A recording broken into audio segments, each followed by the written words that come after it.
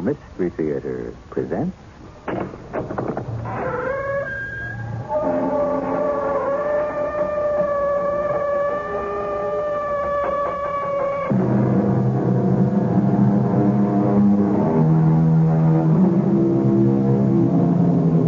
Come in. Welcome. I'm E.G. Marshall. And I know I'm E.G. Marshall. The reason I stress this is because the world seems to be suffering from an identity crisis. People are turning to the Orient in a search for their real selves. Others turn to drugs, and others to new forms of consciousness raising. Today's story is titled A Question of Identity. But in this tale, the search is not for oneself, but to identify the right husband. What do you want of me, Hillary? Proof. Prove to me that you are the real Bob Christie, the man I divorced 12 years ago. Prove it with memories, the little things that only you and I would know. Things I've tried to forget. Hillary, this is no place for reminiscing. Why is that phony tourist still hanging around? You can't use him as an excuse anymore. He's leaving. Yes, and he's also leaving that expensive camera case behind. Come on, Hillary, run!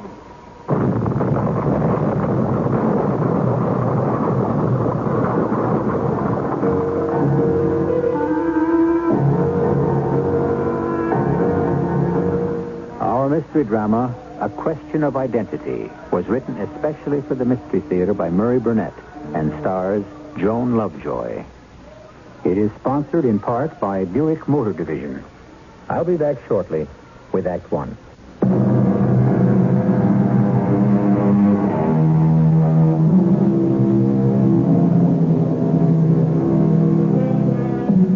We live in a world filled with kidnapping and skyjacking. Unfortunately, these crimes have become so common that we almost accept them as part of the perils of today's living.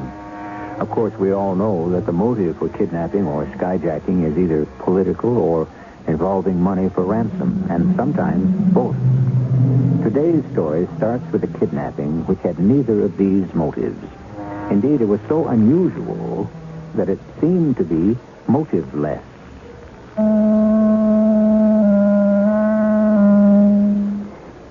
My name is Hillary Cummings, and I'm divorced. I mention this only because it plays such an important part in the incredibly strange things that happened to me. It all started on an ordinary Wednesday as I left my apartment in New York City on my way to my job as court stenographer. It was raining. No chance to a cab, I knew, so I opened my umbrella and started for the bus stop on the corner. Two men ranged up, one on each side of me. Is Hillary coming? Yes. We'd like you to come with us. What? Who are you? Oh, I'll be explaining when we get where we're going. Our car's right over there. Well, thank you, but my bus is right over here. You can ride with me and explain. That's not satisfactory, Miss Cummings. Let go of my arm or I'll scream. Help me lift her into the car. All right, give her a chance to breathe, Harry. Miss Cummings, you can scream if you wish. It won't do you any good. I was being kidnapped.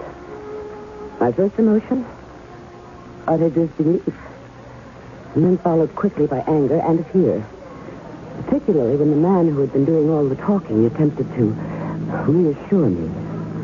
I give you my word that no harm will come to you. We're simply going to ask a favor of you. Well, for people asking favors, you go about it in a calculated way to get a refusal. I've already apologized for this, Kidnapping. No, you got it all wrong.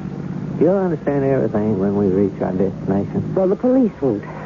They know we're kidnapping when they hear about No it. more talking. Now shut up. Unless you want to be gagged. There was no question that he meant what he said. So I obeyed.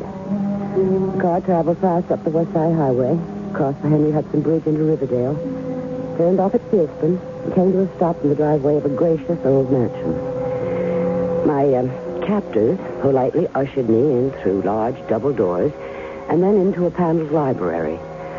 A gray-haired man with twinkling blue eyes and the face of a cherub rose from behind a large desk. Oh, Miss Cummings, I'm delighted to see you. Please, sit down. Would you care for some coffee? coffee? Tea? Or rather, excellent croissant, eh? I'll tell you exactly what I'd like. To get out of here and down to my job. What do you think is going to happen when I don't show up or call in? Nothing. I assure you everything has been taken care of. And I'm supposed to take your word for that? No, not at all. If you wish, you may call and speak to your superior, Mr. Springsteen, I believe. Who are you and what do you want? Who I am is of no importance. What I want is, simple. I want a small favor from you, one which will do your country a great service. Are you telling me that you're with the government? That's right. Then why didn't you just call and ask me to come and see you? Well, there were considerations. Time for one, security for another. Security? Look, are you sure you have the right woman? Hillary Cummings is your maiden name. And some time ago you were Mrs. Robert Christie, correct? Oh, my marriage to Bob has something to do with my being here, then. It has everything to do with it. I have no choice, believe me. Miss Cummings, you would know your husband if you were to see him again now, wouldn't you? Well, I'm not sure. You know he had some plastic surgery done after the accident. I haven't seen or spoken with him since. We're aware of that. I can only tell you that the plastic surgery did not alter his looks that much. What is much more important, I think, are the things that remain constant, such as memories that were shared by only the two of you. I'm getting a very bad feeling. I don't know whether I'm Alice in Wonderland or a character in a James Bond story. I would like to leave now. May I? No. I'm a prisoner? Well, only until you hear me out. Just please listen, and if you then decide you don't want to help us, well, you'll be perfectly free to leave. Do we have a deal? Do I have a choice? I'm the head of an intelligence operation. One you've never heard of. An intelligence gathering outfit. And how does Bob connect up with this? Well, he's done some work for us at various times. No one can question his extensive traveling because of his regular job as a hotel management consultant. He makes an ideal courier. Someone who carries messages, I've read enough spy stories to know what a courier does. So we come to our problem. Some weeks ago, we were told about an important message that was shortly coming out of Vienna. Our sources informed us that the message had extraordinary importance. We therefore decided to use your ex-husband to pick up the message and bring it back. Bob was legitimately visiting Vienna at that time, and we prearranged with Bob to send us a postcard setting up a time and place where he would deliver this message to us. I've mentioned its importance before, so you may understand our consternation when in the past 3 days we received 3 different postcards, all presumably signed by your ex-husband, setting up 3 different times and places for us to accept delivery. As much as it embarrasses me to admit it, well, there must have been a security breach of significant proportions. But what has all this to do with me? Well, in order to make absolutely sure we get the right message, we need you to identify the right Bob Christie. Mr. Smith. Smith will do. Mr. Smith, I hope you won't be upset if I say that what you've just told me is the most absurd story I have ever heard. Well, why absurd? You have employed a man as a courier for some years, and yet you expect me to believe that you can't identify him? Bob Christie and I have never met. Actually, he's only had contact with 2 different operatives, none of whom spend more than 5 minutes with him. But you must have pictures or fingerprints. Of course, you must have his prints. We had, both in his file and in our computer banks. But unfortunately, his file is missing, and something has happened to foul up the computer tape. Well, I'm afraid I can't help you. It means that I'd have to see Bob again. And that would be painful. Yes. I know. I've read the court record of the divorce proceedings. Court records? They don't begin to tell you anything. There's no record of the last words I spoke to Bob Christie, is there? No. Well, I've never told this to anyone. And I'm only telling it to you so that you'll understand why I must walk out of here. Right after the accident, I went to the hospital. Bob was lying there in his bed. If he saw me come in or heard me, he didn't say anything. And I went to the bed, leaned over and whispered, "Damn you forever, Bob Christie. I hope to God you die." And now you are asking me to meet with this man and identify him for you. I have to. Are you sure that Bob heard those words you said to him in the hospital? Well, I suppose he did. I never thought about it.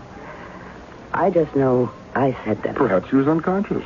I'm not saying he was, but, well, he might have been. Then he would never have heard them. Suppose I identify the wrong man. No, it's hardly likely. You're not going to be meeting a stranger. One man will undoubtedly have the memories that only you two can share. You'll see.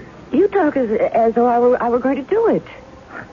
We checked on your background. You have a strong conscience. You can't walk away from this and live with yourself, particularly when I tell you that the moment you appear on the scene, you become a pawn and perhaps expendable. And what has that to do with conscience? Well, your record also shows you have courage. I'd like a little more time. Come in. A man with a passport bearing the name of Robert Christie is on TWA's Flight 13 with a stop in Switzerland. He's due to arrive at Kennedy at 3 p.m. Thank you. Well, I'm afraid you've run out of time, Miss Cummings. Your first appointment is 4 o'clock this afternoon in the Blue Sky Lounge of the Metropolitan Motel.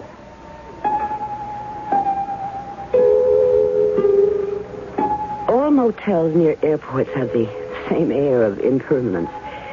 I looked for the third table on the left and anxiously tried to recall every word of the hurried briefing I'd been given. It's really a simple procedure, Miss Cummings. You'll go to the Sky Blue Lounge and be sure to take the third table on the left. Suppose someone's sitting there. There better not be. It's been reserved in your name. Now, you'll give the captain your name and order a slow gin fizz. I loathe them. Well, you don't have to drink it. Just order it. Now, here's your copy of Great Hostelries of the World. Be sure you have it open so the title shows. And then? Wait for the contact. And for your sake and ours, let's hope that he's the real Bob Christie. Your part will be finished after you drop the message off, as you've been instructed. But what if he... Now, you have the phone number for all other contingencies, right? There'll be somebody at that phone 24 hours a day. Good luck.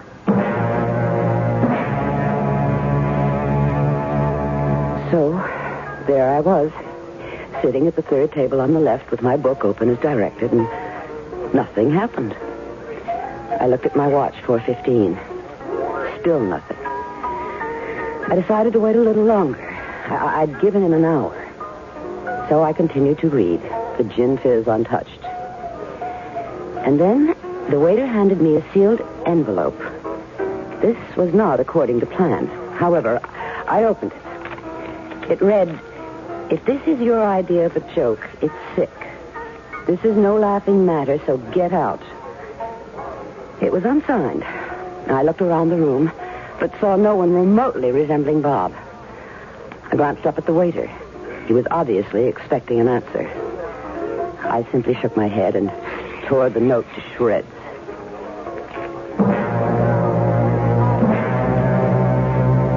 It wasn't more than 10 minutes later. I never heard him. I was reading, and the only way I knew he was there was when his hand closed the book, and he said, You're just as stubborn and spiteful as always. If you have an explanation, I'll listen.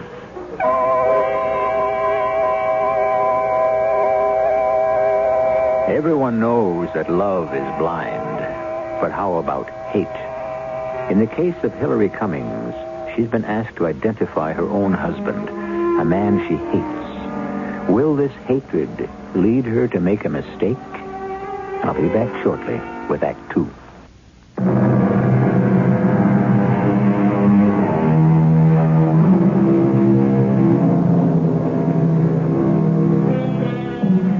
I'd recognize him anywhere. How often have we said those words without thinking? And what is there to think about? Certainly it's a simple matter to recognize someone you've known intimately, even if you haven't seen or spoken with him in a dozen years. Unless there are 3 remarkable lookalikes, each one of them claiming to be your ex-husband. That was Hillary Cummings' problem. She is face to face with the first claimant and desperately unsure. I'm still waiting, Hillary. Well, the plastic surgeons did a good job. You look just as you should. I want to know why you're sitting at this particular table, in this particular lounge, at this particular time. Because Robert Christie is supposed to deliver something to me. Agency sure must be scraping the bottom of the barrel if they have to use you as a pickup contact. Here's the message. I can't say it's been nice seeing you. Wait, just a minute. There's more. No, not for me, there isn't. Well, suit yourself. It will make it easier for me when I talk to the other 2 men who claim to be Robert Christie. What?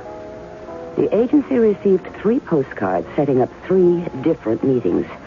That's why, as you so charmingly put it, they scraped the bottom of the barrel and came up with me. You always were a liar. I don't know how you found out as much as you did, but I do know the agency has my print. Your file is missing, and somebody was also able to mess up the computer tape. Oh, somebody's giving you all the answers. You can check. I'm going to. Right now. He left to phone the agency, I suppose. He could have been Bob. He'd had plastic surgery, and maybe this is the way Bob would have looked after aging 12 years. And he talked just as viciously as Bob had. But somehow that bothered me. I wondered if he'd been coached. Shouldn't the years have taken some of the edge off his bitterness? Straighten me out on just what you want from me. You know damn well that I'm Bob. How about the other 2 men? They're imposters. Well, I'll admit you look about the way Bob might have, considering the plastic surgery. You seem to have many of Bob's characteristics. But I don't want to pass judgment until I'm absolutely sure. Oh, what a clever little trap. I don't have my birth certificate with me, but would you like a peek at my passport? That scar above your lip, that's new, isn't it? It doesn't look as though it came from plastic surgery. And Bob didn't have any scar there. It's very observant. I got this from a dog. Oh, but Bob Hated dogs, you're right again. But you see, there was this girl. She was a good friend of mine. She had a poodle. One day, the little mutt picks a Doberman pinscher to fight with. In trying to separate them, I was the only one bitten. I see. What do you see? If you had any eyes or brains, you'd know that I'm Bob. We were married in the Church of the Good Shepherd on January 31st, 1961. Fred Stone was my best man. Your old college roommate, Gloria Humphreys, was your maid of honor. There was a blizzard, but we didn't care. We were going to the Bahamas for our honeymoon. Enough? Very convincing. But if you were an imposter, you might have been coached. Okay. You want absolute proof? I'll give it to you. The hotel has rooms upstairs. I'll register. We'll go up together, and I'll prove it That's to you. enough. I suppose you'd suggest that I make that test with all 3 of you. You wouldn't have to. I promise I'll convince you. No. Thank you. Okay. I'm going to report your refusal to the agency. Somehow I don't think they'll like it.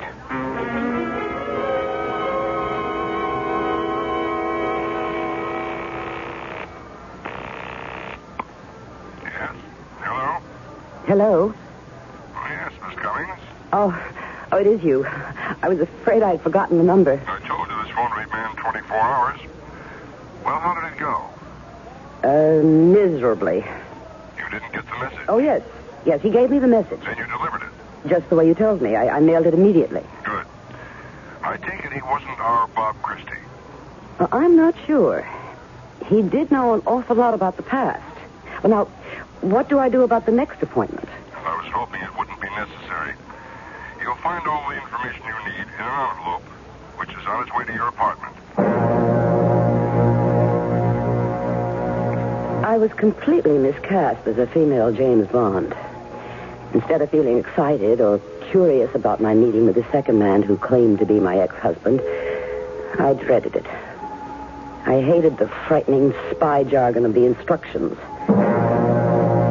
You will proceed to the Central Park Zoo. You will arrive at the 5th bench from the south entrance to the zoo, not before 1:30 nor after 1:35. It has been arranged there will be no one sitting on that particular bench. You will seat yourself and prominently display the book review section of last Sunday's paper. A copy has been furnished you. A man will sit next to you who will say the following words exactly. I never can understand people who judge books by reviews, to which you will answer exactly, I much prefer judging them that way than by their covers.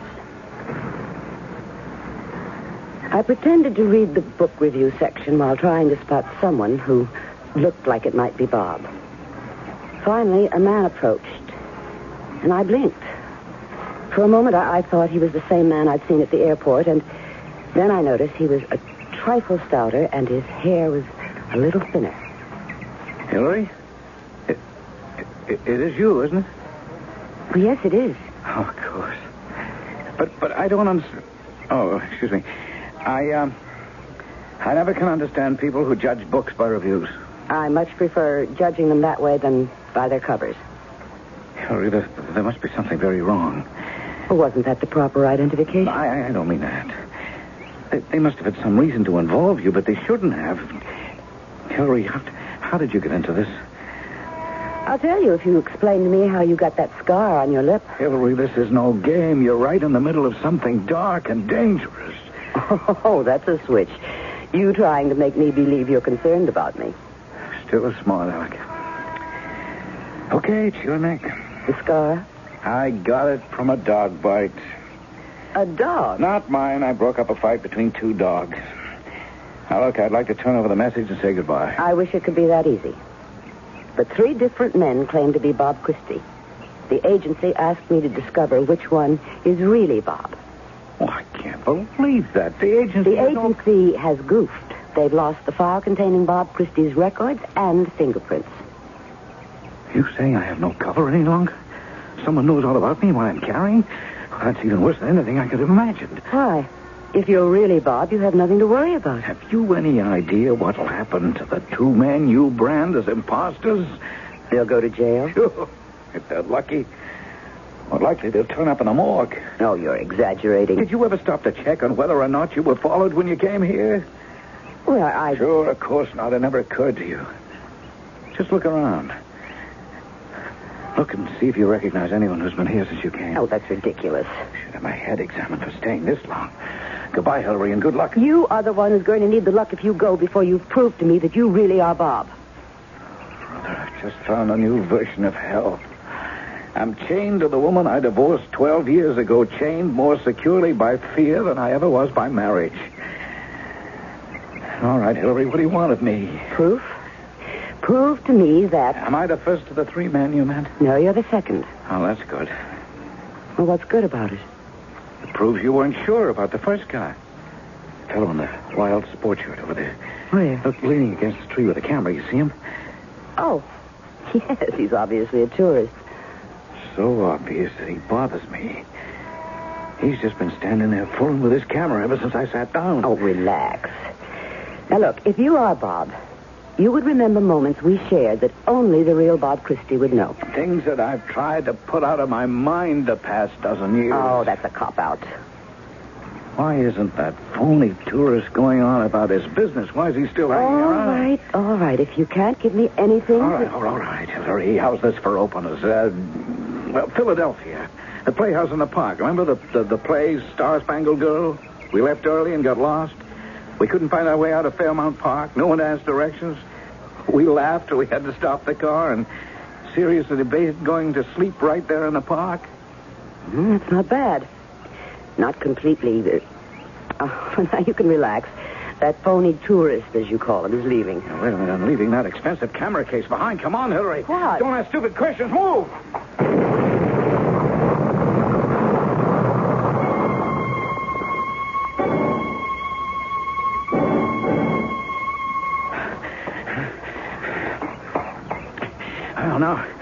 Tell me if you believe me. You know that bomb was meant for me. There are other countries involved, foreign agencies. And they want the real Bob Christie dead. If that's the truth, isn't it possible that these other governments want the woman who can identify him dead also? You're not very good at your job. Just tell me something that will prove to me beyond any doubt that you're Bob. Oh, Hillary, you're too much. Someone just tried to kill me, and you're still asking for romantic reminiscence. Not necessarily romantic, just something so personal that only you and I would know about it. Okay. Look, would anyone but I know about the crazy notion you had that death somehow arrives when you run out of memories? I think you'll have to fill me in more. Come on, you know, we both love to walk, ramble around the city, exploring. And frequently we'd come to a street that held memories for you. The old-fashioned ice cream store where you had sodas when you were a kid, or maybe the house where your old high school chum lived. And you'd always say, I wonder. Maybe if you live in one city your whole life and store up all those memories, and then suddenly there's nothing left, no more memories, I think that's when a person finally dies. Now, would anyone but me have known about that? Well, it's certainly what I asked for. But I still can't. I can only say you've given me something to think about.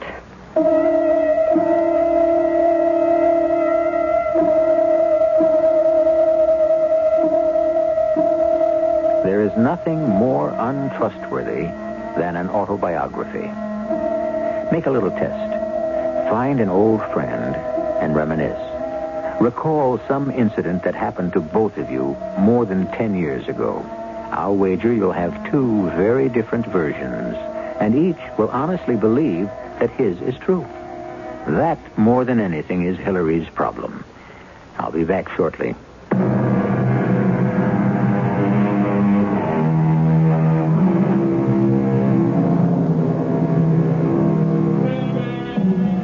Shakespeare said it's a wise father that knows his own child.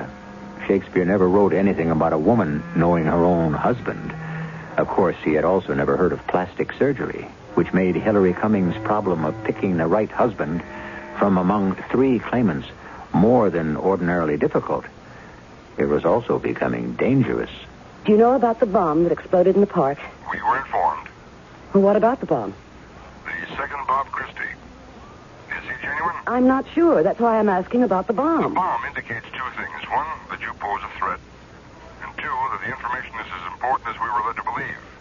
Couldn't it prove that the man I was with was the real Bob, and someone wanted him dead? Or you, Miss Cummings. I'm concerned. You should be, too. The faster you can tell me this man is my husband or this man isn't, the better off we'll be. Now, about the second man. Why won't you eliminate him? Well, he knew something about a silly superstition of mine. A way I had of thinking about memories and places. Was it something unusual and personal? Oh, yes. Wasn't that fairly conclusive? Well, I'm hesitating for 2 reasons. One is that any organization that could steal Bob's file and get into your computer setup certainly would have the resources to check into my life and come up with a number of incidents and then instruct the impersonator when to use them. Yes, that's a possibility. And secondly, this man used the phrase, "How's this for openers?" Now, not only was that a jarring speech pattern for Bob, but he hated cards and card playing. Openers is a word Bob would never have used. Well, you mean 12 years ago? Well, there's that, of course. So that's why I must keep the next appointment with the third man. The Red Rooster was one of the smarter East Side restaurants. My instructions said the man would carry the identification. He would be seated with an ice bucket for champagne, but there would be no bottle. He would also have a cigarette holder in his mouth, but no cigarettes. The table was to be reserved in the name of John Christoffel. The maitre d' led me toward a man sitting at a rear table. He looked up and smiled. He didn't seem as surprised as the others had. and we sat for a short while in silence. I began to feel nervous, so I asked a rather silly question. Aren't we supposed to have something to say to each other? You mean that nonsense about the proper identification with passwords?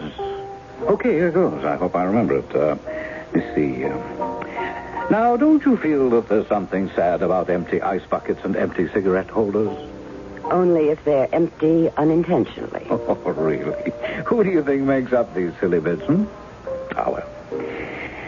Now that the formalities have been taken care of, let's order a marvelously expensive dinner. After all, it's on the agency. Where did you get that scar on your lip? It's not from surgery, I know.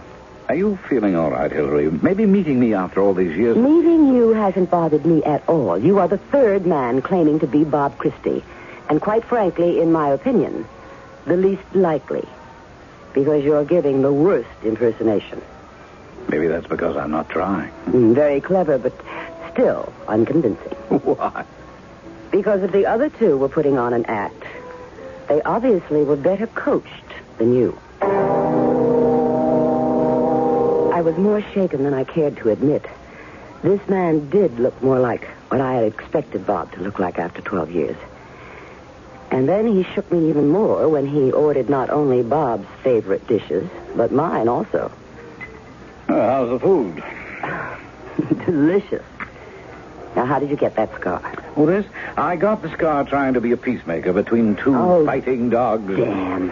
3 men, 3 scars, 3 tales of a dogfight. You seem to take this very lightly. Well, I know who I am, and I know who you are, and I know what I'm carrying. I'll give it to you, and you make your own decision. I'd like more specifics on our past before I make up my mind. I'm sorry I refuse to oblige. Refuse? Or can't? Oh, poor Hillary. You're attracted to me, and you resent it. You resent it because of the quarrels and bitterness that made us break up. But why should I dredge up the past to prove to you that I'm Bob? You could set your mind at rest and make me very happy by using the final, irrevocable test. No, absolutely not. Yes, I expected to be turned down. But really not quite so emphatically. The reason I am so emphatic is the real Bob simply wasn't as charming as you. You have a short memory, love. Not as short as yours. You've forgotten that night when the neighbors called the police. And you've forgotten the 3 great years. The 2 years at Lake Dumore and all the other times before. Before what? Go on. Before David died. Before everything went rotten. Before you blamed me for David's death. I begged you not to take David in that horrible, jazzed-up sports car. But you did. And you always forget that it was the other car that jumped the divider and hit us head on. And if you hadn't been going more than 80 miles an hour, it wouldn't have... He would never... Oh, no, stop. Please, stop it. No, listen to me, please. I'm not Bob Christie. I never was your husband. My name is Charles Shelburne, and I can't stand to see you cry. What? What are you saying? Look, I'll prove it. And wet the napkin and rub off all the fake scars. Look, you see? I'm not Bob Christie. And I'm sick of this stupid masquerade. I wish I'd never started with it. And why did you? Because I'm an idiot. Did you say your name was Charles Shelburne? The Charles Shelburne who wrote Eagles Victorious? 6 years and not another line since. At least not another line I liked. But what has that to do with your being here and trying to fool me? Oh, that's very simple if you're a writer who's had a smash hit novel right off the bat. And then you find out that somehow nothing seems to come. Nothing flows. So you run away, as I did, to a little town in France, and you teach English. And all the time you're at yourself. And then suddenly an old college chump turns up. You haven't seen him in 20 years, and he tells you he's with the government. Oh, very hush-hush. And you'll be doing the country a big service, and maybe you could even get an idea for a book. Oh, because I happen to look like I might be a guy called Bob Christie. If I hadn't read Eagles Victorious, I don't think I'd believe what you're telling me. You're a romanticist. I think sucker is a better word. What I thought was going to be sort of a lark turned out to be something else. Now that I've met you. Oh, now, this is ridiculous. What's going to happen to you when your old chum finds out that you've told me the truth? Oh, I hadn't thought about that. Here, I'll give you the message, but you can tell whomever you report to that it's a phony. But aren't you afraid that something... I suppose the stakes are high, but I can't see how hurting me will help them. But what are you going to do? Go back to my hotel, the Berkeley Plaza. Stay there for the next 2 days. And then go back to France and teach. What about your writing? If you're really interested, you know where to find me.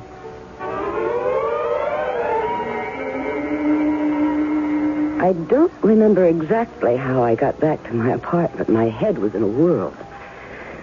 The real Bob now had to be one of the first 2 men I'd met.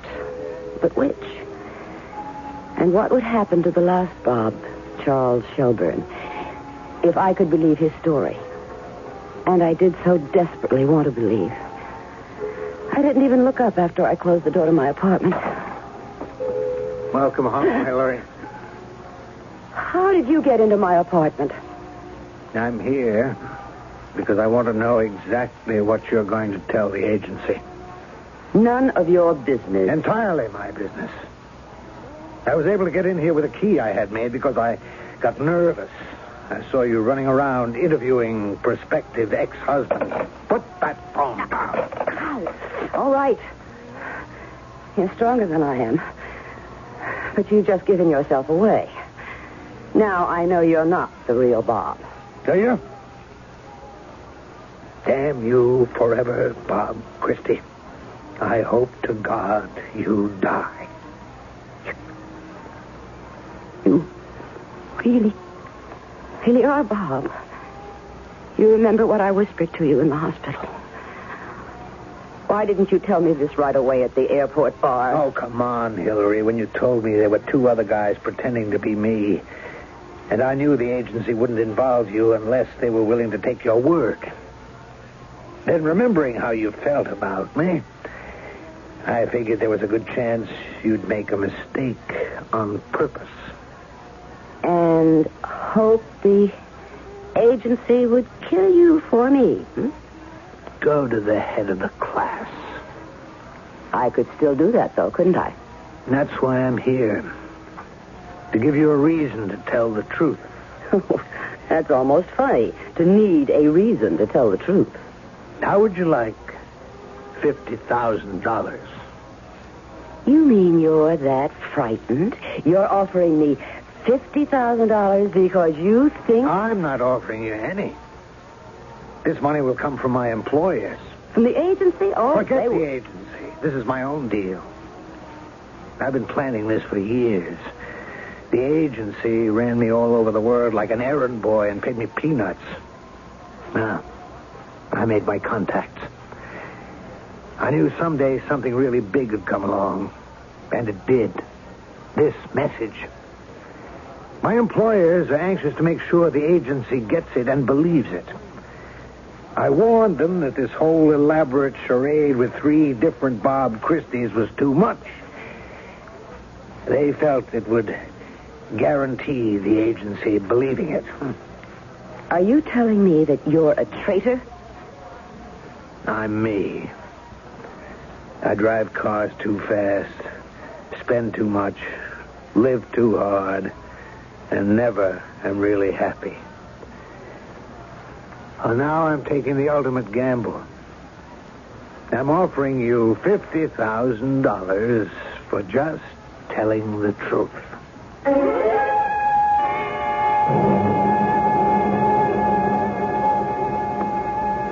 Yes? This is Hillary Cummings, Mr. Smith. This is the last time I'll be talking to you. I'm leaving the country. What, have you solved our problem? No. I can't make up my mind. I warn you, Miss Cummings. You've embarked on a foolish course. Which one are you trying to protect? Myself. Who's threatening you? From whom do you need protection? From myself. And thoughts of revenge. Miss Cummings, you're deliberately talking in riddles. And riddles are exclusively your area, Mr. Smith. All right. I'll make it very simple. You can stop worrying about which is the right message. Because all the messages are false and designed to mislead you. Oh. But then that means that Bob Christie is a... Bob Christie is no longer my problem, Mr. Smith. Whatever he is, he's all yours.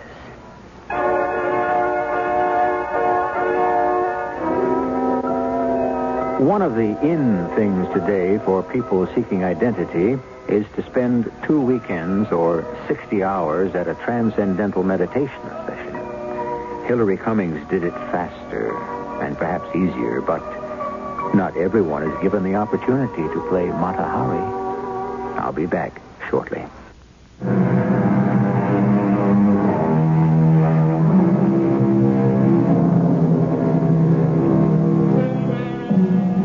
Spy stories go back as far as 2400 BC, when a party of spies under the command of Joshua were dispatched by Moses to bring back reports of conditions in the land of Canaan. They did, and the reports were in conflict.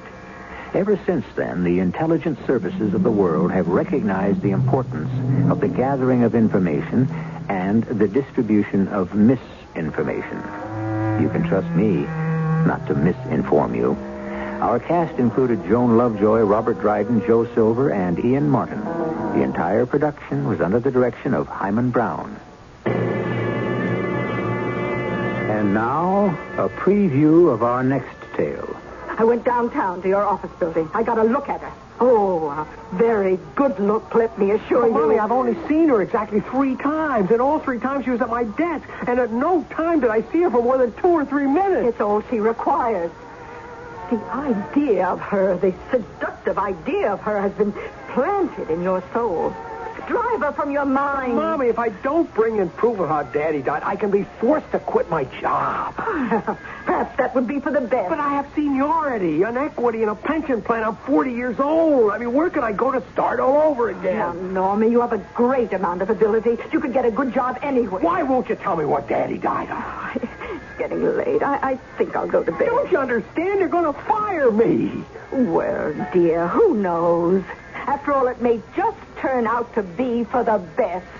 This is E.G. Marshall inviting you to return to our Mystery Theater for another adventure in the macabre. Until next time, pleasant dreams.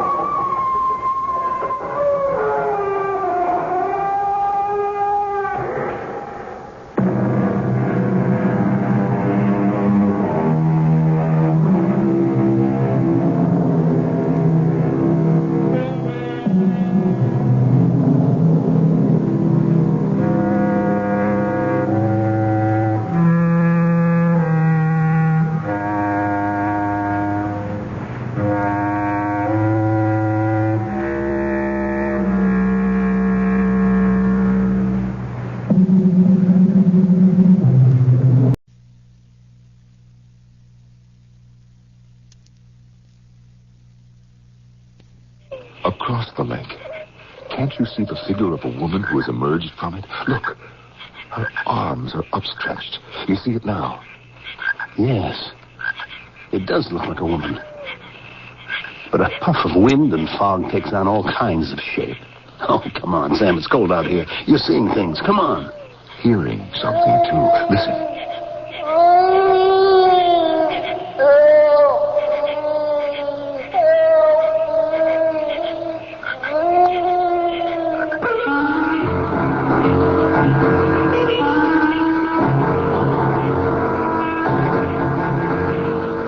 Our mystery story, The Whimpering Pond, was written especially for Mystery Theater by Roy Windsor.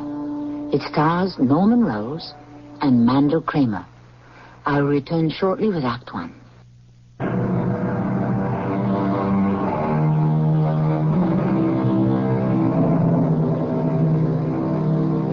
Innocent enough, you might say.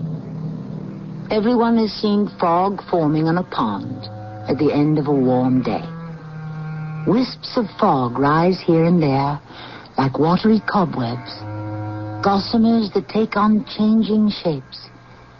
It's eerie to watch nature's artistry, and through your imagination, you embody what you see. A castle, an avalanche, a man on horseback, other human figures, all as silent as falling snow. But the figure of a woman whimpering. Our tale begins with the welcome of Sam Fuller to Pondview. Diana Brooks embraces him and... Oh, Sam, it's wonderful to see you. Thanks for taking me in. Paul, how are you? Welcome to Pondview, Sam. You look great. And his head's the same size. Of course, why not? Well, sometimes success causes swelling, you know, in your last novel. You know, I couldn't put it down. The mail order apostle was horrifying. Good. It's all true. Thanks, Diana. You have a sequel? Yes. That's why I'm here. McGill and Sykes. Your publisher. Right. They flew me in to discuss in advance, you know, royalties and so on. I'm meeting with their attorney tomorrow in New York. Then there'll be interviews, a cocktail party, that kind of promotion rigmarole, and then I'm free. Well, Pondview's a perfect place to relax, Sam. I'll fix some drinks, meet you two on the patio. The view down to the pond is really impressive. Follow me, old classmate. Ever look back on those days at Minnesota, Diana? Often. Sit down, Sam. As time goes by, those undergraduate days become more and more pleasant. Have the campus changed? Oh, sure. New buildings, but not the atmosphere. Still vigorous. You ought to come back for a visit. The pace up there makes more sense. Here we are. Thank you. That's the real reason we left the city. What were you two talking about? The Midwest way of life and that of New York. No, well, Diana's right. It's pretty frantic on Wall Street, but when I board the train from Mount Kisco and then the drive to Pondview, all my tensions ease. Isn't it a long commute? A little over an hour, but I don't mind. Get a lot of work done on the train. What do you think of the place, Sam? Oh, it's spectacular. The view of the pond below is wonderfully restful. You were mighty lucky to find such an estate. How did you? One man's misfortune is sometimes another man's good luck. The former owner was struck by tragedy. Oh? If you want to write a mystery, Sam, we've got one for you. The owner and his wife went on a European holiday.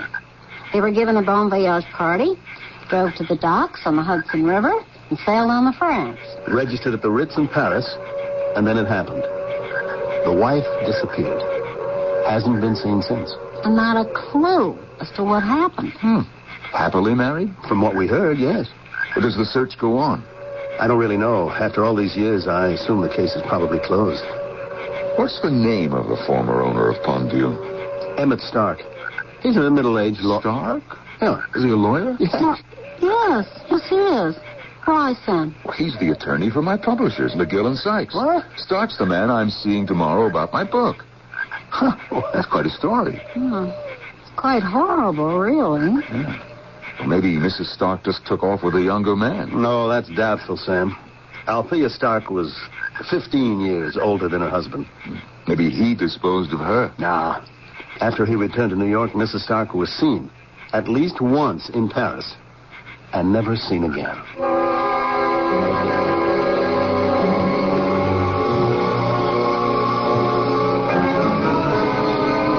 I'm very glad to meet you, Mr. Fuller. Do sit down. Thank you, Mr. Stark. Mr. McGill was impressed with your outline for your sequel to the Mail Order Apostle in the first 5 chapters. Thank you again. So, shall we go over the details of the contract, or do you want to discuss it with your lawyer? Well, I'd like to have him study it, Mr. Stark. He's in Minneapolis. Oh, I hope he can get back to me within a few days. I'm sure he can. I'm returning in 2 days. Oh, very good. We want to finalize the agreement, and then you can go to work. I'll telephone him tonight and read him what you've proposed. If he approves the contract, I'll sign it and mail it to you tomorrow. That would be fine. I could send a messenger to your hotel. No, I'm staying out of town with Paul and Diana Brooks. Oh, really? Do you know them? I do. I thought that would surprise you. Yes, they're very old friends of mine. We were college classmates. A charming couple. What do you think of Pondview? Oh, if I'd been you, I'd never have sold it. It's a wonderful estate. They told you why I did? Yes, a tragic story. It was a nightmare. It still is, even after all these years. No one can explain it. No one never will. There must be some explanation. Oh, I agree, but it was so unlikely. We had a wonderful crossing on the France to Le Havre, and then by boat train to Paris. 2 days later, Althea had vanished. I was frantic. The French police and the Sûreté scoured the city, followed up hundreds of clues. After a week, I flew home and retreated to Pondview. Then I closed it, moved to the city where I still live. Not knowing. Yes, it's the not knowing that still rises in my subconscious and keeps her death alive. You believe, then, that she is dead? Well, what else is there to believe? We were devoted to each other. She wasn't kidnapped and held for ransom, and most certainly she did not become enamored of another man. And after all, Althea then was, let me see, she was 61. No. It's an unsolvable mystery. Well, Paul Brooks bought Pondview a year ago. Well, until then, the estate was entailed. After Althea was pronounced legally dead, I sold Pondview. This is grim talk. You don't want to hear about my mystery. It's that all right. Do you know something odd? Yes? Your name's Fowler. Well, yes, it is. That was Althea's maiden name. Isn't that odd? Oh, I don't know. There are lots of Fowlers all over the country. Well, that's true. For a moment, I thought we might be related by my marriage. Oh, it's no matter. Silly thought. Well, say hello to Paul and Diana and telephone me tomorrow. I'll do that, Mr. Stark. Thank you for our talk. I'm afraid I've been impertinent about your personal tragedy. Oh, not at all. I don't mind talking about it. Althea vanished a long time ago. I've married again. Happily.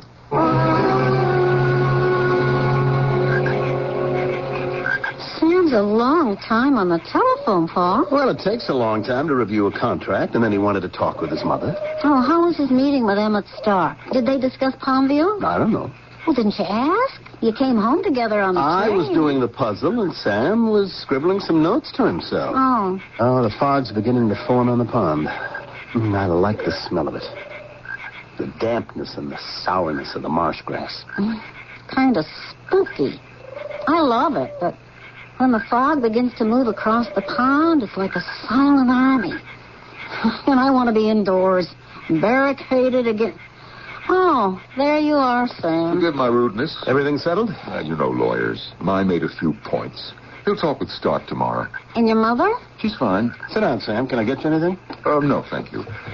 Well, here's an interesting sidelight to the mystery of Althea Stark. She was a Fowler. Did I tell you that? No, I didn't know that. Well, she was.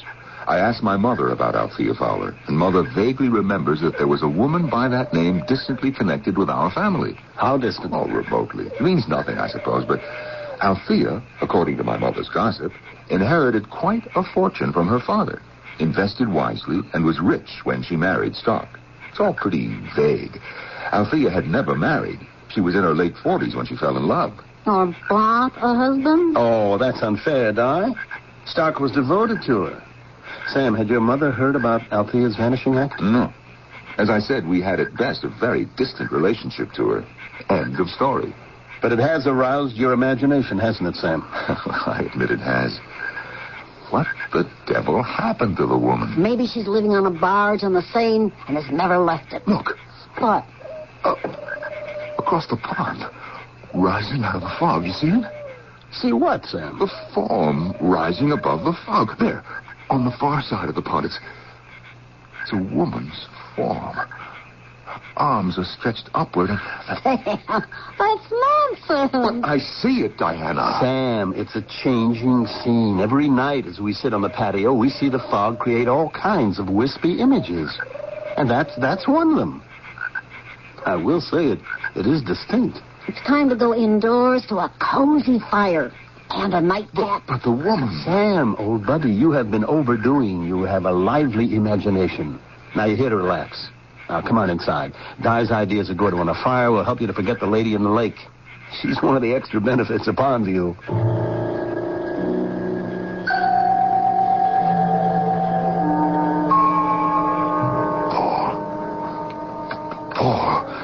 here. What is it, Sam? I'm still half asleep. The figure of the woman. Oh, come on, Sam. Don't you see it? Arms upstretched. Well, yes. Listen.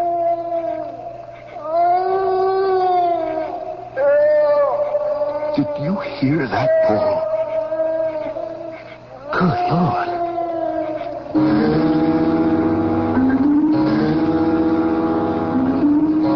It's cold in here. What time is it? 2:00 in the morning. Indecent hour. We should be asleep. Well, we would be, except for what we saw and heard. A whimpering voice woke me up, and I called Paul. And he heard it. Are you serious? There's one way to settle this matter. What's that, Di? Well, I'll invite Emmett Stark and his wife to dinner, and we'll ask him about this thing. Well, anyway, I think he might enjoy seeing what we've done to Pondview, Paul. It's all right with me. It's an idea anyway, Sam. Fine with me. Who is this new wife of his? Oh, a stunner. She was Meg Campbell, a model. Very successful. You'll melt when you see her. Paul did, the only time he met her. Sam, she is all things lovely and desirable. Face, figure, classic legs, high cheekbones. What do we make of it? Man married to older woman. Along comes a gorgeous model. Dispose of wife to obtain all things lovely and desirable? You're suggesting premeditated murder, Sam. It won't wash. Stark has an unbreakable alibi. Forget Stark. Yeah. But how do I forget that misty figure and a woman's pleading voice?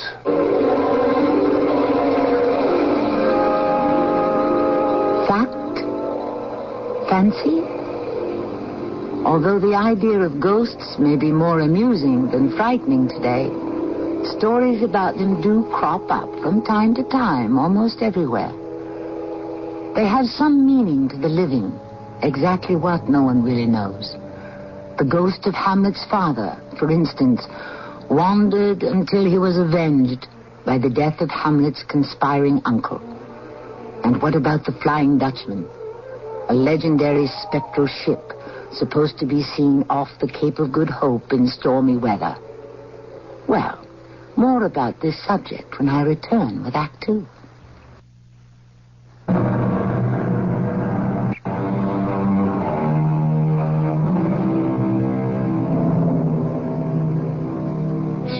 We have met 3 rational and, I think, attractive people, all in their mid-30s. One of them, Sam Fuller, persists in his belief that he's seen the filmy figure of a woman rise from the thin cover of fog, which at night creeps across the pond below the restored old farmhouse owned by his friends, Paul and Diana Brooks. Although reason tells them that imagination has deluded them, deep down they wonder if there might be some significance to that figure. No such thoughts bother Emmett Stark. My lovely Meg. Thank you, darling. I met your literary lion today, Sam Fuller. No, what's he like? Attractive. Guess where he's staying? With Paul and Diana Brooks at Pondview. I know. Oh? Yes, Diana Brooks telephoned early this morning and invited us to dinner out there. I said I'd ask you. I don't want to go, Em. Such a long drive. Well, Sam Fuller's a client, you know. Well, I do know. Couldn't you go? I could beg off. I'd feel more comfortable if you were with me. Pondview no longer exists for us. But it's that other woman's house. Your first wife. Oh, darling, she's dead. She disappeared long ago. She did indeed. Now, you're being morbid. There's something like you, Meg. What's brought on this mood? Diana said they'd seen a ghost. Oh, Meg. It didn't sound like a laughing matter to Diana. It's the ghost of a woman whose figure rises above the fog, reaches upward, and whimpers.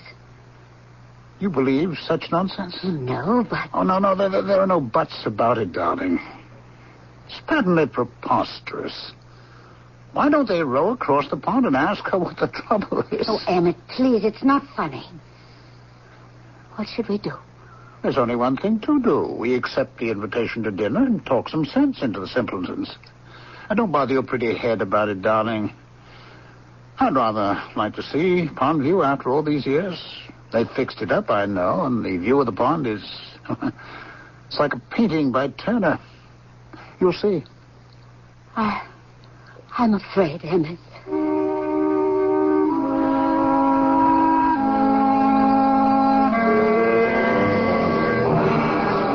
Oh, I'm so glad you could come, Meg. It's my first visit. My, you fixed it up beautifully. It's just beautiful. Thank you. Sam, didn't I tell you? Have you melted? Yeah, everything Paul said was true. Let me in on the conversation, Diana. I told Sam that Meg was strikingly beautiful, that he'd flip when he met her. You're right, you know. I still do. Another victim of your beauty, darling. I'm a victim of your books, Mr. Fowler. Oh, Sam, please. Your last one was Knockout. Emmett tells me you're writing a sequel. Oh, yes, I am. And then I might try my hand at a mystery story. Oh, really? Diana mentioned it to Meg when they arranged your visit. It's about what we've seen, and, well, frankly, Emmett, it bugs me. What is it that you have seen? How do you react to the mention of a ghost? You want an honest answer? Mm-hmm. Poppycock? Did you, when you lived here in Pondview, ever hear anyone speak of a ghost? No, not a soul. Well, then we've been deluded. Without question. Oh, but Sam and Paul have not only seen the ghostly figure, they've heard it speak. It spoke. What did it say? I'll indulge you with that far, Diana. The figure sobs softly. It's a whimper. Its arms are raised toward the sky, and it says, please help me. Please. How awful. Where's Paul, Diana? He's Mother's helper tonight. Paul? Yes, dear. You ready? All set. Come on out. We thought we'd have cocktails on the patio. The view is something special. Oh, well, would you... Meg, darling, I do want to see the pond. And perhaps I'll be able to lay this fancy ghost to rest.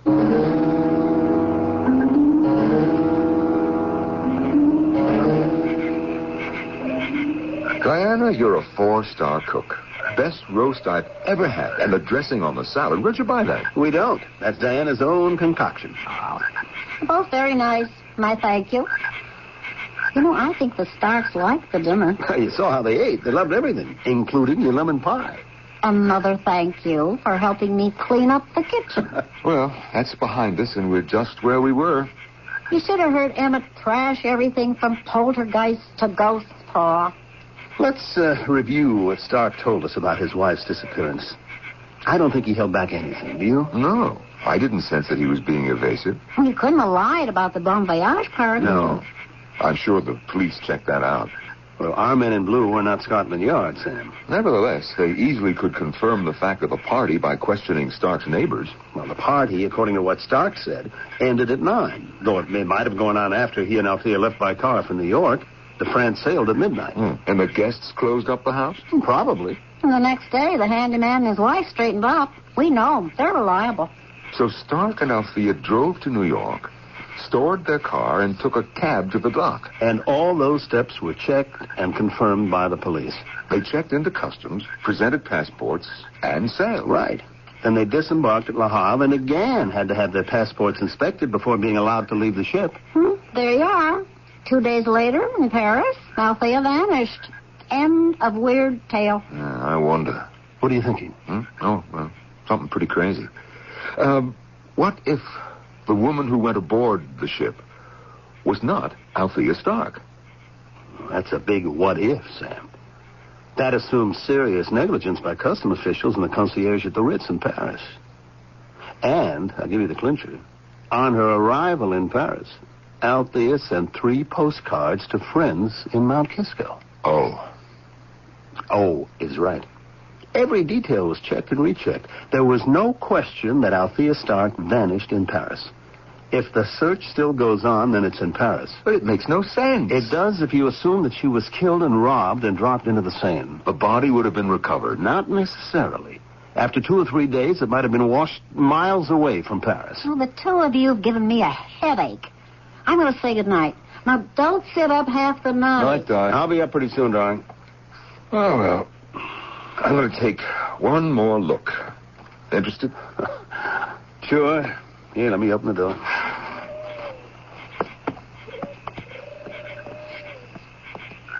There she is, Paul. The lady of the pond. I'm convinced she means something. But what? And who knows? A soul searching for rest, for peace, maybe even revenge. I'm going around to the other side of the pond.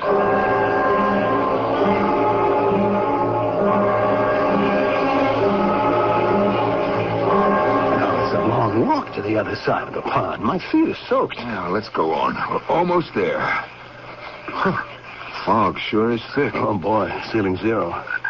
Sam, this is really foolish. Yeah, maybe. Hey, the fog's thinning out. Well, it's a light west wind. It's pushing the fog across the pond. And when we reach a point opposite our house, it should be clear. I feel kind of bad, Paul, dragging you into this preoccupation of mine. I'm as preoccupied as you.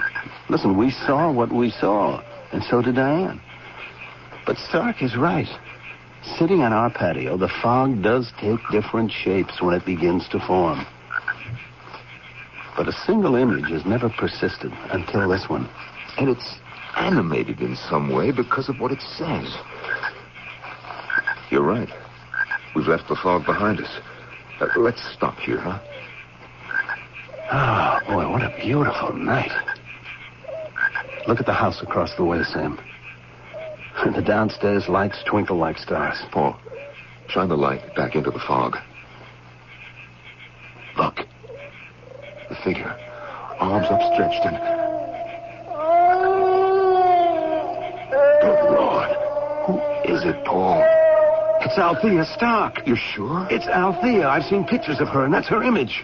Paul, speak to it. Mrs. Stark. Mrs. Stark! Good Lord. The figure is sinking back into the fog. And her upper body is disintegrating. No one will believe this, Sam. What does it mean? Althea Stark didn't just disappear in Paris. She was murdered. There in Paris? There or here. But the evidence, Sam, how do we prove it? I'm not sure. But I do have an idea. I'll check it out tomorrow, and then we'll act.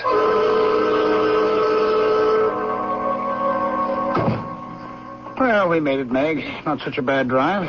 That was the best part of the evening. Was it that bad, darling? I'm sorry. Haven't you got any nerves, Em? Mind over matter. That's all it amounted to. Oh, you gave quite a performance. And there wasn't much to it, really. I think I convinced Paul and Diana that Sam Fowler's fancy was romantic rubbish. I'm not sure you convinced him. He's got that woman's figure very much on his mind. Oh, he'll be gone a day or two. The incident will be forgotten. I never should have accepted Diana's invitation, Em. I'm glad we did, darling. They'd done fine things with Pondview, and dinner was exceptionally good. But the pond... What about the pond, Meg? What did happen to Althea? You'd have to ask the police, my dear. Don't patronize me, Em. Patronize? I'd never do that. You know the police don't know. Nobody knows. You do, Em. Yes, I do. Well, tell me. No, it all happened a long time ago. Why dwell on the past? What I know will go with me to the grave. I'd feel better if I knew that she hadn't suffered. I can assure you that she did not. Forget the subject, darling. I thought we'd put it out of our minds years ago. I had. Until tonight. Pondview was her house. Her maiden name was Fowler. That writer's name is Fowler. I could sense something about him. Some, I don't know, connection. Some spiritual family kind of relationship ticking in his subconscious that's rising to the surface and making him suspect. I don't know what. I never knew that you were psychic, Meg. I'm not. But I felt something. Or do I have to repeat what I told them about ghosts? No. It's not that I'm psychic. It's that a person, every person, can sense things. Intuition? I'm serious, Em. I know you are, darling. Like falling in love. Between two persons, something clicks. As it did for us? That's what I mean. When I walked into that house and met Sam Fowler and sat on the patio, something clicked inside me. I knew that for some reason he couldn't be persuaded that Althea disappeared in Paris. That worries me, Em. Darling, why should it? Because I played an important part in the scheme. I have to return to Hamlet's father's ghost. In Elizabethan times, people believed in apparitions. That belief has pretty much died out. But let me pose a question. As scientific knowledge increases year after year, scientists become more and more aware of their inability to pierce the essential mystery of the universe and its creation. Can science then flatly state that there cannot be a spirit world? More when I return with Act 3.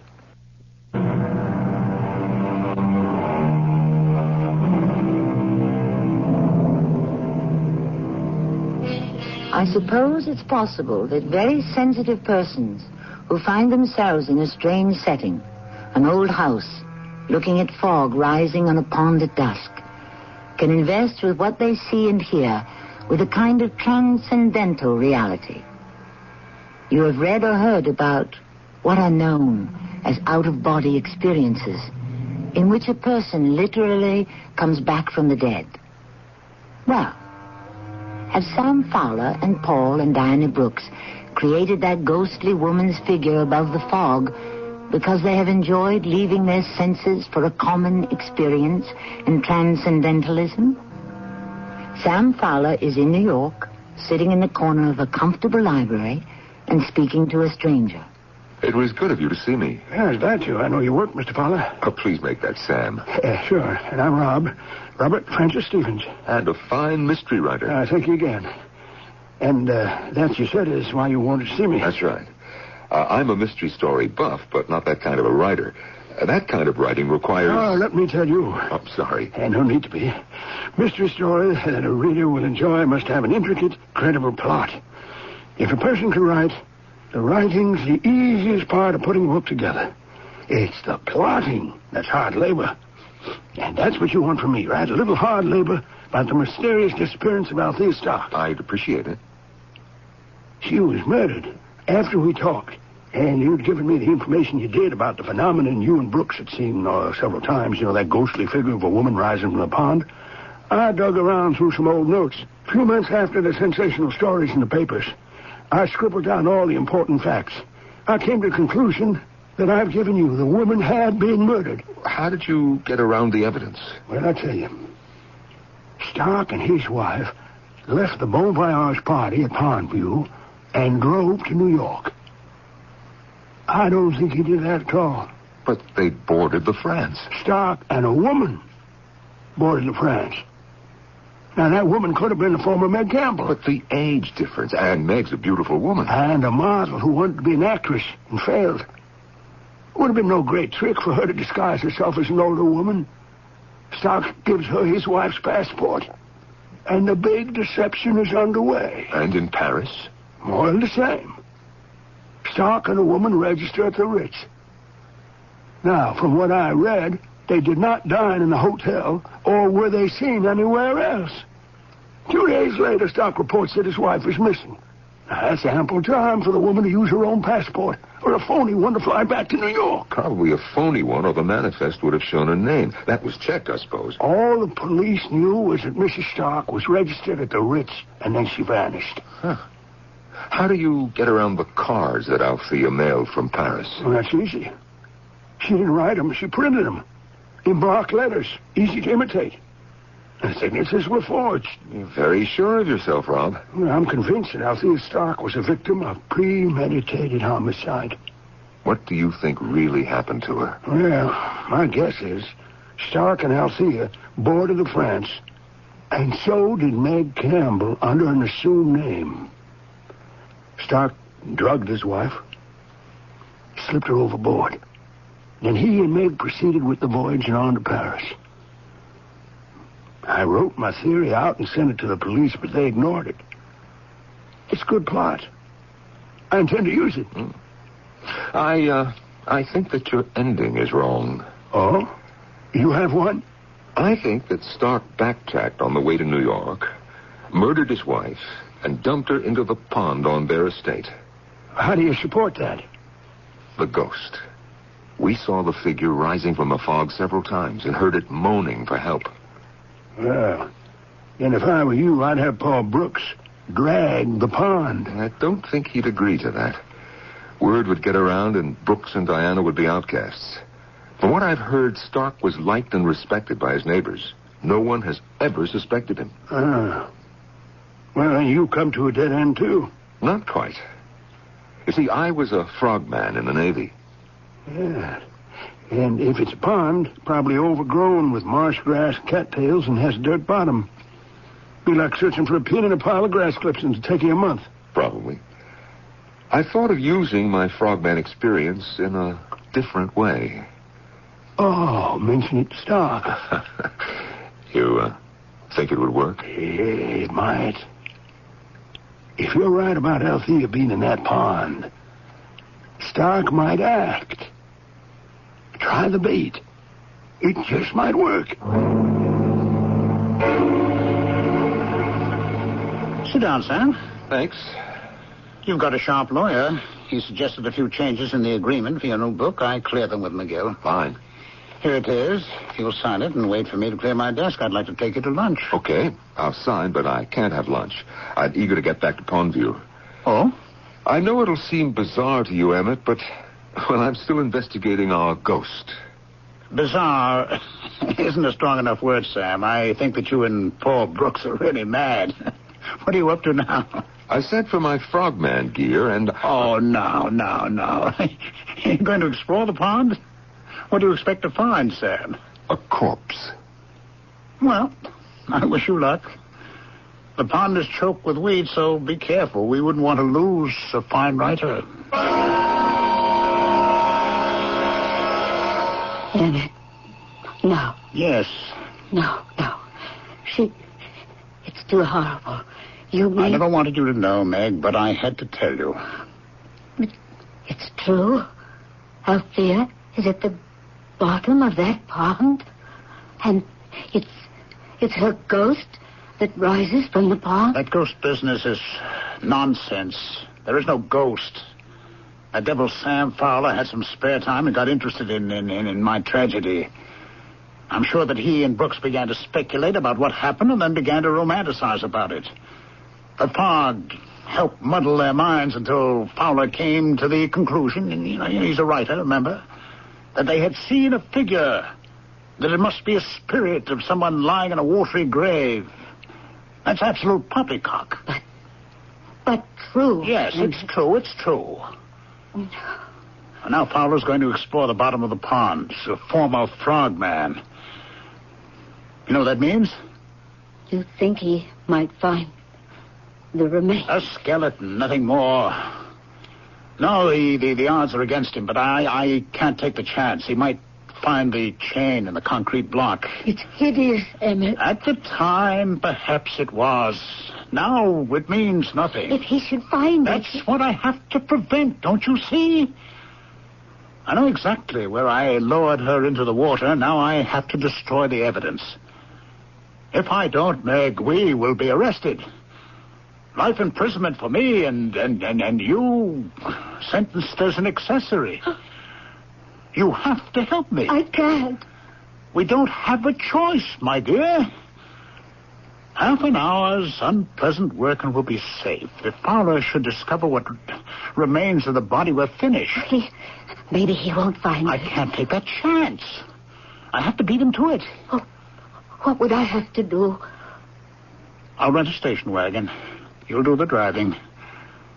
I'll do the rest. My darling, tomorrow this will be behind us, and we'll be free.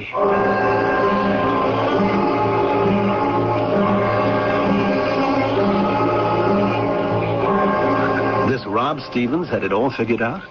Yep, except that he's convinced that Stott committed the murder on board ship and managed to slip Althea into the Atlantic. And now we play stalkers. Is that it? That's it. You know, I think I worried Stark. If I were in his shoes, I'd act. He reacted when I told him I was a frogman. Well, how long do we keep up this vigil? Who knows? If Stark shows up, it'll be late. It's almost midnight. Sam, I'm chilly. You better get a sweater. No, I think I'll go in. Call me if anything happens. No lights, Diana. I understand. Now, don't sit up all night. You're right, Sam. This is the grisliest murder I have ever heard of. Meg is a pretty dish, Paul. He could have divorced Althea. No, he bought Meg. For that, he needed Althea's money. Oh, the fog has settled over the pond. Hey, is that... I think it is. To the left, Sam. Can you see it? Where? Oh, yeah, 2 spots of lights. Yeah, parking lights. There's a car moving slowly from left of the pond. Is there a road back of the pond? Yes, a narrow dirt road overgrown with weeds. Have you got your flashlight? Sure, let's go. All right, lead the way.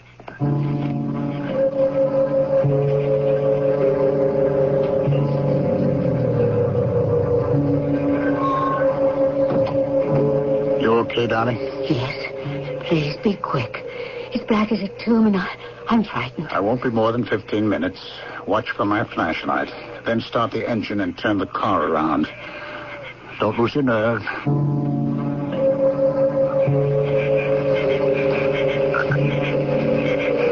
lot of good a flashlight does when I can't even use it. I can hardly see in front of my hand. Now, just don't lead us into the pond.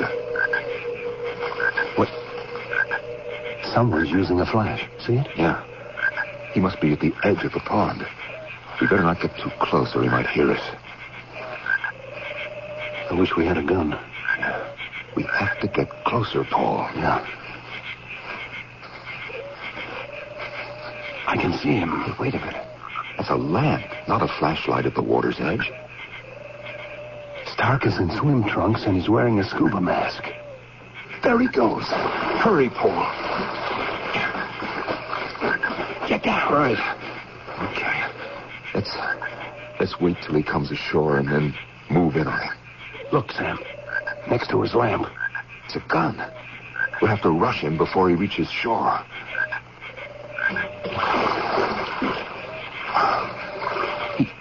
He's holding a chain. Attached to a cinder block. A big, heavy one. And, oh, good Lord. The chain is wrapped around the legs of a skeleton. Althea. Then he did kill her. Now, Sam, flashlight. Let's get him. Don't move, Stark. He's going under. He's swimming away. Forget him. We got what we want, and the police will get him. Let's find that car. There it is. Must be Meg. Look, she's turning around. Hey, Meg! Meg! Hey, look out. She's coming right at us. She tried to run us down. Oh, a fine pair of gumshoes we make. They both got away. Well, not for long.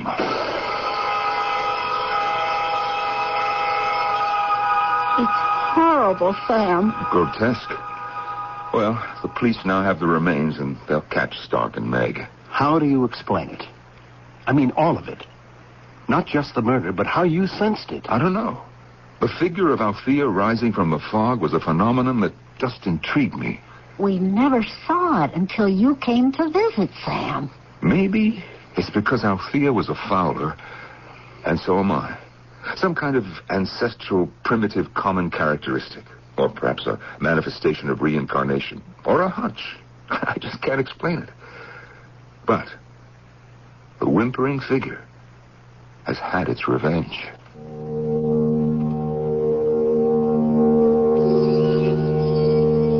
And so we have come to the end of another tale of the macabre. Being at the right place at the right time explains how destiny can change our lives. Sam Fowler never imagined himself as an avenging angel when he visited Pondview, nor did Emmett Stark ever doubt that his evil scheme would be exposed. But it was. I'll return shortly. Dinner's done, the day is ended. Peace and quiet have descended. Now it's just the two of you and your Maxwell house. Pour a cup, enjoy the flavor, talk about what's new. Spend some precious time together, Maxwell House. You get that good to the last drop feeling with Maxwell House. Only Maxwell House. You good to the last drop feeling. Maxwell House. Maxwell House has a taste, a feeling that no other coffee can give you. Because Maxwell House is always good to the last drop. Oh, yeah, that's good to the last drop feeling. Maxwell House. If you'd like to take advantage of the current high interest rates in today's money market, but want your money available when you need it, take a moment now to call this toll-free number, 800-228-5000. Ask the operator to send you information on Dreyfus Liquid Assets. Find out just how much income growth you can get from one of the world's largest money market mutual funds. With Dreyfus Liquid Assets, you have the advantage of making withdrawals by phone or paying larger bills with free redemption checks and continue earning high yields, compounded daily till your check clears. You can put money in or take it out anytime with never a sales charge or a penalty. But call now, 800-228-5000 for free information and a prospectus, including management fee, charges, and expenses. 800-228-5000. Study the prospectus carefully before you invest and learn how Dreyfus Liquid Assets can help you get the lion's share from today's high interest rates. 800-228-5000. Toll free, 800-228-5000.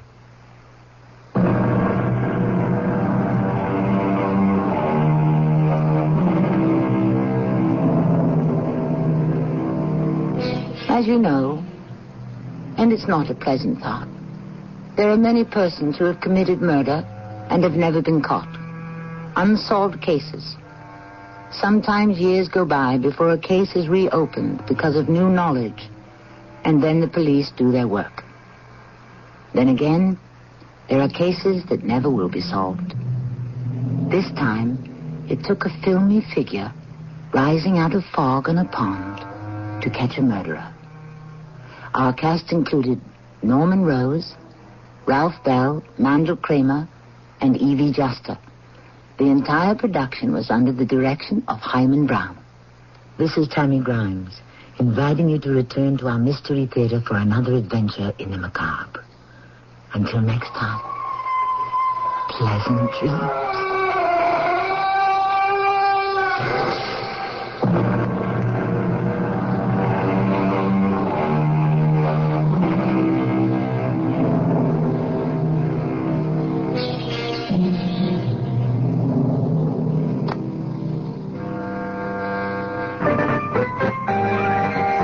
Approaching 12 midnight in Detroit, we're following these headline stories on News Radio 95.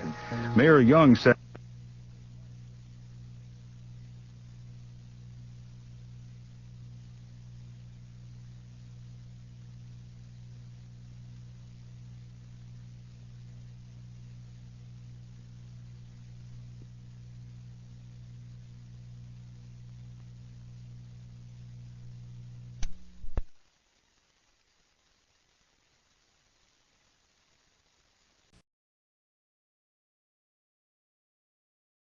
The CBS Radio Mystery Theater presents...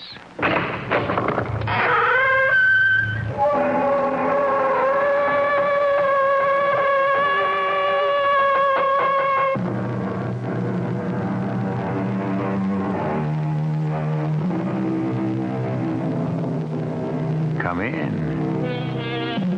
Welcome. I'm E.G. Marshall.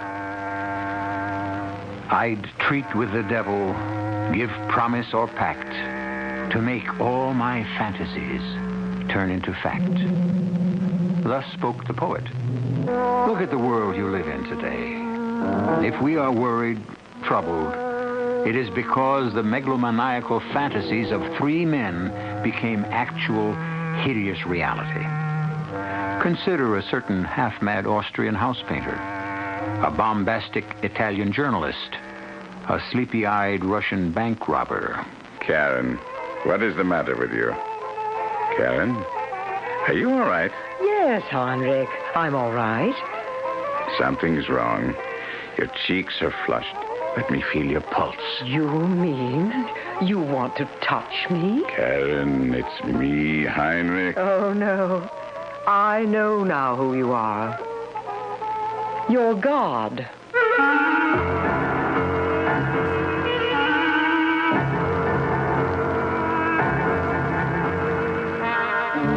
Our mystery drama, Goodbye, Carl Eric, was written especially for the Mystery Theater by Sam Dan and stars Kevin McCarthy. I'll be back shortly with Act One.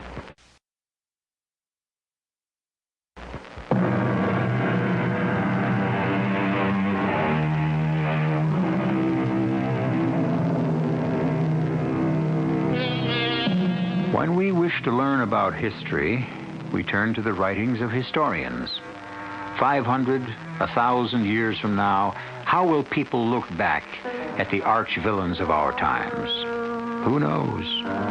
We're about to meet a historian, a diary keeper named Heinrich Stammler. When he first started his diary many years ago in the city of Hamburg, Heinrich Stammler, doctor of medicine, was very thin, very blonde, very German, and still rather young.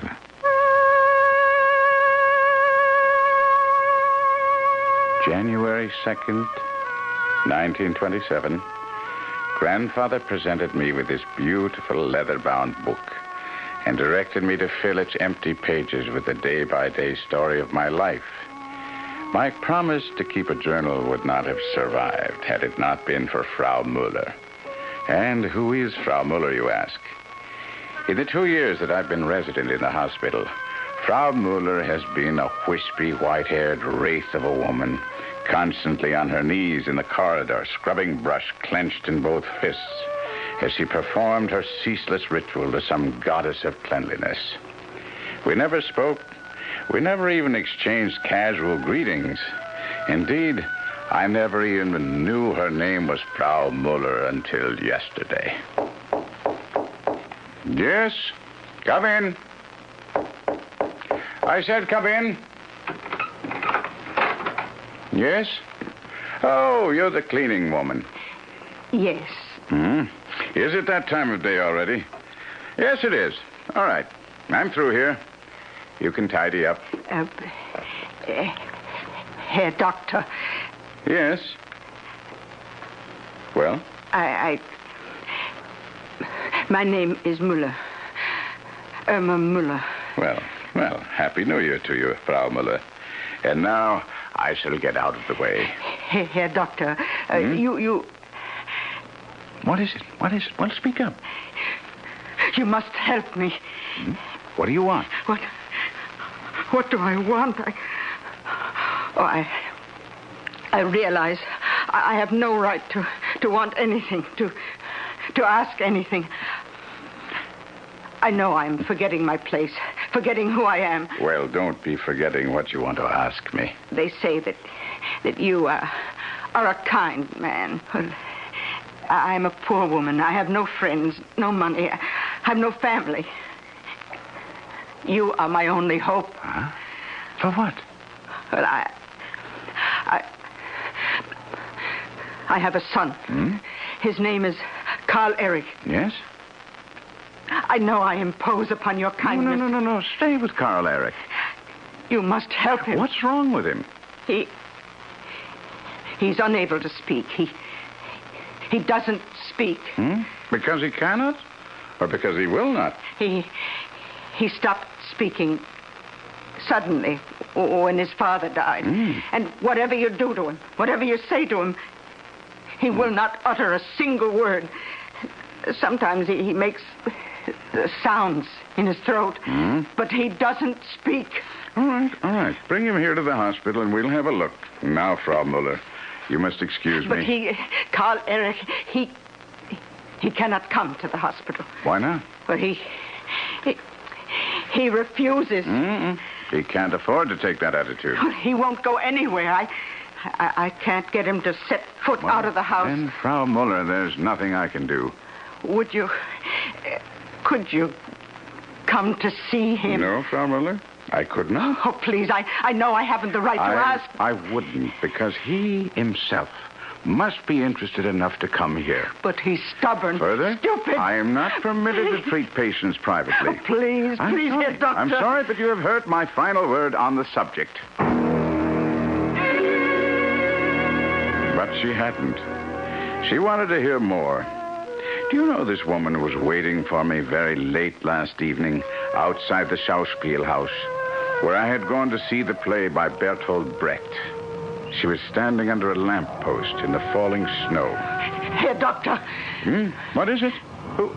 Oh, you are Frau Muller. Oh, forgive me. You see, you are my only hope.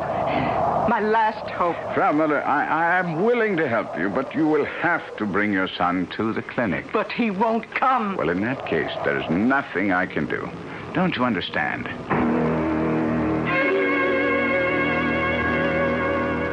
No, she doesn't understand. She waits for me everywhere. Outside the hospital, outside the restaurant, the theater, nightclub, my apartment. This frail, obsequious woman begging, pleading, imploring. Oh, please, Herr Doctor. I'm old, tired. Pity me. I can only live a little while longer. And then what will become of my little Carl Eric? What's to become of him? There's no escape. Her voice follows me. Her face haunts me. There's no getting rid of her. This clinging, unshakable leech of a woman. And people are starting to notice. You've been keeping something from me, Schatzi? Taxi! Who is she? Taxi! A former flame? Please, Karen. And now that she's grown old, you refuse to recognize her. Will you stop this ridiculous chatter? Why is it ridiculous? 15 years ago, you were still a very young student. She might have been a very handsome woman. Taxi! Of course. She was your very first mistress. Now, Karen, I've had enough of this. Ah, isn't there still a tender spot? There's a cab. Taxi! For the old sweetheart who initiated you into the beautiful mysteries of love. Here we are. Oh, give her something for old time's sake. You don't know what this is all about. Well, if you won't give her something, I will. Here, Mother, a 5-mark note. Now, look here, Frau Muller. Enough is enough. If you don't stop following me, I'll report it to the director of the hospital.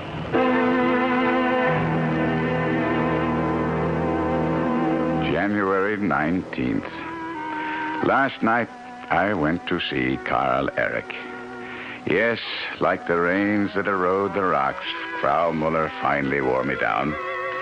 She lives in a miserable flat not far from the docks. The smells, the dirt, the vermin. All this was predictable. But the surprise was Carl Eric. After the way she talked about her little boy, I'd anticipated a skinny brat of 7 or 8. I was not prepared for a broad-shouldered giant, perhaps a few years younger than myself, blonde-haired, blue-eyed, naturally handsome. His face was distorted, made ugly by a terrible grimace of hatred and a look of madness in his eyes. And yet this bruiser, who could have broken me in half with one hand, cowered in the corner like some terrified animal. Say hello to the doctor, Carl Eric. The nice doctor has come all the way to help you. Say something. Well, up to your old tricks? Won't open your mouth? The doctor is with the city hospital. He's an official of the government. You want him to arrest you? Animal, open your mouth. You can speak. You're being stubborn, stupid. Speak. Speak. Talk. Talk! Say something! Stop it. Stop it, Frau Muller. Don't strike him. He's a murderer. He wants to kill me, worry me to death. Wait. Please, now. Sit down, Frau Muller. I said sit down. Yes. Yes, Herr Doctor. Karl Erich. Very happy to know you. My name is Dr. Heinrich Stammler. Now, as you can appreciate, your mother is quite worried, Karl. Surely you agree that what you're doing now it simply has no future. Tell him you're from the government. If he doesn't speak, if he doesn't go out and find a job, you'll arrest him. I'll tell him no such thing. I'll tell him the truth. Karl Erich, I want to help you. Help make you happy. Surely you cannot be happy here, shut away from everything and everybody. Now then, the first thing I would like you to do is to have you open your mouth so I can take a look. Open your mouth. Please, Frau Muller. Open your mouth. Look at him sit there. Frau Muller, you must not interfere. Are you telling me how to handle my own son? There's only one language he understands. A smack across his ugly face. Stop it. I cannot help you if you persist in striking him. Karl Erich, I'll come again another night when you feel like talking. Oh, no, you're going. How can you leave? There's nothing I can do tonight. You won't come back. I know you won't come back. Wait. What is he doing? Answer the doctor. He's talking to you. What is he doing at that table? Oh, the table. I should throw it out. No. What's on it? Looks like a helmet, a bayonet, a soldier's belt. All sorts of military equipment. The way he picks up each article. Oh, he's not a little boy. Mm-hmm. He can't play with soldiers' toys anymore. No. He's not playing, Frau Muller. It's as if he's experiencing a religious... 10 years ago, when he was 12 years old, in 1917, we learned that his father fell in France. Since that day, he has been dumb. He refuses to speak. And he has made himself a little shrine. Now I understand. Now I know how to talk to him. Oh, Doctor, don't go near the table. Don't touch anything on that table. Karl Erich. Put away that bayonet. I only mean to... Put down the bayonet. Karl Erich. No.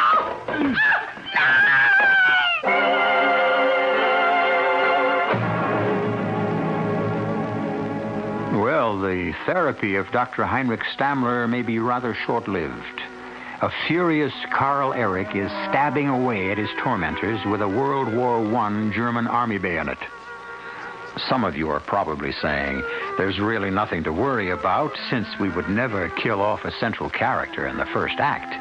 Well, there's a great deal to that philosophy, but remember, like everyone else, we hate to be taken for granted. We may just surprise you in a very few moments.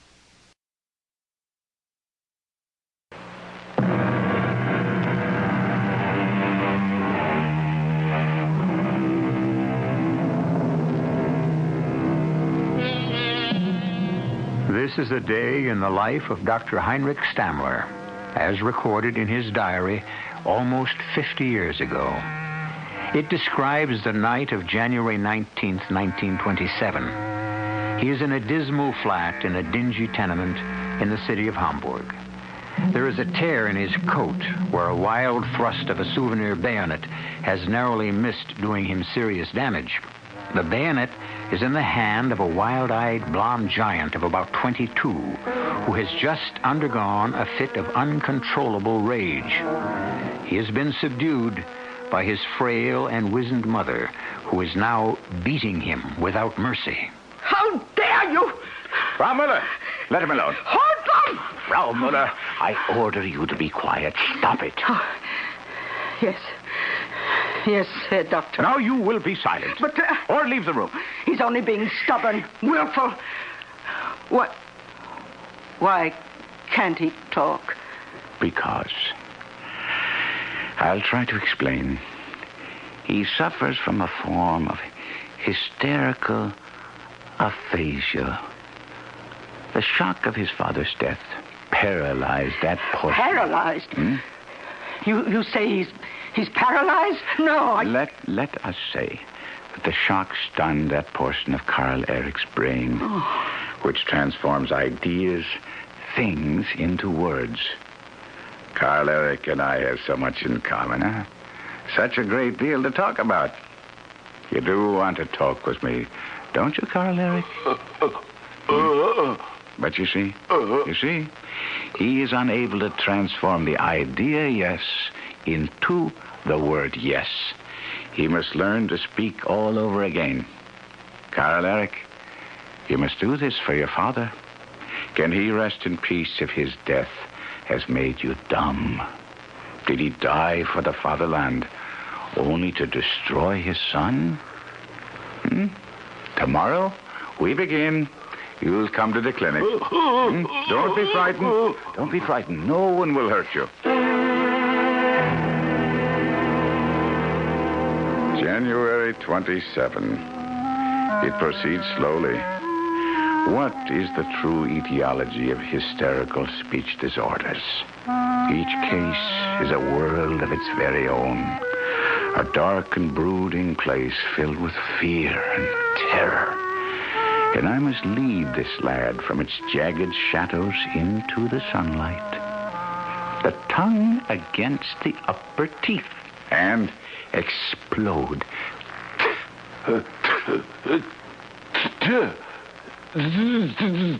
Now? All of them? Stay.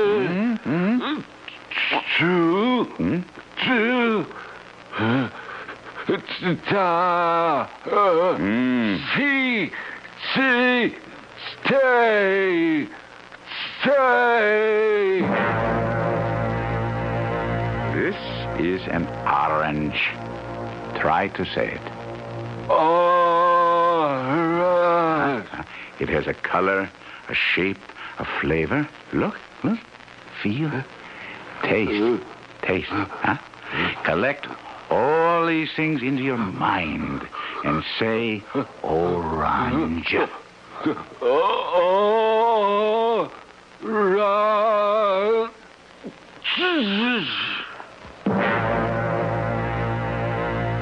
This is a cup. Now, watch. You turn a cup upside down. The outline of the cup is like the shape of the top of your head.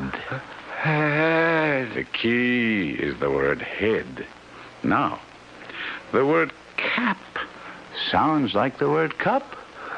And a cap fits on your head. And a captain. Captain. Where do you find a captain? At the head of forward. March. Soldiers. Captain. Captain. A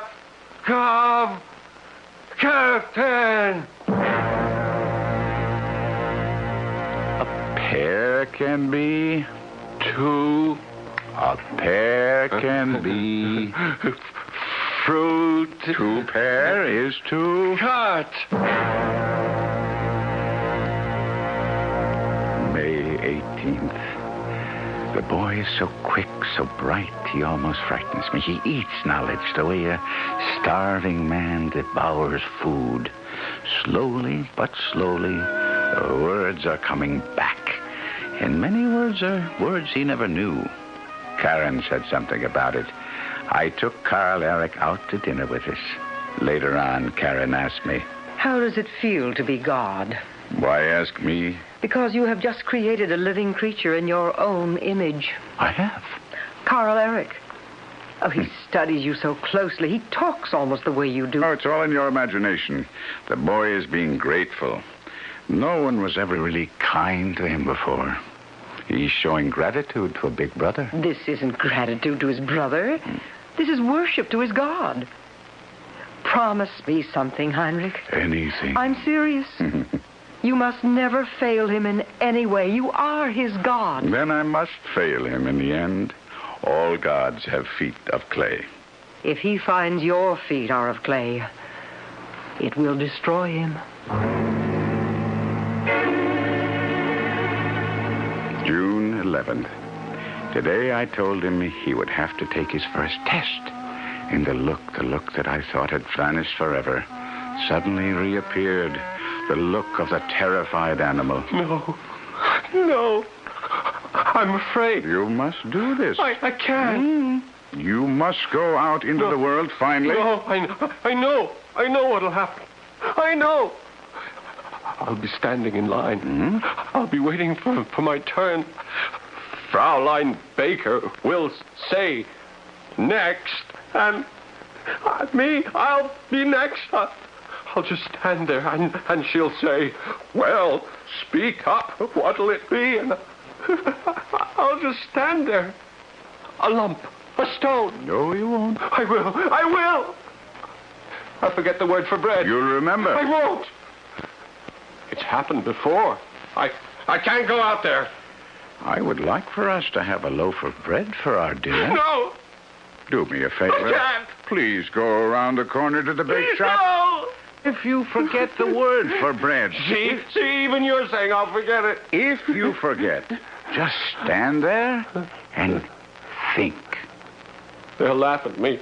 If anyone laughs, turn to them, look at them, say to them slowly, distinctly, calmly, why are you laughing?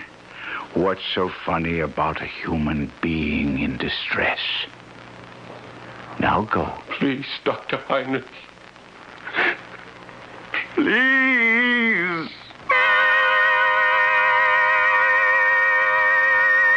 His please was a cry that almost broke my heart, but the time comes when the cord must be cut. I followed him downstairs, up the street, around the corner. I saw him enter the bake shop. His face had the look of agony, of a man being led to the scaffold. I stood just outside the door. I peered into the shop. One by one, the customers in front of him were served, and then... All right. Who's next? I guess it's you, young man. Well, what do you want? Are you deaf? What do you want? You've been standing there 5 minutes waiting your turn. Couldn't you decide? Come on. So, say something. Oh, speak up, stupid. Look at the comical faces he makes. He ought to be at the theater. Why are you laughing? What's so funny about a person in distress? Well? Oh, Lord. Forgive me. I want a loaf of bread. Do you hear me? I want a loaf of bread. Bread with a crisp crust. He stood there, proud and tall, with fire in his eyes, as if he were a hero of legend. And to the half-dozen people in the bake shop, he was a hero. A man who had performed a titanic feat. And I knew then that he could stand alone. My work was finished. I could let go. I could say goodbye.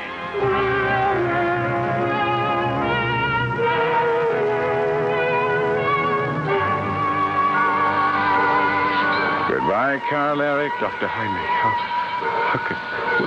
what can I say to you? I only did my duty as a doctor. No. Did you say goodbye to your mother? Oh, yes. Mm-hmm. She made a scene. Munich is so far away, but it is time for me to leave. I know the job doesn't pay much, but it's a start. I'll work hard, I promise. And meet a nice girl. What's this? You're blushing. I've already met her. You've been holding out on me. Who is she? You laugh at me. I'll only laugh at you if you deserve it. What's her name? Lisa Reinmuth. Lisa? Are you... Am I what? Crazy? No, do you mean Lisa Reinmuth, the film star? Ah, I see. What do you see? A foolish clod? No. That's why she's there. On the screen, so idealistic young men can fall in love with her. I know it's hopeless. Hopeless? Is anything hopeless for a true German? Look at what you've done already. Look at what you've won. Why not Lisa Reinmuth? Yes. Set your sights high. Yes, you make me feel that anything is attainable. You did from the very beginning. Work hard. You've got the stuff. If I have, it's thanks to you. No. Now stop that. I admit that I've given you a splendid gift. The magnificent gift of language. But you are the one who must use it. Promise me. Promise me. You will use it wisely and well. I promise. Dr. Heinrich. Goodbye, Karl Erich. Goodbye.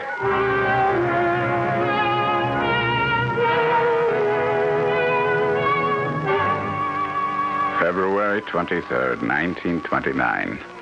Karl Erich's regular weekly letter arrived again this morning. I think my boy is feeling his oats. Dear Dr. Heinrich, I lost my job, but I have found my future. We were sitting around at the loading dock during lunch hour, and the talk turned to what talk often does, women. And the foreman, a man I really don't like, was sounding off about a certain person. You take these movie actresses. How do you think they get their jobs in this corrupt society? It's not how good they look on the screen. It's how good they perform with the producer. Would you say all actresses are like that? I would say they have to be. Even Lisa Reinmuth? Lisa Reinmuth is the mistress of... Shut up! Why, you punk!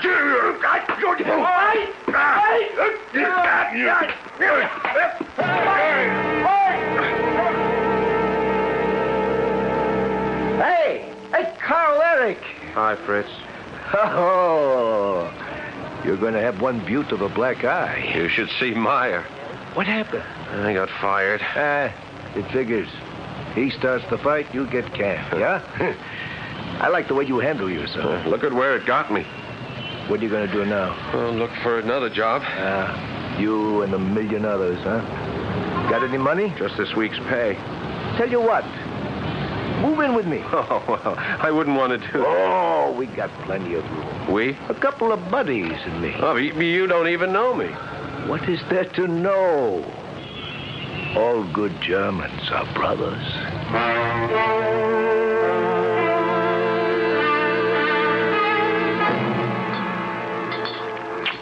Here, have some more sweets. Oh, I feel guilty. Oh, look. One day I'll be out of work, yeah? Or Otto or Hans. And you'll have a job. So go ahead, eat. Where are Hans and Otto tonight? They left early. They had to set the place up. What place? Why, the meeting place. I don't have to be there till later, but I better hurry. Well, what kind of meeting is it? Say, why don't you come along, I mean, in the ordinary way, you couldn't hope to get in. We're really going to have a mob. But I'll get you the best seat in the house. You sound like a man of influence. I'm getting there. I'm chairman of the meeting. And I'm the one who's going to introduce him. Introduce who? The Schöne Adolf. That's who? Adolf? Adolf Hitler. The savior of Germany. And tonight, you're going to shake his hand.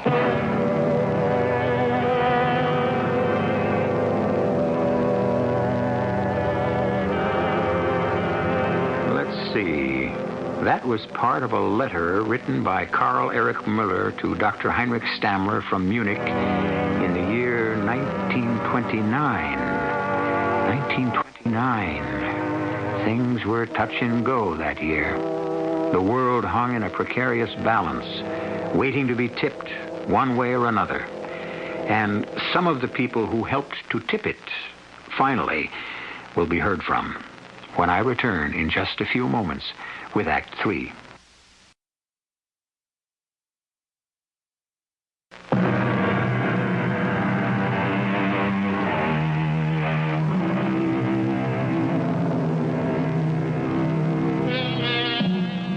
What was it like in the past?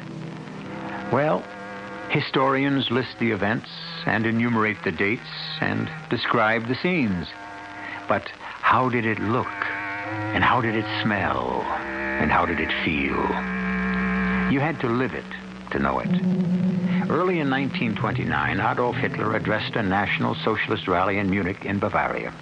And Karl Erich Müller was introduced to him. And now, Karl Erich tries to capture this fateful moment as he writes to his adored Dr. Heinrich Stammler. He takes your hand in both of his. He looks deep into your eyes. And at that moment, you expose your soul. At that moment, the world holds still. At that moment, nothing exists except for his eyes. And then he smiles.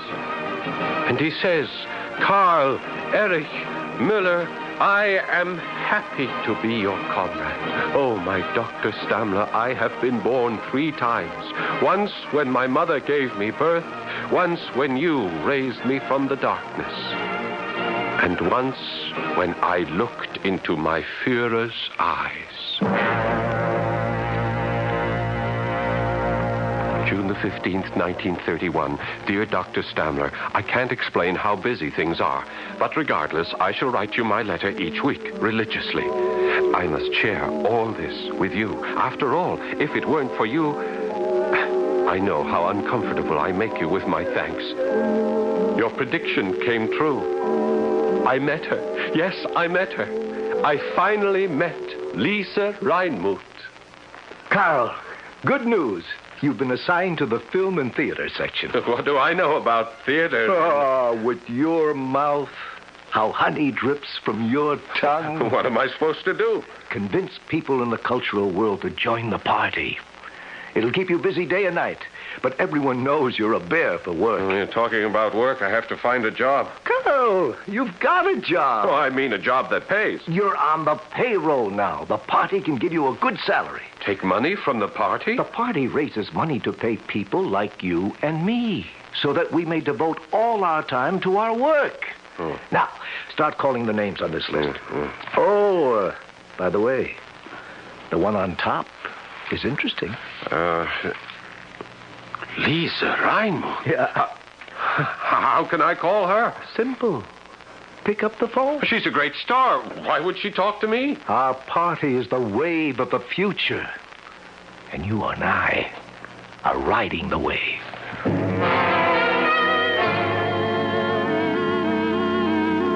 Oh, but I'm a completely unpolitical person. Life is politics, Fraulein Reinmuth. You have such a masculine smile. Our country has a rendezvous with fate. Fate? Yes, I believe in fate. It's fate that brings a man and a woman together. Every year, the National Socialist Party grows stronger, more numerous. Join us now. Stand with us now. Now, when we need you. I need you, too. You, Karl Erich. I need a man of strength, a man of ideals, a man of spirit.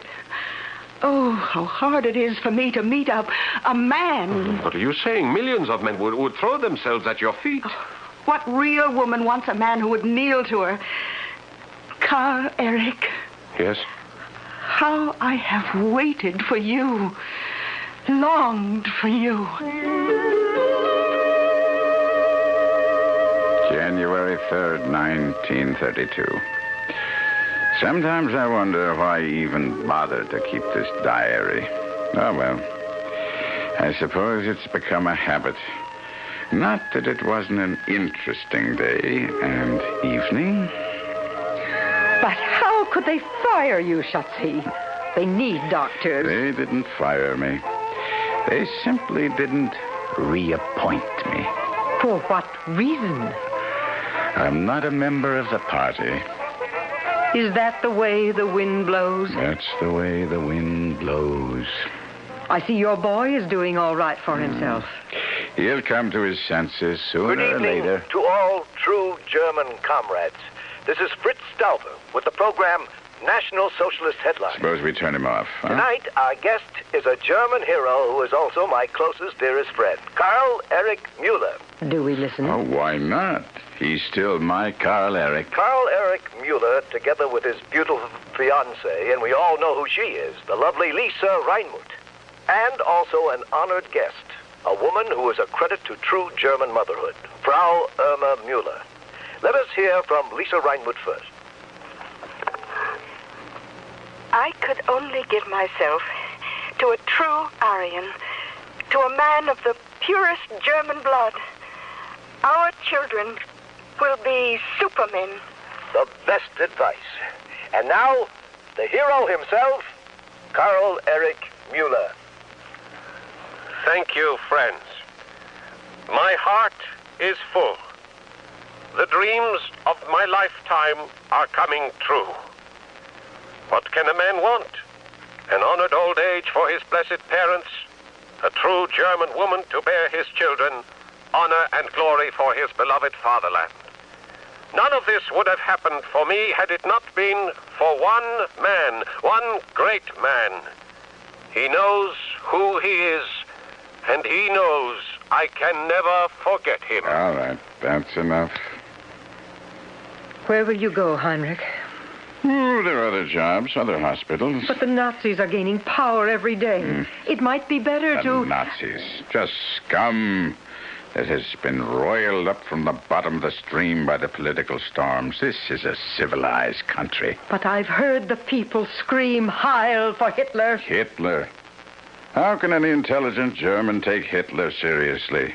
Why, the man's an Austrian.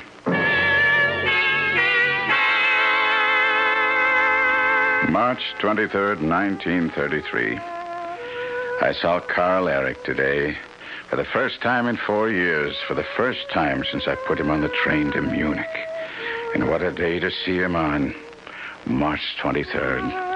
The day the Reichstag will vote full dictatorial powers to Hitler. Oh, well, there are bands playing the streets and uniforms and cheering crowds everywhere. I'm walking down the avenue, and there's this tall, blonde giant of an SA officer with the most heavenly-looking redhead clinging to his arm, and then suddenly I'm seized in a powerful grip. Doctor! Dr. Heinrich! Why, Karl Erich! You're Karl Erich! Lisa, this is Dr. Heinrich! Oh, Doctor, Karl Erich never stopped talking about you. Well, what are you doing? Where are you going? Wait, here's cleverness. Let's go in for a drink. Yeah, but Karl Erich, I have to what? Go somewhere, do something? Forget it. Take his arm, Lisa, and in we go. We shall sit here. Waiter! We shall order champagne, the very best. This is a celebration. Waiter, quickly, champagne. Now, talk to me, Dr. Heinrich, please, huh? Talk to me. What can I tell you? Everything. What is everything? Well, I haven't heard a word from you in over 2 years. They're at the hospital. Nobody knows what happened. What did happen? Your clothes. Look at you. Did you ever wear a rumpled jacket? I never saw you in a wrinkled shirt. Well, what? That's how it goes. Oh, no. That's how it went. You once saved me. How thankful I am that I can save you. From what? You know, Fritz Stauber is my best friend. I heard. Fritz Stauber was with Hitler in the 1923 putsch. Stauber introduced me to Hitler. I read. But don't you know what this means for you? No. You're ill. But we will nurse you back. Lisa and I, won't we, darling? Of course. You will become the most powerful man of medicine in all of Germany. I don't think so. Please listen to me, Dr. Heinrich. Ever since the day we met, I prayed, if only I could thank you someday, if only I could perform a service for you. It's so good to see you again. Before I leave. Where are you going? To America. America? Decadent America? How can you leave Germany now? Burma? No, never. Why? Because I committed a crime. A crime? For a moment you had me scared. A crime. What kind of a crime? Whatever it is, forget it. It's fixed. As of this moment, it is fixed. One word from me, and that crime is wiped from the books. Not this crime. Any crime. I don't care what it is. You are talking to me, to Karl Erich Müller. Well, what kind of terrible crime could you have committed? I was born a Jew. You were... Oh, Karl Erich! Karl Erich, what's the matter? Why do you make such faces? What are you saying? Speak! Speak! Don't make those faces. I'm frightened. Oh, doctor, do something. I'm afraid I can do nothing. Oh, say something to Karl Erich. You are his god. Yeah, I know. And he has just seen my feet of clay. Oh, say something to him. Goodbye, Karl Erich. Goodbye.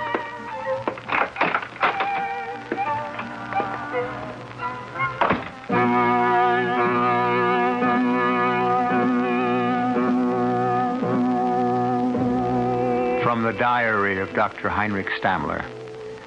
I left him sitting there, staring into space, that dull and vacant look that would remain forever on his countenance.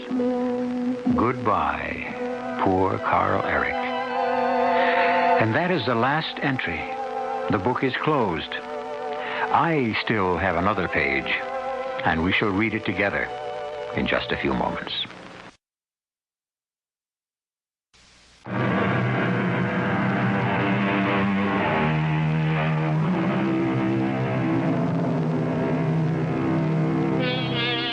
The twilight of the gods, all of the gods of power and conquest, were finally blasted from their feet of clay a decade after our story ended. Unfortunately, they have been recreated, rededicated, and once again, so many of us worship the gods of fire and destruction. Who will expose and destroy those gods in our time? Our cast included Kevin McCarthy, Paul Hecht, Bryna Rayburn, Joan Shea, and Sam Gray. The entire production was under the direction of Hyman Brown. This is E.G. Marshall inviting you to return to our Mystery Theater for another adventure in the macabre. Until next time, pleasant dreams.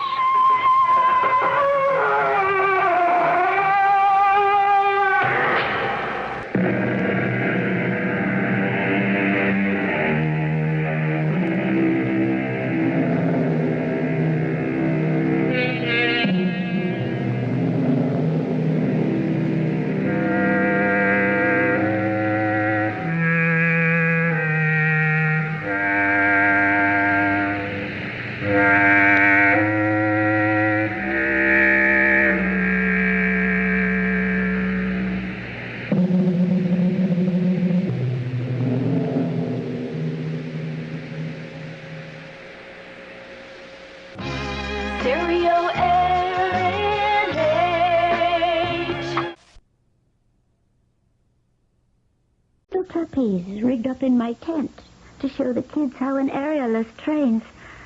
I'll miss those little ones. Oh, you'll be doing the high wire again for children and everybody. I have a lot of money coming to me. And I'll have a new show and a new star. You, Lisa.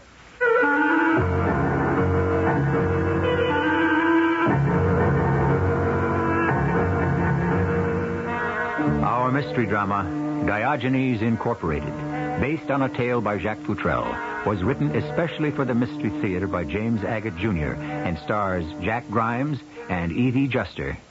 I shall return shortly with Act One.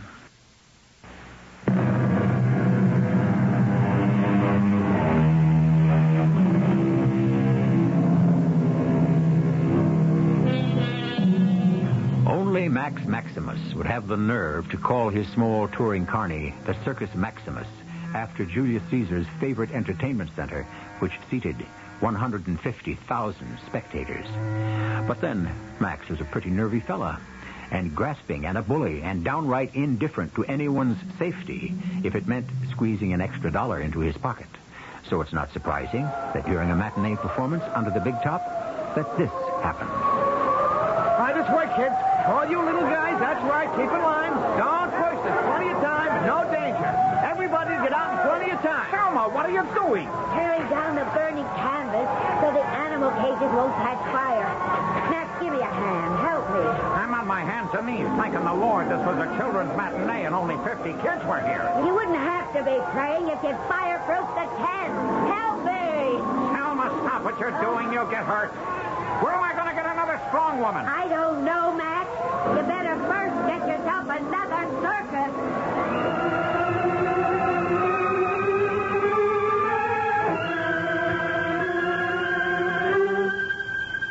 Lisa, may I come in? It's Max.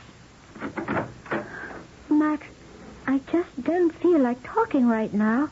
Can't it wait until tomorrow? No, it can't. I have to come in. All right. It was so awful to see everything go up in smoke. It's like being at one's own funeral. My dearest girl, that's not the end of the great aerialist Lisa Lamont. I feel as if my net were taken away forever. What is going to happen now? It is all gone? Yep. Thank heavens I carry insurance. No, I don't mean money. I mean the canvasmen, the Razorbacks, all those guys, and the ring stock. Everybody got away and the animals are safe. Nobody was hurt. You can thank Selma for pulling down the burning pieces. And Half Pint. Wasn't he marvelous? The way he let all the kids out. Oh, where is Half Pint? I don't know. This place is his hometown. You mean here? In Plymouth City? He was born here? That's right. Of all the luck, he has it. What do you mean? He has a home. It's right here. Max, I feel so far away from Bavaria. Mountains, trees, snow. There are places like that in America. Not far from here, too. White Mountains. Lisa, I want you to do me a favor. Of course I will. What? Take this briefcase and hide it. Tomorrow sometime I'll come for it. I have to go back to the lot now. What happens then, tomorrow? I'll decide then. Now I must go and pay everybody off. It's the last getaway day for some time. But I'll put another big top together. Will you, Max? The next one's going to be bigger and better. Until I'm set, you'll get another job with the show. Oh, I don't know. They're not so easy to find these days. Don't you worry. I got a lot of money coming to me. Fire insurance. And I have a brand new big top and a new star. You, Lisa.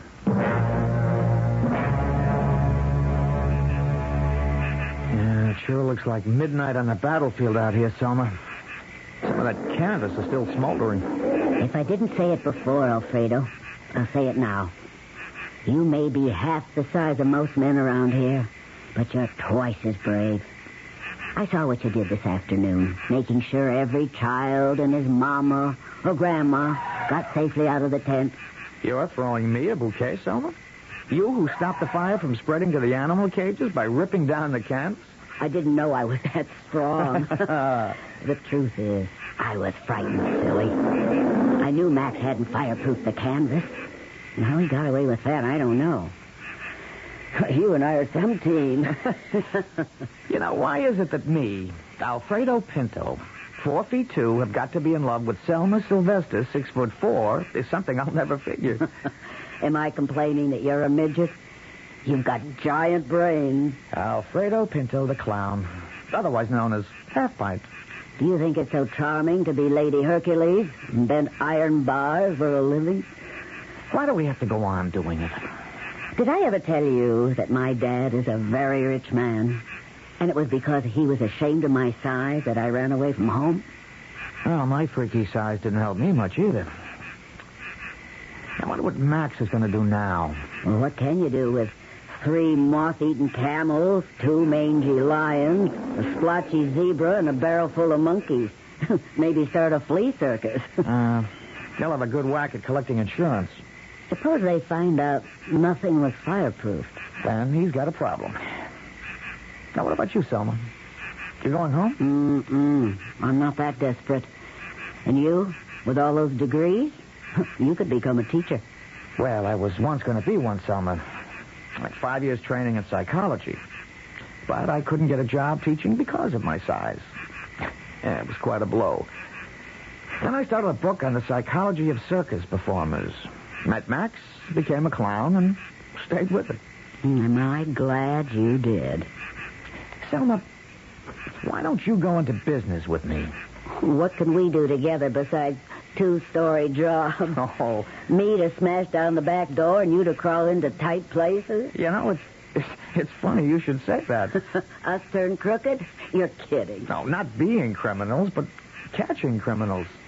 Team us as private eyes? I don't know beans about detective work. Well, neither do I, but we learn as we go along. There's one thing we've got going for us. We're not expensive. We've got brains. You've also got a little brawn, which doesn't hurt. You really think I've got brains? Well, sure. Why else would you jump at the chance to go into business with me? Well, Selma, how do you like it? Not bad, huh? Nice little office, telephone, file cabinet. And look what I just picked up at the printers. Our business notepaper. Oh, that's pretty. But what is that in the left corner? That drawing of a man in a toga carrying a lantern? Oh, you like that? I drew it myself. It's our logo, our trademark. But what does it mean? He looks like some ancient Greek. He is an ancient Greek. Diogenes. Oh, no kidding. Diogenes. Wow, isn't that a great idea? It shows right away what business we're in. Oh, it sure does. Of course, not all our clients are going to be as hep to history as we are. Oh, that's true. I mean, they won't make the connection with Diogenes going around the streets of his hometown with that lantern looking for an honest man. That's why I thought Diogenes Incorporated. Truth Finders was an ideal name for the agency. Oh, excuse me. Diogenes Incorporated. Is this where I can locate Alfredo Pinto? Are you speaking to him? Who's this? Pinto? What's this Diogenes thing? What's the name of my new business? I didn't realize you were still in town till someone told me they saw you on the street. I recognize your voice, but I don't connect it with a face. Who is this, please? Police Chief Maloney.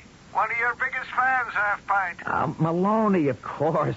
Say no more. What can I do for you, Chief? Pinto, can you come down to the station house? I want to ask you a couple of questions. No. I got a better idea. Why don't you come up here? I want you to see the place, meet my partner.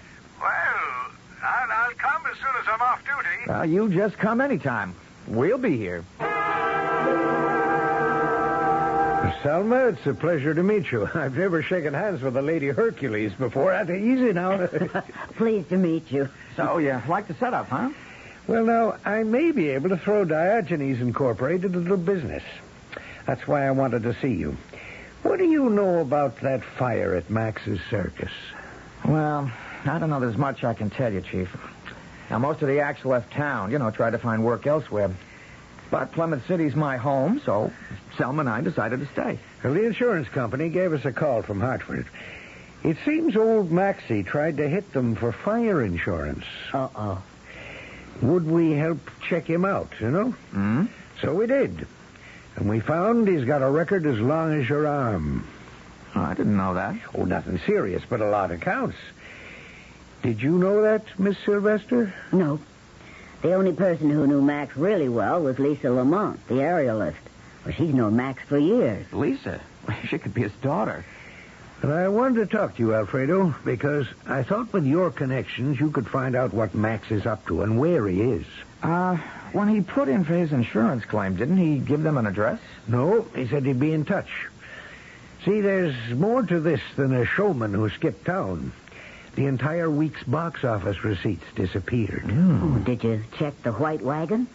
That's the circus ticket office. There's nothing left of it. Well, the money could have burned with it. No, we found the safe. It was fireproof. but empty. Well, it was his, wasn't it? Well, the mayor's wife bought out 2 whole nights for the Ladies' Aid Society. They gave Max $1,000. And since there was no show, the mayor asked me to get the money back. But she said there was no money. Yeah, and no Max. So you came to ask me to help find him. If I do, Chief, I should say if we do, it's 20% of what we recover. Finder's fee.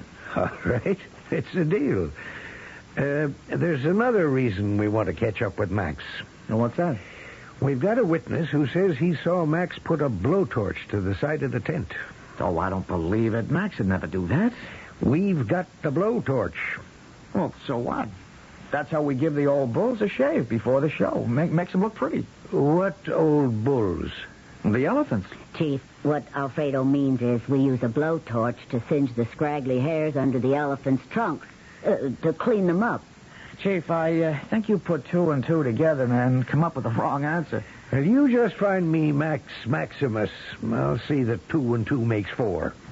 Well, if that's the answer, it's the wrong answer. Max loved his circus. Could be, but I think he loved money more.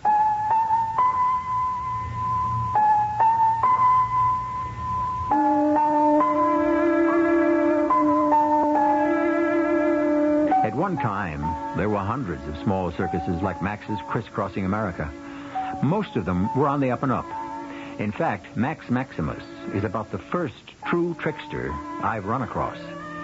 Now it looks like Max is in on the run. Let's see how far he gets before I return to you with Act 2.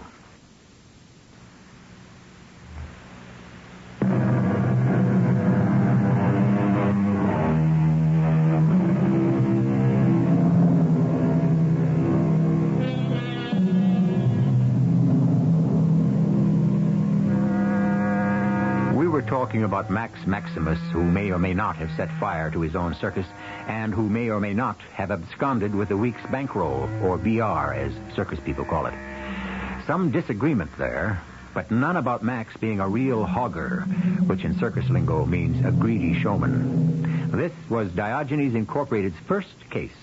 Find Max and recover the money. This is how they went about it. It'll work. I tell you, Mr. Pomfret, it'll work. I know him. But it's a big risk, Mr. Pinto. Right now, we just turn the claim down and we risk nothing. Why get ourselves involved? Because a big insurance company like yours hates to see anyone try to get away with anything. Yeah, well, that's true. We'd like to pin his ears back. Well, it's more than that. If you give us a hand in catching Max, you'll be helping every other insurance company he might try to cheat one day. Yeah, that's right. Well, I say we've got to catch the man.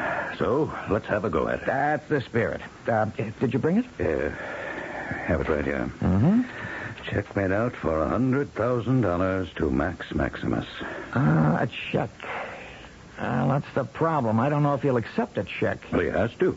His claim for $100,000 represents reimbursement for a total loss under his policy. No insurance company pays off in cash. Well, how is he going to cash it? You can go to his bank, I suppose. Wait till it clears. When it does, we nab him. Yeah, but Max is also wanted for absconding with a week's box office receipts before the fire. The police in Plymouth City are going to alert all the banks. Yeah, that's your problem. We've gone as far as okaying his claim, and we'll send him by registered mail the check for $100,000. And the moment he turns it into cash, we can turn around and have him stopped for fraud on the basis that he knew his tents were not fireproofed. Okay, send it to him. Here's the address of the hotel he's staying at till Wednesday. Now, mail the check today and leave the rest to Diogenes Incorporated. We'll give you 5 days' grace. Remember, Mr. Pinto, you are baiting that hook with our $100,000.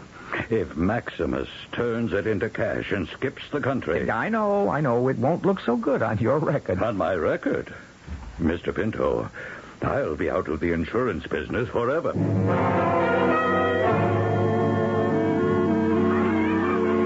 Hello, Lisa. Half-Pint, however did you find me? Well, I said to myself, where would Lisa, the superb aerialist, be working? 2 places. A circus or with children. Now, there are no show openings this time of the year, so where would she go work with children? The White Mountains, I said to myself. It looked more like home to her. But to find me here. Well, it's the only nursery school in 100 miles. I took a chance. Oh, you are a master detective, Half-Pint. Well, I hope so. I am so happy here. You cannot imagine. You don't miss the high wires? No. And Max? Why do you talk about him? Well, I thought you were interested in him. I know he was interested in you. I don't wish to think about him. Lisa, do you know we took a lot of money from the office safe the night of the fire? That he disappeared and never paid anyone off? I didn't know that. He may have even been responsible for the fire to collect the insurance. So whatever you know, you ought to tell me. Why you, Half-Pint? You're not with the police. Well, here's my card. My new business. Now read what it says. Diogenes Incorporated. We seek the truth for you. It's a detective agency. Selma is in it with me. Selma? Our Selma? Lady Hercules? The one and only. Now, we want to see the money gets back to the people who deserve it. Can you help us find the truth? I knew nothing about the fire, Half-Pint. But I did keep a briefcase for Max overnight, and it did have money in it. I saw it. Lisa, would you be willing to swear to that in the court if you had to? But I don't know that Max stole it. It wasn't his. It was the week's take. All I'm asking is that you tell the truth. There was money in the briefcase. A lot of it. I'll tell the truth, of course. That's all I'm asking. It'll be up to the prosecutor to make Max tell where he got it.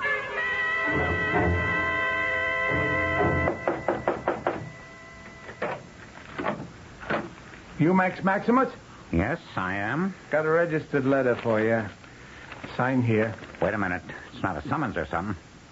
Who's it from? Some insurance company in Hartford. Oh, yes. I've been expecting that. Here, I've got a pen. Thank you, Mr. Maximus. Have a good day. You're welcome. What? Selma. What brings you here? Oh, it's good to see you. Come in. Selma, of all people. You know, I was thinking of you. I was thinking about you, too, Max. I was going to get in touch with you. How'd you find me? Oh, it wasn't too hard. You working? You doing your strong act anywhere? Oh, I can't tell you how great it is to see a friend from the old days. You got to have a drink with me to celebrate. I'm only staying in this hotel till tomorrow. Hey, let me show you around. This is a fancy suite. And see here, behind the sofa, that door opens. And lo and behold, a completely stocked bar. What do you think of that? Wow. Must be in the chips, Max. Well, not in the big money, but I will be. Max always travels first class. Selma, it won't be long before old Maxie will have a fat bankroll to put together a bigger show than he's ever had before. You know, I always liked you a lot, Selma. You were different from the others. What about Lisa? Lisa? Mm-hmm. What made you think of her? You used to like her a lot, too. Do you see her? No. Not Lisa. Treats me like I ran a dog and pony show. Anyway, Selma, I liked you better. As a person, I mean. Oh, I didn't know that. Where is she? Who, Lisa? Mm-hmm. Who knows? She went off looking for some spot that reminded her of Bavaria. She's given up the business. Yeah, well, what are we talking about her for, anyway? Look, I got a bottle here in the icebox I'm going to open. Any particular kind of wine you like, Selma? Whatever pours easily. How about champagne? Oh, champagne? What are you launching? You'd be surprised. I was going to drink this by myself to celebrate this letter. Didn't you see the mailman pass you in the hall? I'll show you. To us, Max and Selma. What are we drinking to? I'll put my glass down and open the envelope. A check made out to Max Maximus for $100,000. And that's where you come in.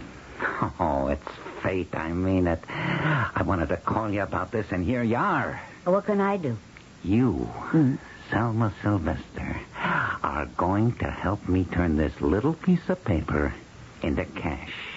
Bills. Green bills. Yeah, all right. Don't anyone get excited. I just want to know exactly what happened so that my company can take the proper legal action. Now, you first, Miss Sylvester. Mr. Pomfret, I obeyed my instructions. Which were? To assist Max Maximus to cash your insurance check. Which Selma did perfectly. How perfectly? I arrived at Max's hotel the morning he got your check. I took him to my father's bank, told the vice president I wanted the check okayed.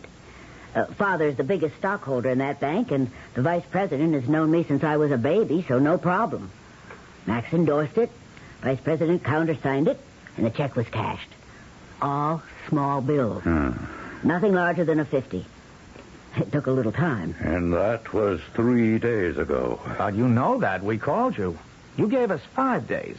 Now, we did it in 3. 1, actually. Of course, there'll be some delay. What do you mean? Well, it hasn't gone exactly as we hoped. Max told me to get in touch with him in 24 hours. That he had a line on a circus that's in trouble, and he and I would go out and buy it.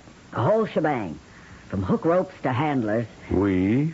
Well, I was to be his star attraction. Oh, and where is this circus that he was going to buy? Mexico City. Yeah, things were working out nicely. Here, he's using money that wasn't really his. We'd have him dead to rights. And you were to call him? The day before yesterday. And she did. And no answer. I went around to his hotel. He checked out. If he skipped to Mexico City with our money, I'm holding you responsible, Mr. Pinto. Now, don't talk like that. You gave us 5 days. I must have been crazy dealing with you people just because Chief Maloney told me Diogenes Incorporated would be perfect. You're not making sense, Mr. Pomfret, so don't get angry. Max has done nothing wrong. He made a claim and you paid it. You said you'd catch him. And so we will. And when we do, we'll slap him down for taking money under false pretenses. You found nothing was fireproofed. So his insurance didn't cover. Yeah, that's better, Mr. Pinto. That's what I like to hear. But, supposing he sinks it all into a Mexican circus, how am I going to liquidate that? He's not going to buy that circus. That was an act to get Selma to help him cash the check. He's got all the cash he needs now for a permanent vacation. Oh. So what's the next step? Max is booked on the 6 p.m. tonight to Mexico City. Alfredo and I are going down to the airport to wave goodbye.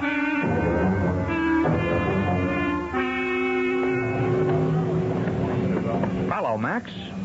Fine. What are you doing here? Well, we came down to see you off, but we decided we'd miss you too much. I wouldn't make a run for it, Max. That's a chief of police right behind you.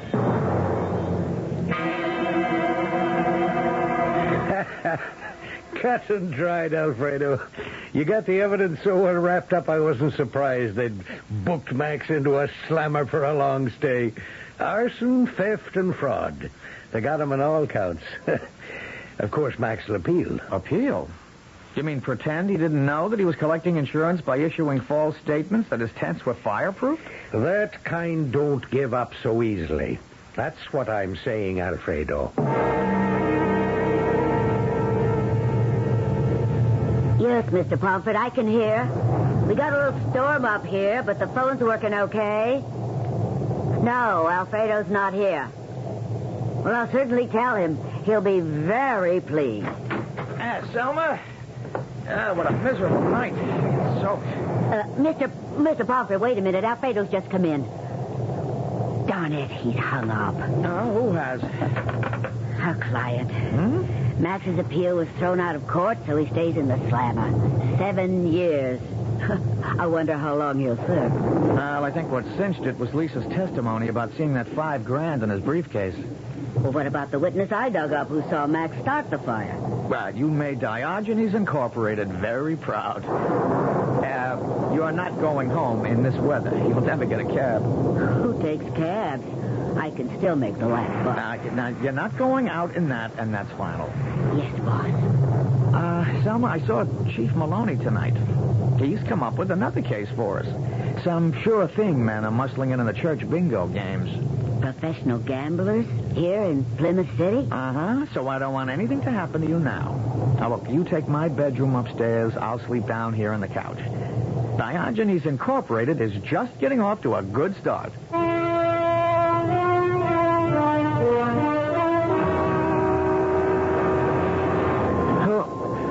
Who's there? Who is it? Who are you? What are you doing in here? Where are you? Oh, no. Alfredo, what is it? What's the matter down there? Alfredo, I'm coming. Are you all right? Oh, where's the light switch? Alfredo, what is it? What happened?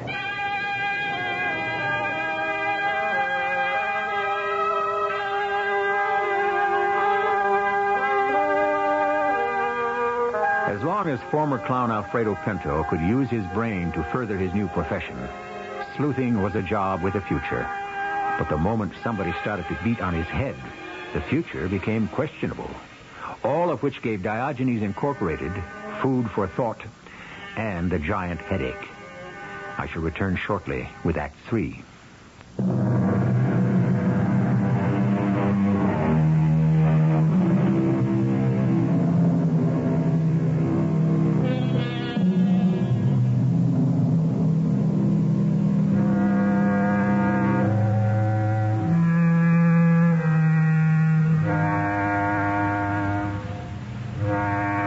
Persons in the world you'd expect to partner in a detective agency would be an ex-clown and an ex-strong woman. Yet, that's exactly what the Lady Hercules and Half Pint have done. Their first case against crooked Max Maximus, they thought, was behind them, with Max safely in jail. Or was he? How do you feel now, Alfredo? Oh, okay. Glad I've got a hard head. Oh, I gotta make a phone call. It's 4 in the morning. Yeah. You're sure you're all right? Oh, I'm glad I was around. Yeah, it's, information? Yes, please. I want the number of the warden's office at the state penitentiary. Oh, I wish you'd lie down. I can call the cops about that burglar. He was no burglar, Selma. Yes, operator. 555-7272. Thank you. Why are you calling the warden? Call Chief Maloney. He's the one. No. Just be patient, Selma, and listen, okay? Okay. Hello, Warden. I'm sorry to disturb you at this ungodly hour. This is Alfredo Pinto of Diogenes Incorporated. No, sir, you don't know me, but we did investigative work on the Max Maximus case. Yes, sir. Can you tell me if Max Maximus is in a cell? Yes, now. I mean right now. Max Maximus. You've had him at state pen for about 90 days. Are you sure? Yeah, tonight? Well, what time? Well, if you say so. I'm sorry I got you out of bed, Warden. Would you mind telling me what that was all about? Well, I don't know how he did it, but he's done it. The warden says Max is in his cell and was checked in by the guards at midnight and at 3 a.m. Of course he is. He's got 7 years to go. Selma, he is not. Max has somehow escaped. I know it. What do you mean you know it? Max was in this house tonight. I know that man so well that one whiff is enough. He's the one who tried to kill me, and he would have, too, but in the dark, I rolled out of his way. Now, tomorrow morning, I'm getting Chief Maloney to introduce me a little more formally to the warden.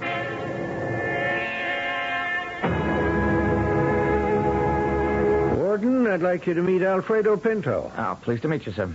Pinto, are you the fellow who called me up in the middle of the night? Something to do with Diogenes? Well, that's the name of our detective agency. Maroney, what is this? Does he work with the police? Oh, I sure do. I hope to get the evidence against Max. That's what you woke me up about, wasn't it?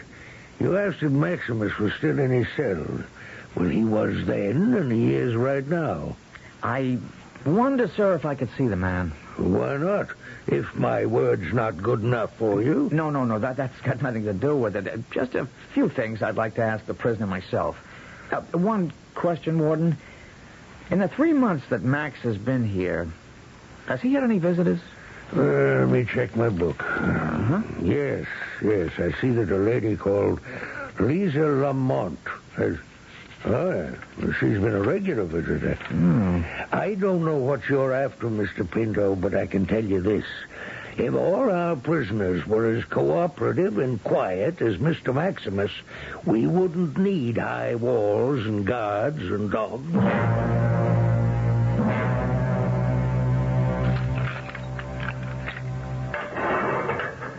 Hello, Max. You mind if I sit down? No. How's Lisa? Okay. Does she visit you? Yeah. Well, how often? When you can. Once a week, twice a week, once a month? What do you care, I find? You're out there. I'm in here. Well, don't you think you deserve to be where you are? Setting fire to the tents, stealing the whole box office, not paying anyone off, trying to get away with $100,000? Why don't you go away and leave me alone? Who do you associate with here in Max? Broad tossers, cappers? Oh? Sure thing, men? I don't know what you're talking about. You know, my friend, you might just be telling the truth. I don't think you'd know a grease joint from a grouch bag. Guard! Get this man out of here. He's bothering me. I don't want to talk to him. Just a moment, guard. Are these your shoes, Max? Guard, will you get him out? All right. Very nice leather. I didn't realize they let you wear your own shoes in prison. What's all the racket? Oh, hiya, Chief. I think I found out what I wanted to know. Let's go back upstairs and say goodbye to your friend, the warden.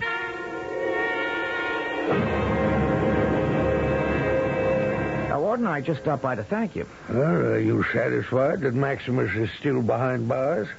You were saying before, Warden, that Max was a model prisoner? A big improvement since he first came, yes. It could have been that lady who came to see him. I don't know. Calmed him down.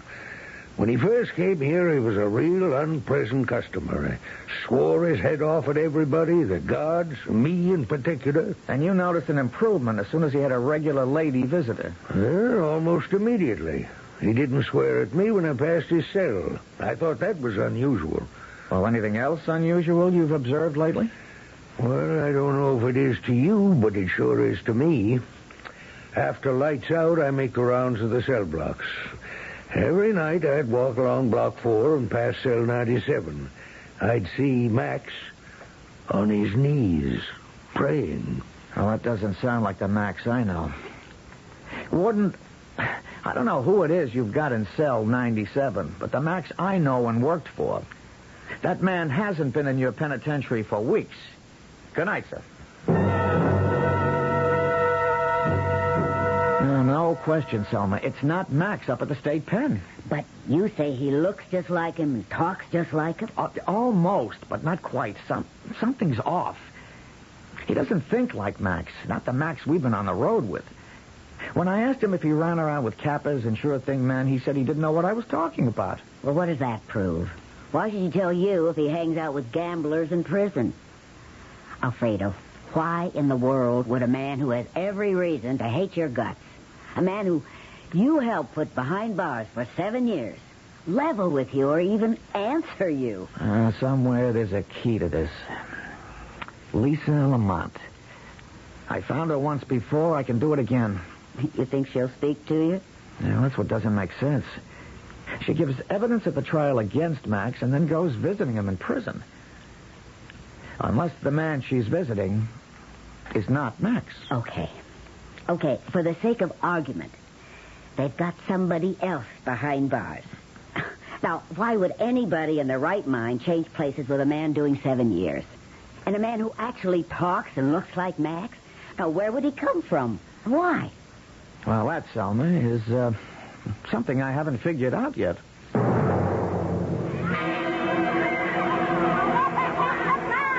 Excuse me, but are you in charge of this playground? No, I'm not. I'm the custodian of the buildings, so they asked me to keep an eye open, so the children don't get into any trouble. Well, didn't you used to have a young woman in charge of the playground, Lisa Lamont? Lisa, yes. She just ran out on us one day, and we haven't been able to get a replacement. Well, you don't happen to know her address, do you? Sure do. Know it by heart. Are you a friend of hers? A very old friend.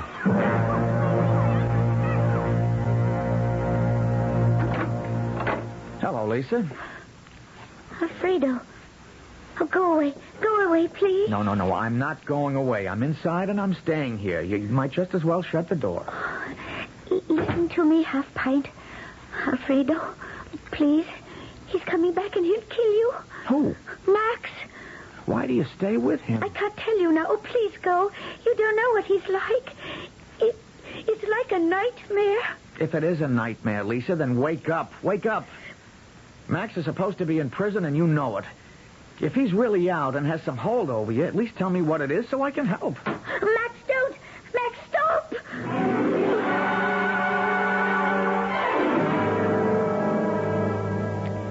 Are you all right? Well, this is the only disadvantage of being a midget.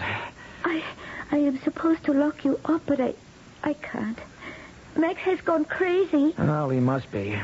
All he's got on his record now is theft, fraud, arson, and prison escape. Why does he want to add murder? He doesn't know what he's doing. He wants revenge on you and Selma, and he'll stop at nothing. Where did he go now? To get a trunk? How did you know? Well, it figures. He wouldn't even have to cut me up. Lisa, why are you helping him? I have to. I owe it to him. Did you have to visit him in prison? It wasn't me.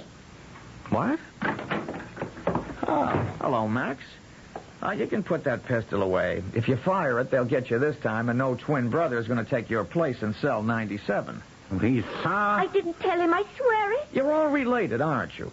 Lisa, you, Max, and the man in cell 97. I don't want to hear any more. Uncle Max, don't do it. No, Uncle Max.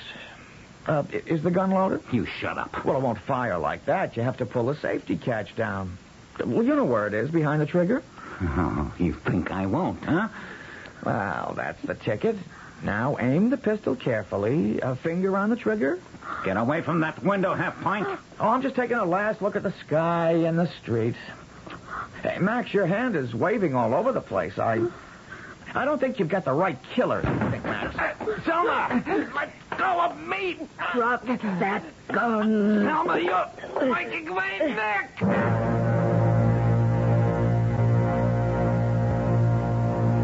Now, Warden, how does it feel to have the real Max back in a cell? Oh, have you released that man in cell 97? He's on his way here now. Come in. Oh, thanks, Jim. Well, whoever you are, what were you doing in cell 97? I'm Max's brother, Paul. I'm a minister. Max asked me to take his place here for a few weeks, and, well, I couldn't refuse him.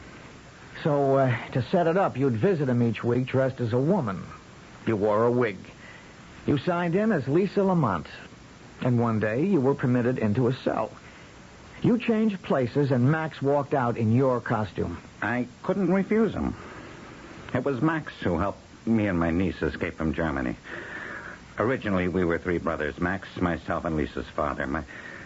My wife and Lisa's mother and father were killed. Max saved Lisa and me. So, when he got into this trouble and he said I needed a few weeks to do something, how could I not change places with him? Well, you had no idea Max wanted to be out of prison to kill me. No idea. Warden, you have my brother back in prison now. Be charitable to him. I don't think I could have gone on much longer with this charade. A conscience, you know, is a heavy burden. Now, Warden, you've got your man back. Could your charity also extend to the Reverend Maximus? I guess so. You may go, Reverend Maximus. Oh, let me give you my business card, Warden. And you too, Reverend. Diogenes Incorporated. Anytime you're looking for the truth.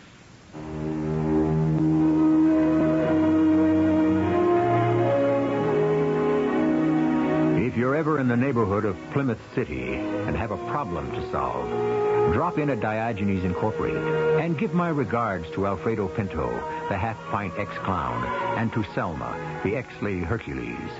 Who knows? I, too, may need their services someday. I'll return shortly.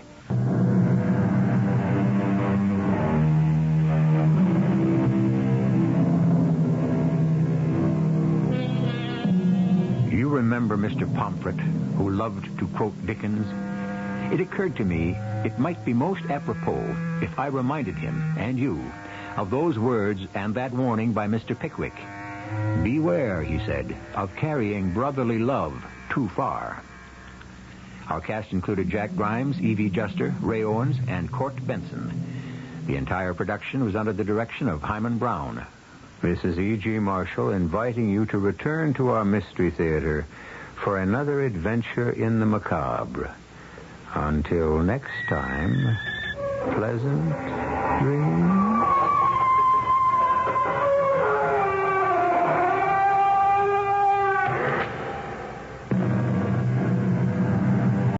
WDAF, Kansas City. Dan Henry, WDAF Local News at 11. The outlook for Kansas City, a chance for thunder showers. Kansas City, Missouri police have one suspect in custody in connection with a shooting on the street at 33rd and Troost. 2 women were injured. They have been identified as 30-year-old Joan Oglesby of 2139 East 15th in Kansas City, and General Hospital lists her condition as critical, with gunshot wounds in the chest and stomach. The other is identified as Kay Sue Hammond of 5814 Olive in Kansas City. Hospital authorities say she is in fair condition with gunshot wounds in the pelvic area and right leg. The identity of the suspect in custody in connection with the incident is not known. Police are still investigating. A class action suit against the Kansas City, Missouri Board of Education and the Kansas City Teachers Union has been filed on the docket of U.S. District Court Judge Elmo Hunter. The suit was filed on behalf of his sons by the father of 2 boys who attend Southwest High School, asking the judge to order schools opened and teachers to halt the strike. A hearing was set for April 25th. Norman Hudson, president of the Kansas City Teachers Union, sits in jail tonight, his first in a 10-day contempt of court sentence, and all negotiations between teachers and the board are being handled by a federal mediator. In Kansas City, Kansas, teacher talks are to resume immediately, according to Superintendent of Schools Dr. O.L. Plucker. But negotiations between the NEA, representing Shawnee Mission teachers, and that district school board appear to have been stalemated, with teachers apparently demanding more than the 10.5% increase reportedly offered by the board. WDAF News Time, 11 o'clock.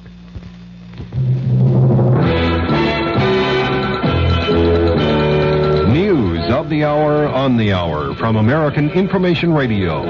This is Richard Wall from Los Angeles, and at this hour, some black police officers in San Francisco have joined the protest against the stop and search policy in the Operation Zebra hunt for the killer of 12 whites.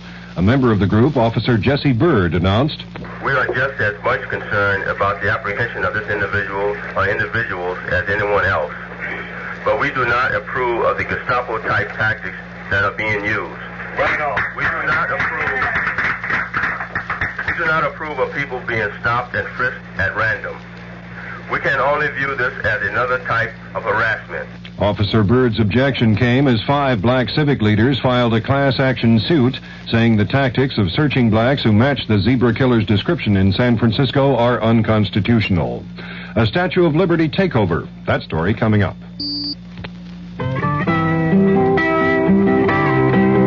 In the breath of a child lies the hope of our land. On the lips of a child rests the poem tall and grand. In the heart of a child is the peace that we have planned. And the breath of our children is a gift from God to man. 6 million children in the United States who should be running, laughing, and playing are coughing, wheezing, and choking. 6 million boys and girls are suffering from serious lung-damaging diseases. The National Cystic Fibrosis Research Foundation needs your help to help them.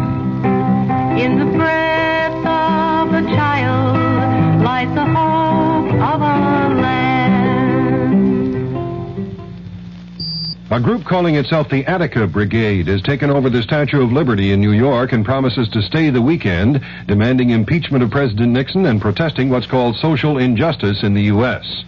President Nixon is spending the night at Camp David in Maryland. Earlier, the president went for a dinner cruise aboard the yacht Sequoia on the Potomac and then stopped by the home of his daughter Julie Eisenhower in Bethesda, Maryland. Mark Felt, former associate director of the FBI, says the White House asked him to issue news releases on Watergate that he considered improper for the FBI to be involved in. Felt ran the FBI after J. Edgar Hoover's death. The defense has rested its case in the perjury conspiracy trial of John Mitchell and Maurice Stans in New York. The prosecution will present rebuttal witnesses Monday. Israel and Syria disagree on losses in the first major air battles in the Mideast since the October War. But there's a warning about the consequences of the increasing escalation of the Golan Heights fighting. Correspondent Andrew Mizell's reports from Tel Aviv. Israeli Defense Minister Moshe Dayan warned today that if the Syrians continue escalating the battle around Mount Hermon, Henry Kissinger might arrive here in 10 days to find a full-scale war in progress. Dayan issued the warning in a television interview, which I watched here in Tel Aviv. It came on the eve of the heaviest day of fighting yet, a day in which Israel reported its first battle losses in the air, 2 warplanes shot down by ground fire. Dayan said that if Syria continued trying to capture territory, Israel would feel free to do the same. Andrew Mizell's ABC News, Tel Aviv. Japan has signed an agreement with China for mutual airline service. The nationalist Chinese on Taiwan have threatened to end their aviation agreement with Japan because of the arrangement between Tokyo and Peking. Government economist Gary Sievers says inflation will remain a serious problem in the U.S. Sievers' remark followed release of figures showing the cost of living rose 1.1% in March, raising the 12-month increase in consumer prices to 10.2%. The Chicago Tribune has an announcement of interest to nostalgia buffs. The Tribune says it will bring back the original Orphan Annie cartoon strip starting Monday. The first episode will show Annie and her dog Sandy in 1936. This is Information Radio News. From the Kurt Mears Sports Desk, the Kansas City Royals play the Chicago White Sox 2 more games in this series, tomorrow and Sunday, then move to Boston. A temporary restraining order has been issued against the Cincinnati Bengals linebacker Bill Berkey and the World Football League that keeps all WFL owners from negotiating with any member of the Cincinnati squad. Peter Oosterhouse holds the lead in the Monsanto Open Golf Tournament with a 36-hole total of 133, and the KU Relays will be wrapped up tomorrow. Kansas City's forecast partly cloudy and mild with a chance for showers or thunder showers through tomorrow. After an overnight low around 60, the high tomorrow will be in the upper 70s. Dan Henry, WDAF News. The CBS Radio Mystery Theater presents...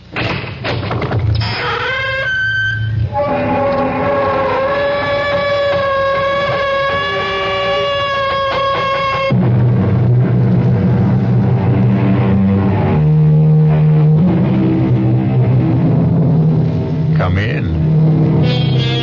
Welcome. I'm E.G. Marshall. Welcome to the fear you can hear. Welcome to the world of your own terrifying imagination. The art of the double cross, unfortunately, has become part of the fabric of our lives. In espionage, however, it is almost a lifestyle. In the world of spies, for the left hand ever to know what the right is doing is unthinkable. For the next hour, imagine that you are Larry Fielding, a 32-year-old newspaper man caught in a dizzying web of circumstances seemingly beyond his control. Larry, please change your mind and come with me. Not until you tell me who you are and why you sneaked into my hotel room. You're a fool, Larry. You must know that the police are looking for you, and they'll be here any minute. Oh, well, you're here now, and I still want to know who you are. If that's so important, my name is Carol Johnson. And when I tell you I know all about the murder of Dave Wilson, maybe you'll believe that I'm here to help you.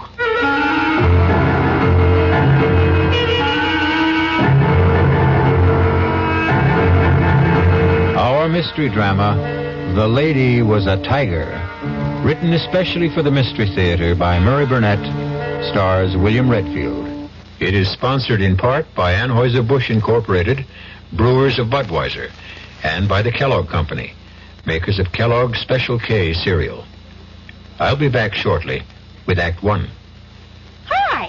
I'm Goldilocks, Miss Goldilocks, if you please, and I'm a professional taste tester. Here at my taste test laboratory, that's TTL for short, I taste test everything from porridge to diet drinks. Actually, there's not that much taste testing in porridge these days. There used to be. Once upon a time. I mean, that's how this Miss got into the biz. But lately it's been diet drinks. I mean, with so many diet drinks going sugar-free, I've been really busy conducting taste tests. A rather unbearable assignment, to be sure. But then I discovered sugar-free diet 7-Up. Fresh, natural, delicious. My only problem is that sugar-free diet 7-Up tastes so good that it broke my Goldilocks diet drink taste-o-meter. Well, sugar-free diet 7-Up certainly has my seal of approval. This one's just right. Don't let anyone con you into thinking it's wrong to turn in a heroin pusher. You're not ratting. You're doing your part to wipe out one of the most insidious epidemics racking our country today. So don't let anyone kid you. If you really care about the quality of life, if you really care about improving society, you'll do everything you can to get the heroin pusher off the street and into jail where he belongs. If you have information about a drug pusher, use the heroin hotline. The number is 800-368-5363. That's toll-free from anywhere in the country. The number again is 800-368-5363.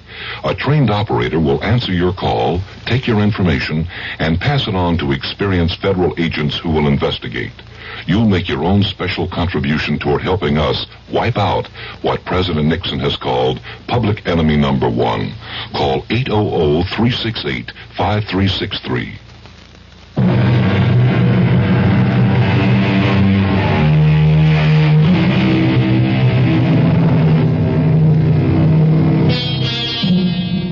Walking is great exercise, and with good weather can also be great fun. But not when you've just been fired by the editor of the newspaper for which you've worked happily for 5 years. Larry Fielding has been walking aimlessly for 2 hours, trying to figure out why Horace Finley, the editor and his boss, had refused to give him any reason for his dismissal. Tormented by his frustrating thoughts and tired, Larry sits down on a park bench to think.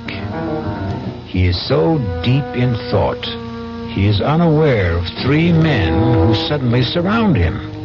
Larry has only to look at them to know that he is in trouble. He tries to get up, but is pushed back down, and the men start to beat him up. No, take my money and leave me alone, will you? Look, if you want money, I told you can have it. Help!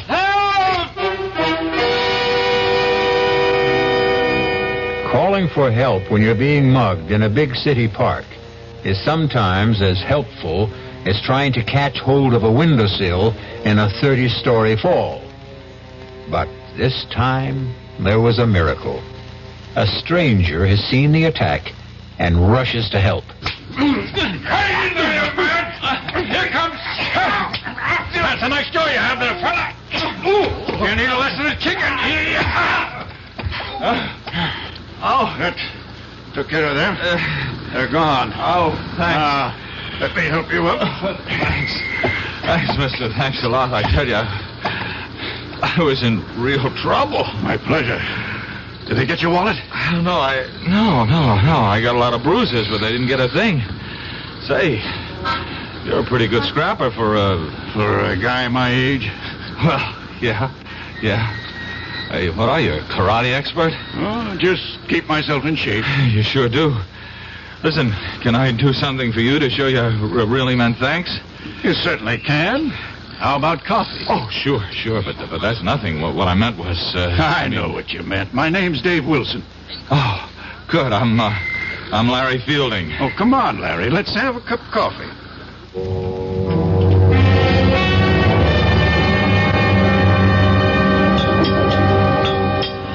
You know, I still can't get over the way you tore into those guys. I was a commando in World War II.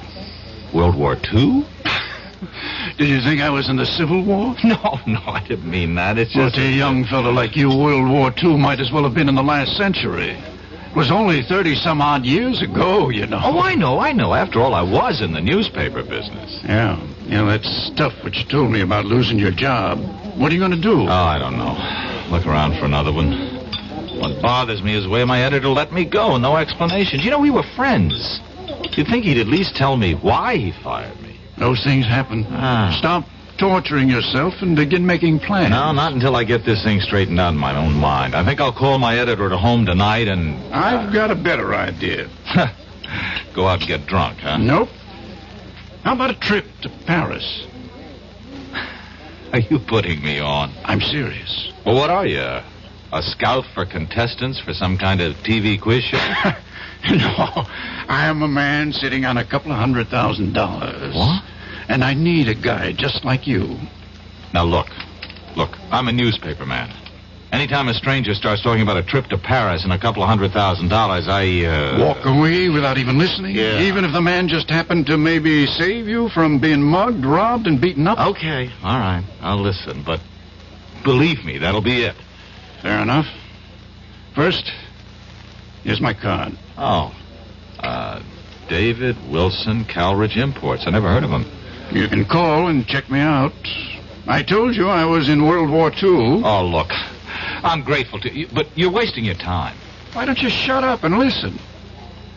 You've probably heard about the millions of dollars in artworks and precious jewels that the GIs liberated during the last days of the war. Liberated, sure, yeah. Well, I've heard stories. Well, most of them are true. One that I know in particular certainly is. Did you ever hear of the Lancer collection? Lancer. The Comte de Lancer came from an old French family. And the Lancer collection is a fabulous assortment of diamonds, rubies, emeralds, and other precious stones which were seized by the Nazis when they swept through France in 1940. A pal of mine, not a commando, happened to come upon the collection when the Americans were driving the Germans back in 44. Wait a minute. And he liberated it? Exactly. He had a distinguished Frenchman named Henri Thiel. Oh. Professor Henri Thiel? The archaeologist? That's the man. Oh, come on. He wouldn't, You were saying something? No, nothing. You were about to say he wouldn't get involved in anything crooked, weren't you? Yeah, something like that. You're right, he wouldn't. But he was younger. The world was quite different then. And my GI pal was a most persuasive guy. They decided to bury the Lancer collection. They did. They drew a map. And today, Professor Thiel is the only possessor of that map. Uh-huh. And, what happened to your nameless friend? He's dead. Professor Thiel wants to return the jewels. But that's easy, isn't it? Not if the professor doesn't want embarrassing questions asked about how he came by that map in the first place. Oh. What about you? Calridge Imports is a highly respected and reputable importing firm. I want to keep it that way. Oh, so do I, even though I've just been fired. You haven't heard what I'm asking you to do. Well, what? Come with me to Paris. You're writing a story on Professor Thiel. He's good material. You'll grant me that. Yes. You'll interview him, naturally. During the course of that interview, he'll give you a slip of paper, which is a map showing the location of the jewels. You'll later deliver it to me. And that's all you have to do. You, mentioned something about sitting on hundreds of thousands of dollars? That's right. The Lancer collection is worth that and more. I'm sitting on it. I intend to return the jewels and collect a reward. If you want to share in that, you deserve it.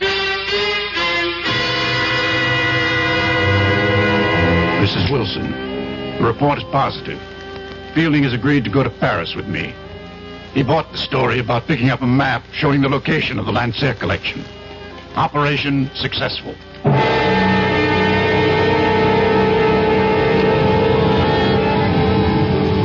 You'd better be on your way, Larry. You're due at Professor Thiel's in 10 minutes. I suppose it's too late to back out, huh? You can always back out, Larry, but I don't think you will. There's really nothing to it. Make it look like a normal interview. Take notes. The professor will give you the map. Slip it in with your notes. Bring it back to me here. I'll be waiting. Okay. Larry. Yes? Relax. Oh, sure thing. I'll see you.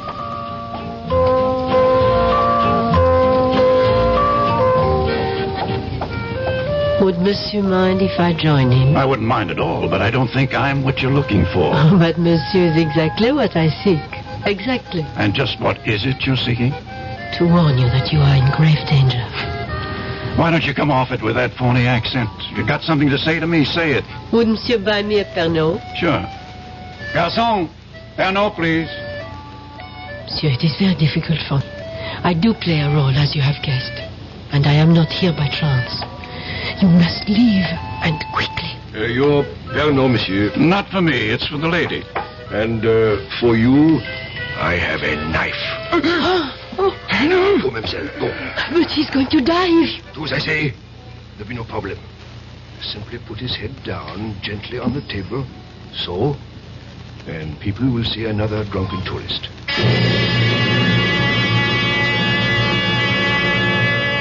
Your name is Larry Fielding.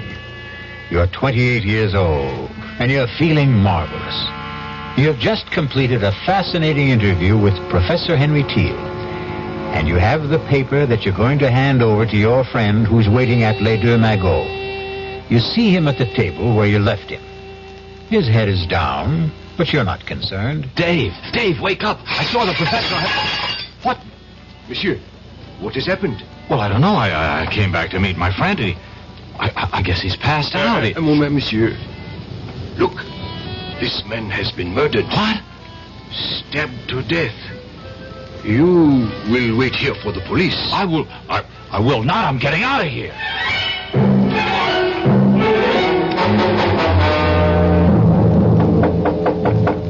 Who's there? It is I. Open up. What's the matter? What happened? The other American. The young one. He got away. You let him go? He panicked. Ran. Now what? He'll probably go back to his room at the Dauphine. You will check. But aren't the police looking for him? I hope so. I gave them a complete description. And what do I say to them if they find me in his room? Calm, a beautiful young lady like yourself. Get to him and find out where the paper is.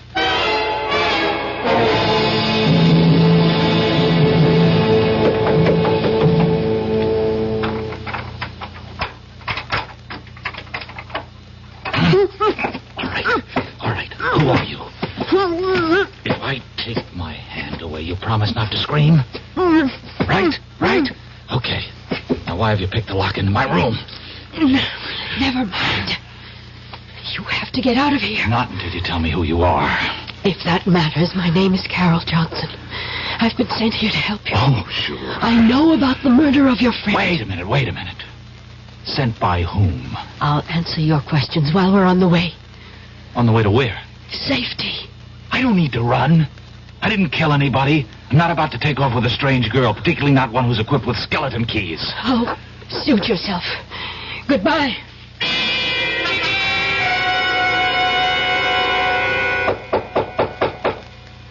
Come in. Monsieur de Ransfielding. Yes? Inspector Victor Roux, Sûreté. Oh. You will please come with me. What for? Suspicion of murder of another American?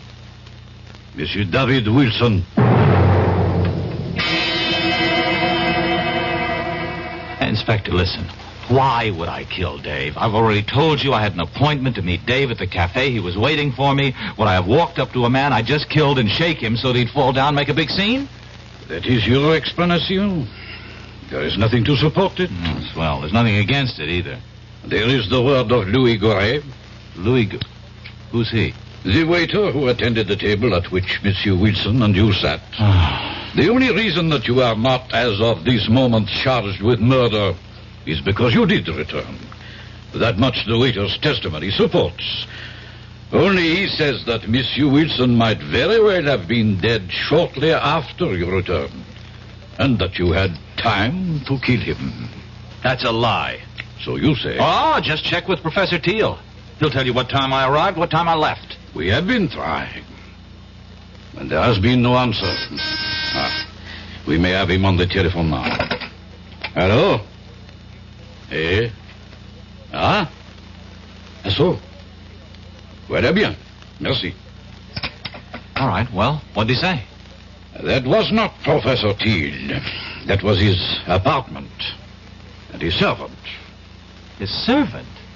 There was nobody there when I saw him. Don't you mean if you saw him, monsieur? Oh. According to the servant, Professor Teal left for an extended holiday early this morning, and it is not known when he is expected back.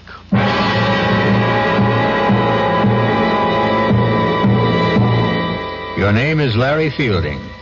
You're 32 years old, and you find yourself in prison in Paris, accused of murder. You know you've been had, and you're dealing with forces that seem beyond your control.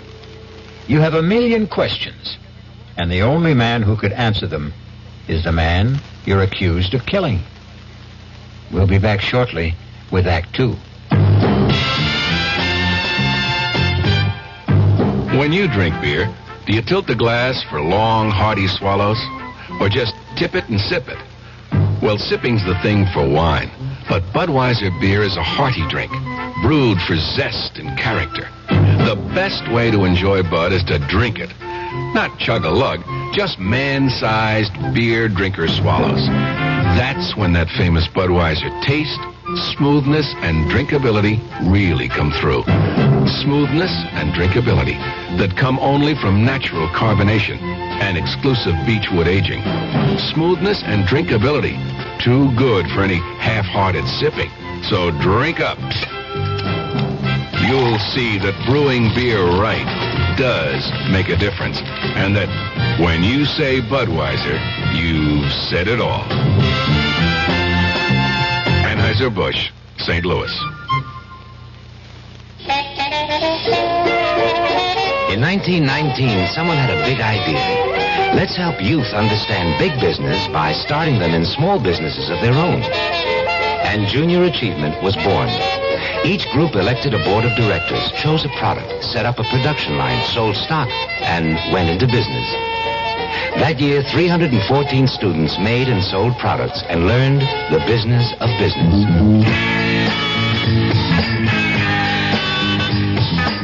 Today, Junior Achievement has grown to nearly 200,000 members. Junior Achievers are designing and marketing their own products and services, from cutting boards to printing. They're organizing sales efforts, writing marketing plans, calculating profit and loss. Running these small businesses helps Junior Achievers understand how big business works. Support Junior Achievement, where youth learns the business of business. Call your local Junior Achievement office.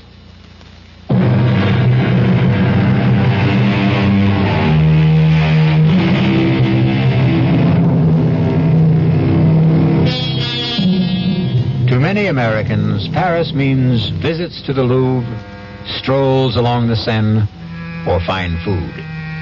But to Larry Fielding, it means the inside of a prison cell, where he sits accused of a murder he didn't commit. Fielding knows he's been caught up in something that involves more than the recovery of some stolen jewels. However, what he doesn't realize is that he's the key pawn in a deadly game, and the players are about to make some moves. Come. I don't think it's smart to have me come here so often.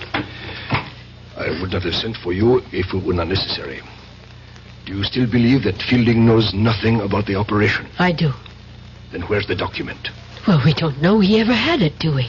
We know he visited Thiel. We know that Wilson waited for him at Les Dumagots. We know he came back there. I think it is safe to assume that he was carrying the plans. And he didn't have it on him when he was arrested. Roger arranged to be there when Fielding was brought in and searched. He says there was nothing on him. But he wasn't picked up right away. Exactly. He eventually went back to his hotel room, as you know. I believe he has the paper and that he has somehow managed to hide it. Oh. It does us no good in prison. We shall have to arrange to have him released. And how do we do that? We don't. You do.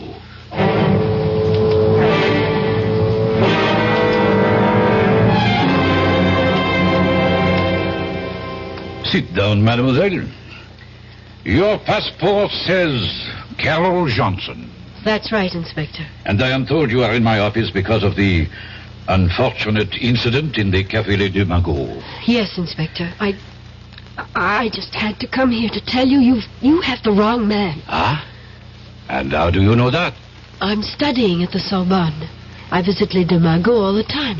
I was sitting right there when that man was murdered. Formidable. You saw a man murdered and you did nothing. Oh, at the time I didn't know it was a murder. I just thought the man had too much to drink or was ill. But the reason I know that you've arrested the wrong man is that the murdered man was dead before this young American Fields or... Fielding. Yes, well, the man was dead before Fielding ever got to the table. Fielding came and shook him. And that was when it was discovered that he was dead. I'm prepared to swear to that, Inspector. Of course you are prepared to swear to this story that you have just told me. Why not? It's the truth. Of course, mademoiselle. Why would a beautiful young lady like yourself lie to an inspector of the Sûreté? I'm not sure that I like the way you say that, Inspector. But everything will be all right if you release young Fielding. You have told me you will swear to this statement of yours in court. Therefore, I have very little choice. Ah, good. But, mademoiselle, I have been the police officer for 20 years. Long enough to know that witnesses who appear late with an alibi for an accused murderer often have reason. Oh, that's ridiculous. And I also wish to warn you, mademoiselle, that the Sûreté considers this a very much open case. That is the business of the Sûreté. Au revoir, Inspector.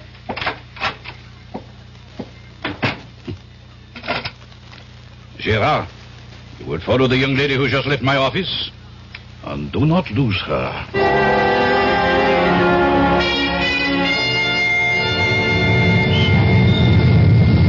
Hello there. Oh, it's you. Want to give me a lift? Well, I suppose I owe you something for getting me out of jail. Taxi! Taxi! Yeah, we got one. Hop in. Oh, thanks. Driver? Hotel Dauphine.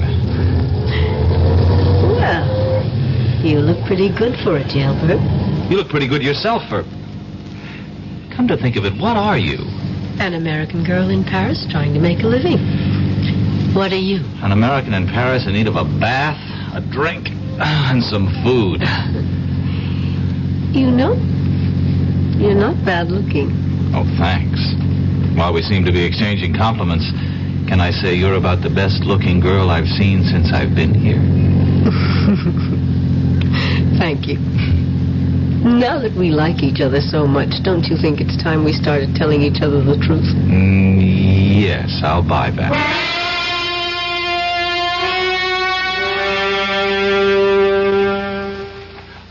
Écoutez-moi, operateur, well, never...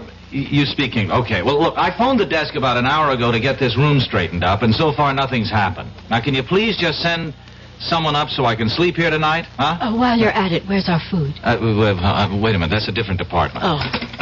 I'll have to call room service again. Oh. Maybe you won't have to bother. Entree. Your dinner, monsieur. Madame. Merci. Monsieur would like me to serve. No, thanks. No, I think I can handle it myself. As monsieur wishes. Wait a minute. Don't I know you? I think not, monsieur. Now, wait, I've seen you before. I'm sure I've seen you. Paris is a large city, monsieur. One passes people on the streets and... The streets. The streets, that's it. You're the same guy who was at the Café Les Deux Magots. Monsieur is mistaken. What? Hey, wait a minute. Come back here. I want to talk to you. Oh, now don't go chasing him down the hall. Why not? Listen, Carol, I'm positive he's the same waiter... You just deny it and you can't prove it. But... Even if you could, what do you think it means? Well, it means... Well, I don't know. But if I get him to talk, maybe I'd find out something. I thought you were going to clue me in. Oh, yeah. Listen, Have you ever heard of the Lancer collection? Of course. It's in the Louvre. Oh. The family of Comte de Lancer gave it to the museum after it was recovered when the Nazis fled Paris. What? Well, why does that shake you up so much? Because it can't be true. Come with me to the Louvre and I'll show it to you. Well, that changes everything. Come on. Where are we going? To the American consul.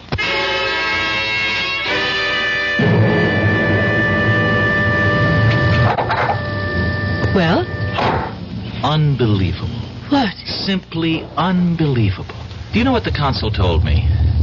I predicted it, didn't I? Yeah, that's right. Mm-hmm. He didn't want to hear about it at all. Just advised me to forget the whole thing and leave France. Incredible. Well, not really when you understand that he doesn't know what you're talking about. But you do. Some of it. Okay, take me back to the hotel. Any reason? I'm taking the consul's advice. If nobody's interested, I'll go back to the States. Well, now that they've cleaned up the room so nicely, you're leaving. Well, do you have a better idea? More than one. I think I'll take them one at a time. Number one. Give me the paper Professor Thiel gave you. Well, it looks like we're finally going to level. Where is it? Well, first you tell me something. What is it? I don't know. End of conversation. Larry, listen to me. I work for Colonel Blake, military intelligence. I was assigned to this operation. What operation? All I was told was that Dave Wilson, who also works for us, was coming over here with you, and that you were to get something from Professor Thiel and give it to Dave. Thiel worked with you, too? He did. But now his cover is blown, and I don't know where he is. Who killed Wilson? I don't know. It could have been any one of 3 or 4 foreign powers. And the only reason I'm alive is because somebody wants the paper. That's right. And if I give it to you, then there's really no reason not to kill me. Oh, give it to me. I'll get it to Colonel Blake, and we'll get you safely out of the country. Yeah, hold on. I got a better idea. I'll go with you to Colonel Blake, and we'll give it to him together. No, that would be too dangerous. To whom? Will you please trust me? Give me a reason. Please, where's the paper? I burned it. You expect me to believe that? Why not? You expect me to believe everything you tell me? You admit you had the paper. And somehow, between the time you ran from Les Deux Magots, you managed to hide it in a place where experts have been unable to find it. I told you I burned it. And you know that's a fairy tale that no one will believe. I don't care whether you believe it or not. Now, are you coming with me? Where? To talk to your Colonel Blake. He won't see you. Oh, I think he will. Goodbye, Carol. It was nice knowing you. I think. You will kindly step back into your room, Monsieur Feeling. Now, wait a minute. Move. Let me introduce myself. I am Major Simonovich. Oh, of the GPU or the NKVD? Does not really matter. What matters is that you and I have something to discuss. I warned you. Yeah, sure you did. Just like a rattlesnake does. I do so dislike dealing with amateurs. This is strictly a business. You mean you want to make a deal with me? Correction. I mean you would find it wise if you wanted to make a deal with us. For the paper? Exactly. Where is it? No, not so fast. Not so fast. You spoke about a deal? You give us the paper, we give you your life. You must really believe I'm an idiot. You people murdered Wilson. That paper is the only thing that's keeping me alive. I have my word. No deal. Do you really believe you have a choice? Carol, call Rodjansky. Make the usual arrangements. We will wait here. Donnez-moi 80-36, s'il vous plaît. C'est ça. Merci. Carol. Yes. Tell me something, will I like Rodzansky?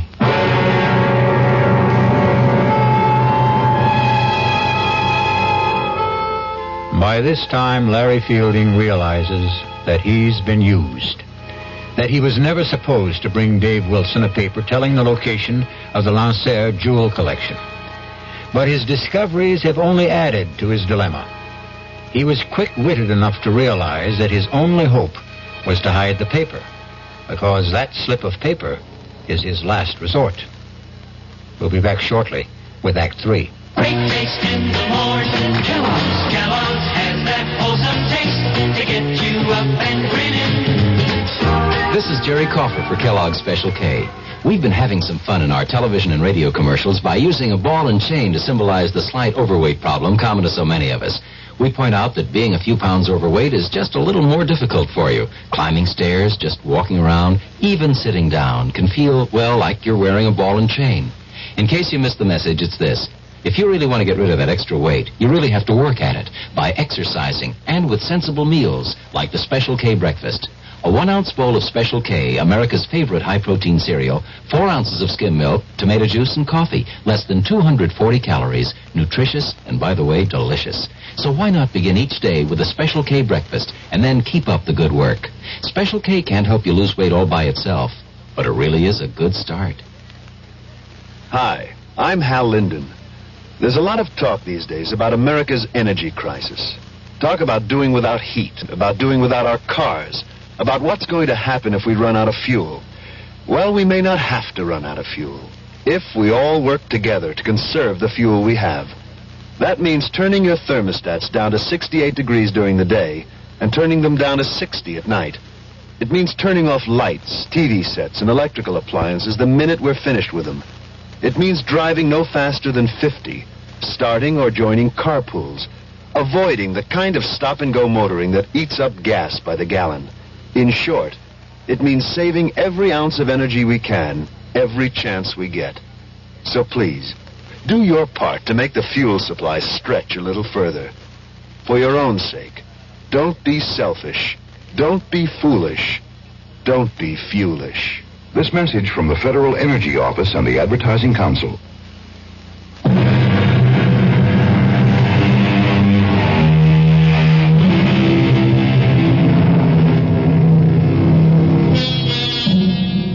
Newspaperman Larry Fielding sits waiting in his Paris hotel room, closely guarded by 3 members of the Russian secret police and the beautiful American girl, Carol Johnson.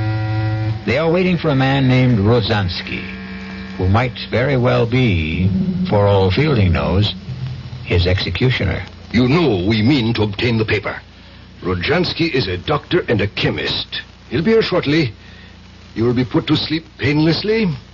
You'll be taken from here in an ambulance to a safe place, and there you will be injected with sodium pentothal, Fielding. You will tell us. Look, I don't suppose you'll tell me what's so important about this piece of paper? You have heard of the SAM-6 missiles, the surface-to-air weapons with deadly accuracy that we have developed and which were used so successfully in minor wars in Asia and the Middle East? Yes, I've heard of them. Good.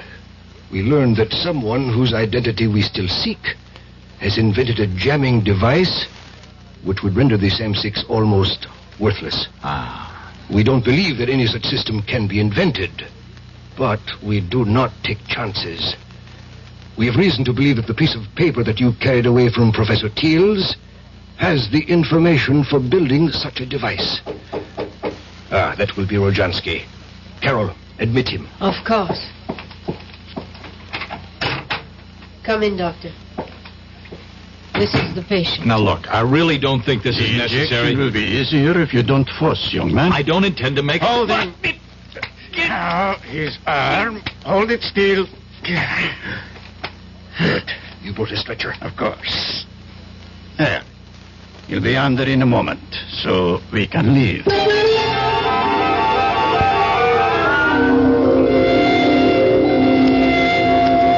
What is this? Gendarmes? It has nothing to do with us. We are taking a sick man to the hospital. Put this stretcher into the ambulance. Quickly. I must apologize, but we received a report from the hotel concierge that there was a dead man here. Absurd, Inspector. This is Dr. Jansky. The doctor will explain this to you, Inspector. This man became suddenly quite ill. I gave him a sedative to quiet him, and we're now taking him to the Lefebvre nursing home, as you can see by the ambulance. You say he is alive? Very much so. See for yourself. Mon Dieu. I know this man. Inspector, he must receive medical attention. Of course. But I suggest that instead of taking him to the nursing home, he go instead to the police hospital. Well, that's ridiculous. He's my patient. I am afraid I must insist. This young man has most recently been released from jail, where we were holding him on a charge of murder. If he has been released, then Released, yes. But he has not been completely cleared, so... Laurent, Bigon, take this man to the police hospital.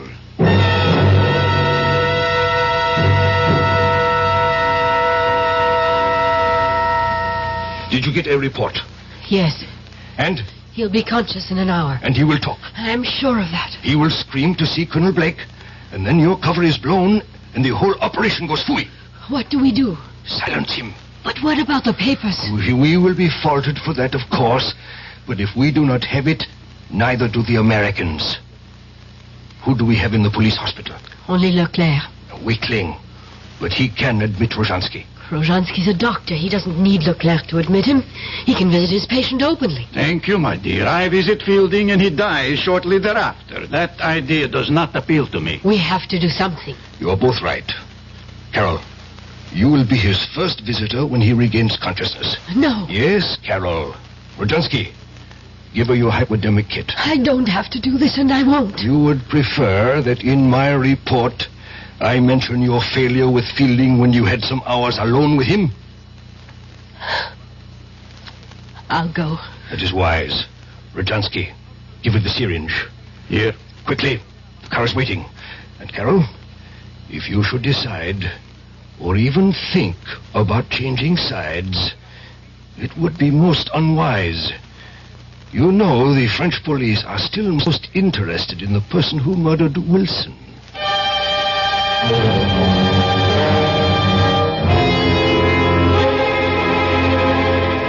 You awake now, Larry?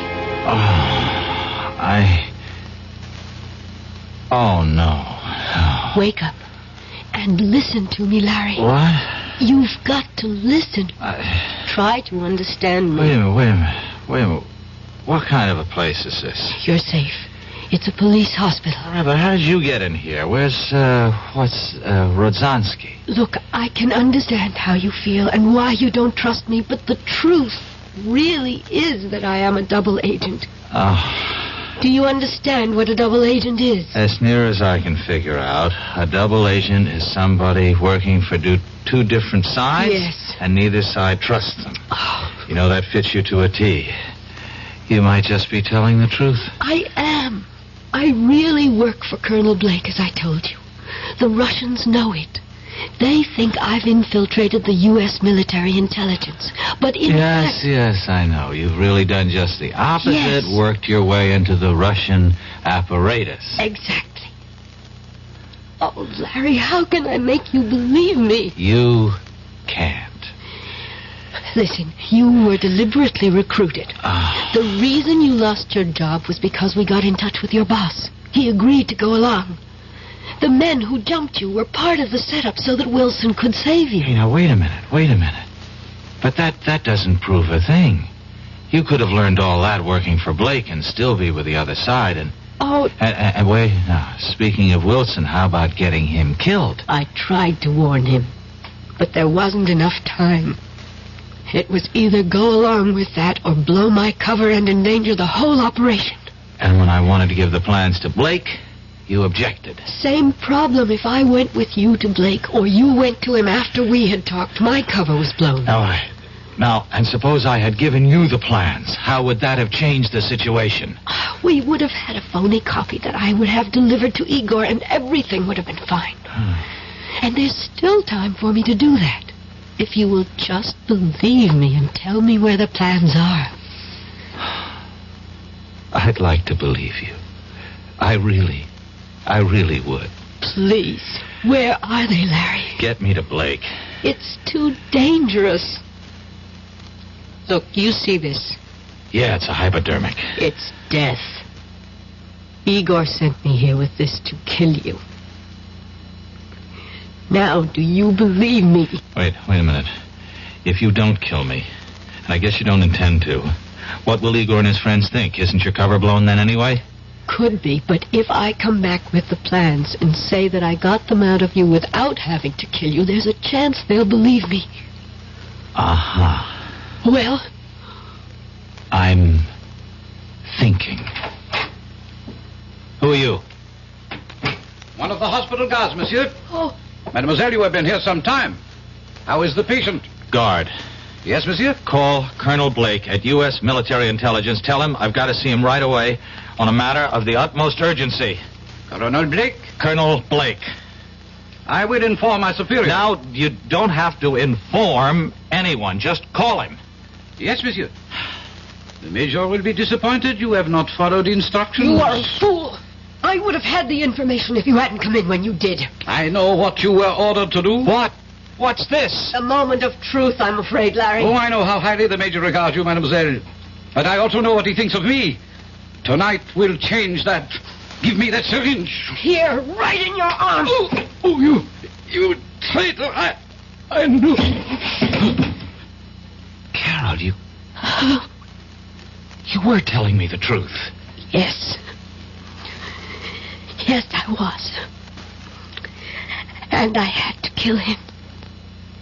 To make you see it.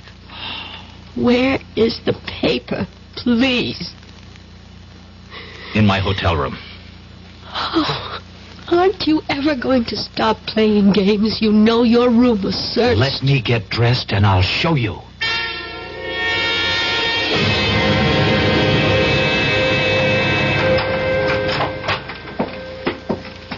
If it's not here, there's going to be the devil to pay. Don't worry, it's here. Now I'm the one who has to be shown. Trained operatives from 2 special branches went over this room with everything except Geiger counters. Okay. Where are we going? The bathroom.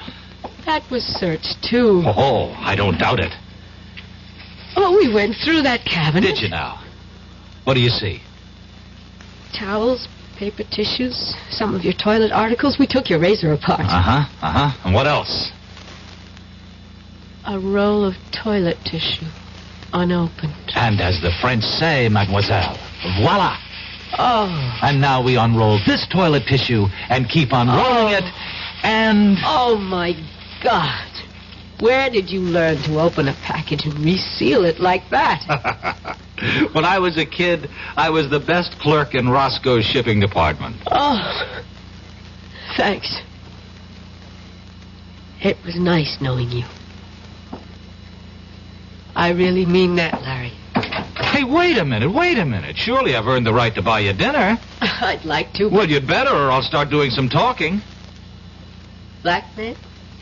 You said it. All right. I'll meet you at Les Deux Magots at 10:30. No way. Let's try the right bank, La Rotonde. That's a date. I'll see you. You better be there. Shirts, ties. Yes, I think that's everything. Come. Oh, it's you, Rojansky. Are you coming with me? I am staying. Then we shall say goodbye. I do not have much time. The plane for Moscow leaves at... I do not think you'll be taking the plane. Are you insane? You know I've been recalled. Not precisely. What do you mean, not precisely? Moscow feels you have bungled badly. So? It's not the first time that an operation has been... First, you were duped by the American girl. You know she was a double agent? I know now. Did you know before she killed Leclerc? I was not in charge at that time. At that time? Now there are 2 murders that cannot be hushed up. The French police must have a murderer to satisfy the public. Then give them Carol. I only wish that we could. They want you. You have been chosen to be the murderer. I am replacing you as the head of this section. Ridiculous. I won't remain quiet. I have a lot I could and will say to the authorities if Moscow abandons me. Now you listen to me, Rojansky. I have no time to listen. Rojansky, wait. That hypodermic. Don't... Igor, you should be pleased to know that your dying will serve a good cause.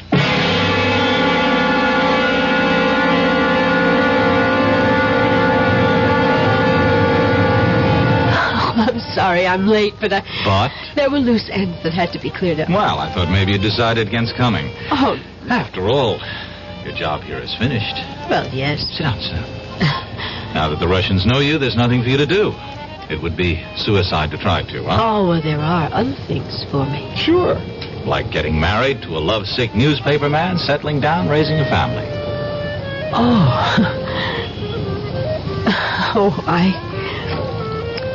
I take it I'm your first Matahari. Mm-hmm. First and only. Well, Larry, we're very different from other women. In our business, you pay dues. And they're heavy payments. I don't get it. I'm talking about sitting at another cafe on the left bank. Sitting and knowing that an agent named Wilson was going to be killed. Clumsily trying to warn him, and finally deciding that his death was the way it had to be. Larry, that's a big payment. But you can forget about it now. It wasn't your fault. No, forget about that and forget about Leclerc. Well, you had to... You see, it's even hard for you to say. I had to kill him. No, Larry, I have to keep on to justify those things. But, Carol, listen... Bye, Larry. Thanks for the champagne. But our dinner, I've ordered dinner. At least have dinner with me. Oh, we both know what I have to do. If I ever change my mind, I promise I'll come running.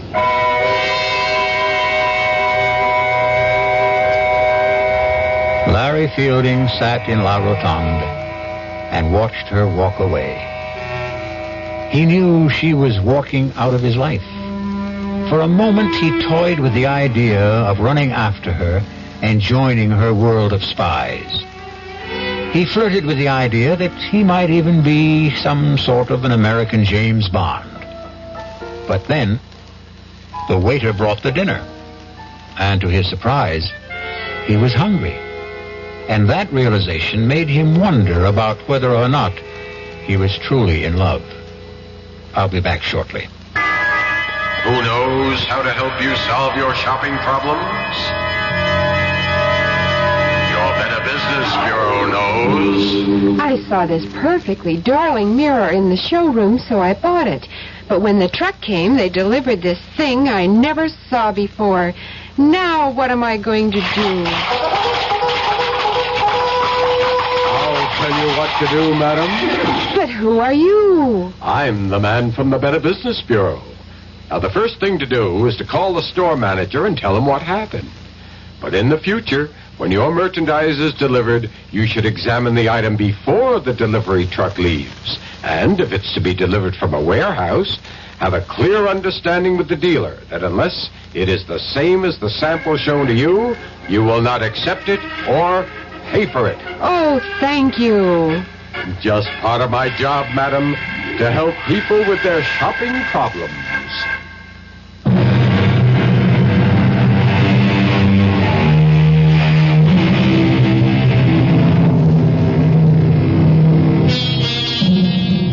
Back in New York, Larry Fielding returned to his old job. An old friend and boss, Horace Finley, who was curious about what had happened in Paris. Finley kept pressing Larry to tell him about his Parisian adventure. Finally, Larry said, "I'll tell you, Horace. In Paris, the food was good." Our cast included William Redfield, Joan Loring, Roger DeCoven, Ian Martin, and Chris Gampel. The entire production was under the direction of Hyman Brown. And now, a preview of our next tale. I really killed that boy, you know? What did you say? I killed him, Mr. Murray. I waited for him in the hallway the next day, and I grabbed him. He was a scrawny kid. It was like wringing in the neck of a chicken. I'd do the same thing again, Mr. Murray, to the next guy who bothers my wife. They gotta learn. You lied to me. Every stinking word you told me was a lie. Don't be sore, Mr. Murray. I couldn't tell you the truth, could I? I mean, you wouldn't have taken the case, would you? Yes! I would have taken the case and told you to plead guilty with cause. No, I wanted you to get me off, and that's what you did. Look, I've got to go now, Mr. Murray. I just want to say thanks again. Oh, you think it's that simple? You think you can just walk out of here? Melanie's waiting for me. She likes to eat dinner early. The girl's always hungry. So long, Mr. Murray. Radio Mystery Theater was sponsored in part by new sugar-free Diet 7-Up. This is E.G. Marshall inviting you to return to our Radio Mystery Theater for another adventure in the macabre. Until next time, pleasant dreams.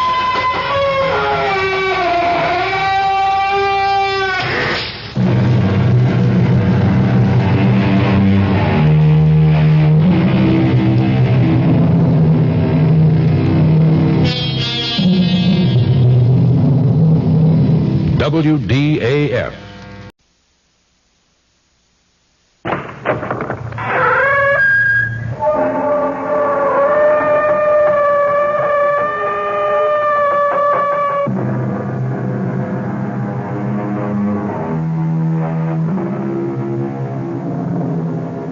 Come in. Welcome. I'm E.G. Marshall. Welcome to the world of terrifying imagination, to the fear you can hear. Tonight, I hope you have strong stomachs, for we're bound on a Caribbean cruise. Oh, we don't expect rough sailing on the way. So if you are easily seasick, have no fears.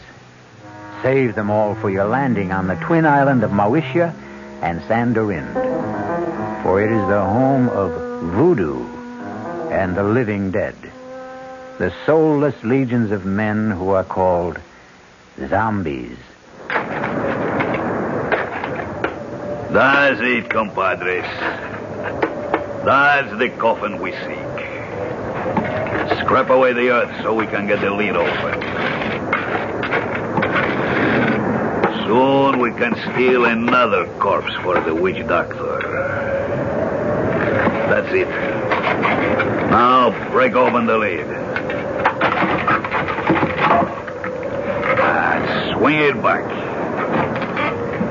Muy bueno. Shine the light. Oh, must have been strong as an ox. He'll make a fine zombie brother for El Generalissimo's elite guard.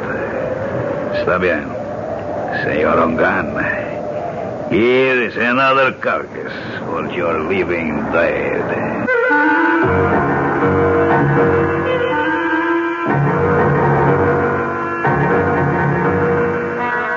Our mystery drama, The Walking Corpse, was written especially for the Mystery Theater by Ian Martin and stars Tony Roberts. It is sponsored in part by Anheuser-Busch Incorporated, brewers of Budweiser, and by the Kellogg Company, makers of Kellogg's Special K cereal. I'll be back shortly with Act One. Breakfast in the morning, Kellogg's have that wholesome taste to get you up and grinning. This is Jerry Coffer for Kellogg's Special K. We've been having some fun in our television and radio commercials by using a ball and chain to symbolize the slight overweight problem common to so many of us. We point out that being a few pounds overweight is just a little more difficult for you. Climbing stairs, just walking around, even sitting down can feel, well, like you're wearing a ball and chain. In case you missed the message, it's this. If you really want to get rid of that extra weight, you really have to work at it by exercising and with sensible meals like the Special K breakfast.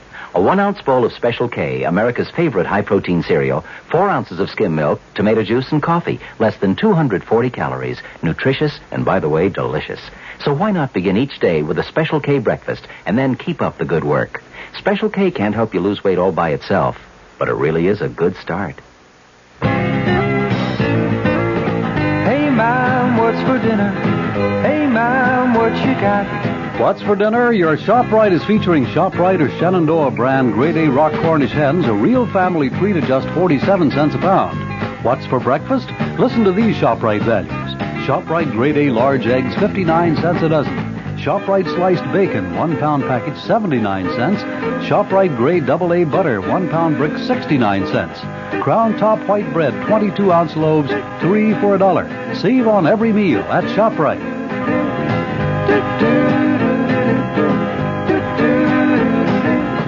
She loves the family.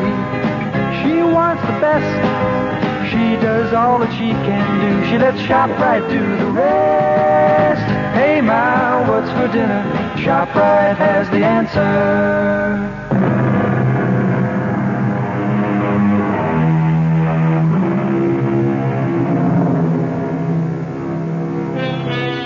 The body of a dead person, given the semblance of life, usually for some evil purpose. That is a zombie. The very name itself is calculated to make the flesh creep and the blood run chill. But on a plane headed for Miami, taking them to their honeymoon, nothing could be further from the thoughts of Steve Ramsey and his new wife, Pat.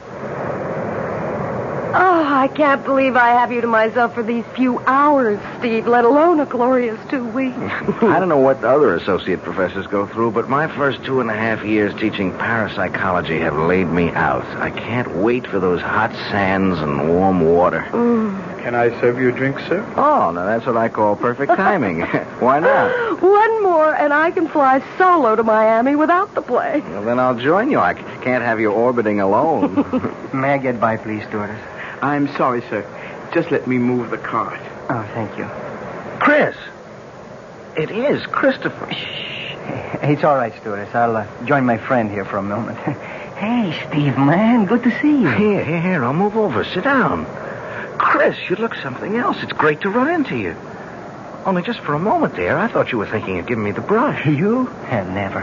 I'll explain in a minute. Oh, Pat, this is Christopher LeClaire. I want you to meet my brand new bride. Oh, this is a pleasure, Mrs. Ramsey.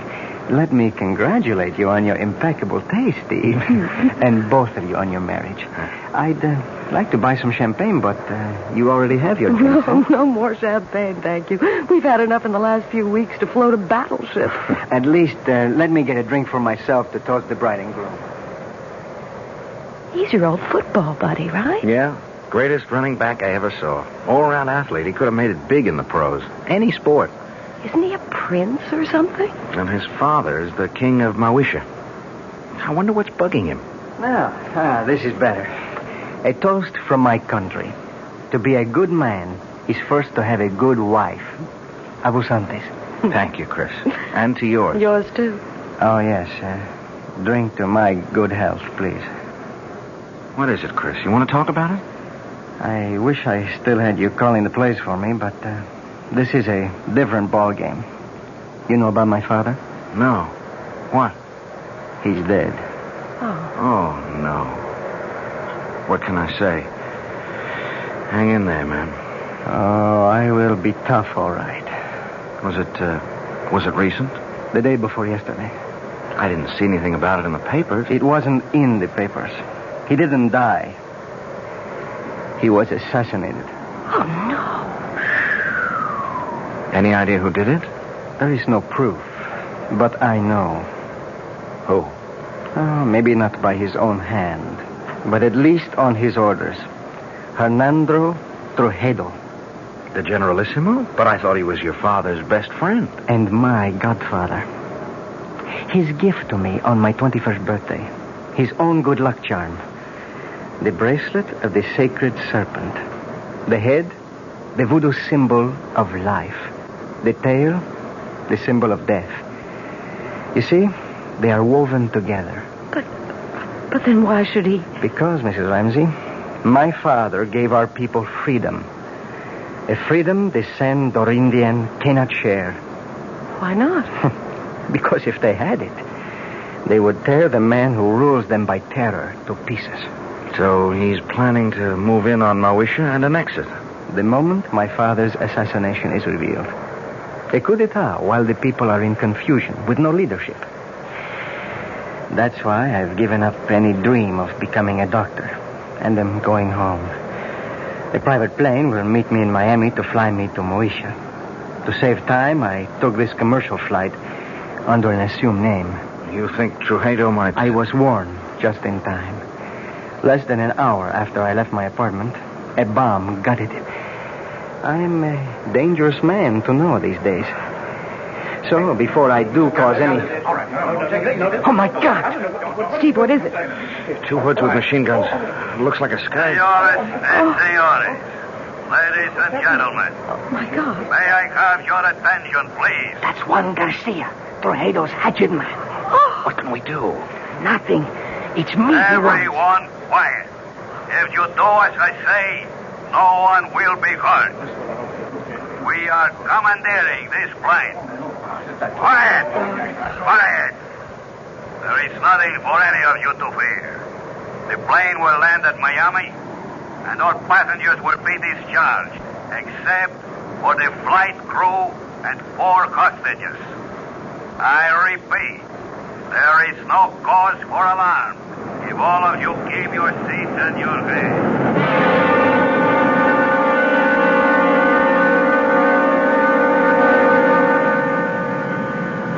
Hold still, everybody. Just follow orders. Anyone who doesn't will be shot. Okay. All right. You 3. Up, point it to first class. Look, Garcia. No names. And no wrong moves.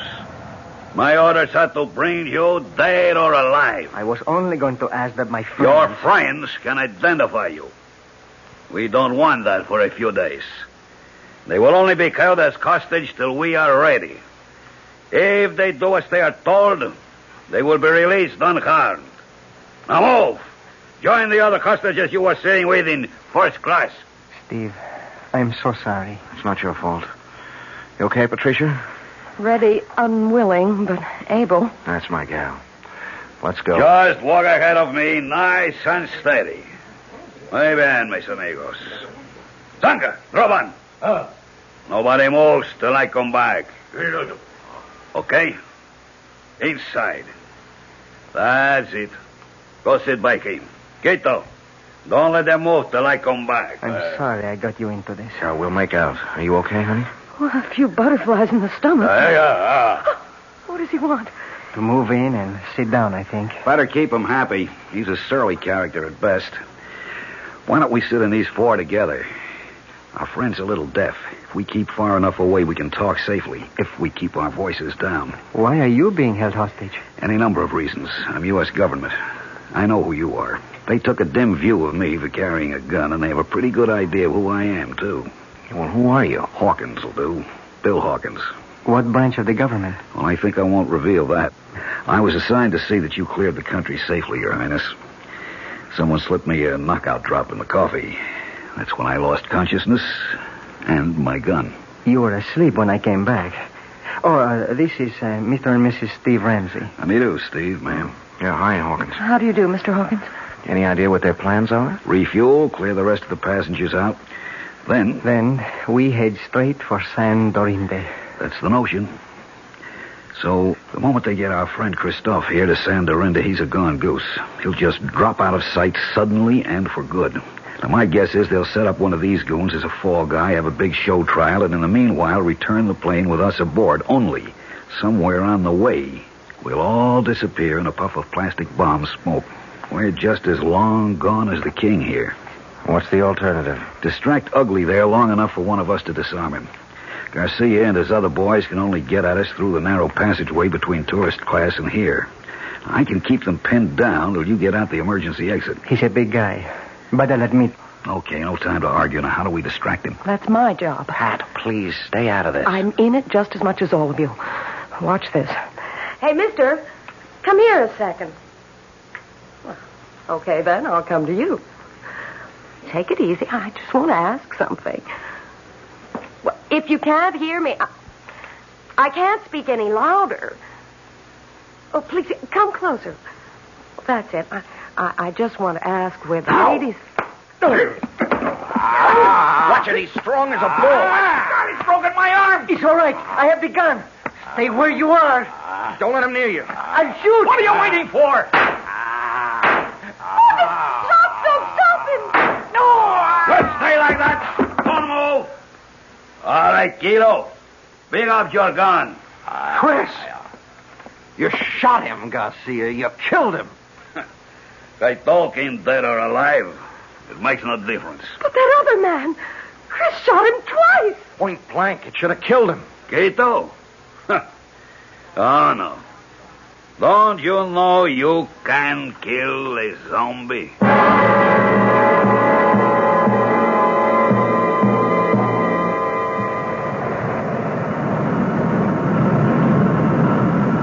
We're coming in for the landing now. How's Chris? He's alive, but just barely. If he can just hang on, maybe when we land, a doctor can help Too him. late. too late for me. Don't give up, Chris. Take snake. What? The snake bracelet. He wants you to... Here. There.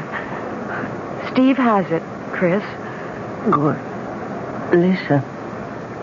You go dans ce lounge. She hide you. Save you. Give her bracelet. But where do we find her? Où est votre tante? Quelle rue? Quelle place? Boscombe. Avenida de las muñecas. Avenue of the Dolls. Yes, what number? Oh, there. Oh, Grace Serpent. Take me home. Take me home. Dans ce lounge. Help. This sign of the black bull. We're about to land. Pretty short runway. Better fasten your seatbelts. I'll get yours for you.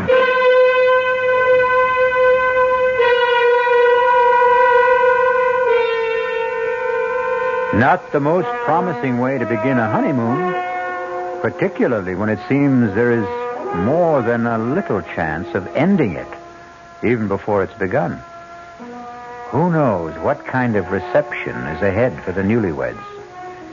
I'll be back shortly with Act 2. Oh, sure. You can talk about good-tasting diet drinks, but I know. I'm Goldilocks, and here at my taste-testing laboratory, I taste-test them all. And nobody's been drinking my diet drinks until I tested sugar-free Diet 7-Up. And then, kabloomy, every bear wanted some. Diet 7-Up is fresh, natural, delicious.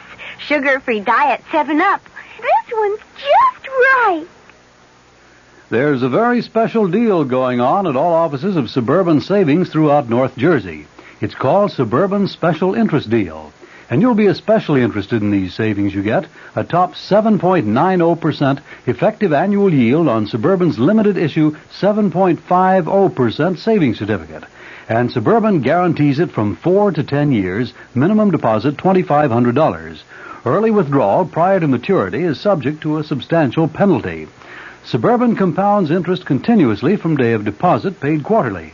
So you not only get interest on your savings, you get interest on the interest. And Suburban offers you the highest interest rate allowed by law. Here's your chance to get a great savings. A top 7.90% effective annual yield on Suburban's limited issue 7.50% savings certificate. Why not deal yourself into Suburban Savings Special Interest Deal in Bayonne, Edgewater, Elmwood Park, Emerson, Hackettstown, Morris Plains, Nutley, Paramus, and Sparta.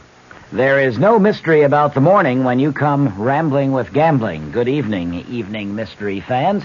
This is John Gambling, and every morning, Monday through Saturday, here at WOR from 5 a.m. till 10, we get the crew together to try to put the morning together for you, to tell you what the weather's going to be like, whether there's heavy traffic coming into the city, whether the subways and the commuter trains are running. Bob Harris is in WOR's Weather Center every morning with all that very complicated equipment that he has to help prognosticate the day's weather.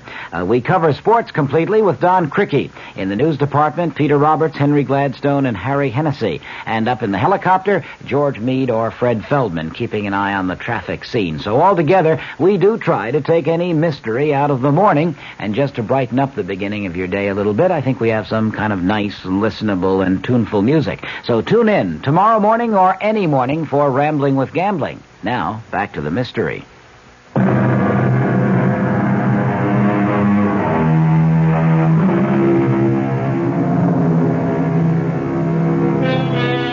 Under other circumstances, Pat and Steve would have no complaints about their accommodations on the island.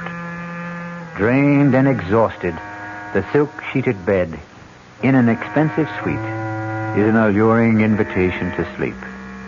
Except, even if you're dead to the world, who wants to become part of the world of the dead? Steve, is it possible? Could there really be such a thing as a zombie? No, of course not. That's just a superstition.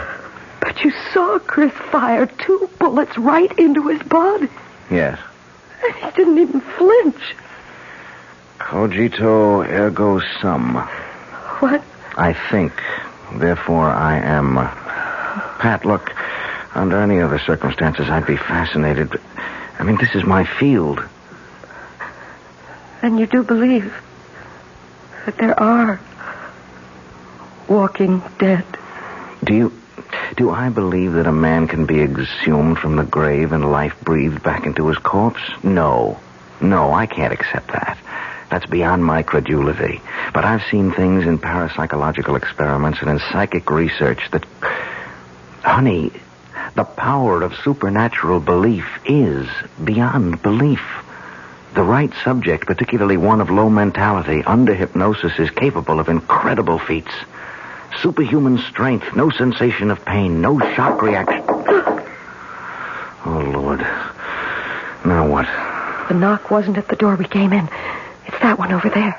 Oh, wait a minute. Stay where you are, Pat. Yes? Who is it? Bill Hawkins. I'm in an adjoining room. Is there a bolt on your side? Yeah. Half a sec.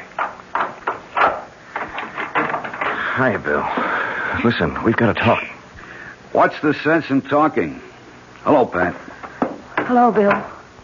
How's your arm? Feels fine. They did a real good job of patching it up. I just wondered before we all turned in if you had a radio in here. There's one right over there. Good. Mind if I turn it on and see if I can catch some news? Uh-oh. Only one band. Well, let's see what it's got. Hey, I see they provided you with a meal, too. I never even noticed. Pretty good grub. You should try it. I wouldn't touch it. Nor I. Look, I don't see how well... All right, we can cut the comedy now. This place is bugged. The radio ought to block us out. Now, we've got to plan some kind of escape. How? I may have that lined up. It's where to hole out after we bust from here that's got me stumped. I've got a possible answer to that. What? Saint Solange. Who? Chris's aunt. She lives here. Where? Avenue of the Dolls. It's a long, winding street. Any idea where? You know it? Well, I spent 6 months on Secret Service here before we closed down our embassy. Did he give you a cross street, a number? He was pretty incoherent before he died. When I asked him, he just sort of rambled on about the great serpent and the black bull or something. The serpent is the basic symbol of the voodoo religion. Black bull I never heard of in this liturgy. Wait a minute. The chicken in the Obia coat is a sacrificial animal considered to... Maybe it was the black pull. He was trying to say black pullet. Does that mean anything to you, Bill? Yeah, wait a minute. It's sort of a souvenir shop. You know, a typical tourist trap with straw hats and dolls and voodoo drums, you name it. Yeah, well, could you find it? Sure, it's not far from here. But how do we get out first? You got slacks on. Good. You got a dark scarf to cover that blonde hair? Right here. All right, come with me. Walk soft. Keep your voices low. Turn up that radio a little. Roger. I'll pick you up the door.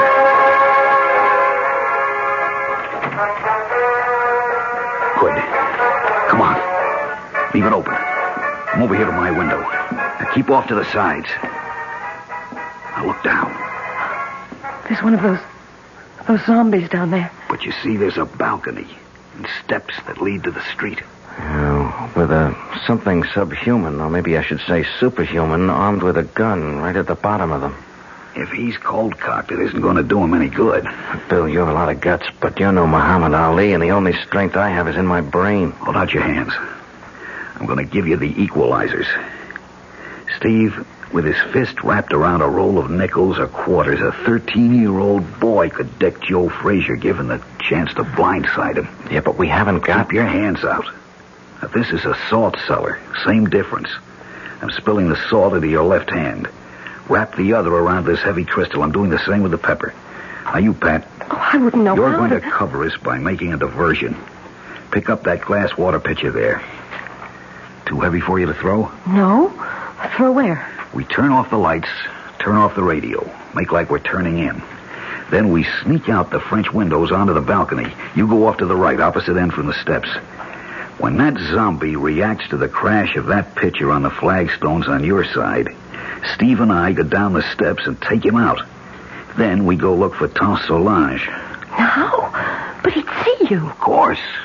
So we wait until dark. And that won't be long now. Now! You take him, Steve. He's still not out. I'm throwing the pepper. Throw the salt in his eyes. There you are. Watch it. I think I killed him. Well, don't stop to find out. The light's going on. Come on, Pat. We'll have to run for it.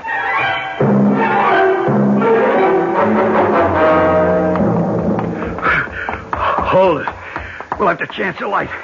Which way? Ahead. To the right. Go in the next block. They're right on our heels. Give me that flashlight and you get out of here, both of you. What about you? Don't be a fool. Somebody's got to be a decoy. You have a wife to think of. Now hurry. Come on, Pat. Run. To the left! Take one to the left! Follow that light!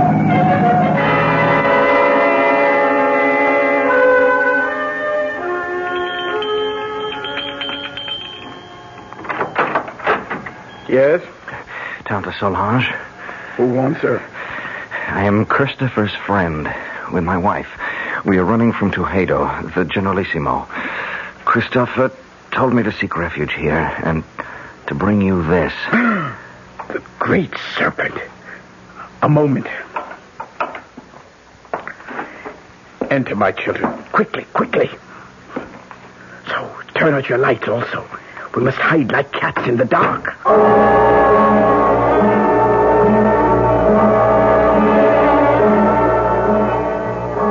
So, they have killed little Christophe. First my brother, then his son. Well, he will be made to pay. An eye for an eye, a heart for a bleeding heart. Now shall the tyrant bleed. Now at last my curse shall enter his vitals. Now will the great serpent uncoil and strike Hernando Tujedo dead. Oh, it wasn't the Generalissimo who shot Chris. It was a man named Garcia. Garcia! That jackal puppet dangled by the strings. That less than nothing with no mind or will of his own. Is he a zombie, too? What do you know of zombies, my child? Nothing, except what I saw on the plane and what my husband tried to tell me. Oh, you are a teacher in college, Monsieur Ramsey, no? Yes, and much of my studies are in the supernatural. You believe in zombie? Well, no, not altogether. Very well. We shall put our beliefs to the test. It's a doll, like the ones you sell in the store here. Not quite the same. This one is like the souvenirs of El Generalissimo, with this difference. I've been a long time making him. You see, the straw is from his favorite horse's stall. The beard is made from the combings of his hairbrush. The eyes, jade chips from a dress coat button. The boots from the fingers of an old glove. This is a voodoo doll. All of him is made with things that once belonged to Tujedo. Only one last thing I needed to make the spell work. The weapon. Now at last I have in my hand the instrument of destruction.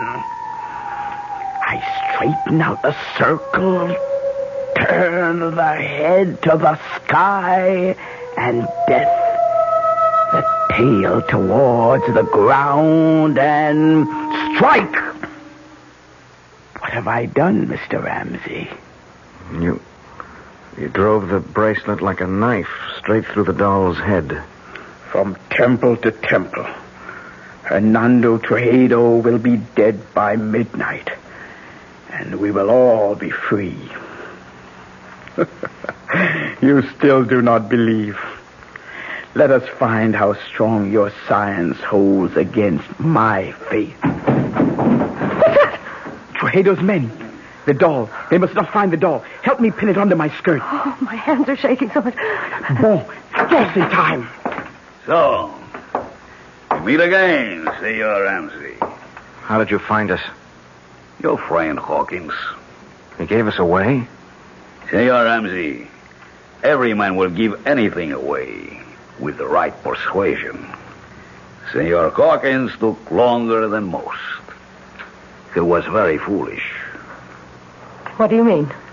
Since in the end he told, why was it worth dying for? Vamos, we must not keep the Generalissimo waiting.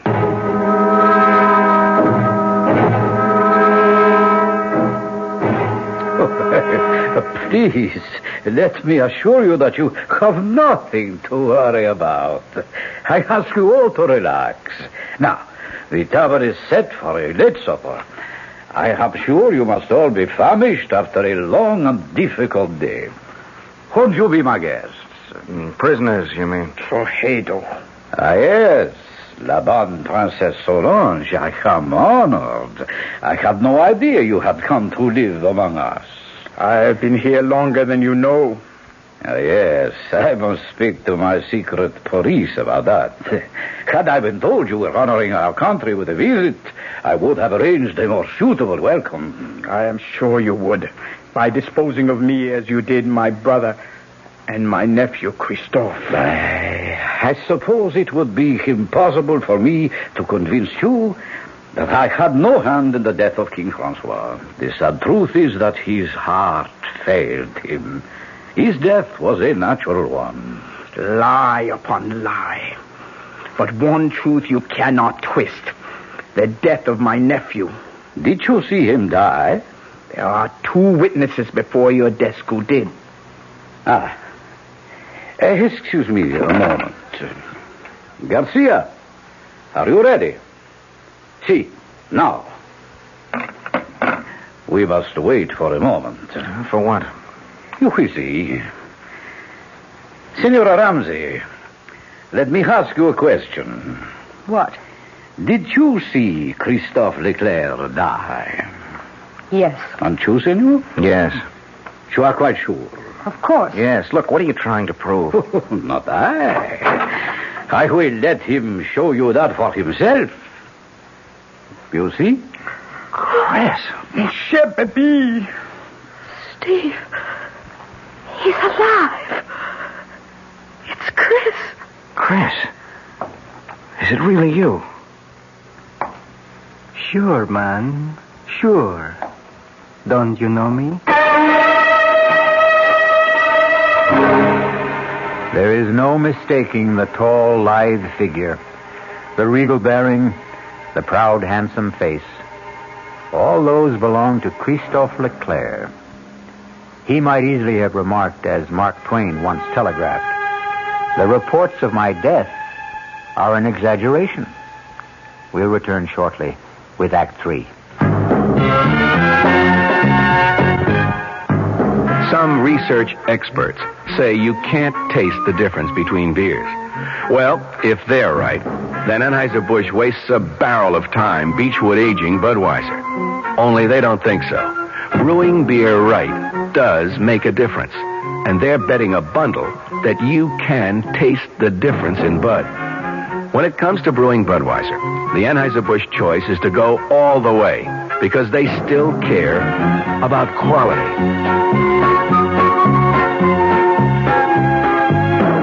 Look at it this way. If the Bud people have a choice between what some experts say and what beer drinkers say, well, you'd better believe they'll go with you beer drinkers every time. When you say Budweiser, you said it all. Anheuser-Busch, St. Louis. Tomorrow, Monday at Abraham and Strauss, huge savings on broadloom and on broadloom remnant rugs. From one of America's top carpet mills, A&S snapped up a very special purchase of mill trial velvet broadloom. The tiny imperfections certainly won't affect wear, and you'll pay just $8.99 completely installed with deluxe padding. $8.99 a square yard for lush all-nylon pile velvet broadloom. If perfect, the price would be $14.99, so you save $6 on every square yard. Save on other fried fine broadlooms, too, like a fabulous all-wool pile gold shag broadloom, reduced from $21.95 to just $11.99 a square yard installed. Plus a huge A&S sale of room-size remnant rugs, all at one single sell-out price, $69. Take your pick of a tremendous assortment of nylon pile rugs in room sizes up to 12 by 14 feet. Originally $99 to $119. Tomorrow, your choice, $69. Tomorrow, Monday, at your nearest A&S store except Garden City. Come early.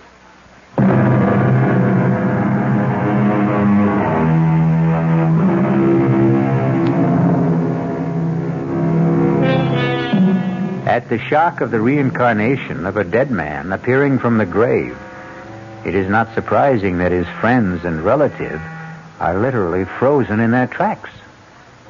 Under the circumstances, then, it is only decent courtesy for the returned corpse to break the ice. Tante Solange, qu'est-ce que c'est? Have you no greeting for me? Ah, mon pauvre, je te remercie, pardon. Forgive me. I thought never to see you again. But here I am. Ah, mon cher baby, mon cher baby. Well, now, here is a reunion worth celebrating. That was a pretty rough wound you had, Chris. Worse than it looked. Thank God. It was mostly flesh damage. The doctors tell me the bullet bounced off my sternum and never entered the chest. But should you be on your feet? Long enough to ease your minds about me. I'm still a bit woozy. It was like the time you took the XB2 slant off tackle against Ohio State and that big linebacker, Sawchuck, kicked you in the head. Something like that. Tell them the good news, El Generalissimo. Set my aunt's mind at rest. Well, I know you hold out my motives, even Christoph did. I can hardly blame him, since I took such extreme measures to bring him here to Sandorinde before his planned arrival at the Moesia. What was your reason for that? We walk a tightrope on this shared island of ours. Two cultures, two languages, two forms of government, perched precariously on a ever-increasing population in a far more ancient and primitive culture than either of ours. Your brother and I, each in his own way, preserved that delicate balance. With his unexpected death, steps had to be taken. Why? You know his plan was to return the government to the people. That would not have worked, not even for them. We would have ended, both of us, in anarchy. Fortunately, my godson was perceptive enough to realize that. We have worked out between us a better plan. A compromise? I would prefer to call it an entente. Tell them, Christophe. It's quite simple. Tomorrow, together, my godfather and I shall proclaim a union between Mauritius and Sandorinde. A trilingual state with one government. Ruled by whom? By the Generalissimo and myself. I as president, and my godfather as prime minister. Trujillo in second place. We elders grow no younger, Solange. Someone must take our place. I am happy to yield to the future. What better hands could this island be in than in Christophe's? So, now I think, Mr. Presidente, you should rest. Doctors can do only so much. Nature handles the rest. Yes, I would like to lie down. I am sure you will be excused. I beg you not to wait for me to enjoy your supper. The Presidente and myself have a few matters to settle about the announcement tomorrow before he goes to sleep. Forgive me, please. I'm tired, and tomorrow's a big day. Good night. Good night, Chris. Good night. Adieu, mon baby. Goodbye. Forever. What is it? What's the matter with you two? You saw? You know? Do you now believe in zombies? What are you trying to say? That wasn't Chris who was here just now. I don't understand. You don't know him as I do. First, he never would accept this deal. The guy's too decent, too honest to be part of it. But there are other things. What? Well, first off, our school never played Ohio State. Second, Sawchuck was no linebacker, but a running back who murdered us on the only loss we had together. Third, XB2 wasn't a run play, but a deep pass play that had nothing to do with Chris except as a decoy. I don't understand the things your husband says, but I tell you, that was not Christophe Leclerc who just left. Not my nephew. They have stolen his soul, and that I cannot allow. Well, what can we do about it, Tante Solange? It is a very few minutes to 12. I told you Hernando Trujillo would be dead by then. Remember? Yes? Here is a conjured doll which will make his death. I place it on his desk so he can see it. For it is by his own guilt he must die before the end of this day. But if he doesn't return? He will return. It is written in the dust. Oh, nobody feels like eating, Well, I don't suppose I can altogether blame you.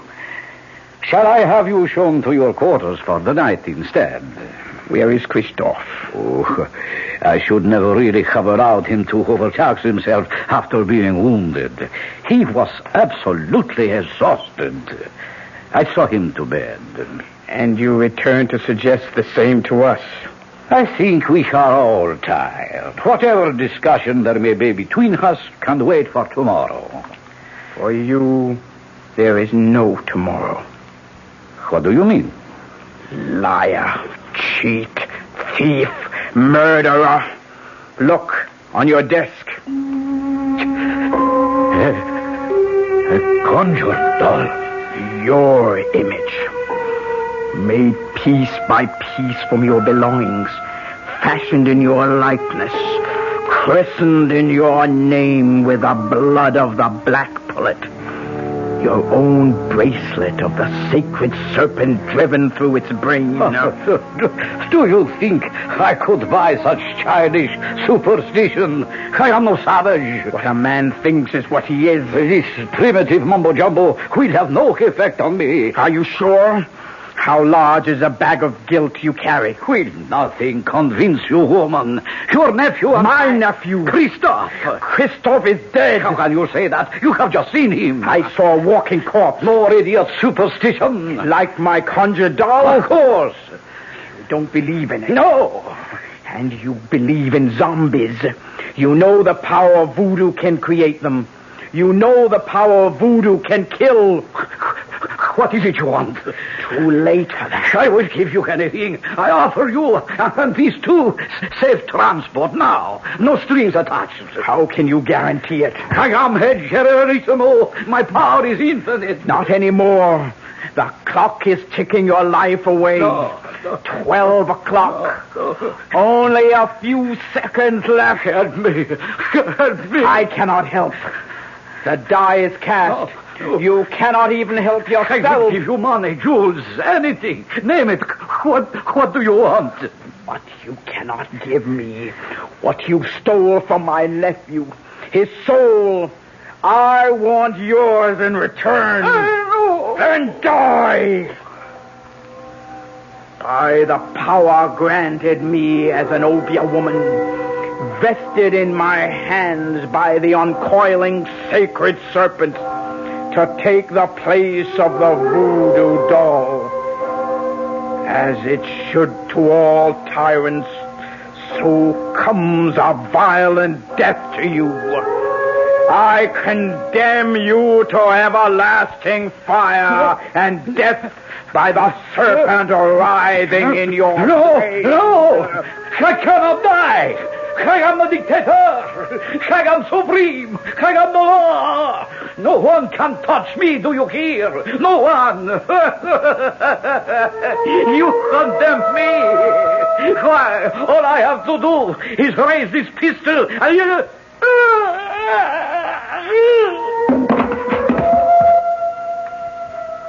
What happened? I wouldn't like to guess. Does it matter? He's dead. Are you sure? He's dead, all right. Now what? Got to get away. Escape somehow. Yeah, only how do we get through the palace guard? At least I have his gun. We'd better try and make a run for it. We have to rescue my nephew first. But Tante Solange, he's our enemy now. I still must rescue him. Mi pardon, el generalissimo. Watch him, Stevie, on the gun! That's for Bill Hawkins. Pat, Tante, run for it. I'll try to hold him off. You can't kill dead men with that. Garcia, yes, but not a zombie. Hand me that salt cellar. Here, but what good? Salt is the only thing that will kill a zombie. It's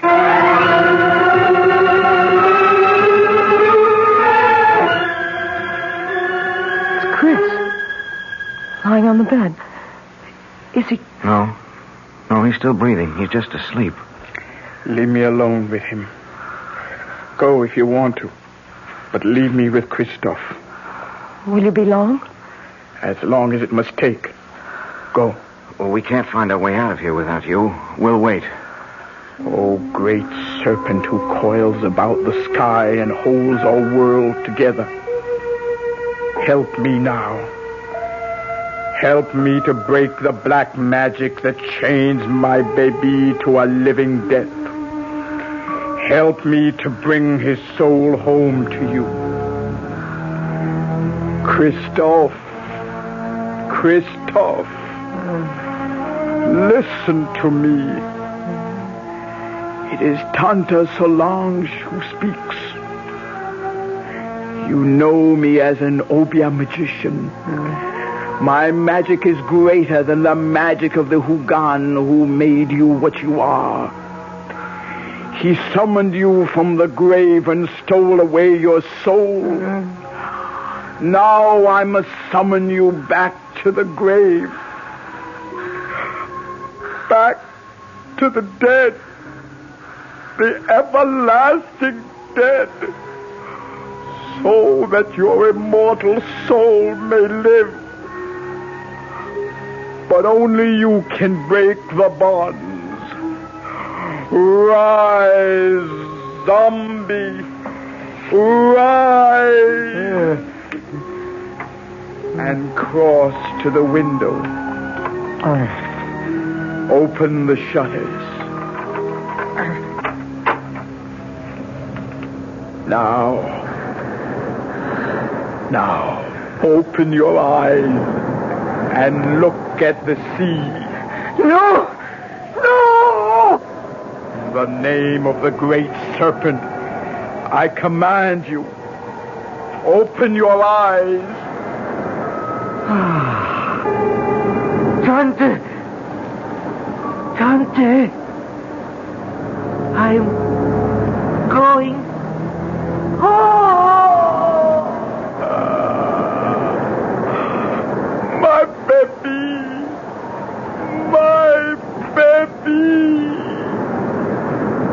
Tante, are you all right? What happened? Is he... His body may be dead, but his soul is safe. Christophe is home at last.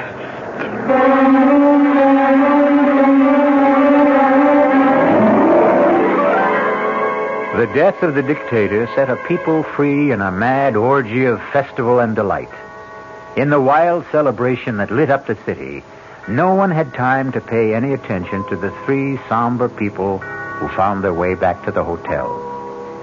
For Pat, Steve, and Tante Solange, there was sadness, but solace, too. The king was dead, but so was the zombie who might have held him prisoner for eternity. I'll return shortly. Hi, Ms. Goldilocks here. Professionally taste-testing diet drinks can be very difficult, but I just had to bear with it. Then I found sugar-free diet 7-Up. It doesn't taste like other diet drinks. It's fresh, light, natural, delicious. Sugar-free diet 7-Up tastes so good that I've taste-tested it hundreds of times, and each time I've given it my seal of approval. Yes, this one's just right. United Airlines steward Jack Nestor talks about friendship service to California. our 747 tele, we have a movie, we have a stereo, and choice of 3 different hot meals plus a deli plate. United's Californians. Another reason more people choose the friendly skies than any other airline in the land. You know, we have people that come up to us and say, I like to play bridge. Do you know if anyone else is interested? So we'll make an announcement and get a group together. People who like to play chess. It seems like on a 6-hour flight, you can do a lot more for people. You know, you get off feeling like you've done something. Come along, sing the song, people, now's the time. The friendly skies of your land, United Airlines. United has 7 daily non-stops to California, including wide-body jets to Los Angeles and San Francisco every business day. This is Patricia McCann, and we'd like to tell you what the McCann program is all about this coming week. Monday, Dora McCann gives some good ideas on how to prepare the best food buys of the week. Tuesday, we begin a 2-part series on nutrition against arthritis, diabetes, heart disease. Our guest, Nathan Pritikin, will discuss research that shows diet can prevent and sometimes reverse some of these degenerative diseases so common in this country. Thursday, Dora McCann interviews Bob Reinhart and Dick Woods on how to prepare elegant meals in very cramped quarters. And Friday, the program will be in praise of mothers and housewives when Ariana Stasinopoulos, author of The Female Woman, gives her argument against the women's liberation movement.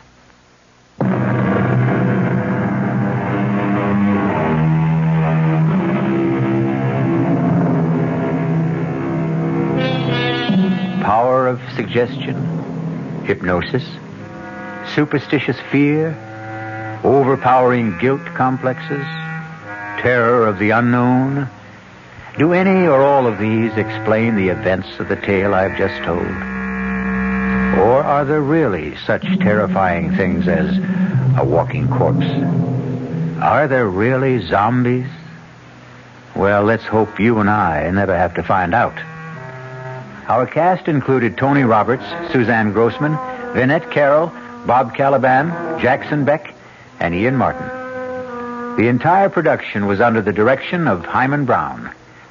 Radio Mystery Theater was sponsored in part by new sugar-free Diet 7-Up. This is E.G. Marshall inviting you to return to our Mystery Theater for another adventure in the macabre. Until next time, pleasant dreams.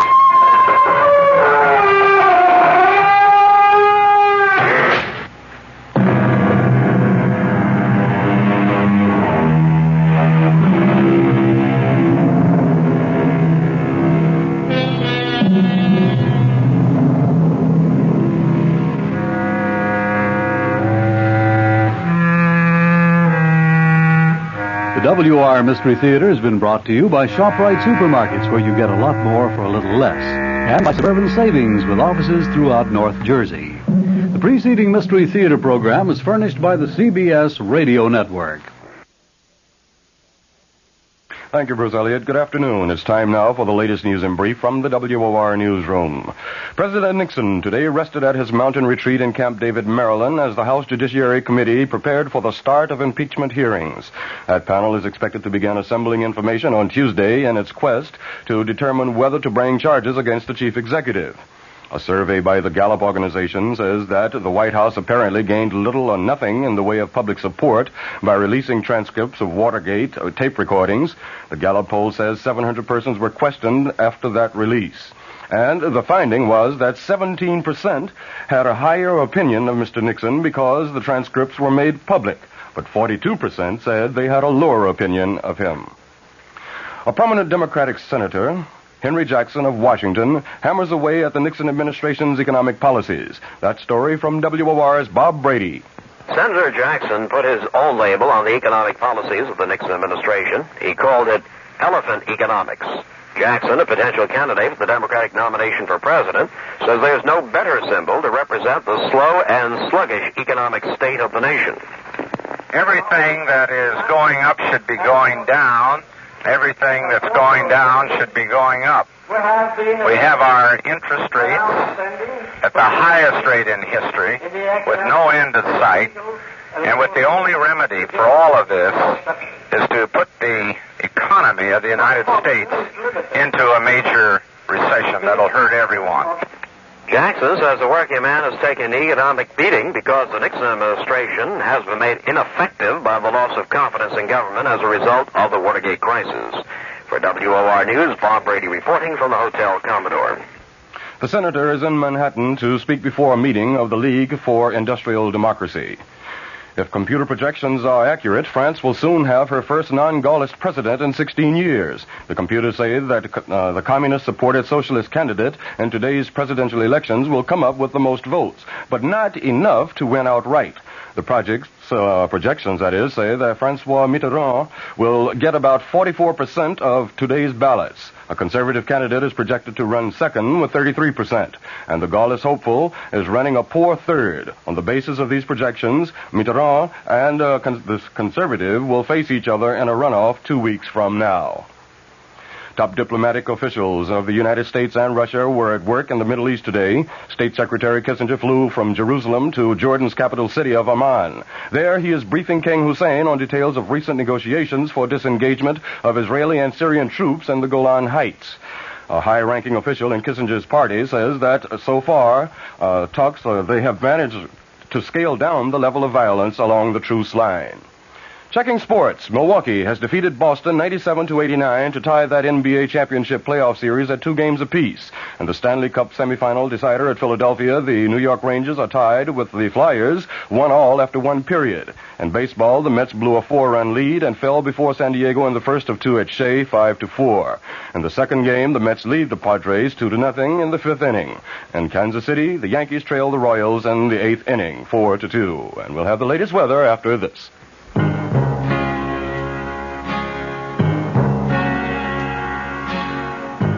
Someday you'll own, someday you'll own, sooner or later you'll own Generals. With so many new kinds of tires coming out and so many claims being made about tires, maybe you're puzzled about making the right choice. There's a solution. It's your General Tire Specialist. He's trained to handle all your tire needs and automotive service problems, too. So if you need new tires, he'll be glad to spend a few minutes explaining which General Tire is the best for you, your driving, and your budget. Your General Tire Specialist is just one reason why, sooner or later, you'll own Generals. Look him up in the Yellow Pages today.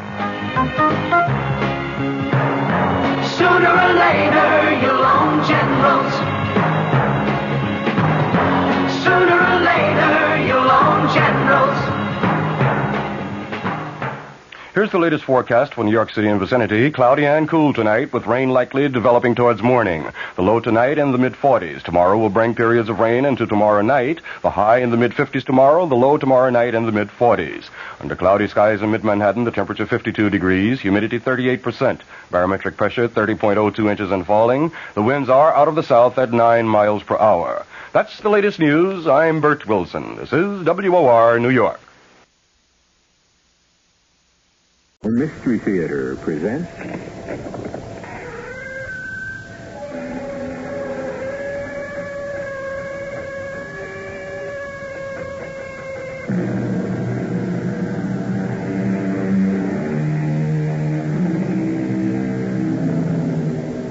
Come in. Welcome. I'm E.G. Marshall. What is about to unfold is the occult experience of a frustrated man, James Archer, and of what happened to him when he stepped beyond reality as we know it. I think I can safely say that each of us has had an experience so frustrating that we'd have given anything in the world to have had the power to overcome it. James Archer was given that power. I have your letter, Mr. Weber. Major Wayne, my son-in-law, James Archer, has been missing for 3 months. His body, or a body like his, was found in the Hudson River. His insurance has been paid over to my daughter, Nancy, Mrs. James Archer. Yes, we know all that. You also know that I'm president of a small bank in Terrytown. Can you explain how a substantial deposit is made in my bank each month to my daughter by her husband, who is dead and buried?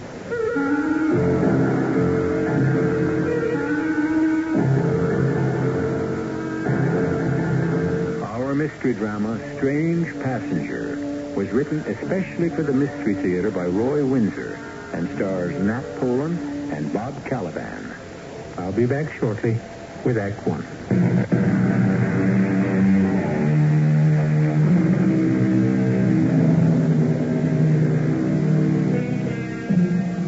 Have you ever looked up at the night sky and the moon hanging there and just wondered? Man is finite. He can comprehend anything with definable limits. But beyond such limits is an incomprehensible universe. We increase our knowledge about outer space each year, but what we know is very small. The mystery of life is a secret that still has to be revealed. But one corner of it was lifted for James Archer. Aren't you Archer, Jim Archer? Who are you? A recruiter. I was in court yesterday when you demolished a client of ours as, what did you label me? Oh, yes, an obscene slumlord. It was yesterday. I just wanted to tell you how much I admired your plea for the plaintiff. Thank you. Sit down if you'd like. You're not expecting anyone? No. Just sitting here wondering what to do next. Are you a lawyer? Oh, an obscure one in a big firm. Thanks for coming over. I've been feeling sorry for myself. You must know what happened today. The case was settled out of court. Yeah, it's known as compromise. I call it dishonesty. Well, the slumlord is a rich man. He's agreed to make some restitution for his neglect. Yeah, it's a nice way of saying he paid off someone and the case was settled. Should have gone to jail.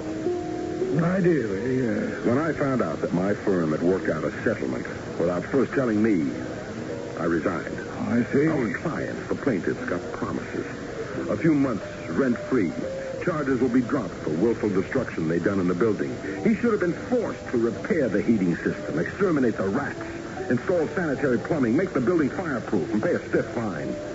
Even go to jail as an example to others like him. You really are a crusader, aren't you? Injustice makes me sick. So sick it's put you out of work. That's right. I don't mind. I guess it's unfair to my wife, a little girl. Well, I'm sorry. It's after 6. I'd better telephone home, tell my wife the happy news. One moment, Mr. Archer. What would you be willing to do for security, authority, and the opportunity to practice those ideals which you hold so precious? That's not amusing, Mr. Recruiter. No, I mean it. What would you do? I'd do anything. Then I think I can arrange just such a life for you and for your family. Come with me.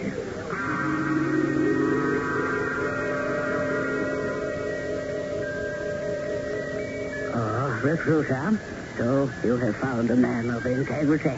Yes, Cosmo, this is James Archer, a gifted lawyer who believes that law and justice should never be compromised. Is that correct, Mr. Archer? Yes.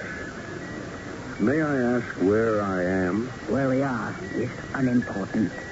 You came here of your own free will. You are under no obligation to stay. You say so, we will transport you back to the city. No, thank you. At least not until I've heard what this is all about.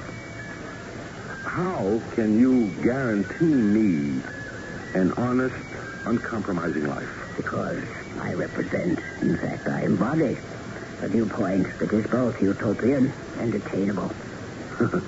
And what is that? The bloodless establishment on your earth of a society in which each man is equal, in which each earthling will lead a happy life. A society in which certain outstanding men such as you can become will reestablish moral values and strive to relate to life beyond us. Well, that's mumbo-jumbo, but it sounds good. It's not mumbo-jumbo. You say that because you cannot see above the daily scratching and clawing for survival. All right, Mr. Cosmo. What do I have to do in order to attain this utopia of yours? Who pays my salary? What about insurance, pension? Details.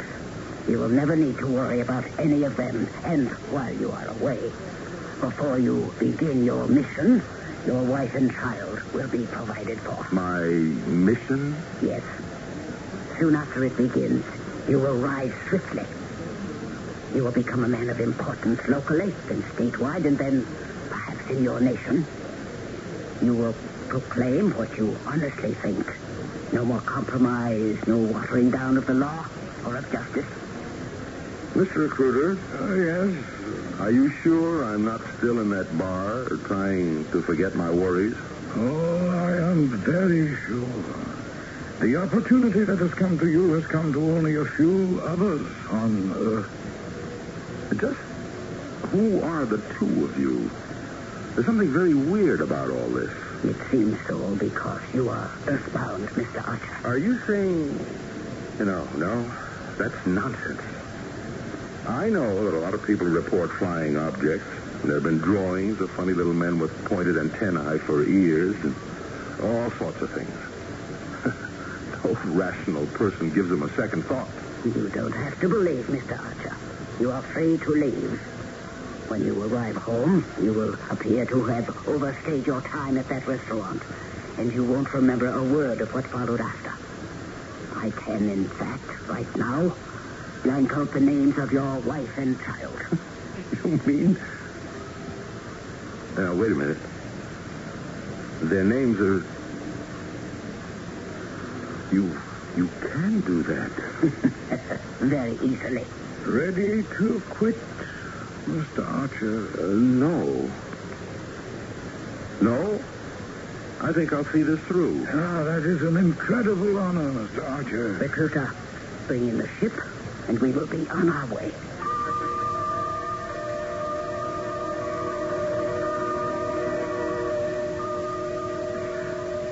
Your father tells me a strange story, Mrs. Archer. Oh, it's worse than strange. It's bizarre. It's over 3 months now since my husband just vanished. But on the first of each month... I covered that, Anne. That money deposited in the bank the first of each month is what led me to see Major Wayne. What do you make of it, Major? First, Mrs. Archer, tell me again everything you remember from the night your husband didn't come home. Well, he'd resigned from his job. He went to a bar near his office and sat down to think over what he'd done. Some acquaintance joined him, and then they left. Well, next, the Missing Persons Bureau called to have me identify a body they'd found in the river. It was dressed in Jim's clothes, and I guess it was Jim. You thought so too, Dad? Yes, I did. But both of us had misgivings because it just made no sense. Jim was as straight as an arrow. Unless he'd been murdered, we somehow just couldn't believe it. The body was his. No other person in his life? Absolutely not. No, Major.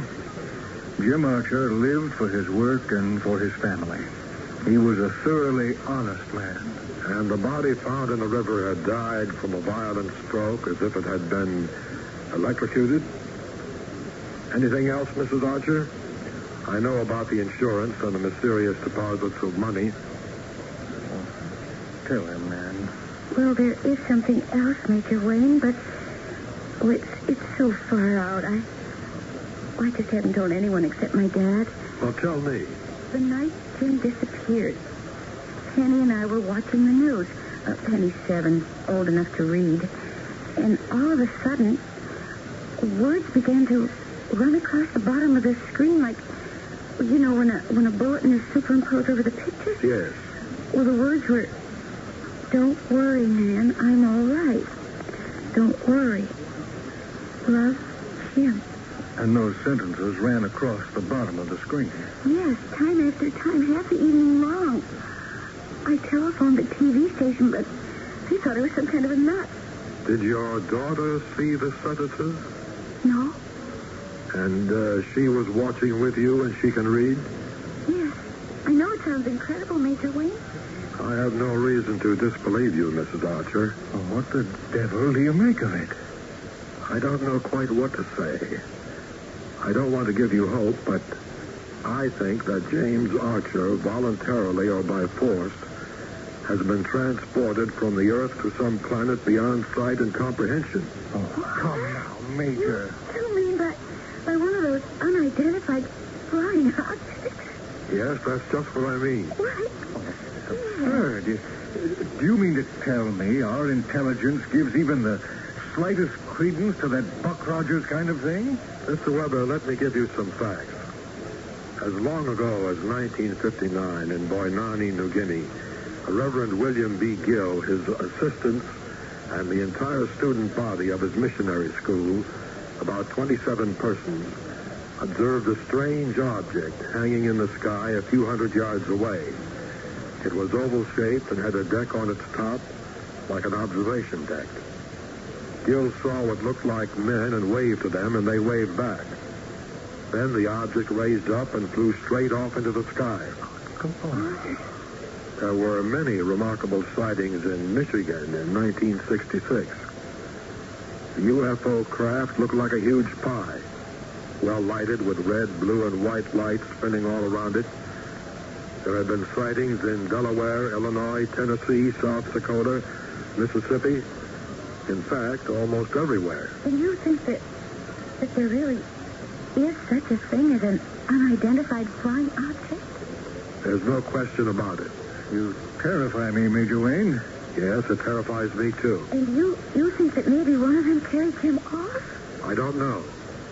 It's a possibility. But why Jim? I can't answer that. What do we do? We have agents in many parts of the country. I'll alert them to Mr. Archer's disappearance. And, Mr. Weber. Yes, Major. I'll need your cooperation. I want to know when those deposits are made and who makes them. If it's a human, I'll want to ask some questions.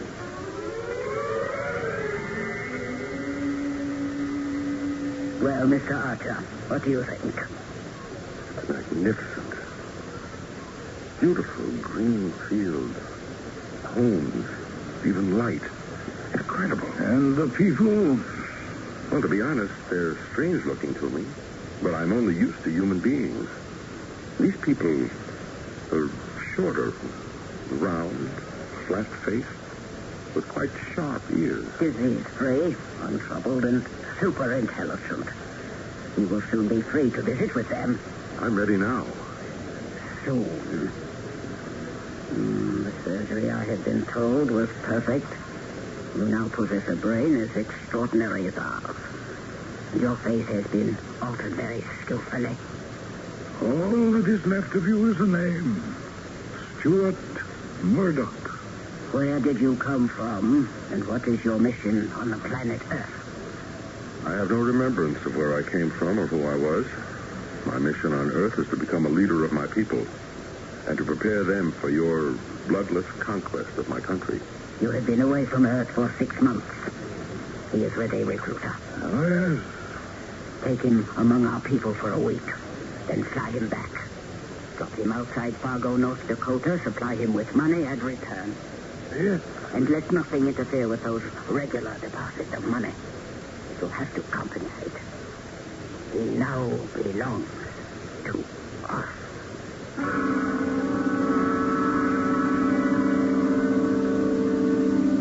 Pure fantasy? Unidentified flying objects? One researcher wrote that he thought the phenomenon was so far outside the laws of present scientific knowledge that UFOs could be considered ridiculous.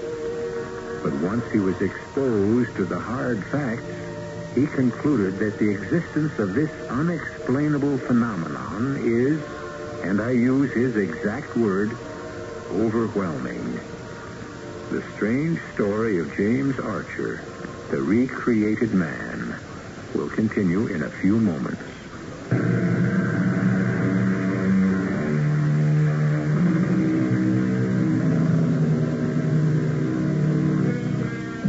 And who is to say that what has happened to James Archer is impossible? Dr. Faustus sold his soul to the devil in exchange for 24 years of every pleasure and all knowledge at his command. And James Archer's state of mind has led him in the same direction. It is, remember, 6 months since Archer vanished, literally into thin air. Excuse me, Mr. Weber. Major Wayne. Anything?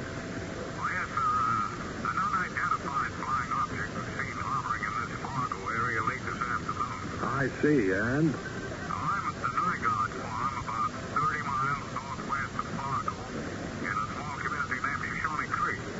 It's pretty desolate.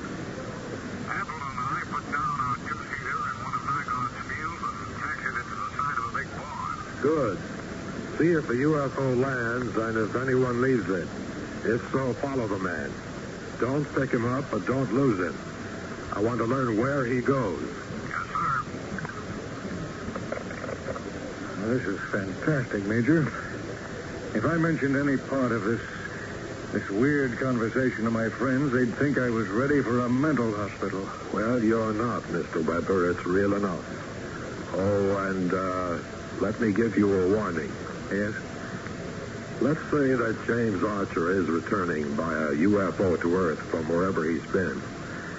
He'll be returning for a purpose, and to achieve that purpose, he won't be the same man. I don't quite understand. If, as I suspect, he was chosen by some power from another planet because he had soured on his life and our civilization, and if that power has some objective on our planet Earth, you can be sure that Archer's been brainwashed and indoctrinated deeply. So, even though he might look the same, he probably won't. We had one experience in which a man who had vanished was brought back into custody. He was not the same man he had been. He'd become a robot. We had to institutionalize him. An exceptionally intelligent man, but dangerous to us. Later, he was found in his room dead. Somehow, he'd been electrocuted. That's why you thought the body in the river... Yes, it got me thinking. Now, tell me about those deposits, Mr. Weber.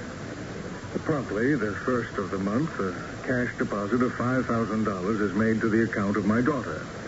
We alerted our bank security guards, and when the last deposit was made through the night deposit slot, one of the guards spotted the man who dropped it. I have a description of him here. Good. I'll have one of my agents try to spot him and follow him. Then we'll pick him up for questioning. It might be ticklish.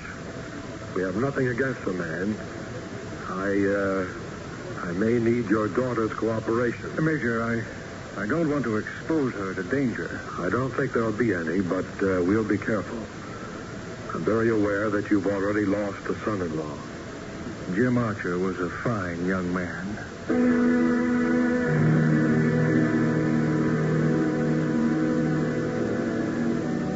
Hello? Who is it? Oh, hello. Don't be afraid. Come up to the front of the church. I'm Reverend David Holt, the minister. I apologize for entering. Never apologize for entering a house of God. Who are you, young man? Stuart Murdoch. Not from around here, are you? No. Can I do something for you? Well, I didn't enter to do any damage, Mr. Holt. I should hope not. We don't have vandals out here on the prairie. Are you lost? Am I near Fargo? About 30 miles by the state highway. Do you have a car? No, but if you point me in the right direction. Glad to, but you won't find much traffic at this time of night. I take it you're hitchhiking. Unless there's someone around here who'd drive me to the airport. I have money. There's something on your mind, Mr. Murdoch. Anything I can do to help? Oh, no, I'm fine. Have you been in the church for... No, you just walked in, am I right? Yes, a minute ago. And before that, you were outside? Yes. Now, if you'll show me the way to... Of course. All in good time, Mr. Murdoch. May I ask you a question? Did you see what I saw, and is that why you come here? What did you see? A saucer-shaped thing hovering in the sky, and then coming close to the ground, not far from old Neil's Nygaard farm, half a mile from here. What do they call an unidentified flying object. And you think you saw such a thing? I know I saw it. I'll be going along. Others saw it, too. I came to my church to pray to God to protect all of us. From what? Satan. Reverend Hode, there is no such thing as Satan. It is in a man's self that he is good or evil. Young man, I believe in God, and he sustains me, and in believing in him, I accept Satan as a fact. A fact of what? He was cast out of heaven and is the chief monarch of hell. Of hell, which is? Many things, Mr. Murdoch. Satan corrupts mankind. The struggle to possess a soul for good or for evil goes on in a man forever. The presence of God within you cannot be extirpated. Then I don't have anything to worry about. The day will come, I assure you, when you will feel his presence, and he will help you to decide what is right. Okay, if you say so. You have been infected, haven't you? Odd you didn't see that unidentified flying object. Oh, I saw it. The fact is, I had a ride in it.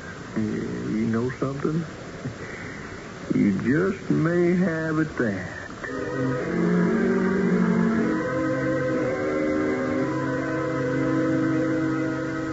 Well, thank you, Reverend Hode. He's the man we want. Well, tell me about him, Mr. Thompson. You are an intelligence agent? Oh, yes, sir. Here's my identification. Who is this Mr. Murdoch? He's a New York lawyer named Archer who vanished 6 months ago. You may not believe in such things as UFO. Oh, but I do, yes. I saw the thing laying less than a mile away. What's this Murdoch up to? We don't know, Reverend, but Major Wayne thinks Murdoch sold himself to some power in outer space and has been returned to Earth to carry out some mission. To what end, Mr. Thompson? Oh, we don't know that. I just saw him go into your church, and my orders were just to follow him. He's headed for Fargo and New York.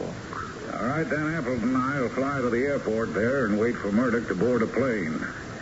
We'll board the same one for New York. I wish you well. Murdoch is a personable young man. If some force by which we are ignorant has possessed him, don't despair. The God-given moral force within each of us will be stronger than the power of Satan. Given time, Mr. Murdoch will reject having sold his soul. And then what? Heaven alone knows.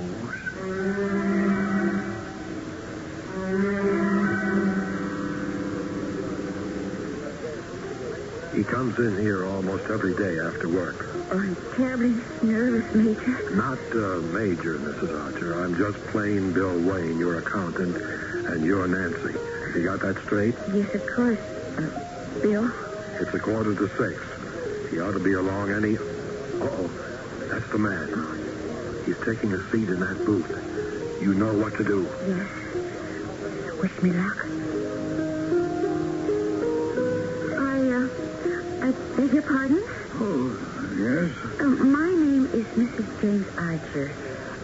May I speak with you for just a minute? All right. Please sit down. Thank you. Who are you motioning to?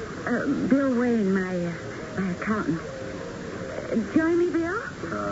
My name is Bill Wayne. Oh, how do you do? You followed me here? Oh, no. I come in here almost every day. Mrs. Archer came into the city today, and I invited her to have a cocktail with me. Well, are Mrs. Archer and her accountant supposed to mean something to me? Well, you see, you've been identified as the man who deposits $5,000 in my account every month. I just wanted to meet you and to thank you. I really don't know what you're talking about. Mrs. Archer, what is it? Yes. Well, if Mrs. Archer has made a mistake, we apologize for it. Are you mistaken, Nancy? Well, I don't think so. I have a picture with me. You had someone take my picture? Well, you see, my father's president of the bank, and he wanted it done. Does he make a practice of taking pictures of his depositors? Well, you see, my husband vanished 6 months ago, and he still keeps supplying me with this very generous amount of money each month. You must admit it's strange. You say he vanished? Yes. Oh, yes, I vaguely remember the name now. Archer, wasn't his body found in the Hudson River? Well, a body was found. And identified? Well, yes. Then what you've told me is impossible. I agree with you. A dead man could not make monthly deposits to his widow. That's what's been troubling Nancy. She thought that if she could meet the man who made the deposits, she might get an explanation and be given some hope. Hope? That Archer is still alive? Well, that also sounds impossible. Well, if we've made a mistake, this is the picture of you, though, isn't it? Mr. I don't know your name.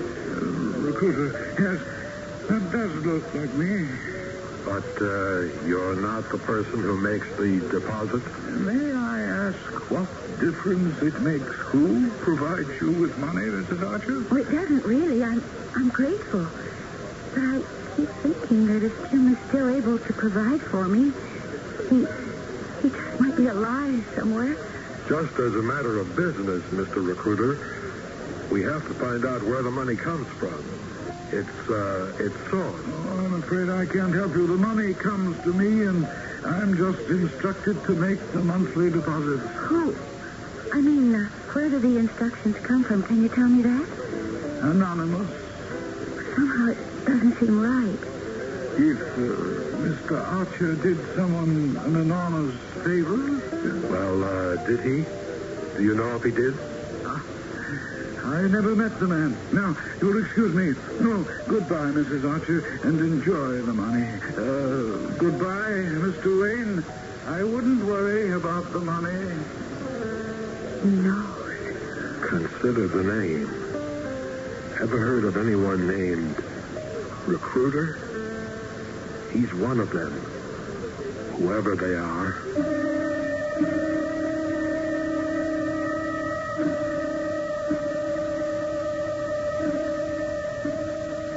We are eavesdropping on a grotesque subject, UFOs, about which there isn't much doubt.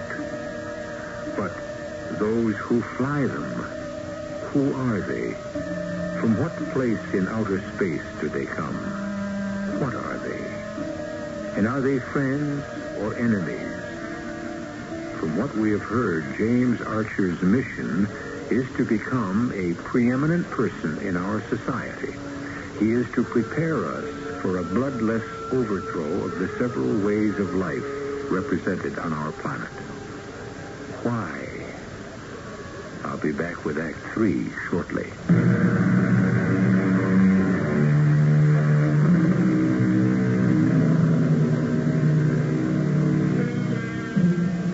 In any contest, it is wise never to underestimate the strength of the enemy. But what do we do when confronted by an incomprehensible force, one beyond finite understanding? Major Wayne of Intelligence knows what has been going on, but what can he do about it? We have never captured an unidentified flying object, and we only have reports that they have been seen at a distance. 6 months have now elapsed, and it is a year since James Archer disappeared. The deposit was made as usual. Well, why can't Major Wayne force that Mr. Recruiter to tell him where the money comes from. There's no law, Nan, to prevent a man from dropping money for you in the night slot at the bank. He's not committing a crime. One of these days, Recruiter will be seen with Jim, and then Wayne moves in. Oh, about the only person Recruiter sees is that man who's become assistant to their special prosecutor. What's his name? Murdoch? Yes, Stuart Murdoch. Yes. A remarkable young man. Brilliant lawyer and great presence. He'll go far. He's a leader, and we haven't got many of them around these days. If I live long enough, I think I'll see Murdoch governor. He's an unusual man. So is Jim. Yes, I agree, Nancy. I was proud to have him as my son-in-law. You know, if you think about it soberly, Dad, both of us are not all there in the State Department. Who could believe that Jim might be alive in outer space? A year ago, I would have laughed at the idea. Now, I don't know. We have to rely on Major Wayne. Well, I'm not going to much longer. What do you mean by that? I'm moving into the city. What? Sell your home? Take Penny out of school? Oh, let's face it. I'm still young and alive. I want to be with people, among them. I'll find a job, and Penny can go to private school. Jim is dead. Penny and I are alive. And we need to rip this shroud off from over us.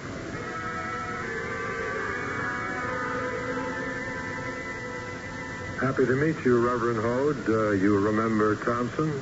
Sure do. It's nice of you to have invited me to New York, my first visit. It's an impressive sight. So, how are you, Mr. Thompson? I just wanted to thank you. You still keeping an eye on a visitor from space? You think that, Reverend Hode? Well, I suspect it. Let me put it that way. That was an unusual experience for me. That young man just appearing in my church, Stuart Murdoch. Yes, I've been following his career. He's what you brought me here to talk about, isn't it, Major? Yes. You've met him and you've talked with him. And I'm sorry for him. He's getting what he set out to achieve, but Stuart Murdoch, whether or not he was put down from a spaceship as a soul possessed. Well, tell me, what do you want me to do? Well, I want you to give a small party. Thompson, arrange it with the hotel.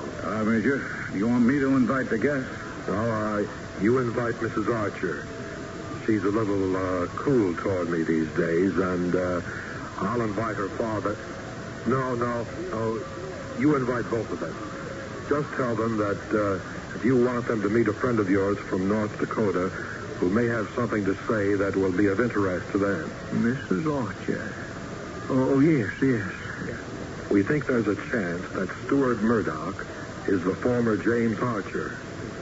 Nancy Archer is the presumed widow. The other person you'll meet will be Hugo Weber, her father. And I'll be there as Bill Wayne, Mrs. Archer's accountant. So there'll be 5 of us. I should be most happy to help you if I can.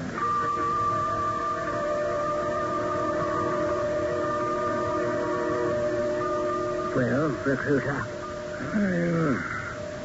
I'm troubled, Cosmo. Why? Mr. Murdoch is everything we expected him to be. Oh, that's true. He's risen rapidly, and he has already become a public figure. But I'm troubled about him. When I dropped him in North Dakota, it seems that he wandered into a church, and he met the minister there, a Reverend David Hode, who filled him with talk about Satan, soul, God, and conscience. Murdoch couldn't have been affected by that nonsense. No, but Murdoch remembers Hode and often brings up his name. The man made an impression on Murdoch. And you find that to be a distraction?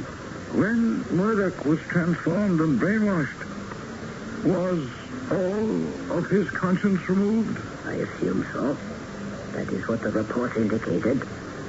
Do you suspect that he has some vestige of conscience left? I don't know.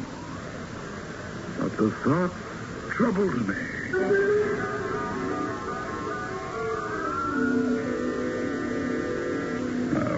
time, Reverend. Oh, 5 o'clock. Let's hope it all goes well. Mrs. Arch and the others should be right along. Hello, Mr. Hode. I'm so glad you could stop in to see me, Mr. Murdoch. Thank you. Meet Joe Thompson, a member of my church back home. Joe, this is Stuart Murdoch. How do you do? Sit down, Mr. Murdoch. We have tea or whatever else you'd like. Tea, please. Oh, good. I don't try to impose my taste on others. I thought that was your job, Reverend. Shoving your convictions down the throats of others. No, not shoving, young man. I expose my convictions to them, and then it's up to the individual to accept or to reject the truth. The truth, as you see it. It's the word of God, which is the truth. I'm just one of his messengers. That's one of the reasons I wanted to see you while I was in New York. You're my messenger from God? Yes, I do believe I am. I knew that when you wandered into my church in Shoshone that... well, remember when we talked? You remember, of course. Every word of your mumbo-jumbo, Reverend. You said that the presence of God within each person cannot be extirpated.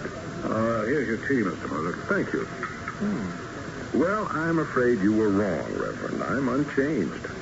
I haven't had to whistle for God's help. I've helped myself. And as you may know, I've been very successful. But you're here, Mr. Murdoch. You didn't forget me? Of course not. I liked you when we met, and I'm happy to see you again.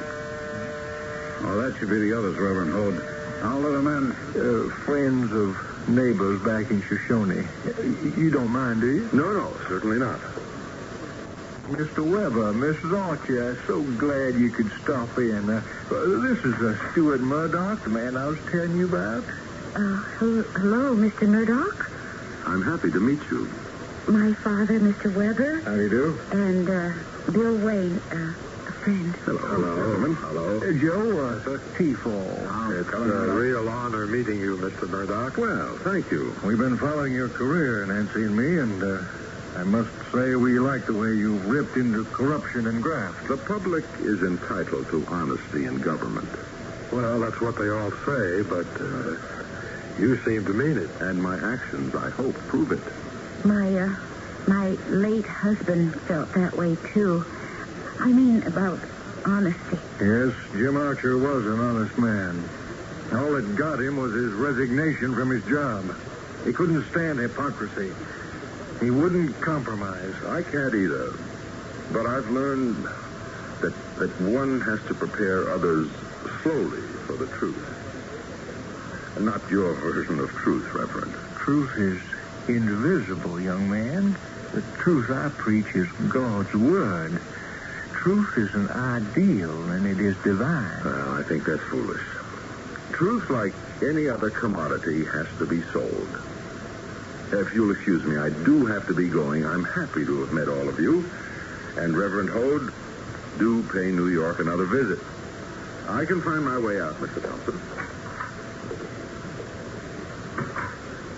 Well, Mrs. Archer? No, Major. Stuart Murdoch isn't Jim Archer transformed in space and returned to Earth. What is the very idea is absurd.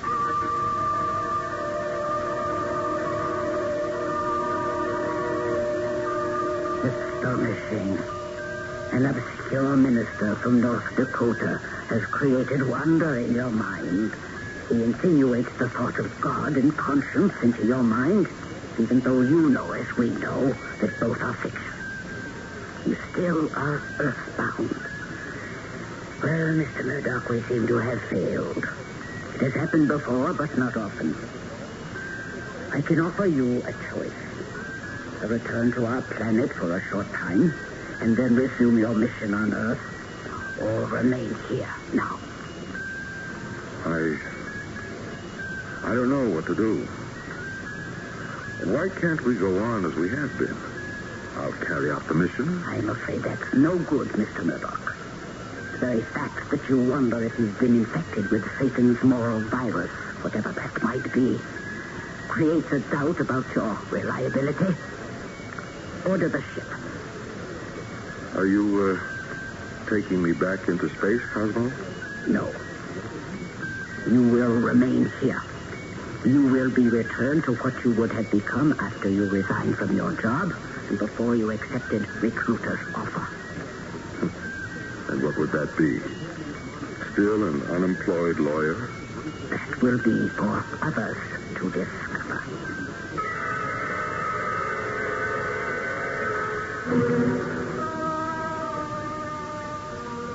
Open the door, Thompson.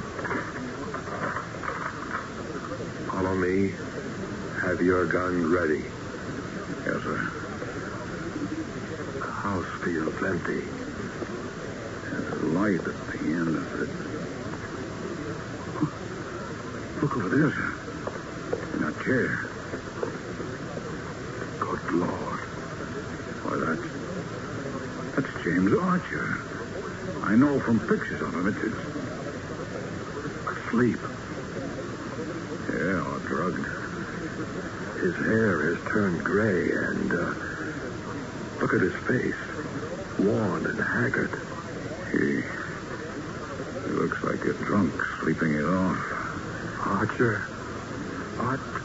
What is this, Major? His hand is cold as ice. He's dead.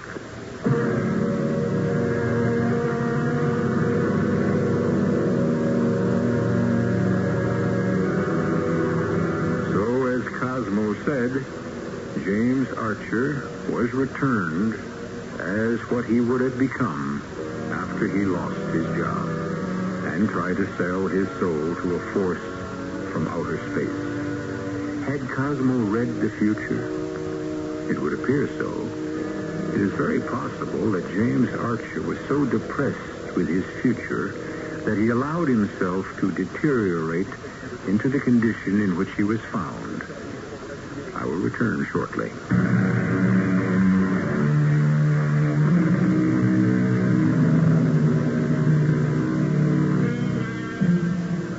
Frustration leads some of us in dangerous directions. For most of us, however, hope extends a hand to lift us up from despair. James Archer never grasped that hope. He angrily preferred the path that led him to become the instrument of a force from another planet, whose goal is the bloodless conquest of Earth, not by invasion, but by indoctrination. He saved his soul, even though it cost him his life. Our cast included Nat Polan, Bob Caliban, Evie Juster, Ian Martin, and Frank Behrens. This is E.G. Marshall inviting you to return to our Mystery Theater for another adventure in the macabre. Until next time, pleasant dreams. Come in. Welcome. I'm Tammy Grimes. A famous biologist once pointed out that as certain living organisms, like the amoeba, never die, death, as we know it, is neither natural nor inevitable. As we grow older, our bodies change. Our memory becomes a little less dependable. But for a good many, our minds remain as sharp as ever. What an exciting world it would be if by some wizardry our bodies hardly changed and suddenly found ourselves living, say, twice as long as most of us do now. Possible? Maybe. Exciting? Maybe. But maybe not. Don't you see, Jerry? 70 years is not long enough for the kind of life we live these days. It's only because we're willing to accept death rather than to go on living that we're cut off before our real work is done. Original idea, Vic. I tell you, Jerry, one of these days it's going to happen. We'll all live at least twice as long as we do now. And when that happens, I'm going to do everything I can to see that I'm part of it.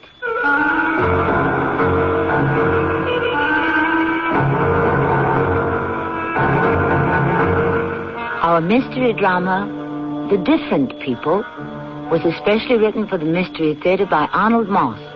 It stars Christopher Tabori. I'll be back in a moment with Act One.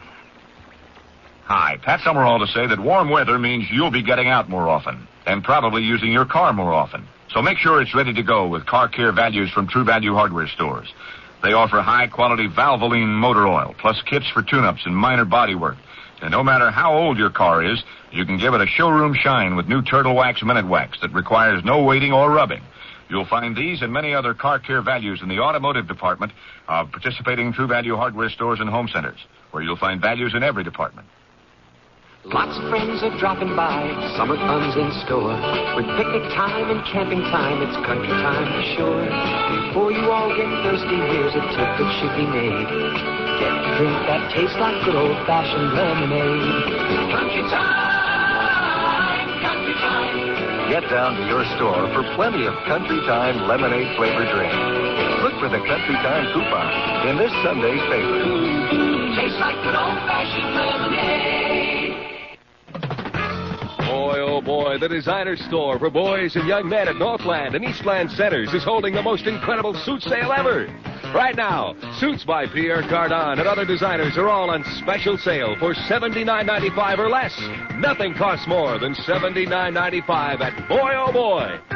If your boy needs a suit for graduation or any occasion, take advantage of this never-again designer suit sale before it ends June 15th. You'll choose from hundreds and hundreds of suits in boys and young men's sizes. Every suit is from Pierre Cardin or other famous designers. Nubby linen textures, ice cream shades, shiny chinos, lightweight gabardines. Every designer suit at Boy Oh Boy is $79.95 or less. Nothing costs more. Layaways available. You'll even get a $5 discount on all Pierre Cardin pants, too, at Boy Oh Boy, Northland and Eastland. Alterations at cost.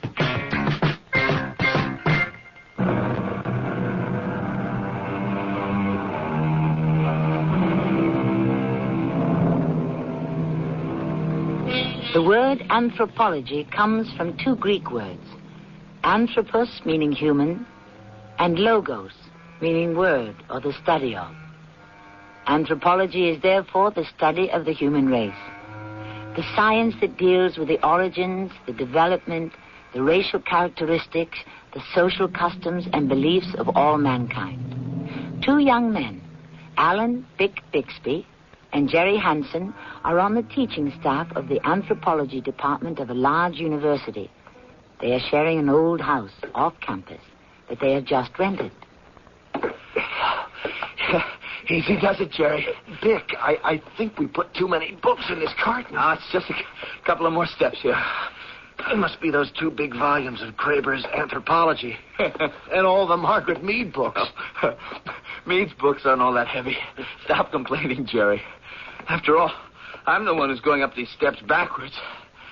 Oh, okay. We can put it down now. Right here. Ooh, what a relief. Certainly beats taking the books up here one by one into what's going to be our library. Why do you suppose the owners of this place built their bookshelves way up here on this top floor landing? Who knows? Maybe they wanted to hide them. Maybe they didn't like books. We're going to have to clean out most of this junk before we can put the books into the shelves. Yeah, we can stash most of the stuff in that big empty closet at the end of the hall. Oh, that's a good idea. Why don't we start with this little monster over here? This, I don't know, foot locker, chest, whatever you call it. Grab onto the handle, Jerry. Okay. I'll get the one on the side. Here we go. Okay. Whoa, hey, oh, wait a minute. The top of this thing came open. It wasn't locked. What do you suppose is in it? That's really none of our business, Professor Hansen. True, but aren't you curious, Professor Bixby? Just the slightest bit curious?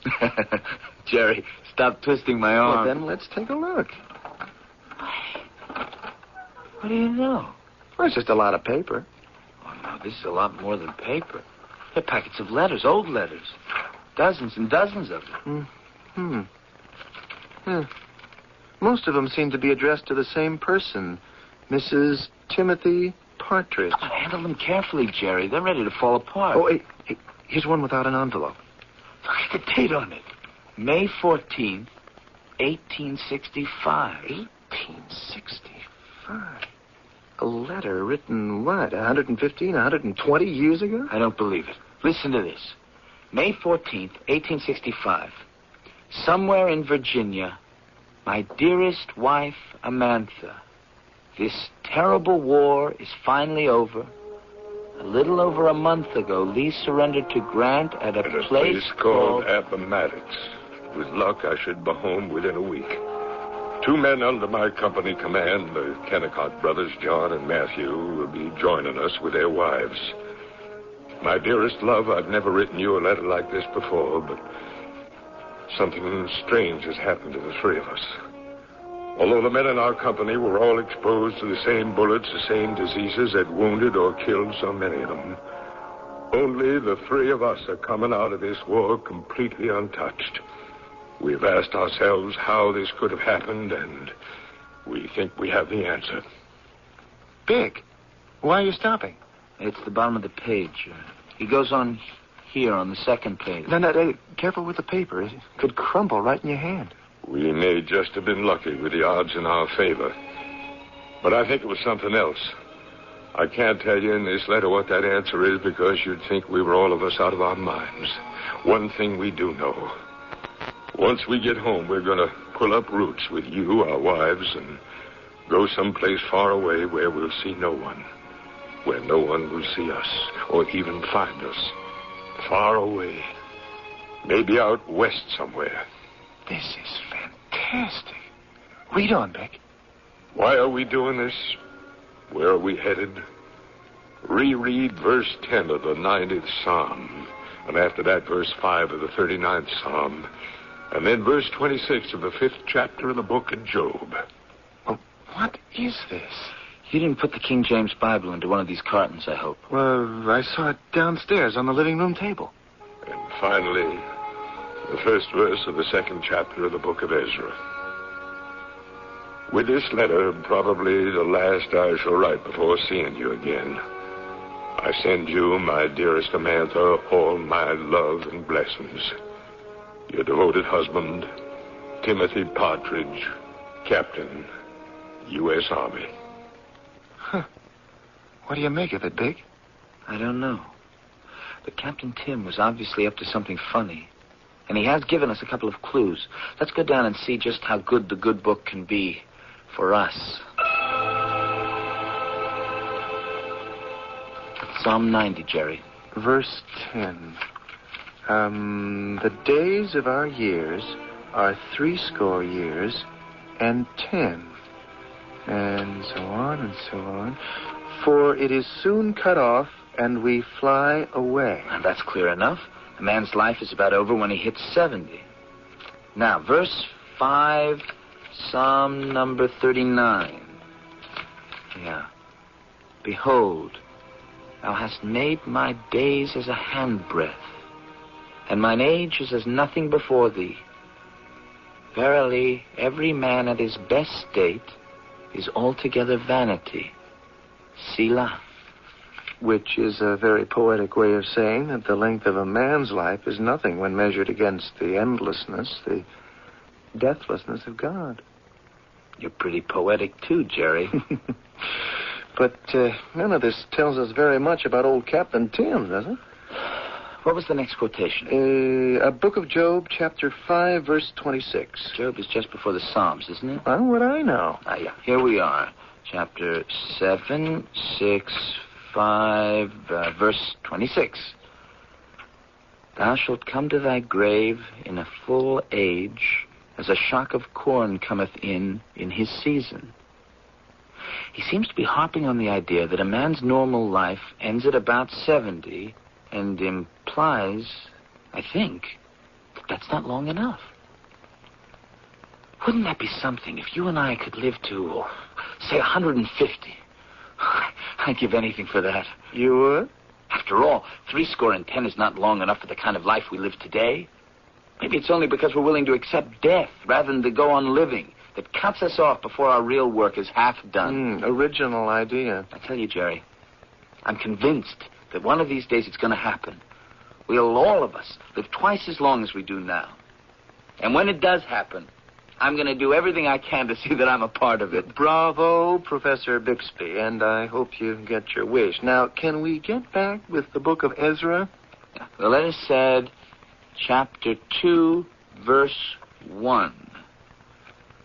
Now, these are the children of the province that went up out of the captivity, and so forth, and came again unto Jerusalem, everyone unto his city.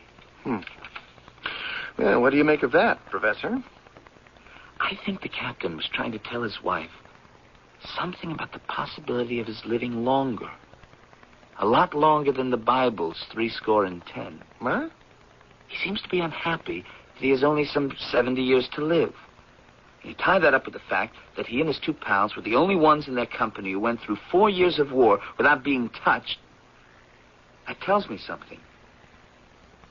And Timothy thinks he has the answer. But he doesn't say what it is. He doesn't have to. If, for some reason, Partridge and his friends had the idea that they could survive a good many years beyond the allotted 70, and if they managed to do that, well, the rest of the world might consider them as so many freaks.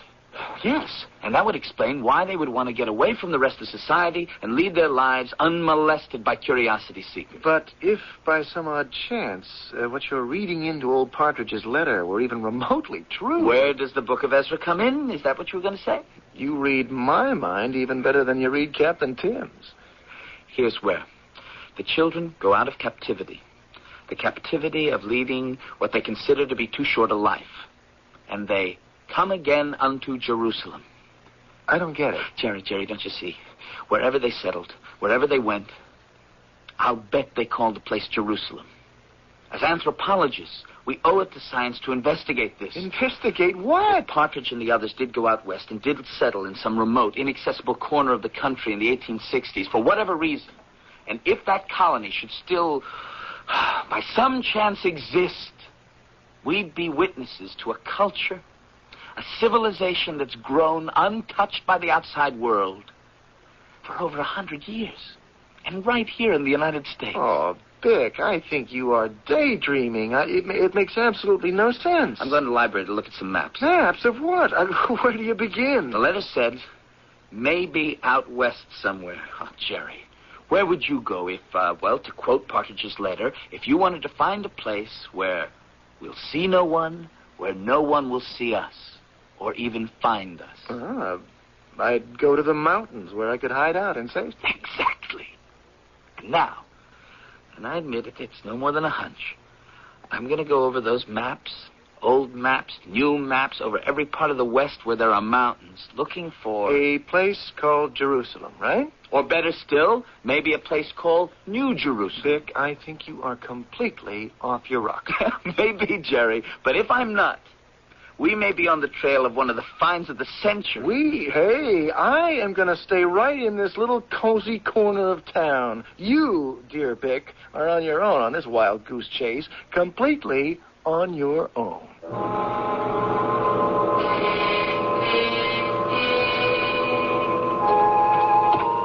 Well, mule dear, we've been traveling now for 2 days, climbing over these huge rocks, and still nothing. Mr. Bixby, when you hire me as guide, you remember I promised nothing. Only to follow in direction deep into mountains where my grandfather say he one time saw white men long ago. Well, we'll keep looking for them as long as our ponies hold out. Oh, be most careful, Mr. Bixby. Let pony lead you. He know best where to go. Okay. We come now, Elephant Rock. If you slip and fall off horse, is long way down. Maybe 200 feet, maybe more.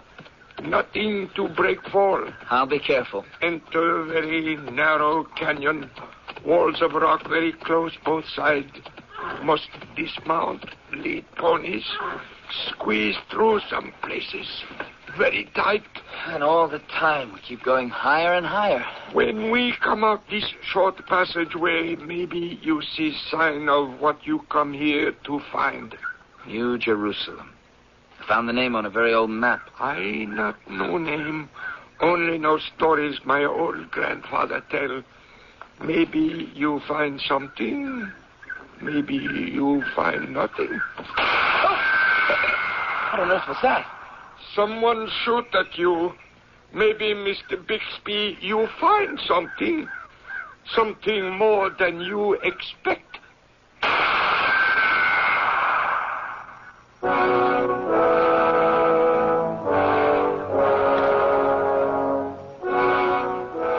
The chief purpose of scientific investigation, we are told, is to penetrate into the darkness that shrouds the unknown. But those who pursue knowledge more often meet with defeat than with success. And yet they keep trying. To what discovery will young Professor Bixby's curiosity lead him? Or is it possible that... But I must not get ahead of myself. I'll return shortly with Act 2. Access, the kid likes dogs. Hot dogs. Hot dogs. Armor hot dogs. Hot dogs. What kind of kids love Armor hot dogs? Big kids, little kids, kids who climb on rocks. Fat kids, skinny kids. Even kids with chicken pox love hot dogs. Armor hot dogs.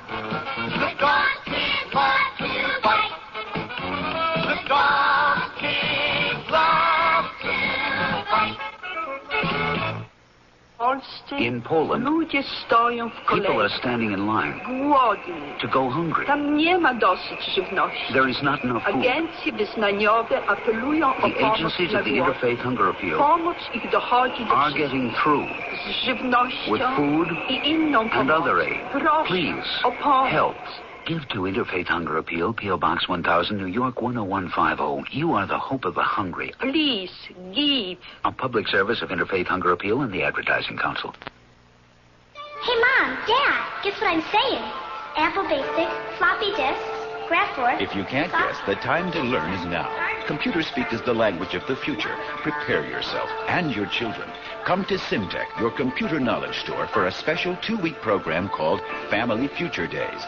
It includes Kids Computer Camp, where your kids will become fluent in Apple Basic and Graphforth, a graphics and animation language.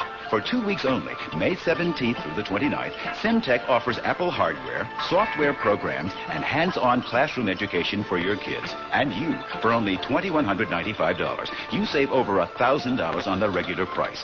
There's a free hands-on introduction to Family Future Days this Saturday at Simtech on Maple, just west of Telegraph. Call 855-3990 to register. That's 855-3990. What better place to educate your kids for the future than your computer knowledge store? Floppy disks, graph work, software.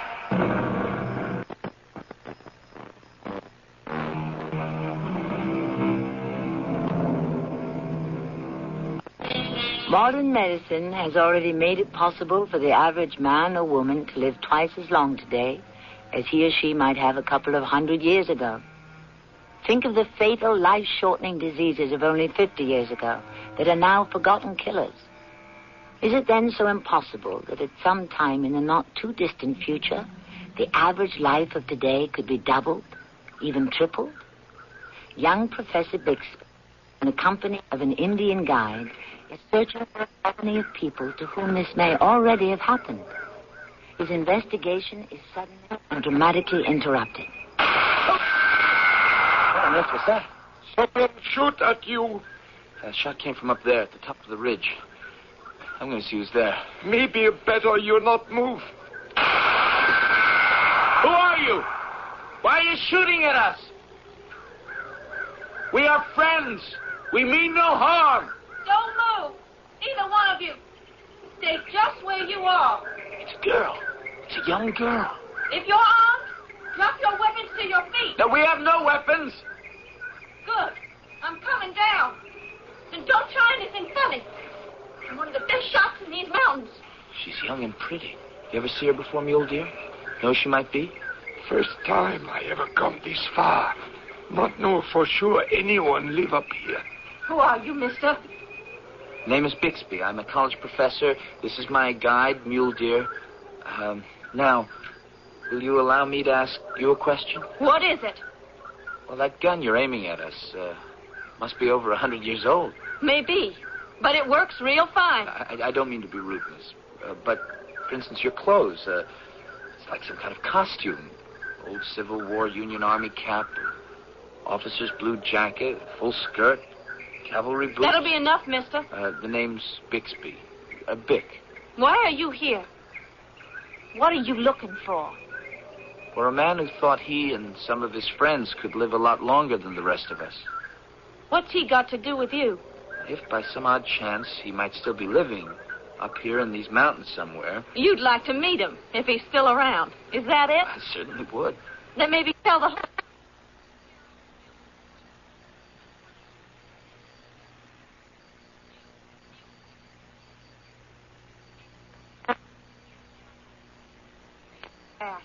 If you ever again bring anybody else up here... Oh, I go, lady. I go. I don't come back. Never. Now, you just walk ahead of me. Keep climbing up. I'll be right behind you. My gun pointed at the back of your head every minute of the way. How much further do we have to go? I'll let you know, mister, when we get there. Whoa. Just watch your footing. Rained last night. The stones are kind of slippery. I probably should stop calling me mister. I'm Bick. Well, to my friends. What's your name? Don't turn around. You just keep walking straight ahead. Name's Susanna. Oh, what a pretty name. Right out of the Bible. Susanna, what? Keep moving. Tell me something. Yes, ma'am. How did you ever find out there might be people up here who was different? Well, a friend of mine and I, we came across a letter, by pure accident. A letter written to his wife by a Captain Timothy Partridge. It was dated 1865. What of it? Well, there were a couple of things in the letter that led me to believe that the captain and his friends might indeed be, what you just called different. And what gave you the idea to come here? A couple of hints in the letter itself. I figured that... Oh, be careful. I'm slipping. There's nothing to hold on to. Susanna, help me! Help!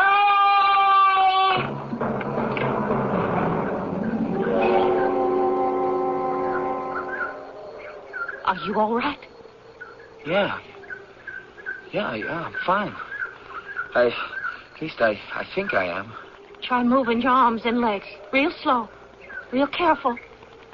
Yeah, there. There's no problem. I can't believe it. No, don't try to get up. Why not?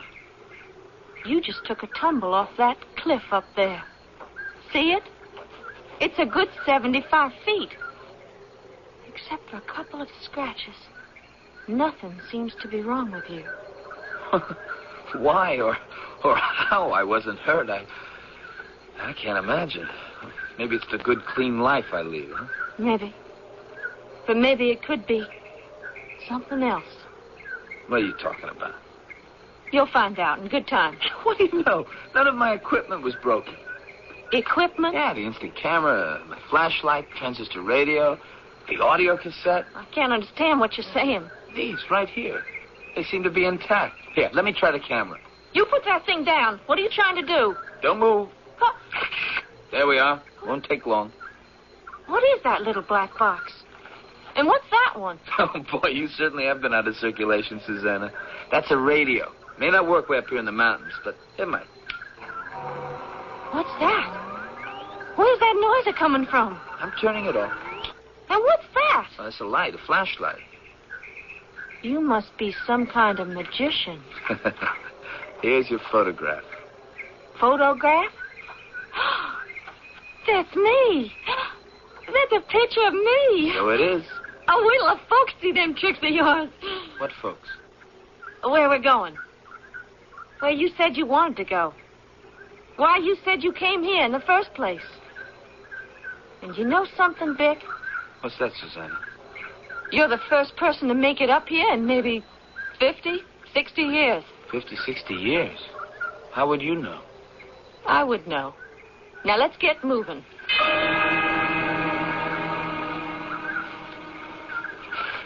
Can we sit down for a minute, Susanna? I suppose. Well, I've never seen country like this in my entire life. So beautiful, and yet at the same time, so menacing. Strange silence, except for our voices.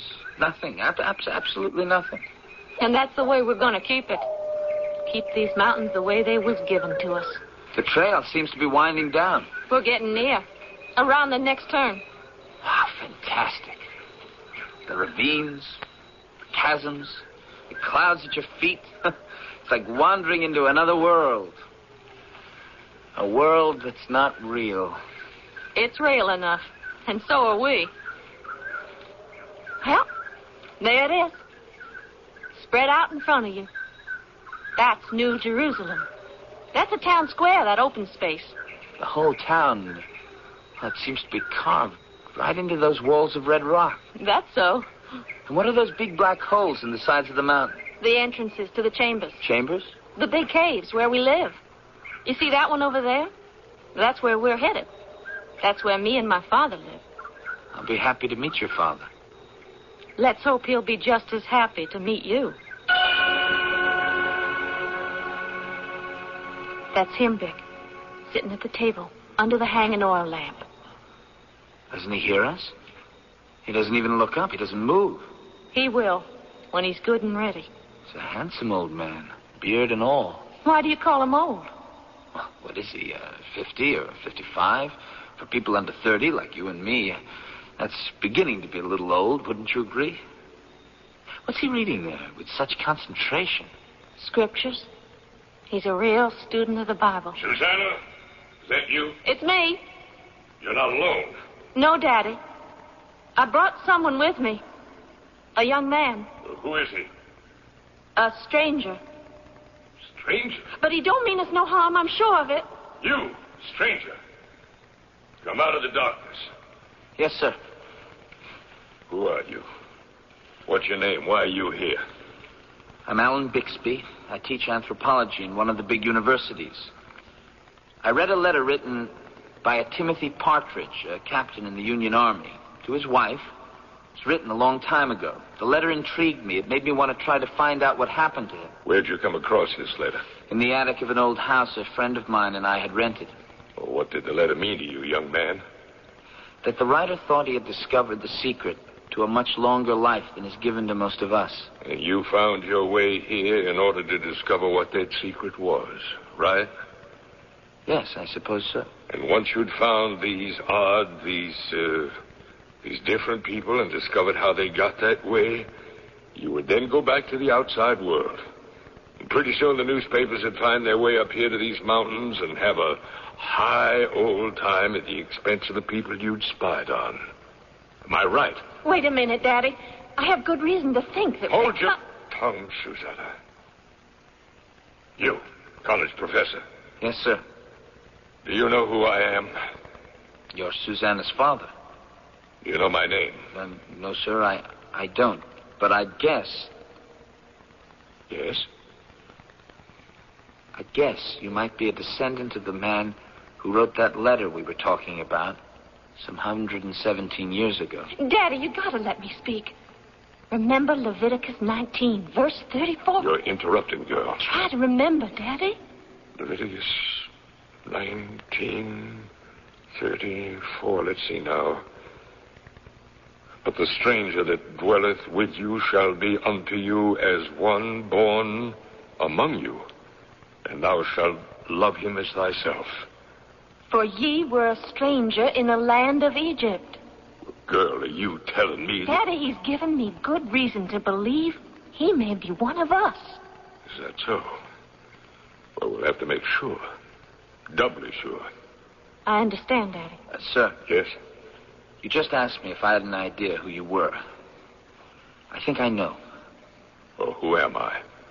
The son of... No, better still.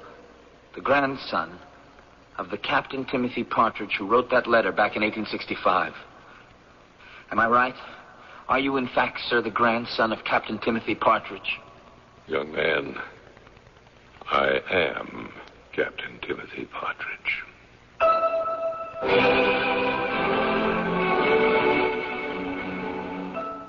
It's been written that to know how to grow old is the masterwork of wisdom and one of the most difficult chapters in the great art of living. It's also been written that you imagine what you desire. You will what you imagine. And at last you create what you will. I'll be back shortly with Act 3. Thank you. Quick, open that package. The Metamucil? Quick, honey, we're still in the store. Right now, you could win big in Metamucil's Instant Riches Sweepstakes. See specially marked packages for game cards and entry details. You can win up to $10,000 or valuable shopping sprees. And there's something for everyone. 40 cents off my next purchase of Metamucil. Let's buy another. People are staring. Play Metamucil's Instant Riches Sweepstakes while supplies last. Void where prohibited by law. No purchase necessary. Read label and follow directions. Weekdays on CBS television. Wake up to comedy with One Day at a Time. You really think you're hot stuff, don't you, Shiner? The ladies in this building don't call me super for nothing. Then, keep laughing as Mel lays down the law on Alice. There is only one rule in the restaurant business, Vera. Get them to swallow it. And The Price is Right with the priceless Bob Barker. That's One Day at a Time. Alice and The Price is Right. Weekdays on CBS television. Check your local listings for the time. When you want to see a new or used car, think of this. The Troy Motor Mall is one place where you can see, test drive, buy, and service almost every kind of car. Oldsmobile, Pontiac, Chrysler, Plymouth, Lincoln, Mercury, Buick, Chevrolet, Toyota, GMC, truck, Volkswagen, and Ford. Over 3,000 in stock at any one time. 9 different dealers, each in the top 5 in their class, all competing for your business. The next time, make one convenient stop and see them all. The Troy Motor Mall, Maple Road near Coolidge in Troy. Roll call! Fisher Buick. Somerset Pontiac. Dean Dallas Ford. Mike Savoy Chevrolet. Bob Ford Lincoln Mercury. Albee Toyota. Salve Volkswagen. Birmingham Chrysler Plymouth. More sales and service and new and used cars than anywhere else. Under the stars, the biggest automotive center in the whole wide world. Troy Motor Mall. Maple Road, that's 15 mile between Coolidge and Crooks in Troy.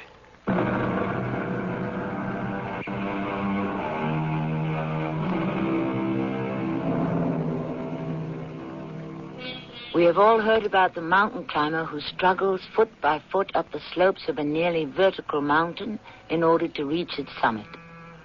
When he is asked why he risks his neck to inch his way up to the highest peak, he says, because the mountain was there. Somewhere in the Rockies, the mountains were there over 100 years ago for a small group of men and women with a determined dedication to life. Vic Bixby, who has fought his way into these mountains in search of knowledge, is enjoying a ride over the waters of a calm, cold mountain lake. His companion, young, pretty Susanna. Tell me more, Vic, about the world. The outside world where you come from. Tell me more about them magic things that are a part of that world. I'd rather hear you talk. About your father, about the rest of the people, about you. Not now, Vic. Not now. Tell me again about how you talk to people 10, 20 miles away. Oh, 10, 20, 100, 1,000 miles away. Tell me. Well, you just pick up part of the instrument, signal a number, and instantly you're speaking to the person you want to talk to. It's called the telephone. That's wonderful. Now tell me again about the lights. Well, like I said, no oil lamps like the ones you have in the cave. No, you just press a button, it clicks, and everything lights up like 1,000 oil lamps. Electricity. I would give anything to see some of them things for myself. Maybe you can, Susanna. No, Vic. That would never be possible. Not for me. I could take you with me. I couldn't go. Oh, but there's no reason on earth that you couldn't come with me when I leave here. If you leave here. What's that? What's happening, Susanna? Here's where the lake opens up. Goes down into the river. Those rapids down there are pretty mean looking. Susanna, what are you doing? We've got to turn back. Give me those oars. I'm going straight ahead, Vic. Into those angry waters? You can't do that. We'll both be smashed to smithereens. Here we go. Susanna, we'll be drowned. Where do you think you're going? Heading for that big rock. You're out of your mind. The boat's being tossed around like an eggshell. I can't hold on, Susanna. Now help me. Help me, Susanna. I don't want you to drown in these waters, Vic. Please don't drown. Show me that you belong with us.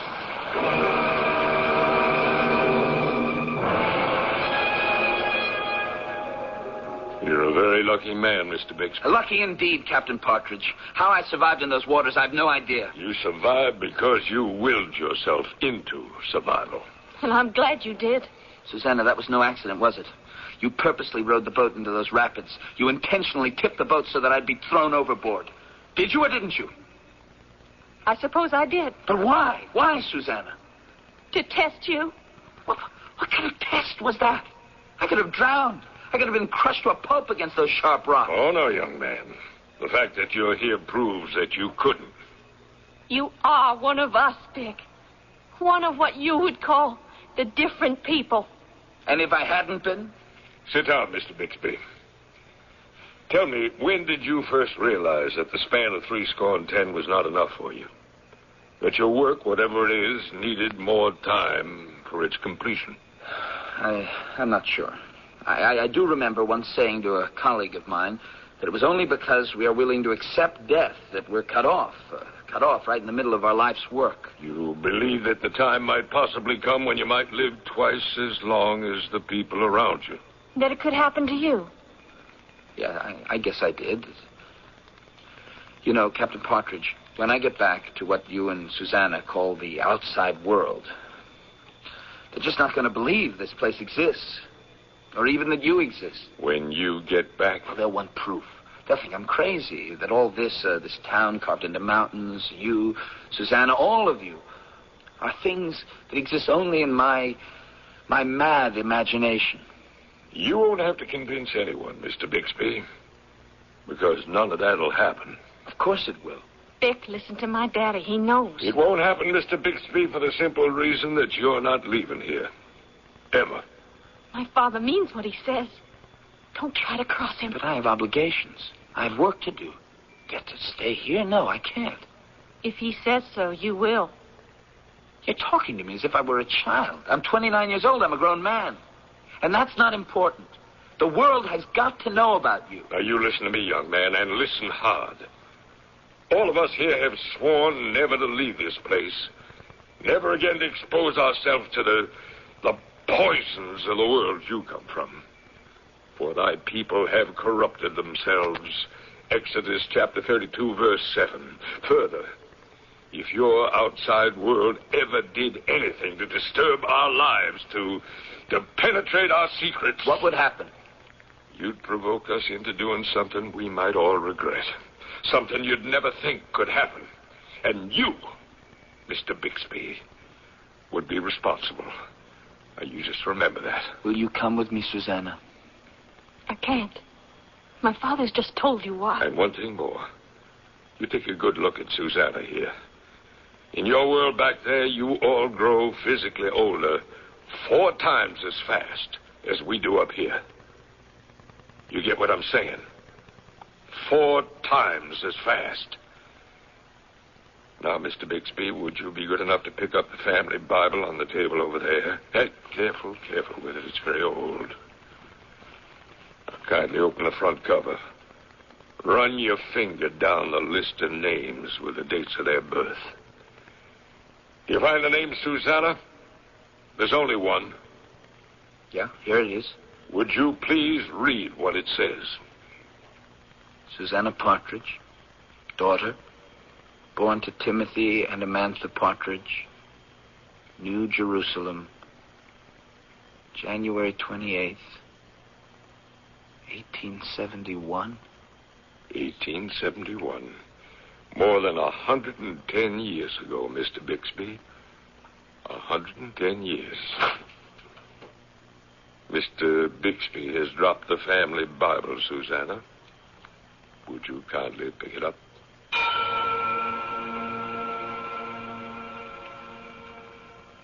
I'm leaving here tomorrow at sunrise. You'll never find your way down, Dick. Don't worry about me. Your place is here. You belong to us now. I don't belong to anyone, Captain. You remember the sacred oath I spoke of? You remember I said something terrible would happen if anyone broke that oath? I haven't sworn any oath. There is no oath that binds me. The world has to know about you, Captain Partridge. You have to share this remarkable thing you've made happen. Oh, we don't have to share anything with anybody. In that case, I'm not waiting for tomorrow. I'm leaving right now. Oh, don't, Dick. What you're doing is wrong. I leave you, Susanna, the radio, the camera, all of it, till I come back.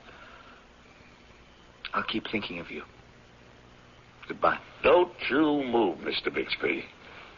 Stay right where you are. What do you think you're doing? Put down that shotgun. I have had no reason to fire this weapon for almost 100 years. Don't give me a reason for using it now. Goodbye, Captain Partridge.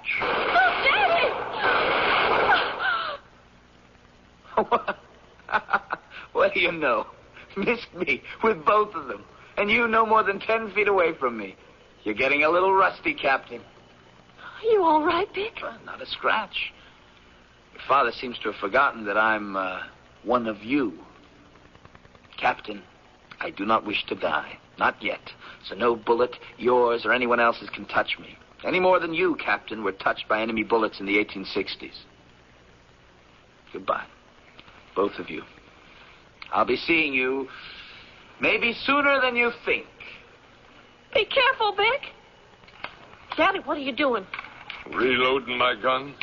What on earth for? To make sure your young friend doesn't get too far. You know you can't stop him. You just shot at him twice. The bullet missed both times. Well, they missed because I wanted them to miss. Didn't you know that?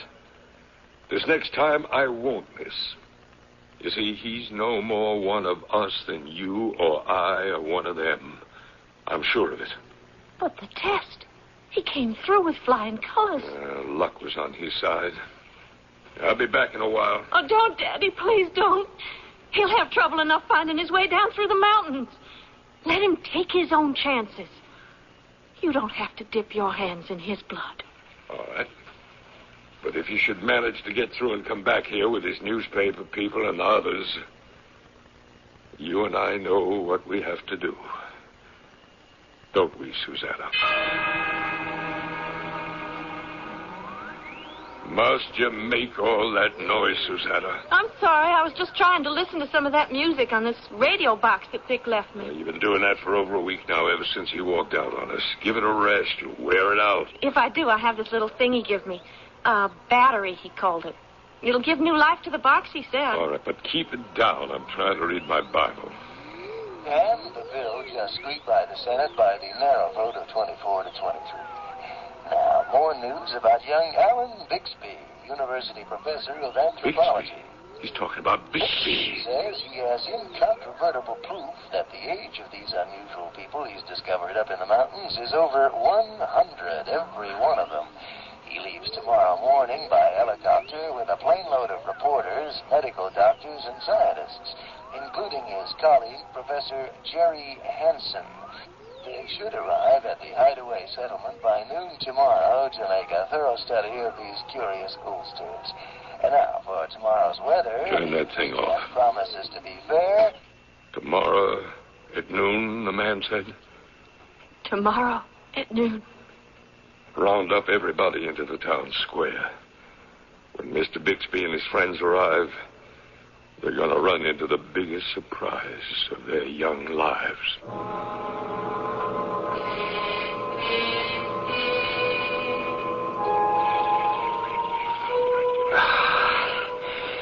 This must be the most godforsaken place on the planet Earth, Dick. Like the end of the world. Jerry, when I told you I'd find this place, you said I was off my rocker. Well, the odds were certainly against you. And when I said I'd find Timothy Partridge, if there still was a Timothy Partridge... Yeah, I remember. Are we moving too fast for the others back there? Don't worry about them. Those doctors and psychiatrists and the others are just as anxious as we are to get to New Jerusalem. They can't wait to start all their tests. Are we almost there? Oh, yeah. Round this bend, and we're at the foot of Elephant Mountain. Oh, good Lord in heaven. It can't be. All those crushed bodies. Dozens of them. All over the place. Like a huge funeral pyre. All of them dead. That girl over there. That's Susanna. Bick. This man. Here. He's still breathing. That's Partridge. That's Timothy Partridge. Captain Partridge. It's me, Alan Bixby. I know. What happened here, Captain? I tried to warn you. Tell me what happened. Long time ago, our people willed themselves into living a longer life. Today we willed ourselves into ending that life. But why? Why? There will be no needles jabbed into our flesh now. No drawing of blood to test our bodies. You'll not pick at our brains or destroy our souls. Since we're not animals, not monstrosities, we chose to fling ourselves to our destruction from that high cliff up there. Everybody? Everybody. How could you do such a terrible thing? You didn't understand our world. We had nothing but contempt for yours, so we kept the oath that we had sworn. I had no idea. Well, of course you didn't. Oh, one last thing. Have no regrets about Susanna. Your world and hers could never have come together.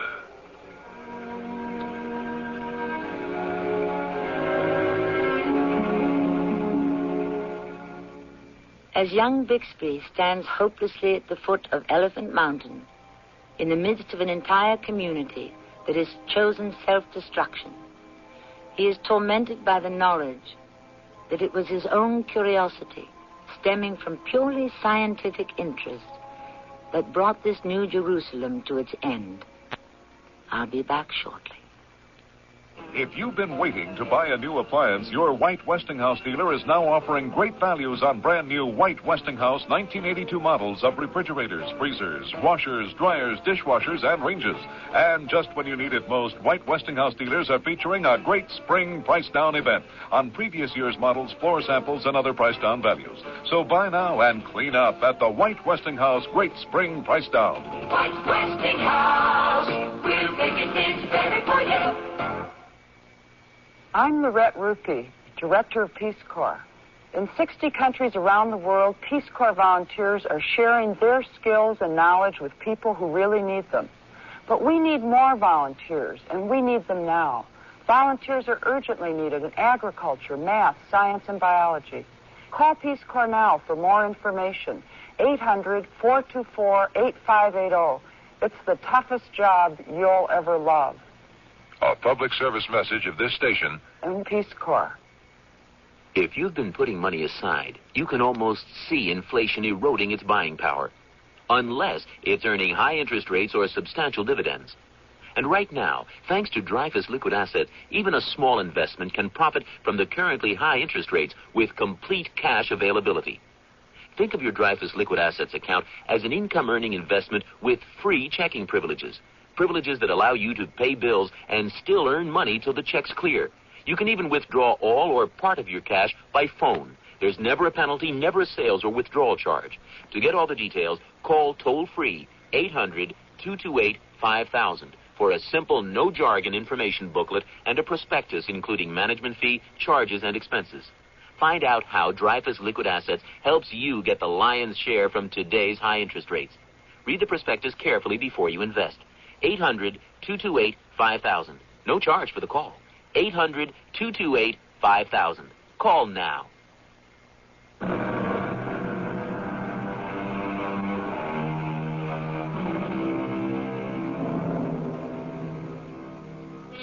George Bernard Shaw, in the 5 plays he titled Back to Methuselah, wrote of a time in the future when all the people on earth would live in a rarefied society where no one ever died.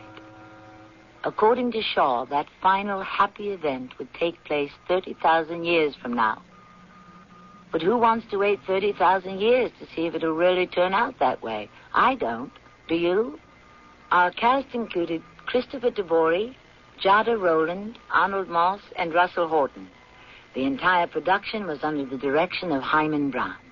Radio Mystery Theater was sponsored in part by White Westinghouse Appliance Company. This is Tammy Grimes inviting you to return to our Mystery Theater for another adventure in the macabre. Until next time, pleasant dreams. Mr. Cash to a money market fund. CBS Radio Mystery Theater presents...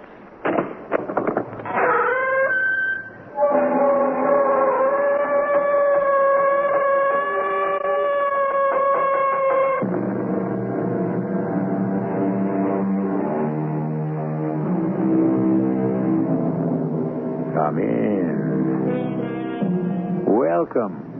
I'm E.G. Marshall. Everyone knows that Sir Arthur Conan Doyle started in life as a doctor, not a writer.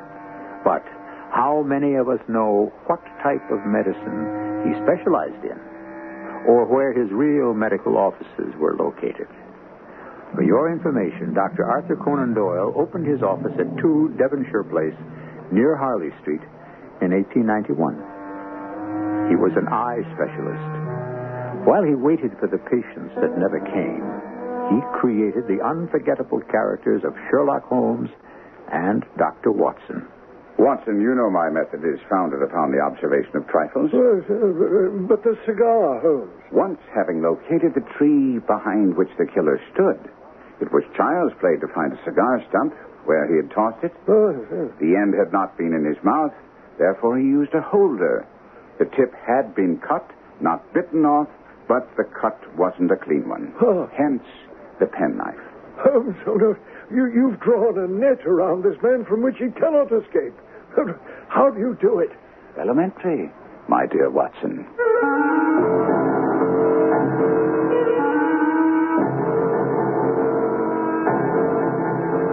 Our mystery drama, The Boscombe Pool Mystery, was based on the Sherlock Holmes classic and adapted especially for the Mystery Theater by Murray Burnett. It stars Kevin McCarthy. It is sponsored in part by ARM, Allergy Relief Medicine, and Buick Motor Division. I'll be back shortly with Act One.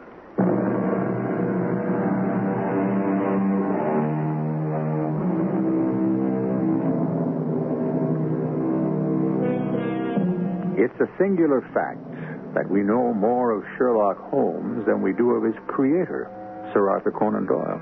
Of course, we all know he was a doctor and that he believed in spiritualism, but most of us are unaware that he was also a whaler, athlete, speculator, historian, dramatist, war correspondent, and ever and always the champion of the underdog, as is so well illustrated in the mystery which follows.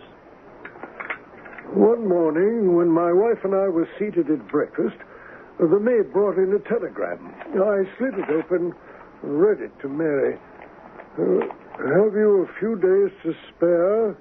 Have just been wired for from the west of England in connection with Boscombe Valley tragedy. Should appreciate your coming with me. Leave Paddington by the 11:15. Well, darling, you'll need some time, and so I shall help you pack. I'm not at all sure that I should go. I've a fairly long list of patients. Oh, Anne Strutter will handle those for you. I think the change will do you good.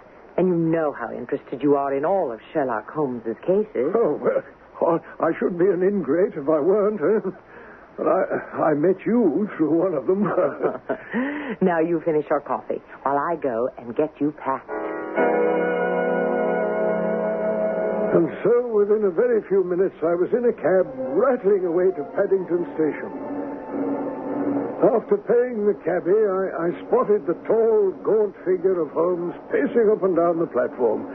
As he saw me, his face lighted up with one of his rare smiles, and he said... Very good of you to come, Watson. Oh, well... It makes a considerable difference to me, having someone with me on whom I can thoroughly rely. If you'll keep the 2 corner seats, I'll get the tickets. We had the compartment to ourselves, and a batch of newspapers Holmes had brought along with him. As we settled down for the journey, Holmes asked... Have you heard anything about the case? Well, I haven't seen a paper for some days. It's just as well. The London press hasn't had very complete accounts, and that's why I brought these local papers along. I've already read through them, and I gather it's one of those simple cases which are so extremely difficult. Well, isn't that paradoxical? Of course, and profoundly true. Singularity is almost invariably a clue. The more commonplace a crime, the more difficult it is to bring home.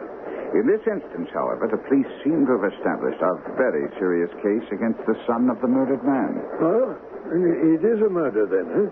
According to our old friend Lestrade, it's not only murder, but he has the guilty man under lock and key. Oh, well, what brings you into it then? An appeal for help from a young lady. And a feeling that all isn't as simple as it seems on the surface. I know Lestrade's theory of crime, and I shall either confirm or destroy it by means which he refuses to employ. Oh, refuses or is unable to? Nonsense, my dear Watson. Anyone with eyes can use my methods. To take the first example to hand, I very clearly perceive that in your bedroom, the window is on the right-hand side. Oh, my... But, Holmes, you've never visited us. How on earth would you... My dear doctor, I know the military neatness which characterizes you. You shave every morning, and in this lovely spring you shave by sunlight. But since your shaving is less and less complete as we get farther back on the left side, and it becomes positively slovenly as we get round the angle of the jaw, it's obvious that that side is less illuminated than the other. You never cease to amaze me, Holmes. That's only an elementary example of observation and inference, my dear chap. Now I suggest that you devote your time to these newspaper accounts and see if you can reach the same conclusions as I have. On my word, Mr. Holmes, I do believe you've got a real streak of the romantic in your makeup. Why do you say that, Lestrade? Oh, for wasting your time and coming all the way down here in answer to the pleas of a moonstruck mate. It's your opinion that I'm wasting my time. If you'll allow me to recount the facts, I think you'll agree. Delighted. Go ahead, Lestrade. Now, let me just use these notes to keep me on the track. Let me see now. Wait now. On Monday last, Mr. McCarthy left his farm in Atherley about 3 p.m. and walked down to Boscombe Pool, a distance of about a quarter of a mile. He never came back alive. That is a fact I must concede. You'll also have to concede that we have 2 witnesses who saw him on his way, and one of them, William Crowder, a gamekeeper in the employ of a Mr. Turner, saw McCarthy's son following him with a gun over his arm. That was all in the papers? Oh, there's more. A girl of 14, Patience Moran, who's the daughter of the lodgekeeper of the Boscombe Ferry estate, was in the woods near the pool picking flowers. While she was there, she saw the elder McCarthy and his son, James, in the midst of a violent quarrel. She even testifies that she saw the son raise his hand as if to strike his father. It so frightened her that she ran away and told her mother about it when she reached home. A pity she didn't stay and see what happened. Oh, come now, Mr. Holmes, we're pretty sure of what happened. I mean, McCarthy died of injuries to the head inflicted by some blunt weapon which might very well have been the butt of a gun. And the son's rifle was found near the body. Mr. Holmes, you'll have to admit that many men have been hanged on far less evidence. So they have. And many men have been wrongfully hanged. Oh, true. But if ever circumstantial evidence pointed to a criminal, it does so here. Circumstantial evidence is a very tricky thing, but I must confess, however, that the case looks exceedingly grave against the young man, and it's possible that he may be guilty. Come in. You must be Mr. Sherlock Holmes. I'm Susan Turner. I want to thank you for coming, and I've driven down here to the inn to welcome you and help you in any way I can to prove that James is innocent. Well, I sincerely hope we may clear the young man, Miss Turner. You may rely on me to do all I can. I know that James didn't do it. I know it.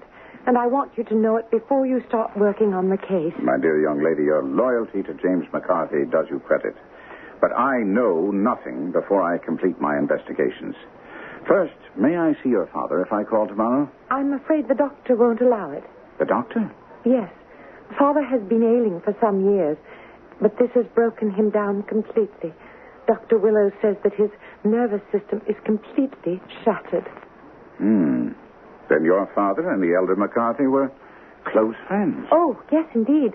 Mr. McCarthy was the only man alive who had known Dad in the old days in Victoria. Ah.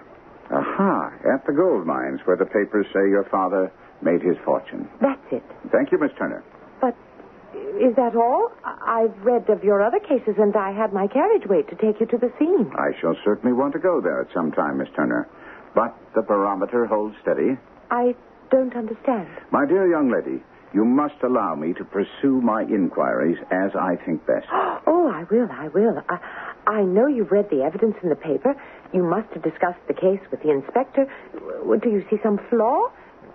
Don't you think that he's innocent? I think that is very probable. There now, Inspector, you heard. Mr. Holmes gives me hope. Well, now, I'm afraid, Miss Turner, that my colleague may have been a little hasty in forming his conclusions. With a final brilliant smile of thanks, our young lady swept to the door and left. Oh, Holmes, I'm ashamed of you. Why should you raise her hopes when you're bound to disappoint her? I'm not a sentimentalist, but I call it downright cruel. I think, Lestrade, that I see my way to clearing James McCarthy. Have you an order to see him in prison? Oh, well, of course. Then we still have ample time to take a train to Hereford and see him tonight. We can go, of course, but in my opinion, it's a waste of time. I don't know whether or not you've been informed of the remark he made when the local constable informed him that he was under arrest. What was that? Oh, he said, "I'm not surprised to hear it. It's no more than I deserve." Good Lord, Holmes. That's a confession. Not at all, Doctor. Not at all. That was later followed by a protestation of innocence. Well, with all the other evidence, Mr. Holmes, don't you consider that a most suspicious remark? On the contrary, Lestrade.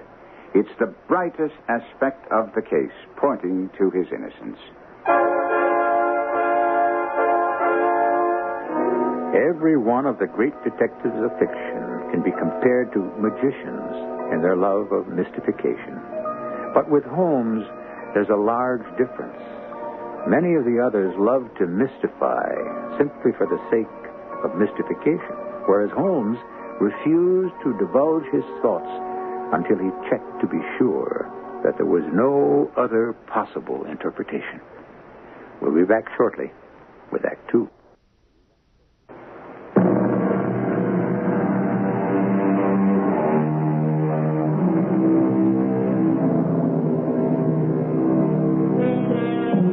A little earlier, I mentioned that Sherlock Holmes was a champion of the underdog, and I suspect that this was an added factor in the endless popularity of A. Conan Doyle's creation. Now we have Holmes rushing off to the west of England to save a man not only suspected of murdering his father, but sitting in Hereford prison waiting to be tried for that crime. When we entered James McCarthy's cell, I could understand Miss Susan Turner's feelings for the young man, for he was indeed handsome, with a frank, open countenance that cried out for belief. But I remembered other criminals with handsome faces and listened avidly as Holmes began to question him after we were introduced. I understand, Mr. McCarthy, that you're an only child. That's right. Now, I believe you testified before the coroner's jury that you had been away from home for 3 days and returned only on the day your father was killed. So I did. Where were you for those 3 days? In Bristol. You have business there? What's in Bristol has absolutely nothing to do with my case. Once again, I'll say no more about it. Very well. Now, when you returned, did you see your father? No. He wasn't home. I was upstairs in my room when I saw him drive his trap into the yard, get out, and walk very rapidly out of the yard. So you saw in which direction he was going? It's all down in the records of the coroner's jury. I've read them. I'd still like to hear it in your words. Very well. This is the way it was. I'll try to let you hear what I said, exactly as I said it. And now, Mr. McCarthy, you say you weren't aware in which direction your father was going when he left the yard? Right. You'd been away for 3 days. Did it not occur to you to seek out your father and tell him you were back Or were you on bad terms? We got along all right. You don't deny quarreling with him at the pool? No. You must have followed him there, did you not? I told you I had no idea where he was heading. I took my gun and set off for the rabbit warren, and the gamekeeper saw me, as he said. But I wasn't following my father. I had no idea he was in front of me. Yes, just so. And how, then, did you meet at the pool? I was about 50 yards from the pool, on my way towards the warren, when I heard a cry of, "Hooray!" which was a usual signal between my father and myself. I turned and went to the pool. And? My father was surprised to see me. He thought I was still in Bristol. He asked me rather roughly, what was I doing there? You said you were on good terms with your father.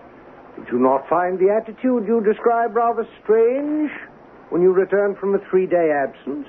Those who knew my father will back me up when I say he was a cold and forbidding man of a violent temper. But you're his son.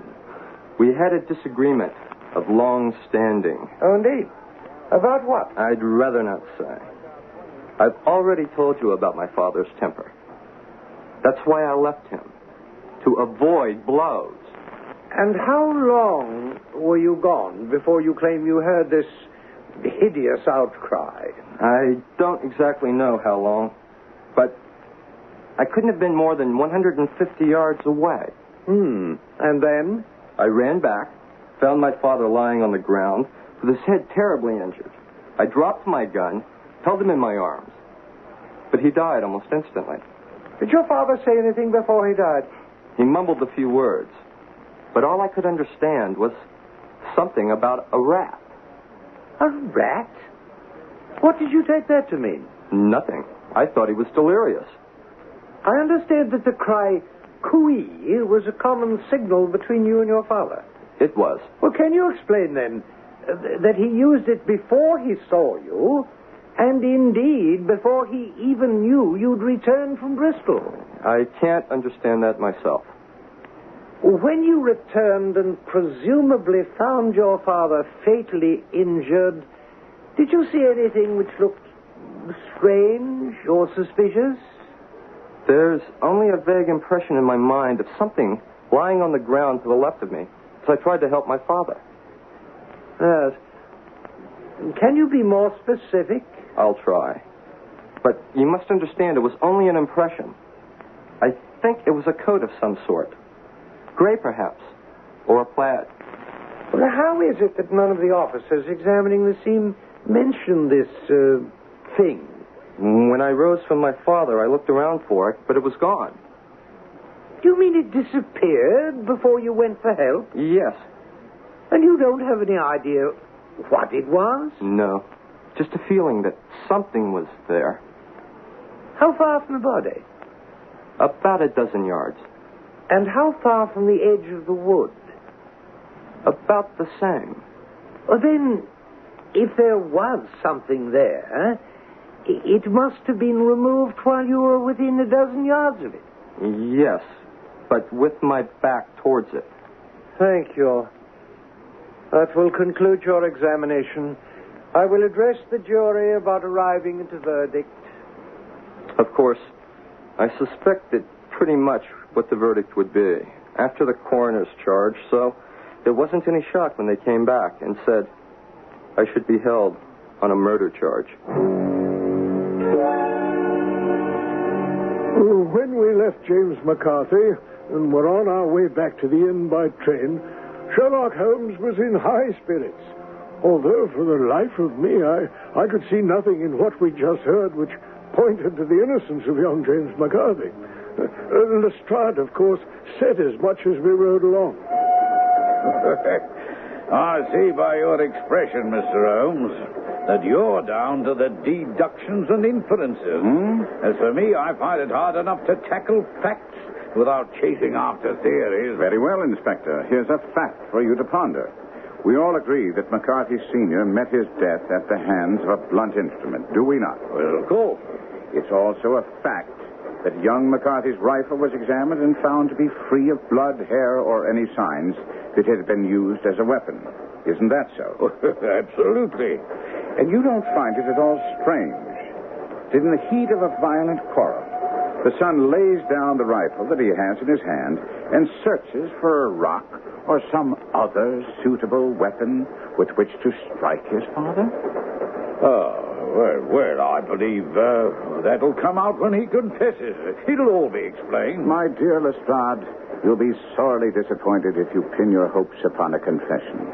First, because the young man, although not very bright, isn't the type to confess. And secondly, because he can't confess to a crime he didn't commit. Oh, come now, Holmes. The coroner's jury came in with the charge not because of me, but because the coroner very correctly pointed to the discrepancies in his story about the father having signaled to him before seeing him, and his strange account about his father's dying words, and his refusal to give the details of the quarrel with his father. Both you and the coroner don't blink an eye at young McCarthy's ability to come up with a fantastic tale about his father's strange dying words involving a rat and mysterious disappearance of some kind of garment. Well, you do have a way of looking at things, Mr. Holmes. But if you don't mind my saying so, they're kind of wrong side up. Like the way you took his saying when he was arrested that it was no more than he deserved as a sign of his innocence. Most certainly, Lestrade.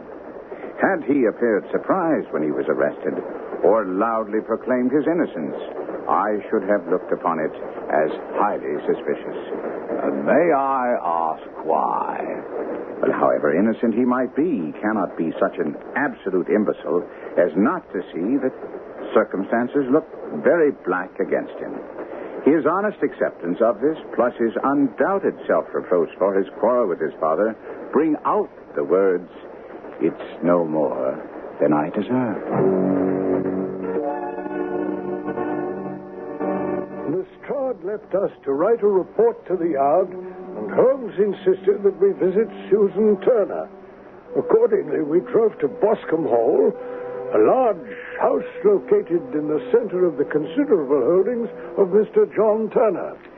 Miss Turner, do you have any idea what caused the quarrel between James and his father on the day he was killed? You've seen James. How is he? Did you tell him I believed in his innocence? He didn't need to be told. He seems in as good spirits as one could expect. But you haven't answered my question. I know. I'm just trying to think whether James would want me to tell you, since I am involved in it, and that's the reason he wouldn't tell the coroner. Now, Miss Turner, this is no time for concealing things that might well be vital to the investigation. Oh, you're right, of course. It's no time to hide anything. James and his father had many disagreements about me. Mr. McCarthy was very anxious that there should be a marriage between us. And you're telling me James objected? Mr. Holmes, James and I have always loved each other as brother and sister, but of course he's young and he just isn't prepared to undertake marriage just yet, and I'm sure there were many quarrels between them over this. And your father? Did he favor such a marriage? No. He was adverse to it also. No one but Mr. McCarthy was in favor of it at this time.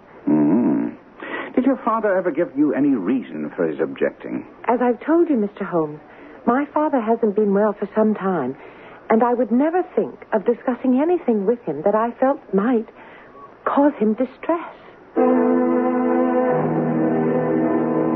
At dinner that night at the inn, Holmes was thoughtful and less buoyant than he'd been earlier in the day.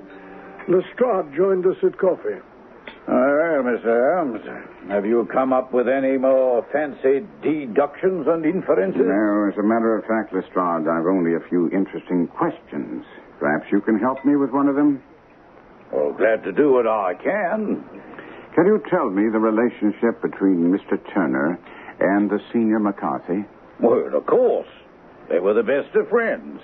He even gave McCarthy Catherley Farm, rent-free. They went to the races together. Indeed. And furthermore, this business has had a very bad effect on him. You know, he's in his 60s and hasn't been in good health for some time. But now it's said that because of this, his life is really in danger. It must have been a great blow to him. Well, does that help you at all, Mr. Holmes? Insofar as it poses two other interesting questions, the answer is yes. Well, then perhaps I can answer those for you also. Not unless you happen to have a map of Australia and know exactly what young James McCarthy was doing in Bristol for 3 days. The city of Bristol is noted for its extensive port facilities, its leadership in engineering, and the fan-vaulted ceiling of the famed church of St. Mary Radcliffe. But I doubt if it was for any of these that young James McCarthy spent 3 days there. We'll find the answer to that together with Sherlock Holmes when I return with Act 3.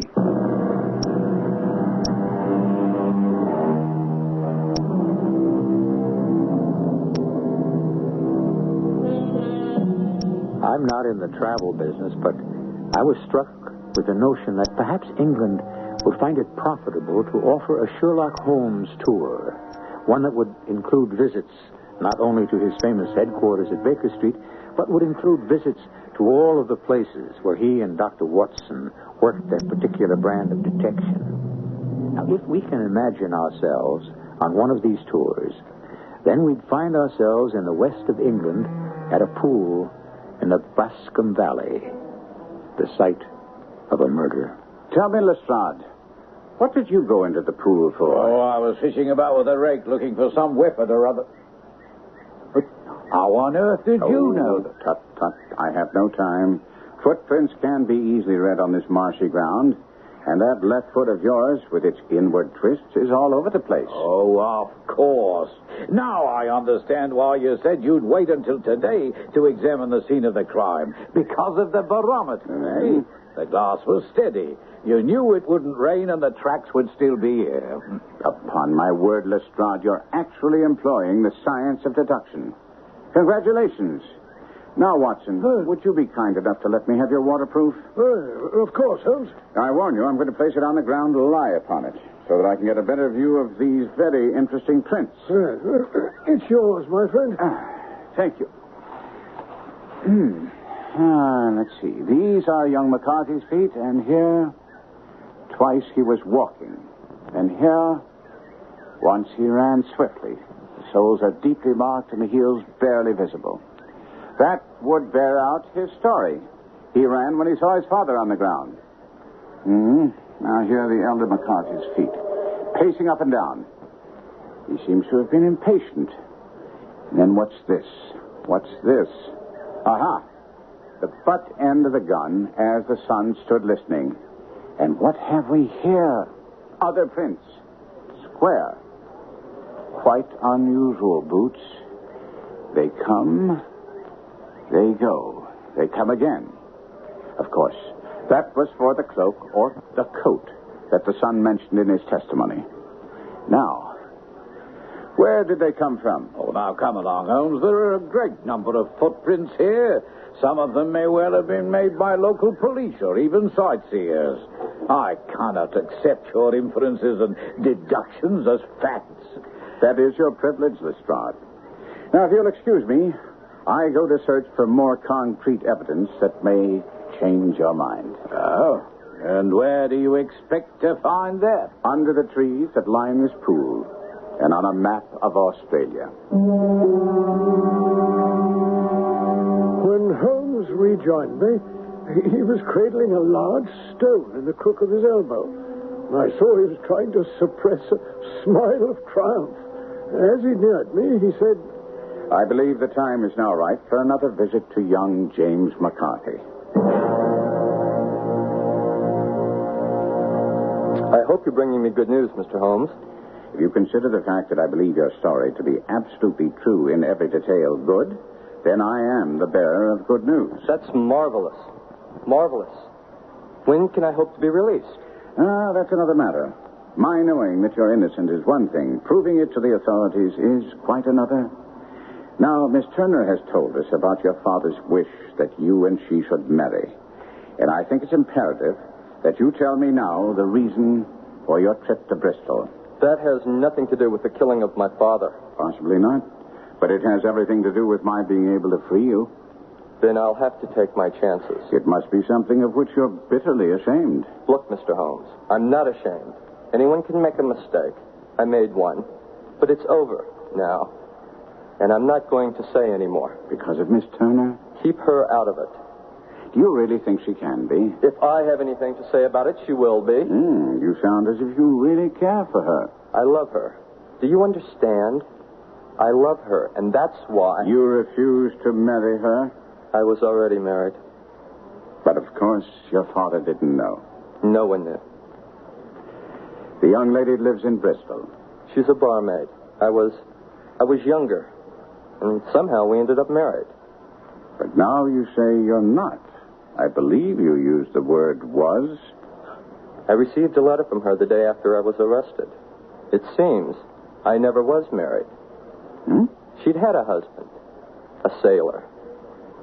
And now that I was accused of murder, she let me know that she wanted nothing to do with me.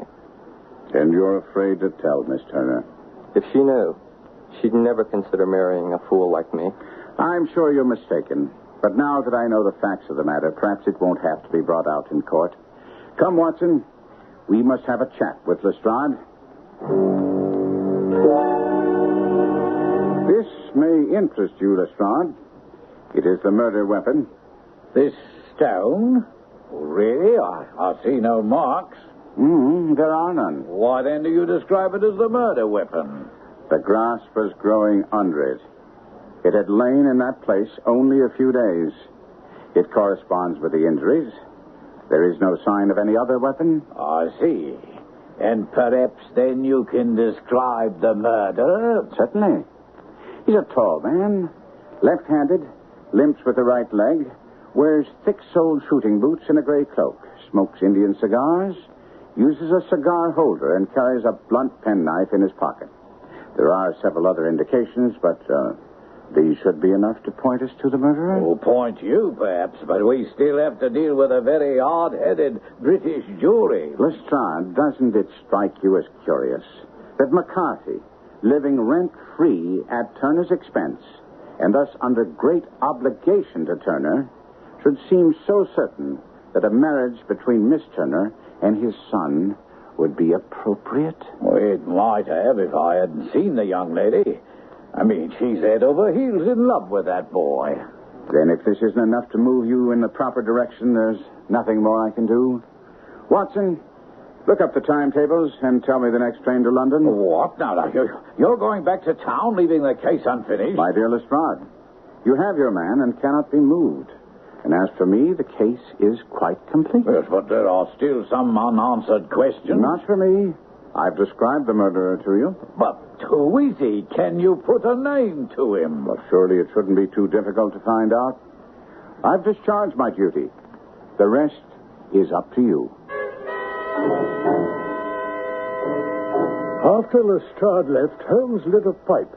I could see from his expression that he was troubled. Look here, Watson.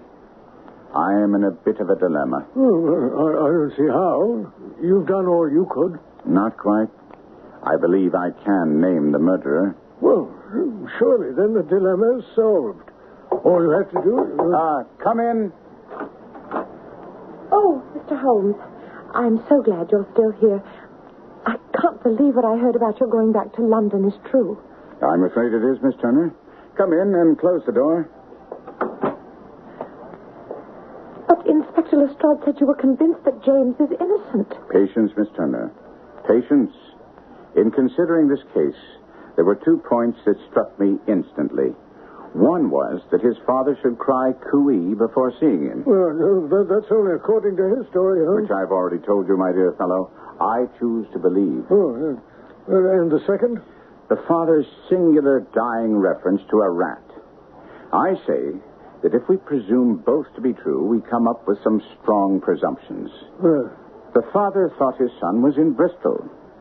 The cooey was meant for someone else. That is a distinctly Australian signal. Therefore, I deduce that the person McCarthy expected to meet at Boscombe Pool was someone who had been in Australia. Yes. And the reference to the rat? This is a map of the colony of Victoria. The one I told you I wired for last night. Now, I place my hand over part of this map. And what do you read, Watson? A rat. And now, when I raise my hand... Oh, Ballarat. Quite so. That was what the elder McCarthy was trying to tell his son. The name of the murderer. So-and-so of Ballarat. Oh, by Jove. The possession of a gray garment was a third point, bringing us to a definite conception. We are looking for a person from Australia, from Ballarat, with a gray cloak. Astounding, Holmes. You applaud my performance before I finished. We can further deduce that this person is one who is native to this district because the pool can only be approached by the farm or by the estate, where a stranger would, well, hardly wander without being certain to attract attention. I have other evidence, but it all points in the same direction. The direction of a left-handed man with a limp who smokes Indian cigars. But you told Lestrade he used a cigar holder. He does. The cigar stump I found clearly showed that the end had not been in his mouth. Therefore, he used a holder, and the tip had not been bitten off but cut. The cut was not a clean one, so the deduction is clear that he must have used a blunt penknife. I don't want to hear any more. Mr. Holmes and Dr. Watson, you must forgive me, but I cannot stay. I have to... Father. Susan. Good Lord, I never expected you to be here, Susan. Mr. Holmes, your note said... I apologize, but there was no way of avoiding this issue. No, I suppose not. And I assure you I would have spoken before now if it weren't for Susan. She's... Father, I don't think you should say any more. No, it's too late, my dear. I have a great deal more to say, and it's best now that you hear it all. He cannot be arrested. I will not have him arrested. I sent for you, Mr. Holmes, and I can send you away. There may be no arrest. Oh, but Holmes... We are not police officials, Watson. I came here at Miss Turner's request, as she says.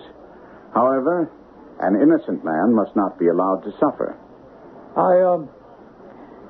I have had diabetes for years, and my doctor says now that it's only a question of a month or two before I die. But I tell you, no one knew the true character of that dead man. He was a devil incarnate, and his grip has been upon me these past 20 years. It stems from Australia? Yes. Back in the early 60s, I went to Australia to make my fortune. I failed at my diggings, fell among bad companions. Oh, I was hot-blooded and reckless. I took to the bush and became, in short, nothing better than a highwayman. There were 6 of us, and we had a wild, free life. Black Jack of Ballarat was the name I went under. And we're still remembered out there as the Ballarat Gang. And then, one day we heard of a gold convoy coming from Ballarat to Melbourne. The escort troopers outnumbered us, but as I said, we were reckless. All right, boys, let's go get him! Hold those horses steady, driver. Cover him, boys, while I climb up and get him to help me unload the gold. All right, now, driver. You'll either help us unload this gold or I'll put a bullet through your brain. We got away with the gold, but the driver of that coach was this same McCarthy. I wish I'd shot him then, but I gave it no thought. And how many years later did he find you? Some 11 or so. I suppose it was a punishment God laid on me, despite the fact that I'd turned over a new leaf and tried to make up for my past. I'd gone to London about an investment when I met him in Regent Street with hardly a coat to his back or a boot to his foot. But he'd been tracking you? Well, he must have been, because he knew I didn't live in London. He touched me in the arm, and I'll never forget his words. Well, here we are, Jack, he said. We'll be as good as a family to you. There's 2 of us, me and my son, and you can have the keeping of us. If you don't, well, England's a fine, law-abiding country, and there's always a policeman nearby. And so you've been supporting him ever since? Whatever he wanted, he got without question. Land, money, houses. But then he went too far. He wanted his son to marry Susan. But the boy seems a nice enough lad. No, I had no objections to James. But as you know, I don't have long to live. And he grinningly told me it was only his just due that he should step into the whole property as Susan's father-in-law. Oh, I drew the line at that. So we were to meet at the pool for a final talk. Mm-hmm. And why, after all these years, did it end violently? Because he threatened to tell Susan, and suddenly I saw red. I stooped, I picked up a stone, and I struck him down. His cries brought back his son, but I had gained the cover of the wood, although I was forced to go back for my cloak. Now, Mr. Holmes, that's the true story.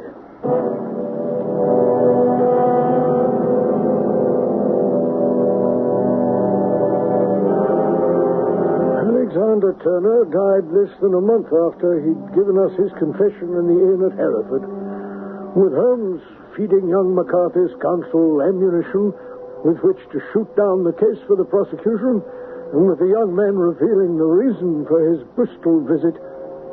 He won an acquittal. And that very night, Holmes and I sat before a fire in our Baker Street flat, watching Turner's confession turn to cinders in the crackling flames. My dear Watson, don't fret too much about my not being able to take credit for solving the Boscombe pool mystery. How the devil did you know? I'm sure that after the passage of time, you'll write it in those memoirs you're working on.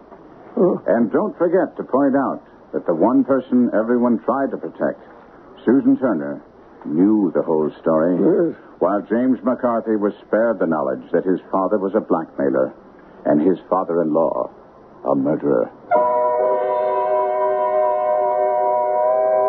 Sherlock Holmes once remarked that art in the blood is liable to take the strangest forms. And Holmes' creator, A. Conan Doyle, proved it by permitting the stolid Dr. Watson to become mischievous about the stories that were supposedly too delicate to open to the public. And here Doyle let Watson's imagination run wild as he mentions the fact that he could never tell us the story of the politician, the lighthouse, and the trained cormorant.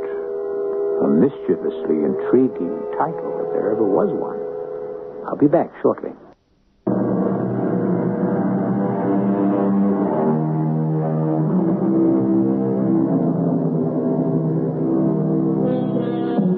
When I mentioned that we could never read any of the unrecorded adventures of Sherlock Holmes, I neglected to tell you that Doyle's son and famed mystery story writer John Dickson Carr did collaborate on a volume which included some of them. They were interesting, but as the authors themselves would be the first to admit, lacked the master's touch that made A. Conan Doyle and his Sherlock Holmes world famous. But they never dared to tackle the story of the politician, the lighthouse, and the trained cormorant. Our cast included Kevin McCarthy, Court Benson, Patricia Elliott, Ian Martin, and Dennis Koch. The entire production was under the direction of Hyman Brown. And now, a preview of our next tale. A world I made all by myself. Smith's World. That's right. It's a small planet created out of an artificial cosmos. Right now, its heat intensity is almost great enough to shatter the retaining glass, so we'll have to start the cooling process. He tugged at a switch in the panel, but I could see at once that something was wrong. It's not moving. The refrigeration switch is jammed. Something's wrong. The strange mud-brown sphere in the cabinet was still growing in size, and now it began to glow with its own heat. Get out of here.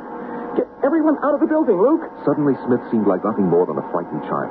I told him that we were alone in the building, and he pleaded with me to leave while he wrestled with the dials and switches in an attempt to stop the terrible process that was taking place. Get out of here, Luke. There isn't much time.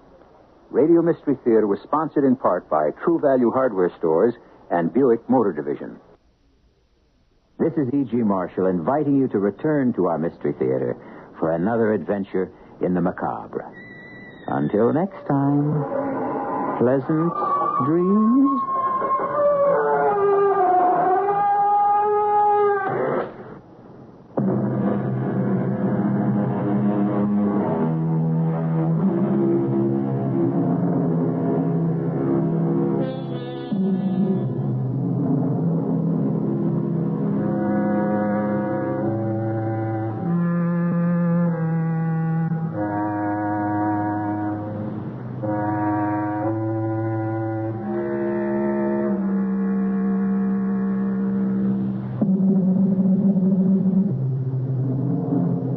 The CBS Radio Mystery Theater presents...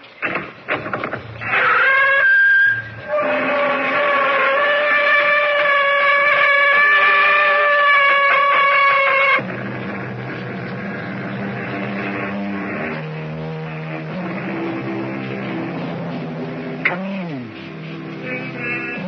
Welcome. I'm Sammy Grimes. It is true that our Mystery Theater dwells more on man's criminal intentions and deeds, and whenever possible, the law's retribution. However, sometimes events are in disarray, and men and women caught up in those times are like actors in the wrong play. To quote the poet Watson, they are blessed that have not much to rue, that have not oft misheard the prompter's cue, stammered and stumbled, and the wrong parts played, their lives a tragedy of errors made. Clara. Benito. Oh, it's 4:00 in the morning. I'm sorry to telephone you at such an hour, but the Grand Council just ended the meeting. Where are you? In my office at the Palazzo Venezia. So what happened? The worst. Fascism is dead. What did the council say?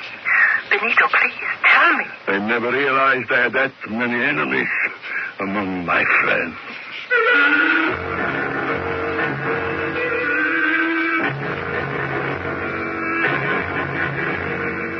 Our mystery drama, The Last Days of a Dictator, has been written especially for the Mystery Theater by G. Frederick Lewis and stars Bernard Grant and Earl Hammond. I shall return shortly with Act One.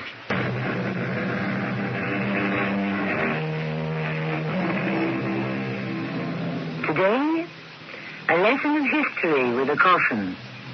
Don't tempt fate too far, for it was destiny that rode all the way to hell on the back of dictator Benito Mussolini.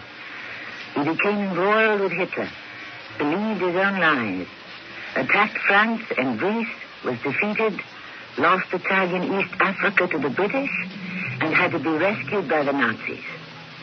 And now we have arrived at July 1943, some 2,000 years since another Caesar was stabbed in the back. Among the plotters this time are two Roman statesmen riding in limousines.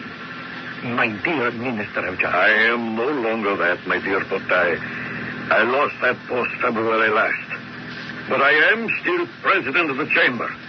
And you know the dangers. Grandi, Rome is on fire. The Allies are in Sicily, and the king won't get rid of Mussolini. Vittorio Emanuele believes the sun rises and sets on Benito. Is there no way to make the king understand? He doesn't want to see.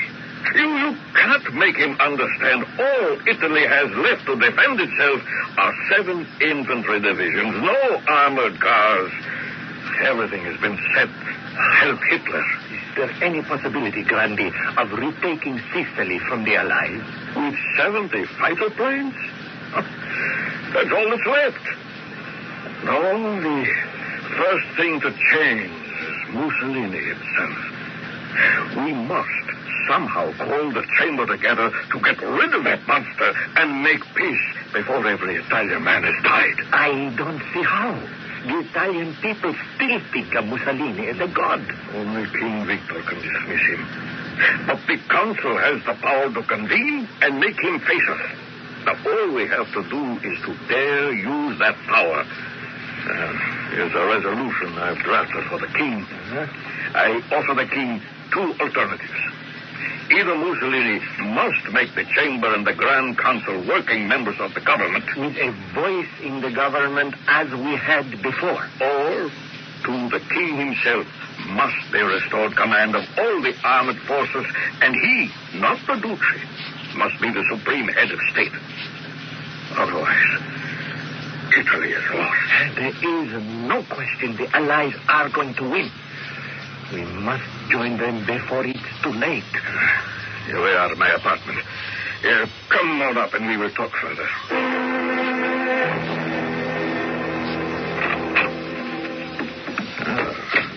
What's that big envelope on the hall table? Careful. Careful, it's not a bomb. The only bomb it could be would be the news that Mussolini has been murdered. My Lord. It is a bombshell, all right. You're joking. He's not dead. Well, he just might be, politically. It's a summons from the party secretary. Good.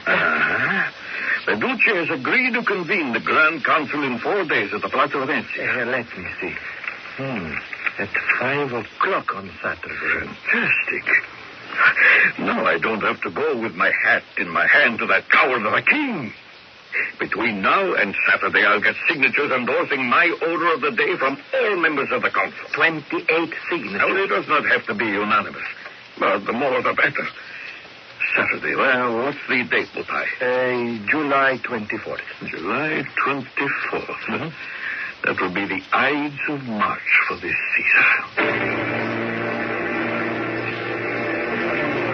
They're all coming. Every one of them.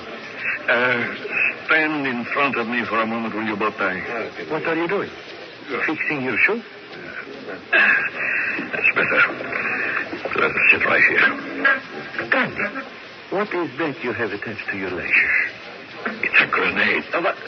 You've got a live grenade strapped to your leg? Not so loud. I don't have nearly enough signatures yet. If it so happens that Mussolini wins the day and the council sides with him, he will call out the militia to arrest me. Then I shall blow myself up. Grandi, reflect. What good can that do? I'm deadly serious, Butai. If Mussolini stays in power, I won't go on living in a slave state, an Italian vassal to Germany. Gentlemen, we have sat here now for an hour and listened to Il Duce give his explanations of our Italian disasters at El Alamein, Africa, Pantelleria, and now Sicily. We have heard that it was the fault of our army. It was the army's weakness that has led us into disaster. Well, I challenge that. It is dictatorship, and dictatorship alone that is responsible for our tragedy. The Italian people were betrayed by you, Mussolini, on the day when you first began to Germanize Italy. Comrades, this is the man who drove us into Hitler's arms. He dragged us into a war that is against the honor and the feelings of the Italian people. Italy was lost the very day you, Mussolini, put on the gold braid of a marshal on your cap. Take off those ridiculous ornaments, plumes and feathers. Be again the Mussolini of the barricades. Our Mussolini. The people are with me. Mussolini, I leave you with the words you yourself spoke 20 years ago when you said, let all factions perish, even fascism, so long as the nation can be saved. I have here a note passed to me from the party secretary. Because of the hour, some comrades propose this meeting should be postponed until tomorrow. I will not agree to that. In the past, you have often kept the entire Grand Council here till dawn discussing far less urgent matters. Now, we do not leave tonight until we have discussed and voted on my order of the day. Very well. Let us continue. I will agree to a 15-minute recess. Grandi, how do you suppose Mussolini will rebut your charges? My dear Botai, we are about to find out. Our dictator is getting to his feet. It seems there are people here who would like to be rid of me. People with short memories. 400 new bridges, one of them 2.25 miles long, Ponte della Liberta between Venezia and the mainland. From Calabria to Switzerland, 600 telephone exchanges. The reclamation of the Pontine marshes, which could not be done by Julius Caesar or Nero, I did. 180,000 acres of swamp, now a garden of food. You were all once proud to live in the time of Mussolini. Ancient history, Duce. Italy is now dying because of you. We are now slaves of Hitler, not the sons of Julius Caesar. You have all had your say. You have all had the opportunity to take apart a lifetime. 60 years of service to my country. When I tell the king about this meeting tomorrow, he will say, some of your men have left you, but I, the king, am with you. Perhaps none of you were ever my friend, but the king, he is with me. And I wonder what will happen tomorrow to those who have opposed me tonight. Duce is blackmailing us. He is forcing us to choose between our own fidelity to his person and our devotion to Italy. Gentlemen, we cannot hesitate a moment. It is Italy. We must put it to a vote. There are 19 ayes, 8 noes, and 1 abstention. Grandi's motion has been carried. The meeting is closed. Candino Grandi, you have provoked the crisis of the regime. You have killed fascists.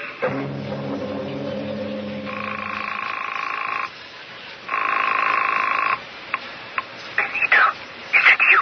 Yes, Clara. It's late and I'm sorry to wake you, but the meeting just closed. Almost 12 hours. Now it is over. It's 4 in the morning, but that doesn't matter. How are you, dearest? Where are you? In my study at the Palazzo Venezia. What happened? The worst. For the first time, I could not convince them. But what happened? Please tell me. It's all over, Clara. Pack your bags and go somewhere and hide. Don't think about me. You're very tired. It was too long a session. I want to see you tomorrow. What time? I am going to see Vittorio Emanuele. The king? At what time? As soon as he will receive me. Oh, well, he will cheer you up. I know. Good night, Clara.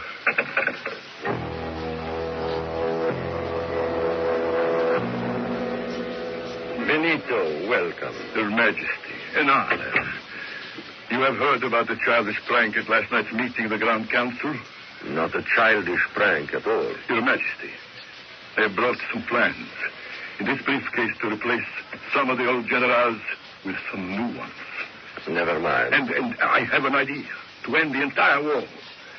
This morning, I begged the Japanese ambassador to contact the Japanese President Tojo immediately to put pressure on Herr Hitler to end the Russian war and begin peace negotiations. My dear Duce, things are not working out in Italy any longer. The army's morale is low. The soldiers don't want to fight anymore. See precisely where I want to change the generals.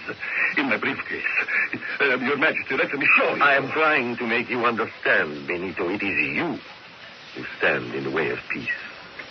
The vote of the Grand Council reflects that without a doubt. 19 votes for Grandi's resolution. Don't have any illusions. That vote expresses the way the country feels towards you. Today, you are the most hated man in Italy. You cannot count on a single friend except me. But what happens now if I am not to be trusted? The only person who can control the present situation is Marshal Badoglio. Badoglio is the man of the moment. He will form a government of officers and carry on the war. He enjoys the full confidence of the army and the police. Confidence? That is my conclusion, and that is my decision. You are not the man for Italy any longer. If Your Majesty is right, I should present my resignation. And I'll have to tell you that I unconditionally accept it.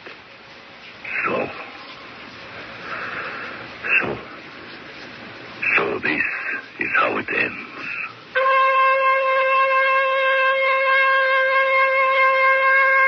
As he left the palace, Benito Mussolini was still unable to believe that the king himself, like Nero, had turned thumbs down, had deposed him. Before he could pull himself together, the ex-dictator found he was surrounded and pushed into a Red Cross ambulance.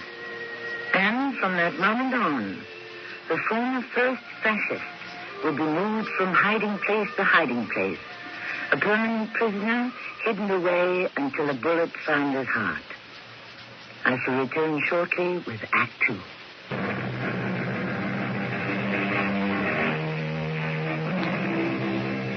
It is late July 1943.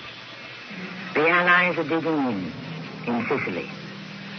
It is only a matter of time before Italy falls. Mussolini has been ousted as dictator and has been hidden by the Italians, fearful he will be captured and turned over to the enemy. At the Rome airport, a man in a Luftwaffe captain's flying jacket steps out of a plane and greets a German officer of high rank. Otto Scosini? Yes, Eugene Dolman. Yeah. Good journey from Berlin. Dolman, since you are the highest-ranking German here in Rome, in the name of the Führer, I must ask you to give me your word that what I shall tell you must be treated as top secret. My assurances. Let us walk and talk. That is my car. Where? Good. I have been picked by the Führer himself to find Benito Mussolini and bring him to Germany. My information is that you are the chief of the Central State Security Division. That is correct. After you, Herr Scosini. Otto. We will be working together a great deal. Driver, the consulate. Dolman, I tell you the Führer's exact words. He said to me, Mussolini, my friend and loyal comrade in arms, was betrayed by his king and arrested by his own countrymen. I cannot leave Italy's greatest son in the lurch. Mussolini must be rescued promptly or he will be handed over to the Allies. How many German divisions are stationed in Italy today? Today? July 25th. 8 divisions. Well, by tomorrow morning, 3 more divisions will be crossing the Brenner Pass, the Tavis, and the St. Bernard. Operation Alaric. The purpose of those troops is to disarm the Italian forces. We'll turn their soldiers into factory workers and their factories to plants for the Reich. And who else has been informed of the plan to rescue Mussolini? Well, no one. Only you and I know of its mission. The Führer stressed that. We have been aware of Italy's collapse for 5 months. But what can I do to help? I have the airfield surrounded. Within 48 hours, 10,000 paratroopers will be landing. I have trucks ready to take them away, even in the highest places in Berlin. It is a secret that we are about to kidnap Mussolini. But the material to do the job? Well, Karl Radl is rounding it up. The code name for that is the macaroni is burning. So, Eugene, be prepared. The day after tomorrow, you'll expect 3 or 4 Junker 52 transports loaded. Otto, are you carrying on the search alone? I mean, just to find where he's been taken. Naturally, you are going to help. I'll get a hold of your informants and encourage everyone to be on the lookout for any suspicious increase of carabinieri. Now, make no mistake. Finding Mussolini at this moment is as vital to Hitler as the entire Russian campaign. Eugene, I've been here 2 days now, and the reports of where Mussolini is get more ridiculous every hour. Now, let me have the ones that came in today. Well, Mussolini has committed suicide. Nonsense. The Duce is in a northern clinic, mortally sick after a stroke. Do you know whether he had a heart condition? He has had ulcers, but his heart is fine. This report says Mussolini is in Spain as General Franco's armored guest. Next. Disguised as a humble black shirt on the Sicilian front. On the face of that, isn't it ridiculous? How could he be protected or disguised? It's an unmistakable face, yes. Now, is that it? That is all on paper. But we have some informants. Who first? One of our men found a grocer who supplies customers near Gaeta. Where's that? 85 miles south of Rome. And this grocer heard from a German sergeant whose girlfriend is a local housemaid that a very high-ranking prisoner was to be sent to the prison on the island of Ponza, 20 miles off the coast. You have the sergeant? He's right outside. Well, send him in. Heil Hitler. Heil Hitler. You are sergeant? Yes, sir. 4th Armored Brigade. Tell your story, please. About midnight on the 27th of July, we had an air raid. The streets of Gaeta were empty. A convoy of cars drove up to a deserted wharf where I was stationed. The Duce stepped out of one of the cars. You're sure it was the Duce? It could have been no one else. The corvette Persephone was tied up. He went aboard, and the boat set out for Ponza, where the prison is. That's right. Thank you, Sergeant. Dismiss. Heil Hitler. Heil Hitler. Well, that's the first piece of hard information we've had. You'll send someone over to Ponza to make sure, yes? I have an idea the man the sergeant saw could have been a double to throw anyone off the track. You have to put yourself into the shoes of the Italians. What is it they desire the most? To be out of the war and to be on the side of the Allies. And what price do they have to offer in exchange? Mussolini. Exactly. Why don't we let Badoglio and the king and the communists, why don't we let them all think that is the case? That such a deal is in the making. A fake, a coded message from Washington to Badoglio and to Vittorio Emanuele that if they hand over Mussolini, they can have the alliance. Isn't it worth a try? I'll get in touch with Berlin and have the experts work on it. Eugene. Oh, they've swallowed it, hook, line, and sinker. What, Otto? Not only that, but they've agreed. Are you talking about that fake offer from the Allies? Yes, well, I just got a report from our listening post. The Italian government agreed to turn over Mussolini if the Free French, inter-British, and the Americans let them join. We were able to intercept the Italian reply, but in the meantime, it gives us a chance to smoke out where they're hiding the Duce. It was not the island of Ponza. Our people are there. Eugene, I want you to work closely with me on this. Daily accounting of the whereabouts of every brigade of Carabinieri. Yes. Well, there's a sudden concentration. There must be a reason. They're guarding someone. And that someone could be our dish of macaroni.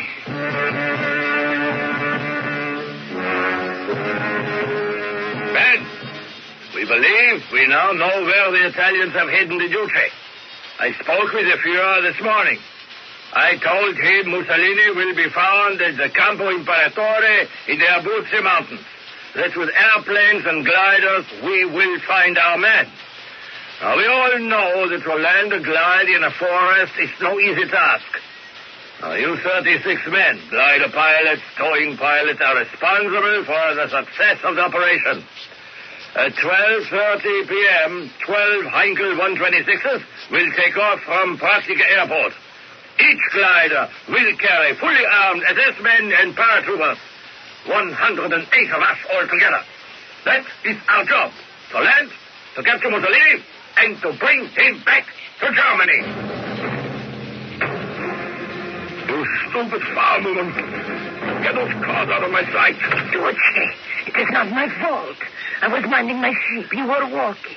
It was you who asked me, can I read the cards? It was you who asked me here. I don't believe a word of what the cards say. Go away. I have done this all my life. I have always told the truth. I told you what I saw, Duce. Get out! I don't need you. I don't want you. I asked them, bring me my Clara. They have her locked up somewhere else.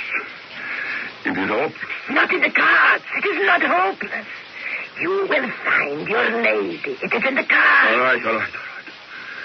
Lay them all out again and see what they say. There. See. Exactly as before. The cards say you are to be rescued in romantic circumstances. It will all end happily for you. Badoglio has given away Italy to the Allies. Fascism is destroyed. We have fought on the side of Hitler for nothing. I have lost my Clara, my Italy. What kind of a happy ending is that? I know nothing of politics, Duce. I know what the cards say.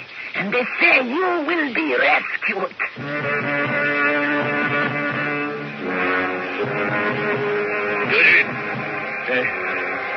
Otto. You've never flown in a glider before, have you? Huh? When we dropped the cable from the towing plane, I think my heart dropped fluid. I only took you along at your own request. Oh, I am not sorry. I want to see this to the end.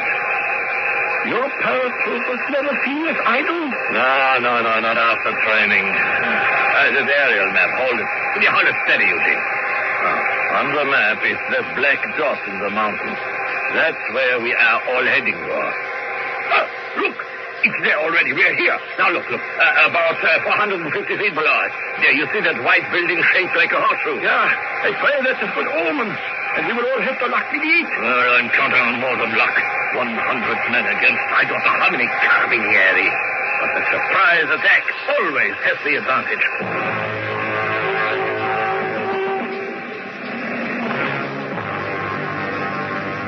Hi, Hitler. Hi, Führer. I bring you Benito Mussolini as a gift from the German people to celebrate your birthday. Heil Hitler. Otto Scorsini, you shall be rewarded.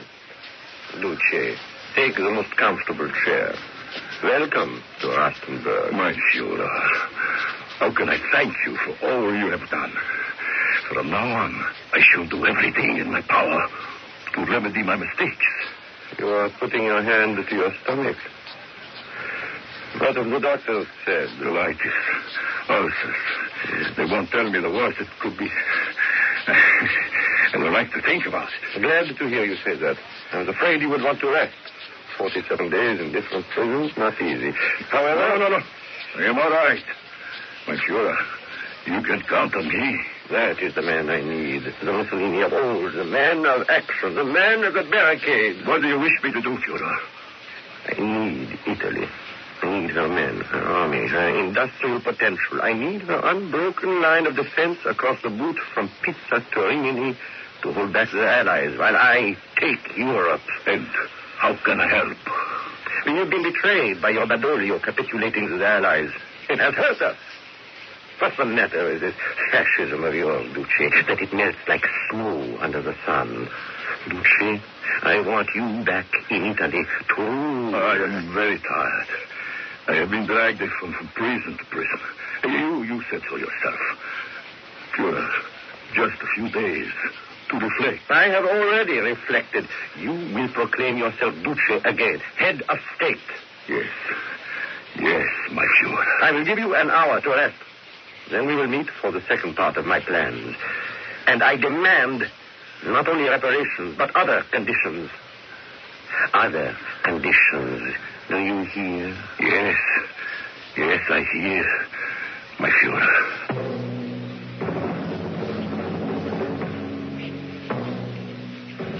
Mussolini has written that Hitler offered him no choice.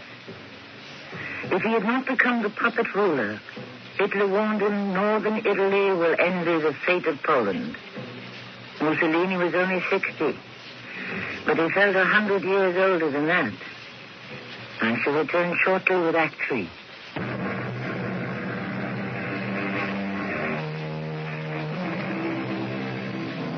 Mussolini, once hailed as a leader of men, had become not only a follower, but an inferior dependent hunted by his kinsmen and protected by his enemies. Ambition had curdled, and it was but the shell of a man who met with Adolf Hitler to discuss what conditions Hitler offered. Benito, old comrade, you were betrayed by your king and your grand council. Most of those traitors have already left Italy. Dino Grandi and his family are in Lisbon. Giuseppe Bottai has disappeared. But your son-in-law, Count Ciano, who plotted against you and voted against you, a traitor 4 times over, must be dealt with. We shall find him and turn him over to you, because it is preferable the death sentence be carried out in Italy. But, my Führer, He's the husband of my daughter, the father of my grandchildren. How can I? Then Cyrano deserves punishment all the more. Not only because he betrayed his country, but also his family. I cannot. Duce, you are too good. You can never be a dictator. My Fiora, try to understand me. I do not wish to be a dictator. I have no personal ambitions left in me.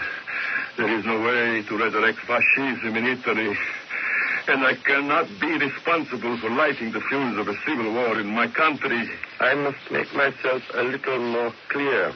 I want you, Duce, to proclaim yourself as head of the Italian government, as an example of the terrible punishment that lies in store for any one of our allies who dare now to defect. Duce, our meeting is concluded. You act as I have told you. I am glad to see you in such good spirits. Can I have a week? 1 week to think? We cannot lose a day. But tomorrow evening, you will make a radio announcement that the monarchy is abolished and that an Italian fascist state has taken its place. That the German-Italian alliance is as strong as ever. Black shirts, men and women of Italy. It is the voice of the... Listen to the radio. After a long silence, you hear my voice again, which I am sure you recognize. Miriam, come quickly. Clara has fainted. Mussolini's mistress has fainted.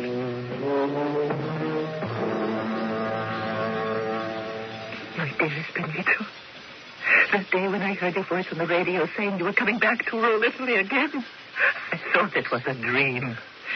But here you are, acknowledged as the supreme leader you always were. Clara, little one, don't fool yourself. For 2 months I've sat at this desk and signed the papers and given orders meaning nothing. I don't rule Italy. Hitler rules. I obey. Benito, that's not true. It's the trial that's upset you. Trial? Those were once my best friends. My own son-in-law. 6 of them railroaded to death. And I have been party to betraying them by keeping silent. But they voted against you in the Grand Council. They only voted. For that they are being shot. But when the plea for clemency comes, you will see I shall pardon them. All of them. The 6 of them. The priest, Don Giuseppe, is arranging it. He told me I shall stand up to Hitler. And I shall pardon them. Clara, what time is it? Go to the window. Tell me the moment you see the messenger arrive with a petition for pardon. My darling, when the messenger arrives from the Verona prison, he will ring, and we shall hear him. I don't need to watch for him. You're right. He's a Roman. He would know I would have been waiting up all night. What time is it? 6:45. Already? 6:45 in the morning. Well, I think my watch is fast. Let me make you some tea. No, don't, Clara. No, I have such pain. Anything I drink. Where is that messenger? I must be able to grant clemency. My own son-in-law. They told me. Don Giuseppe told me if the shooting goes through, they will seat them each on a chair. They will tie them to a chair with their backs to the ground. My own son-in-law. And I will be hated forever. But you have forgotten how much you were loved and respected. I'm so cold. I'm cold all over. As if something terrible had just happened. Clara, I'm shaking. I'm shaking with cold. Let me sit beside you. Let me put my arms around you. My dear Benito, do you remember the first time we met in Austria, 1932? You drove up in your car. I was 20, and you were the great Duce, the savior of Italy. And I said to my mother, I'll go and introduce myself. I'll never have another chance like this. In Austria? I do not remember, Clara. Oh, yes. I was wearing a big hat. And you signaled to the police guard to let me through. And I told you I had written poems to you and sent them to you, and you pretended to remember. You were so sweet. Oh, my God, it is cold. And you said to me, you are trembling, young lady. Are you cold? And I said, no, Duce. It is the emotion. Don't you remember that, my darling? Yes. Of course. I remember. Then I married Felipe, and then divorced, and then you and I met again, and then... Oh, I shall never forget the day my mother came into the room and said, Benito Mussolini himself came to visit me today, she said. I didn't know what my mother meant. And then she said, the Duce said to me, Signore Petacci, have I your permission to love Clara? Evelyn, it's too late. It's over. They were all too proud to ask for clemency. Don't they know I would have pardoned them? You can't be so sure, Benito, darling. Darling, try to remember the good times. My own little Clara. How can I explain? General Mark Clark of the Americans is at our gates. Never again shall I see Naples. I shall never again see Rome. It is the end. Don't you understand? When we die, I want us to die together. I can hear them driving up. Did you see? The petition has come. Oh, it's done, Giuseppe. Duce, I come to tell you I have administered the last rites to each of them. Don Giuseppe, how did the tragedy go? As you wanted it. What do you mean? I wanted it. For whom? Those you called to the Grand Council who dared give you advice and you condemned them to death. We talked, you and I. You said they would all sign a petition for clemency. I've been waiting here hour after hour. Clara is my witness to forgive them. But they were too proud to ask. That was it, wasn't it? They would not bow and scrape before Hitler and Mussolini. I would have pardoned them! The 11th of January, 1944, a black day in the history of Verona. 6 men died needlessly. Oh, no. My son, offer your suffering to the Lord. But they forgave me. Isn't that so? They forgave me, didn't they? Don't you, Sep? When you leave here, don't tell the others how I took all this. Please, don't tell anyone. I feel what they will think.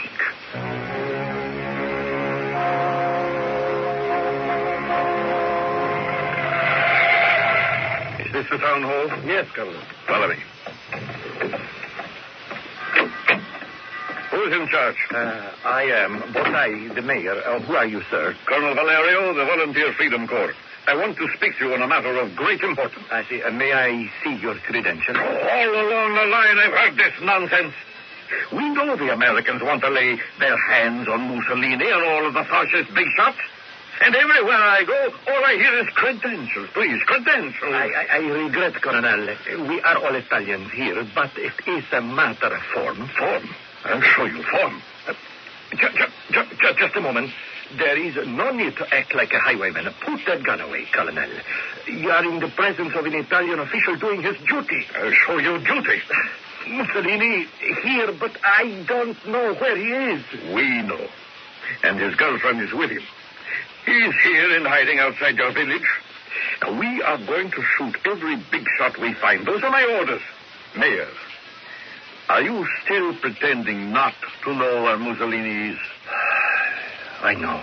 Then give us a list. I'll put black crosses to those marked for immediate death. It's better, Mayor. Much better. Now we are beginning to understand one another. Benito Mussolini, death. Clara Petacci, death. You would shoot a woman? Well, she's been behind his policies all these years. Oh, but she was nothing but his mistress. You condemn her for that? I don't condemn anyone. The judgments have been pronounced by the People's Tribunal.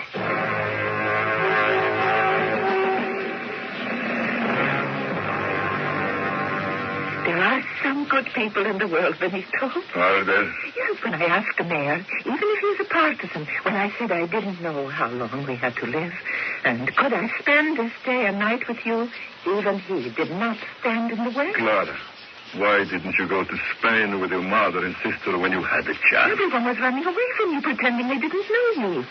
I can't live away from you. And when they kill me? I will die with you. There's no life for me without you. But we're safe here. He's a good mayor. You tell no one, and even the people in this house, they don't know who we really are. That is true. Benito Mussolini, Laretta Patace, open the door. It is open. Luce, I have come to liberate you. You and this lady will come with us. Driver, that iron gateway, stop there. Stop right here. Now, get out, both of you. Stand against the gate, you two.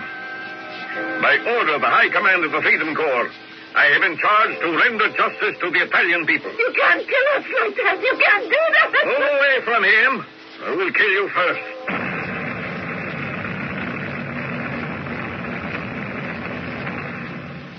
Colonel Valerio reporting, sir. Go on. It was not clean or easy. Clara Patacci held on to Mussolini. I warned her to move away, or she would be shot first. She would not move. I fired my pistol 3 times. It jammed. I then took my revolver. It misfired. I took a gun from Moretti. Mussolini unbuttoned his jacket and he said, "Shoot me in the chest." The woman Patacci tried to pull the barrel of the gun from me. I shot her, and then I shot him. Duce has lived his last day.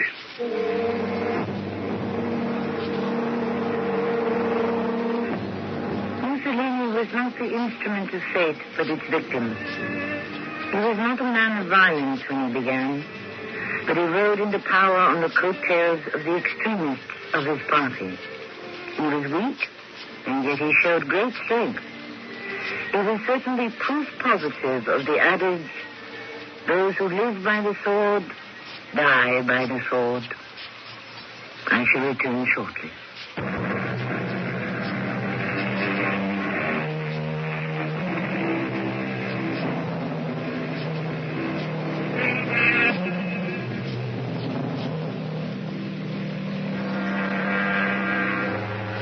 It is sometimes forgotten that Mussolini was named Benito after the great Mexican revolutionary leader, Benito Juarez. Mussolini himself, I think, forgot the faith Juarez lived by. To entrust one's future to another, he said, is to forget the belief of liberty. A belief that leads each man to a level of greatness and dignity, so that even the lowest can rule with wisdom, compassion, and understanding. Our cast included Earl Hammond, Bernard Grant, Bill Griffiths, Louis Turenne, and Marion Seldes. The entire production was under the direction of Hyman Brown. And now a preview of our next tale. Wouldn't you like to know if she is somewhere in that quarry, even now? No, I don't want to know that. I want to go on believing she's alive and she'll come back to me. That's what I want for my peace of mind. What made it all so incredible was that I couldn't be sure what had happened. Did I push Judy that night so she stumbled and fell? Was she alive when I was hit on the head by chunks of rock from the slide? Had I already seen her dragged down the quarry by the rock slide? Yes or no? Oh, my mind refused to remember it that way. Bill was right. I had to go back. Stand there. Visualize it. Be there to remember what had happened. Radio Mystery Theater was sponsored in part by White Westinghouse Appliance Company. This is Connie Grimes. inviting you to return to our mystery theater for another adventure in the macabre. Until next time, pleasant dreams.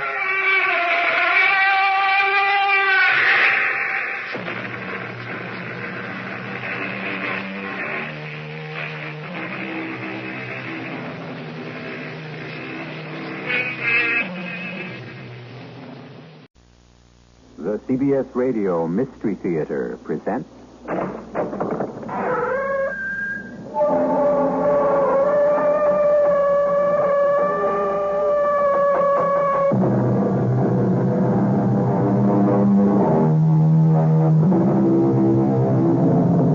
Come in. Welcome. I'm E.G. Marshall. So often, it is the unpredictable that changes the shape of our future.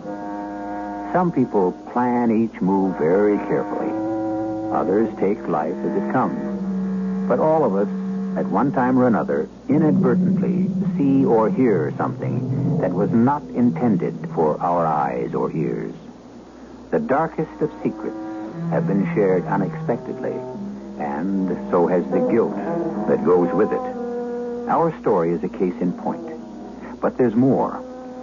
Can you always be sure of what you see or hear? You will pay for this. I have done nothing. You have dared to come here behind my back. If you would challenge me, sir, then let it be sword for sword, like honorable men. Too late. Much too late. You have dishonored her, and for that you must die. And now, she shall be next.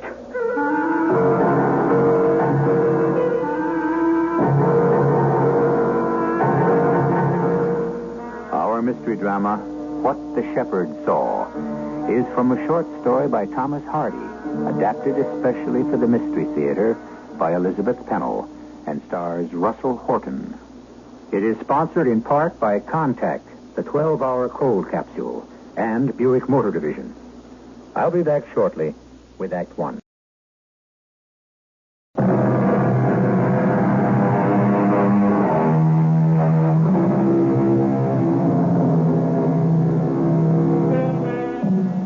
On the Salisbury Plain in Wiltshire, England, is a mysterious ruin, a stupendous collection of upright stone slabs and lintels laid out in a ceremonial pattern. It is called Stonehenge, and archaeologists date the earliest remains as far back as 2000 B.C.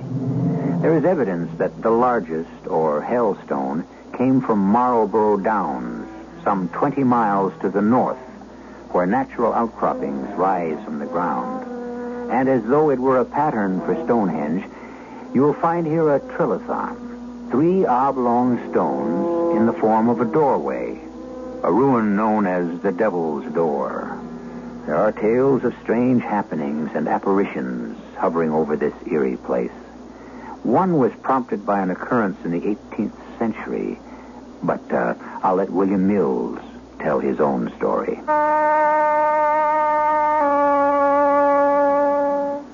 I will be haunted forever by the events of 3 nights which utterly changed the course of my life. For better or worse, I cannot say. True, I have become an educated man, but perhaps I should have remained an ignorant shepherd on Marlborough Down. I hated that place, and yet there is magic in it. The night my tale begins was as cold and clear as only England can be in the last week of December, with a moon that shone bright and hard on the Devil's Door. Each stone had been worn, scratched, split, attacked by 10,000 different weathers. But that night, those stones glistened silver with frost, and they were frightening. I tended the flocks under the tutelage of... well, he had a name, but we always called him the Old Man. Be ye sleepy? Old man, who could be sleepy on a night like this? I'll get along home and rest for a few hours. The ewes need no more tending until daybreak. Don't leave me, old man. Oh, Now, that's the first time I ever heard you ask for my company. It's bitter cold, and I do not choose to walk alone on a night like this. You do not choose to do anything, no more than I. May I at least take refuge in the hut? Aye, it is warmer there, and I left a few coals in the brazier. Thank you, sir. Even though I wish you would stay with me. What's gotten into you, boy? I said you could nap a bit, but mind, not longer at once than while the shade of the devil's door moves a couple of spans.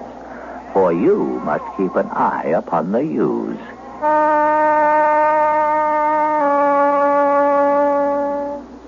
He left me, and I made my way to the hut, a short distance from the devil's door. This tiny hut was completely hidden by a dense growth of firs, a sturdy bastion of bushes which protected it from the elements. There was an opening on one side, like a paneless window, with the firs cut through beyond it, so I had a clear view of the down where the sheep were grazing, and of the ominous stone doorway which cast a shadow at all times, like the pointer on a sundial. I was restless. I couldn't sleep. It must have been around 11 o'clock when I sat bolt upright, then crept to the window opening with a premonition that something was wrong. Not a sound from the sheep, but in front of the trilithon, stark in the moon's glare, stood a man. He was slender, dressed in black. I was overwhelmed by the sight of this astonishing presence in such a lonely spot. My astonishment doubled, for a second figure glided across the plain. This time, a woman. A figure of elegance wrapped in a long fur cloak. You have come, Harriet. You summoned me? But why, Fred? Why? Oh, my dearest, it has been so long.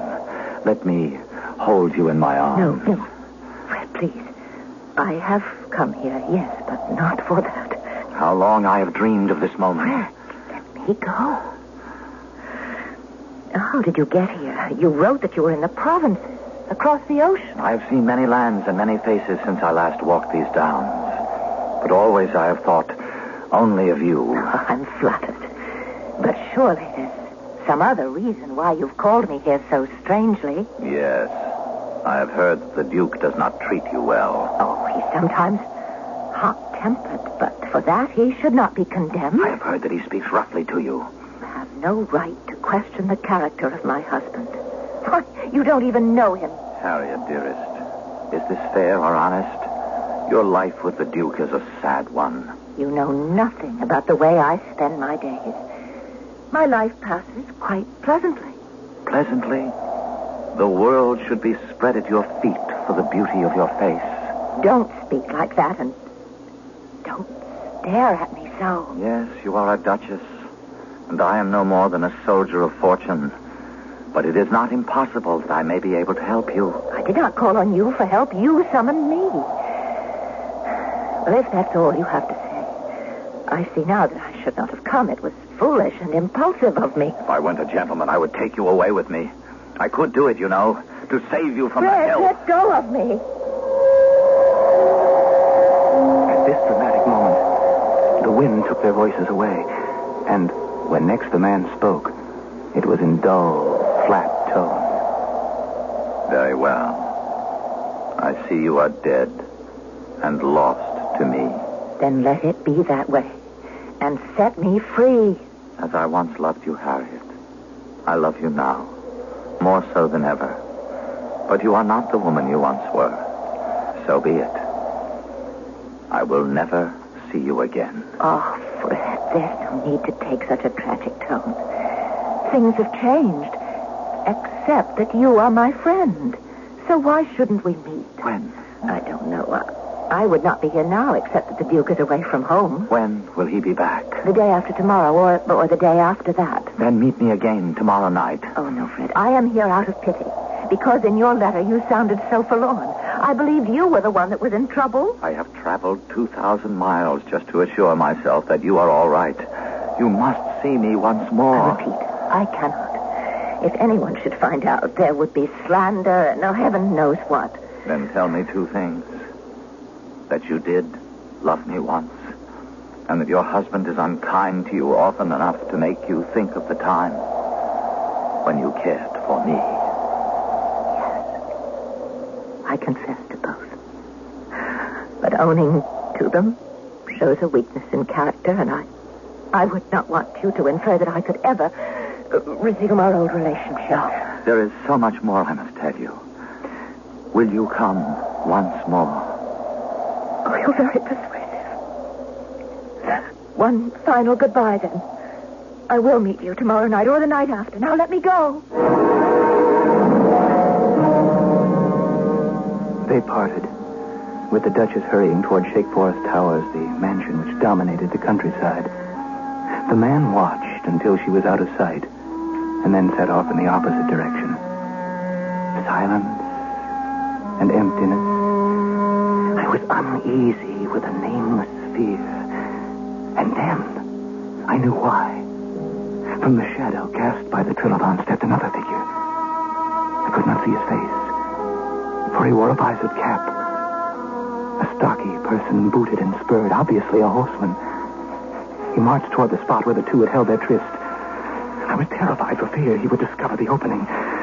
But he stopped and walked heavily back to the Devil's Door. Then I could see the glint of the object he held in his hand, a long and shining dagger which he pointed meaningfully in the direction the first man had taken. Sheathing the wicked blade, he strode off, and soon I could hear the receding beat of horses' hooves. I trembled at the implications of what I'd seen. Of course, this second man had been witness to the meeting of the Duchess and the man named Fred. I was leaning against the sill of the opening, mesmerized when I heard the sounds and the shouts of the old man. Bill Mills, come here at once. Oh, what's happened? Why have you returned so soon? It's too early for you to be back. The sheep, lad, the sheep. I tossed and turned on my bed, but you were the one who was sleeping. But I have not shut an eye. Ah, a shepherd you call yourself. Look at the flock. Something has disturbed them. I give you my word. I have been watching. Yonder lamb has strayed from its mother. Go after him, Bill. And the old ewe has twins. Light your lantern and bring it to me. The moon is getting low. I scrambled, rescuing lambs which seemed to be straying in all directions. Surely they had not been like that before. Had I been too preoccupied to notice their distress? Or had the sheep, too, lain still in the presence of unexpected visitors? This is not like you, Bill. First, you have not done your duty, and now you have lied to me. I do not lie, old man. Don't make it worse. I went to the flock, and then I remained at the window all the rest of the time. And you saw nothing? I saw no straying sheep. Aha. The Duke's men will be after us for this. After us for what? For not doing our duty. Sir, not a sheep has been lost. No thanks to you. I promise not to let it happen again. You can keep that promise. Tomorrow night. But I wondered if I could. Other promises had been made. And who knew what I might be witness to on the following night? Or the one after that.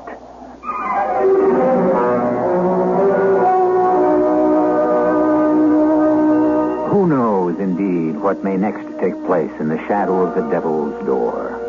Windswept Marlborough Downs, where only shepherds roam at night, has now become the stage for a drama enacted by three people whom we must learn more about. We'll be there for further developments when I return shortly with Act 2.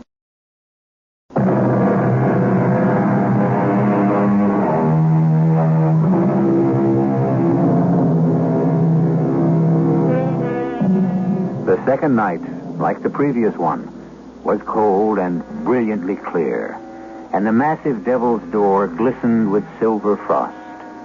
Bill Mills had been tending his sheep, but shortly before 11 o'clock, he hastened to the hut and took up his post of the night before at the open window.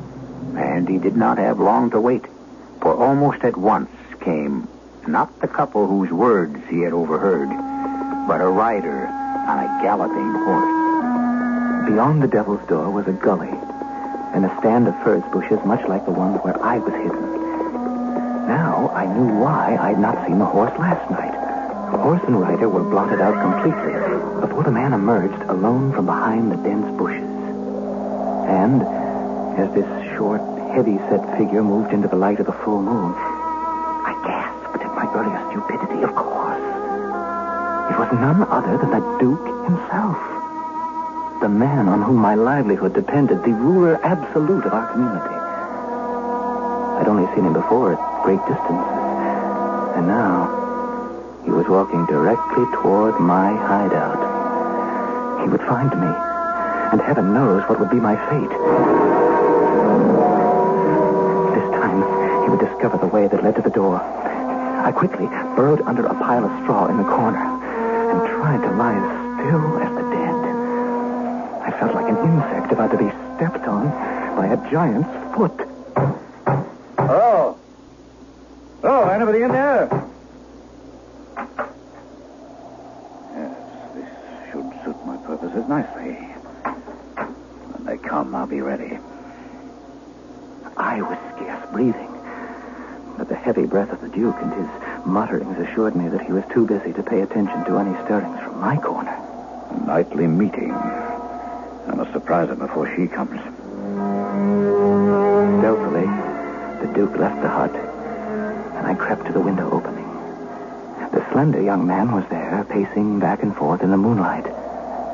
He had no chance to run or defend himself as the enraged Duke, arms outstretched like a vulture's wings, descended upon him, made a grab for his throat, and caught him by the collar. Let me go. If you seek my purse, I am but a poor soldier and have no gold. You have taken something more precious than gold. Who are you? And what do you want? No man or woman deceives me. I seek revenge. I have done nothing to you. You have dared to come here behind my back. What? Did she send you to trap me? She shall pay for this as well as you. If you would challenge me, then let it be sword for sword, like honorable men. Too late. You have dishonored her, and for that you shall die the death you deserve. The young man put up a valiant struggle as they skirmished into the furze bushes out of my range of view. But I could hear the awful sound of battle, and finally, the thud of a falling body as the Duke cried triumphantly, She shall be next. Silence for several seconds. But a bloody dagger was tossed out onto the grass.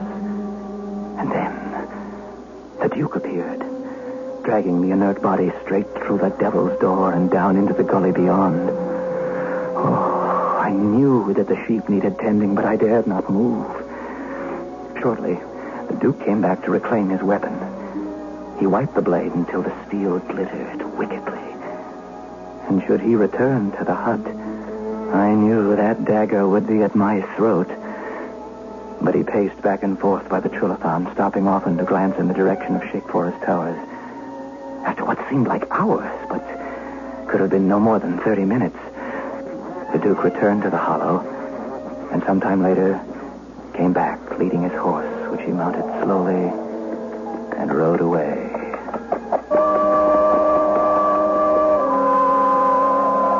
I was in a panic. My promise to the old man was forgotten. No one was going to leave me alone with a dead body. Whatever the consequences, I had to get away. Which way to run? Impending disaster made me follow the Duke. And soon I'd taken a shortcut, which brought me up to the very gates of his estate. I crouched in the bushes and stared in fascination. For there, at the portal, stood the Duchess in her long fur cape. The Duke's horse was approaching. Ah, my dear, you have come. And what are you doing here at the gates? I came to welcome you. I wasn't expected till tomorrow. I was at the turret window, and I saw your horse far out on the down. Why are you up so late if you thought I would not return until tomorrow? I couldn't sleep because something very strange has happened. There's no question that something has happened. Let us go inside.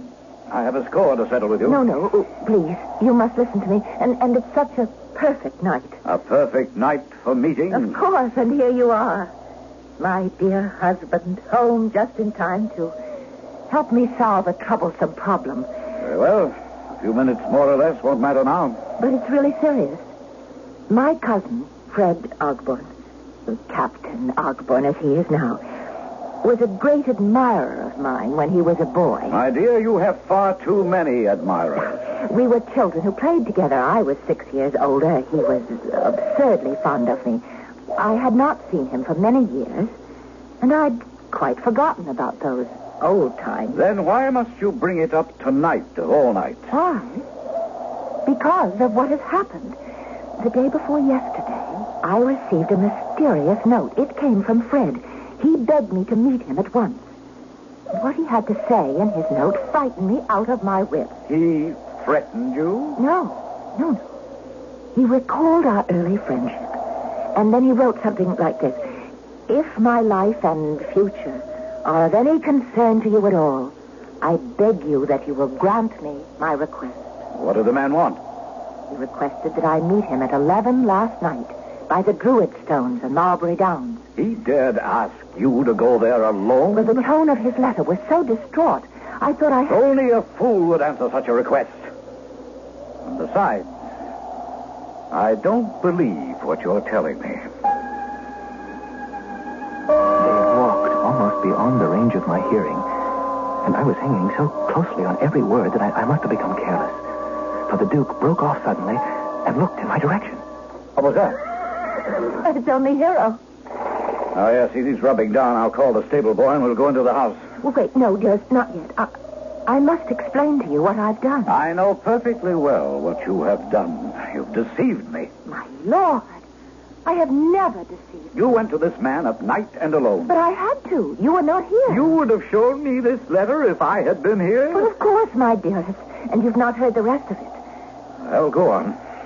He said that his entire happiness depended upon seeing me again. And you were all too willing to believe him. Well, of course I believed him. This is too much. The hour is late and I'm weary. Dearest, let me talk a moment more. I'm still too keyed up to sleep, even though I feel safe now with you beside me. Your safety is something you should have thought of long before. You're quite right. I think it took courage for me to go alone to meet my cousin, don't you? Courage is scarcely the word I would use. He was so changed. A full-grown man and an officer. And no doubt attractive. And he behaved so badly. What he wanted of me, I don't know even now. You don't know? Don't be angry, my lord. I went there to help him. And so you fell into his arms. Oh, how can you imagine such a thing? His manner was disgraceful. I held out my hand. He grabbed me around the waist. I was at his mercy. I protested until he calmed down. And then he persuaded you Well, he was incoherent. His words were so strange that I knew I should never have come, and I attempted to run away. Why didn't you? Well, I tried. He grabbed me again. I pleaded with him to let me go. And he said he would do so, if only I would give him a promise. Oh, what sort of promise? That I would meet him again, either tonight or tomorrow night. So that's where you were going when you said you would come to meet me. Oh, no, my lord. I had no intention of meeting him tonight. How can I be sure of that? He asked me to be there at 11 o'clock. Oh, what the devil are those sheep doing all over the hillside after midnight? They act as though they're frightened. And they're running everywhere. Where's the shepherd? Shepherd! Old man! Where are you? Look, out there. Someone's rounding them up. But it's not the old man. Boy! Your Grace? Come here! Come here! Get these sheep away. I'm sorry, Your Grace. I've never seen these animals up here before. Why are they running all over my hillside? Well, I'm sorry, Your Lordship. I must have fallen asleep. Where do you come from? Over yonder. In which direction? I live over there, beyond the bonfire. It must have been the flames that awakened me. Then these are not the sheep of the old man. Oh, it's the very same, my lady. But he lives down below near the Devil's Door. Tell me, shepherd, do your sheep graze by the Druid Stone? Only when the grass is high. Would you say the grass is high tonight? Oh, no, my lord. Oh, the night before? No, not then either, my lord. If I don't round up my straying flock, the old man will never forgive me. All right, get these creatures away from here. And I warn you, boy, if you and your old man do not pay more attention to your duties, You'll hear from me. Oh, one moment more. I'd like to question the boy. You are coming with me, and you are coming now.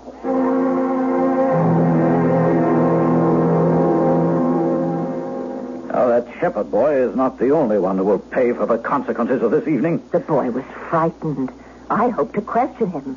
If he saw me running across the down, then you surely would believe me. I believe what I know to be true. Then you will help me. There's just one way in which you can be helped, and I plan to take that course.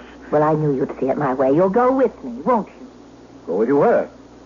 Well, since I failed to meet my cousin tonight, he'll be expecting me tomorrow. And we'll give him a surprise. We?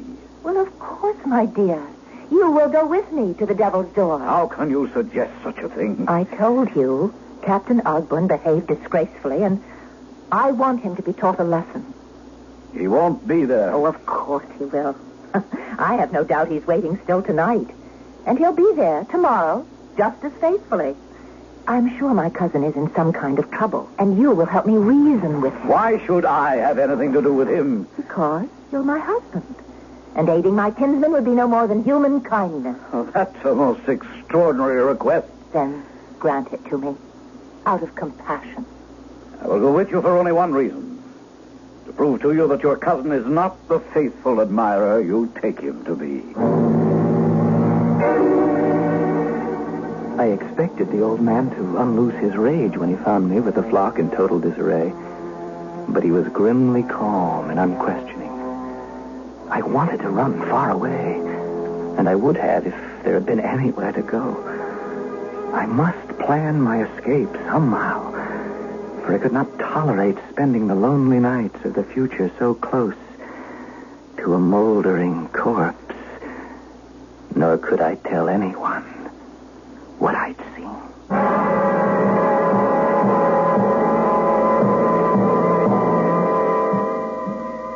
The young shepherd, of course, knows only part of the story. He has already been witness to a clandestine meeting and a crime. He has also heard the Duke vow that his wife will be next. Innocence and guilt do not concern the shepherd. He has been merely the unwitting spectator to a drama. But now, by implication, he fears for his own life. Events of the next night will unfold when I return shortly with Act 3.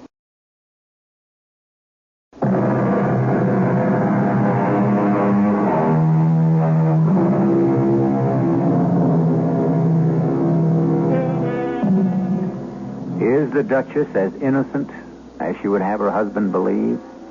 And is the Duke a viciously cruel man or only a jealous husband?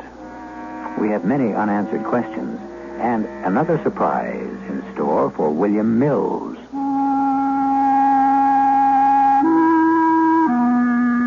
The next night, when a lamb strayed to the very shadow of the Trilithon, I hastily retrieved him, glancing in fear toward the hollow beyond. I more than half expected a ghost to rise from the ground, a grisly apparition. With the lamb in my arms, I was heading for the hut when two figures came into view across the down. There was only one place to hide, in that terrible depression in the ground where the body was hidden. Clutching the small, woolly animal for comfort, I remained on the ground with my eyes closed. They were close enough for me to hear their voices, the Duke and the Duchess. My only thought was of the next bloody deed. If this was to become the lady's burial ground, what would become of me? I do not see him. I told you this is a fruitless mission. Perhaps he's been delayed. The hour is only just past 11. More likely he had no intention of coming. Perhaps he saw us both, and he wouldn't understand why you were with me. I'll come away. I tell you, he's not here. Wait, there is something over there. I saw the bushes. I warn you, we must get away from here. I know someone is down there. Fred? Fred? Don't be afraid. The Duke and I have come to help you. No, stand back. What are you doing? Don't harm him. Fred, come out of the shadows. It's only one of the sheep. No. Fred is down there. Look. Who is there? Come out. Oh, please, Your Grace, I was after a stray sheep. Oh, it's you, boy. How long have you been there? Well, only just now, my lord. Well, it's the same boy of last night. He's a lying scoundrel. Shepherd boy, have you seen a man here this evening, waiting in the shadow of the devil's door? Oh, no, my lady. No one but me and the sheep. A tall man. No, I swear to you, my lady. There's been no one here this evening. You see, Harriet, you'll get nothing from him. Well, I implore you then, let him go. But ask him to keep watch. And then when Fred does come, the boy can give him a message bidding him to come to the towers. I dared not move. And for once, I prayed that the old shepherd would come before morning. I was ready now to tell him everything. I could no longer live with the thoughts that tormented me. A short while later, to my horror, it was not the old man who came across the plain, but the Duke, returning without her ladyship. I know full well you're keeping something to yourself. Now tell me the truth and no harm will come to you. Stop blubbering, boy. That hut over there. It's a good place to hide, isn't it? Well, it gives shelter from the wind on cold nights. And you can see things from there, can't you? What's your name? William Mills, Your Honor, but I'm nobody. Have you seen anything strange these nights you've been watching? Please, your lordship, don't hurt me. I will go far away from here. Perhaps this steel dagger will refresh your memory. Did you see anyone or anything that happened here last night? My Lord Duke, have mercy. I have never seen you walking here, or riding here, or lying in wait for a man, or dragging a heavy load, or... Well, it is well to know that you have never seen these things. Never, my lord. Never. So which do you choose? A repetition of those same things now? Or to keep a secret all your life? Oh, I promise to keep the secret, my Lord Duke. And what assurance do I have that you can be trusted? I beg your grace. Try me. Very well. Something about you is above the ordinary youth. Perhaps I can make your life easier. Oh, anything. I'll do anything you say, my lord. And you must change this smock for a real cloth jacket. And those thick boots for polished shoes. Oh, gladly. And you shall be taught what you have never yet heard of. And be put to school. And made a man of. I shall obey your every order. Very well. Come here to the Druid stones. And kneel down. Anything you bid me to do, your grace. This was once a holy place. An oath sworn here is doubly an oath. I will swear it, my lord.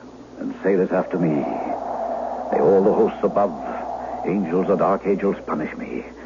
May I be tormented wherever I am, in living and dying, and for always, if I ever speak of what I have seen done on this Mulberry Down. Amen and amen. Then, kiss the stone. I repeated the words and kissed the stone. And that night, I slept in Shake Forest Towers. And the next day, I was sent away to begin my studies in a remote village. For 22 years, I kept my vow. I was a steward now for the Duke. And although I lived alone in a house apart from the towers, one evening, I received a mysterious summons. My destination was a well-kept cottage where I was greeted deferentially and led to a back room. The bed held an emaciated man whose ancient, weather-beaten face looked vaguely familiar. It is you and you alone I would speak to, Bill Mills. Very few people know my name. The time has come for me to set my mind at rest. You have made a mistake, old man. I made a mistake many years ago when they searched so many months for that captain fellow. And all the time, I knew. What did you know? I knew exactly where he was. And so did you. Old man, you are raving. Nay. My mind is clear, and my memory is sharp. That night so long ago, I could not sleep, no more than you. I saw what happened. By the Trilobon? Aye. And when the bloody deed was over, I looked into the badger hole just to be sure. And the body was there for all these years, without a stone to mark the grave. Why did you not come forward? I am but a poor peasant like you, and I could not betray the Lord Duke, my master. Then why do you speak now, so many years later? Because I would free you from spending the rest of your life bearing the burden of this guilty knowledge. Old man, you make it even more difficult. I think not. My voice grows faint. Come closer to the bed, and I will tell you what I have done.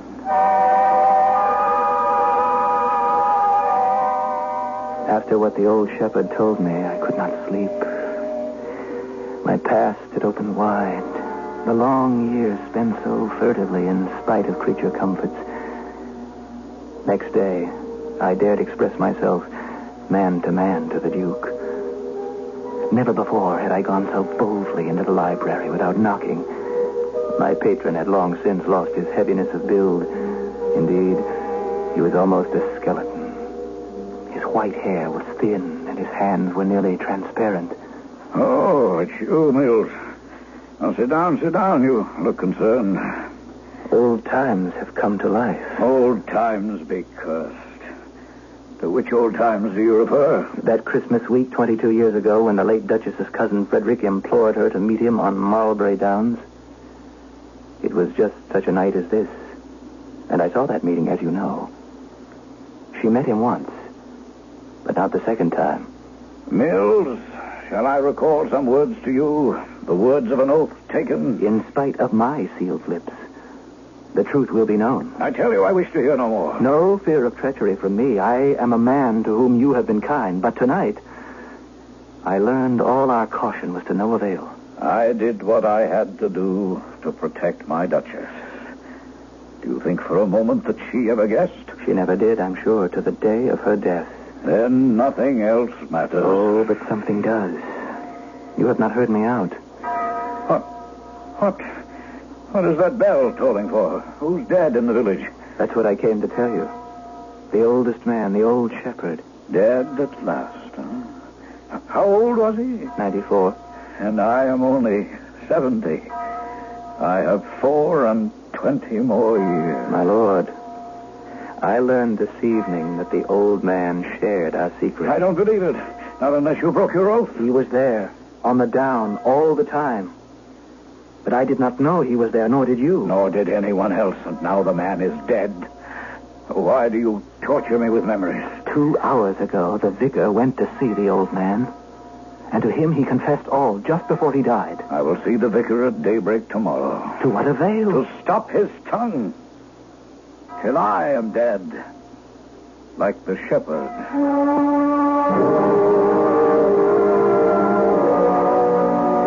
It was 22 years to the night.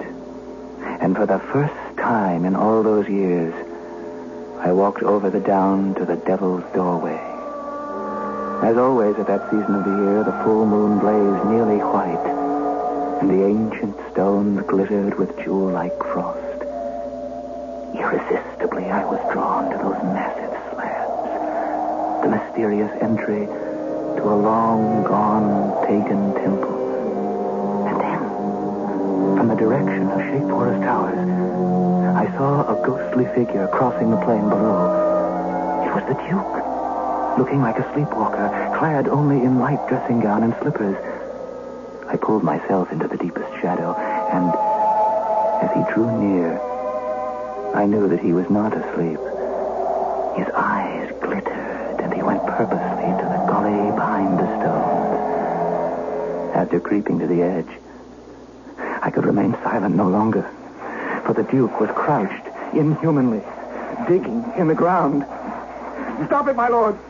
My lord, this is madness. Then help me, Mills, help me. We must destroy the evidence. I doubt if much evidence is left, but whatever is there cannot be dug with bare hands. Get me a shovel, then, and hurry. My oath does not hold me to this. My orders will be obeyed. Not to the point of desecrating a grave.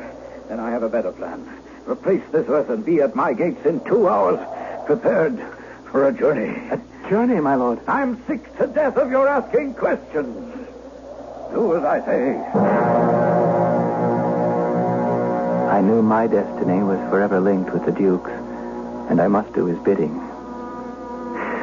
It was near daybreak when I approached the massive portals of Shake Forest Towers. But no horses were waiting. The gate was locked. And then a servant carrying a lantern hurried down the pathway from the house. Oh, Master Mavis, I'm glad you've come. Where are the horses? What horses? Well, his lordship said they would be ready for our journey. Then you don't know of the terrible tragedy. Oh, I've come to meet the Duke. But his grace is dead. How can that be? Come into the house, Master Mills. The vicar will tell you. I want to know at once. Well, sometime during the night, his lordship left his room. He went out in the cold without a word to any of us. Go on. And wandered around who knows where, enough to catch his death of cold. Oh, come, sir, into the house. It's a bitter night. Where is the Duke? On his bed, where they placed the body. Talk sense, man. What has happened? Well, his grace returned some 2 hours since and climbed into the second story, lost his balance, and fell downstairs. We tried in vain to revive him, but he never breathed again.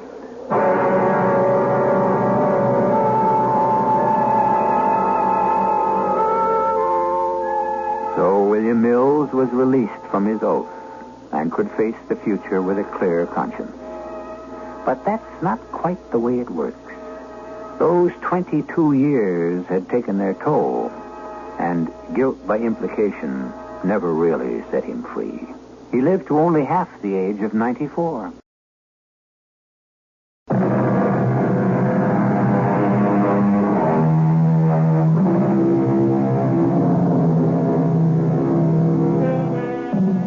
As we said at the beginning, an innocent witness may become a participant simply because he is there at a certain time and place to see and hear things never meant for his eyes or ears. Marlborough Downs is still inhabited by shepherds, but today's sheep herders steer clear of the Trilithon, for it is said even today that during the nights of Christmas week, flitting shapes are seen in the open space around the Trilithon, together with the gleam of a weapon and the shadow of a man dragging a burden into the hollow. Our cast included Russell Horton, Marion Selby, Ian Martin, and William Redfield. The entire production was under the direction of Hyman Brown. And now, a preview of our next tale. Can you give us your position? I can try, but with this maze of instruments, I'm not familiar with them. Where are your pilots? Both in a coma. Botulism poisoning. Any chance they'll be out of it within the next hour and a half? Hard to tell. I'd say kind of doubtful. They both were hit so bad it's a toss-up whether they can hold out against respiratory paralysis. And there's no other qualified commercial pilot aboard? That's right. The only guy ever flew anything is me. And then it was just a little old one-lung Cherokee prop you flew by the seat of your pants. Well, if you can fly a Cherokee, you can fly a DC-9. You're going to have to teach me, brother. And I sure hope you can in the next hour and a half. Because if you don't tell me how to bring her down, I guess we're just going to head out over the Pacific and drop into the sea. Radio Mystery Theater was sponsored in part by Anheuser-Busch Incorporated, brewers of Budweiser. This is E.G. Marshall inviting you to return to our Mystery Theater for another adventure in the macabre. Until next time, pleasant dreams.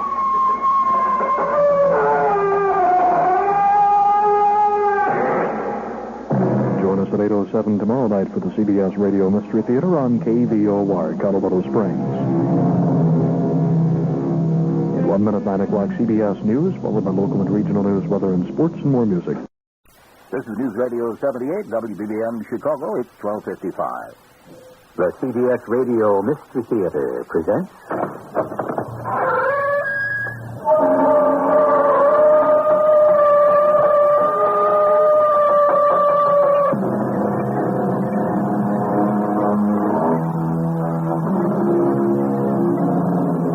Come in. Welcome. I'm E.G. Marshall.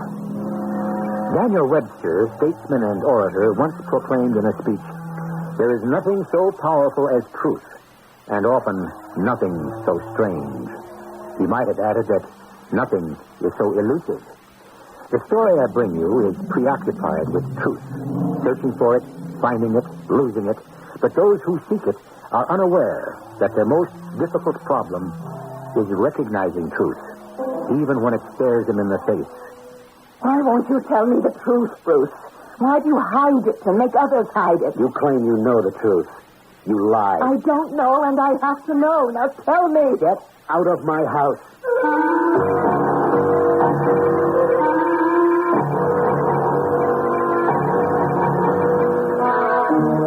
Our mystery drama, Diablo, was written especially for the Mystery Theater by Nancy Moore and stars Marion Seldes and Michael Tolan.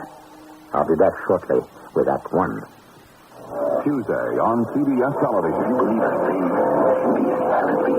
If you thought you could never be frightened by a television movie, what happened in Salem's Lot will change your mind. Is something evil killing the people, or are they killing each other? David Sorrell stars in Salem's Lot by the best-selling author of Carrie. Tuesday on CBS television at 8, 7 Central and Mountain.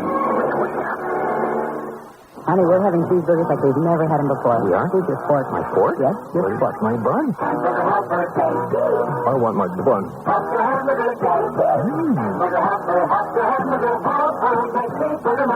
Our cheeseburger macaroni is a blend of tangy cheese, hearty macaroni, and savory seasonings that give cheeseburgers a whole new meaning. Well, did you miss the bun? What fun?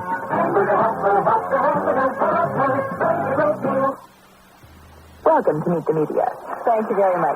Today I am interviewing radio. Hello. Television. Take a look at this. Oh, newspaper. I've been around the longest. Yeah, but you can't change channels on a newspaper. Well, you can't put a TV in the bottom of a birdcage. Interesting debate. Radio. How's your listenership? It's up 66% since 1967. Newspaper? Yes. How's your circulation? It's, Right. But I'm happy to say our advertising rates have gone up. Radio? Because the cost of radio advertising has not increased as much as the other major media, it's a better deal. And what about the cost of television? Film at 11. Radio in heaven. What about creativity? Well, there are 4 of us sitting in a room pretending to be a radio, a television, a newspaper, and a human being. That's amusing. Just an example of radio's creativity. Radio, red hot, because it works. For the advertiser trying to fight the rising costs of TV and print. The Radio Advertising Bureau can send you more facts.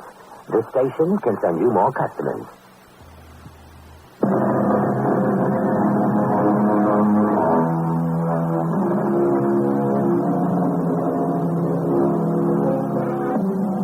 Journey with me now to Avilla, New Mexico, to TV station KOKD and the office of its manager, Charlie Benson.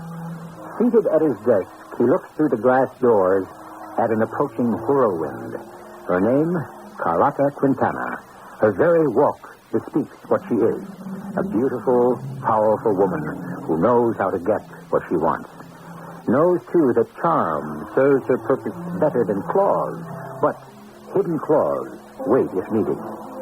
Much more is hidden. What wise woman reveals all her secrets?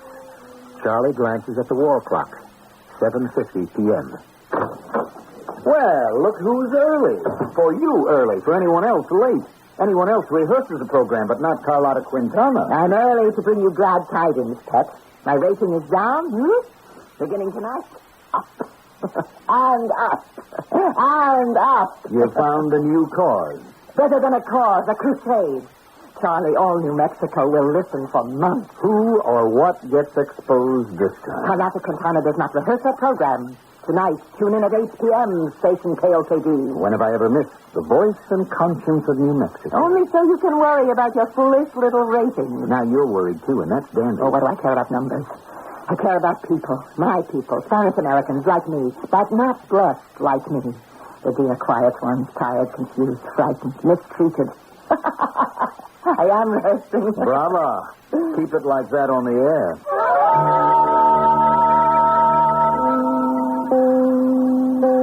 I have been called the conscience of New Mexico. And tonight I speak to you of a man without a conscience. 50 miles from this thriving city of Diablo, a town sick and dying. What illness is upon this place once happy and healthy? The illness of that man sick in his mind, who has doomed countless families to oblivion by cutting off their only source of money. For no reason, he has closed the turquoise mine where they have toiled all their lives to make him rich. He repays them now with starvation, turning Diablo into a ghost. Does the ghost not haunt him? After tonight, I predict it will. There has to be a reason, moral justification for what he has done. So until I question him myself, give him every chance to defend his actions, I will not reveal his name.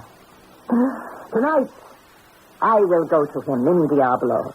I pray that Diablo, devil, is not the true name of that man.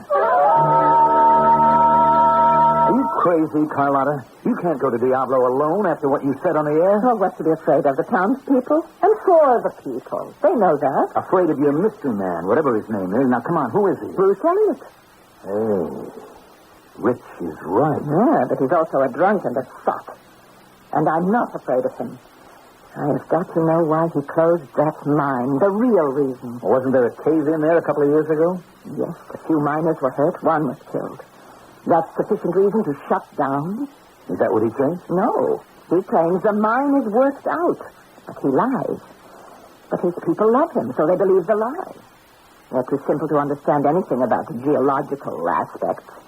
So how can they know there are still rich veins of turquoise there? Then why does he close the thing? That's what I mean to find out. Maybe. What I start, I finish. And for the answer, be sure to listen tomorrow night. Yes, listen to Carlotta's soap opera. Don't you dare call it that. It is tragic life, those starving people. Ma, skip the dramatic. Save it for your broadcast. I'm going. Senor Bruce Elliott lives alone in a mansion. He's nothing to go to see. No servants. He opens the door to no one. So it looks as if I will have to open it myself. Good evening, Mr. Elliott. You're in the habit of walking into houses without being asked? Especially where angels fear to tread. I am Carlotta Quintana. I know who you are. Leave the way you came. Not before you tell me the true reason you closed the mine. Get out of my house. Now. I will leave only when our business together is finished. Business? A woman comes to a man's house alone at night for only one reason. Take your hands off me. Why? You're here uninvited? Why else would you come? I've told you why. The mine. Why are you murdering this town? Why does one man wreck 500 families? Any fool except you knows I closed the mine because it's worked out. A lie. The mine is not worked out. I have proof. What proof? Well, I won't expose you to all New Mexico. If you'll agree to open the mine. You have no proof. Get out of my house. And out of my town. The mine belongs to the town, not to you. I will make you reopen it. The miners love their poor Senor Bruce, but after my program tomorrow night, they'll hate you, because I have proof.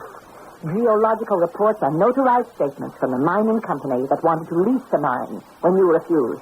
And all say it is rich. Now, will you reopen? No. Then good night, Senor Bruce. I will picture you tomorrow night listening to Carlotta Quintana.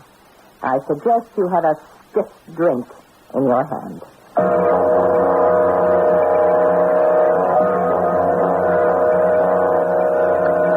right, Quintana. Senor Bruce has a stiff drink in his hand. Now let's watch this stupid show. And I've kept my promise to you. Last night I went to Diablo and talked to the man I needed so much to understand. Now I give you his name. Bruce Elliott. Big news. But, dear friends, I was wrong about Bruce Elliott. The name Diablo does not suit him at all. I know. Because he told me his true reason for shutting down the mine. The devil I did. I said last night he had no conscience. I ask you and him to forgive me. Bruce Elliott's conscience gives him no peace. He closed the mine because in spite of safety devices, there was a cave-in and someone was killed. No. He blamed that disaster on himself and vowed there would never be another death. Last night I helped him to see his greater guilt, his stifling of hope and human dignity. Too, that charm serves her purpose better than claws, but much Senor Bruce Elliot has promised he will reopen the mine. Step by step, I'll bring to my audience the story of a town and a man reborn. I go now. My rating is down, Beginning tonight, up. And up. And up. You found a new cause. Better than a cause, a crusade. Charlie, all New Mexico will listen for months. Who or what gets exposed this time? Carlotta Quintana does not rehearse her program. Tonight, tune in at 8 p.m., station KLKD. When have I ever missed the voice and conscience of New Mexico? Only so you can worry about your foolish little ratings. Now you're worried, too, and that's dandy. Oh, what do I care about numbers? I care about people, my people, Spanish Americans like me, but not blessed like me. The dear quiet ones, tired. Credit for making you a hero instead of what you are. What are you, Bruce Elliot, You don't answer. From now on, you will be what I make you. Now, about the reopening of the mine. The mine will not reopen. Go away. Leave me alone. Turn my back on tragedy that can be remedied? Why are you doing this to me? Not to you. For you. And for those people out there. Do you know the whole town are outside your courtyard? Silent. Waiting for word from you? You will open the mine. Not because you're decent or care, but because you are afraid not to. Afraid of you? No, of them. They know the truth now. The mine can still yield. Refuse them and... Little Senor Elliot, do you know what happens to Spanish blood when it turns from love to hate?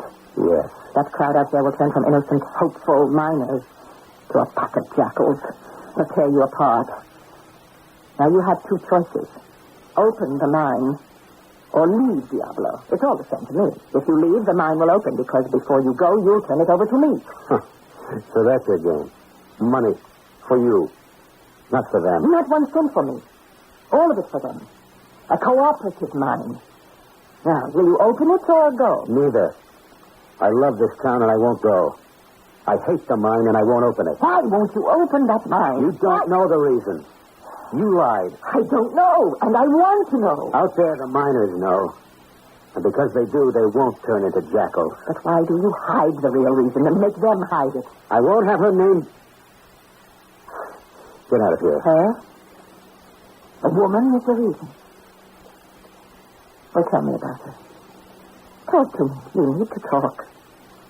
Inside of you, there are jackals. Talk to me. You loved her? Yes.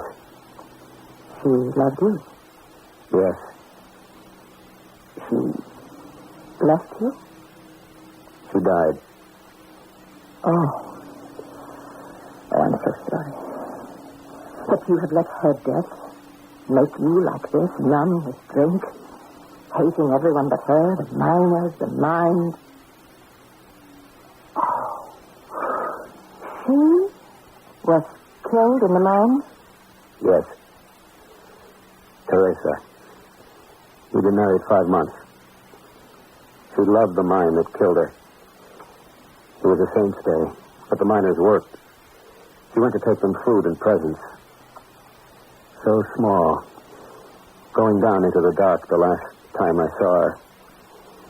I stayed above ground. Up there. The sound of falling beams, rock walls crumbling. The turquoise she loved, killing her.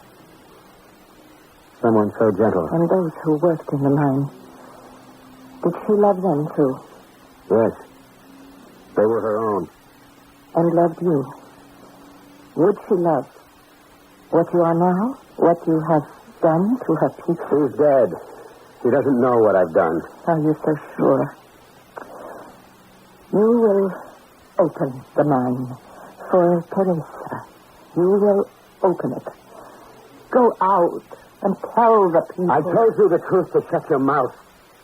Don't you understand? I can't bring the mine to life with Teresa dead. I do understand. No, you can't possibly do what I ask. So instead, this is what I'll say on my program tomorrow. Bruce Elliot has given his mine to the people. And the privilege of running it has been given to Carlotta Quintana. You run it? I can do anything if it's for the people. Let me work with the people. Not one other thing will I ever ask of you. I swear it, and I keep my promises. Let me keep the one I made to those miners outside. Let me give them the gift of human dignity, as your Teresa gave. Teresa. Will you make the announcement yourself? Yes. Come. No. This is yours to do alone. I'll wait for you here inside. After tonight, the whole thing is yours. All yours. Remember that. I'll remember. Now open the door. And tell them.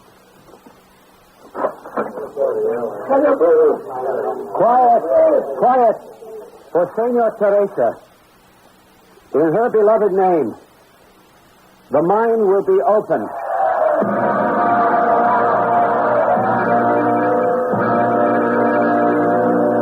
It was Chaucer who wrote, "Truth is the highest thing that man may keep." But as all the truth been told? By Bruce Eliot, by Carlotta Quintana.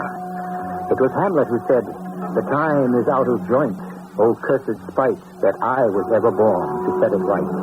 Remember, our story is called Diablo. Is there some devilishly cursed spite not yet revealed?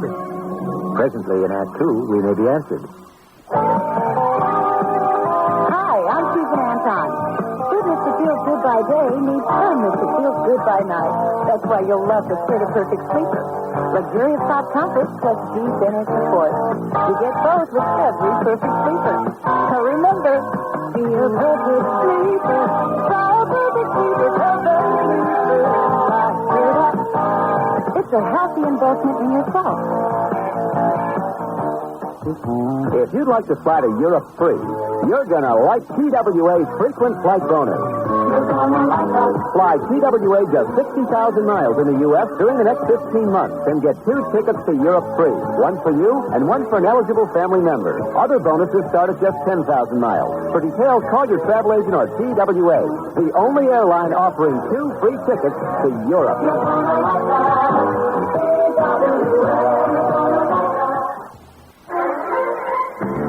You'll always find the season's best harvest in Jewel's Farm Stand Market. And right now, we've got the best of 2 worlds. First, summery tropical fruits like papaya, kiwi, coconut, and oranges to savor one by one, or in the most delightful fresh fruit salad. Then there's Harvest Fresh Squash in so many delicious varieties. Choose acorn, green Hubbard, bright buttercup, and more, all specially priced at Jewel. We've got your year-round favorites, too, like crisp, fresh cauliflower, perfect for dipping at its crunchy, natural best. Or serve it steamed with butter or a creamy cheese sauce. No matter how you like it, you'll like Jewel's price. Because through Wednesday, cauliflower is only 29 cents a pound. So come in and choose as much as you like from the Farm Stand Market at Jewel. That's some picking.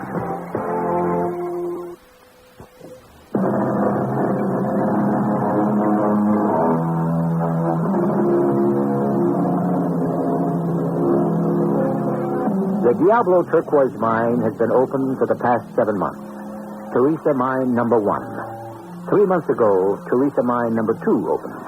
In complete charge of both operations, Carlotta Quintana, while Bruce Eliot stayed entirely away.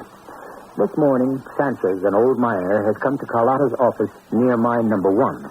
Buenos dias, senorita. Speak English, Sanchez. What can I do for you? Look, please, senorita. You're not right. The numbers, the money is not right. The paycheck? Not the right amount. See. Well, that is right. I can keep the checks myself. There's no possible mistake. There's too much to take out, senorita. Sanchez worked hard in Teresa mine. Money is not enough. It's not like before. When will all of you understand that the money withheld is not taken away from you? It is saved for you. It's gone, senorita. It's not here. Look, please. No, not gone. It's not in the check, but it's kept for you just like in a bank. Now, you are a member of a union now, and the retirement fund is for the day when you're too old to work in the mine anymore, and the health fund for when you are sick. And I have more good news, Sancho. Soon, Diablo will have a hospital of our very own. Everything is done for you, and still you don't understand. And why have you come here to me? All complaints go to the union first, and then to me for arbitration. How do you understand that, too? Now, off with you. Here comes Pietro. We have an important business meeting that's already delayed. Now, go along. And give my love to Maria. Come in, Pietro. You're late. You wanted a full report. The survey took longer than we thought it would. And the report? It's not good. Obstacles? Yes. The site where we plan to start excavating the mine is too near the arroyo. It is not safe. Pietro, the land under there is rich with copper. Pass it by? No, I'm not giving it up. It is possible we can get at it another way. How? No, you would not understand. What do you care? How? I do care. I'm not a figurehead, Pietro. I mean to understand everything. I learned a great deal when Teresa Mine number 2 was planned, and now I will learn more from number 3. Now tell me.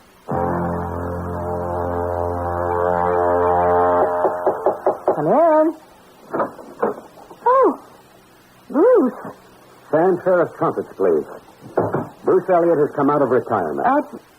You have? High time, isn't it? I'm all right now. It's ridiculous not to go back to work.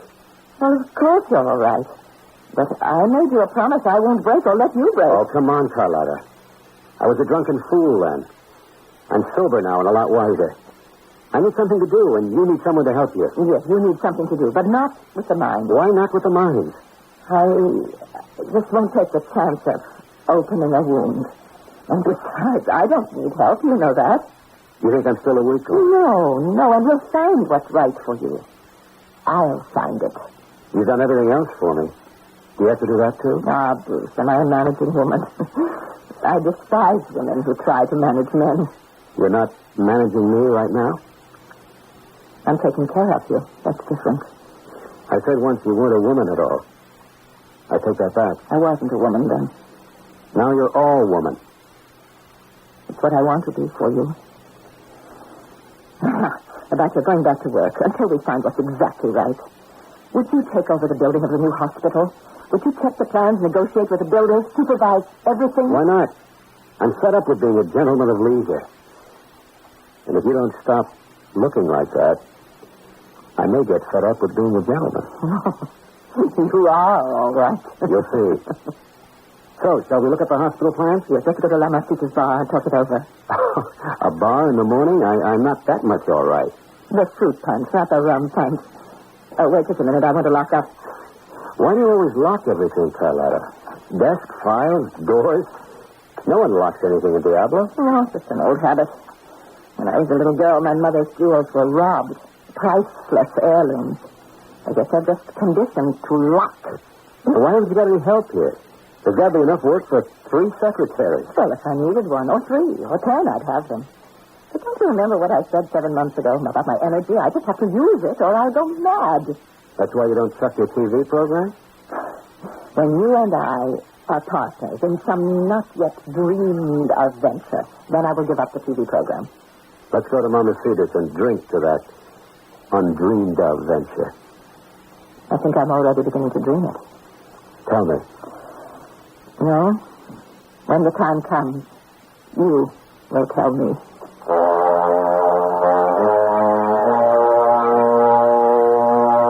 Why are you looking like that, Carlotta? Like what, Charlie? Vibrant. Radiant. All the Spanish in you taking over. Usually it means you have a new scheme cooking. You know me very well, don't you? Too well. Better than you like. Tell me, what's in the wind? Lately you've been prowling around the state capitol. Something choice going on there? Tune in Carlotta Quintana tonight, and you'll find out. Last time you said that was a year ago. Your red-hot scheme then was Diablo. All right, I'll tune in.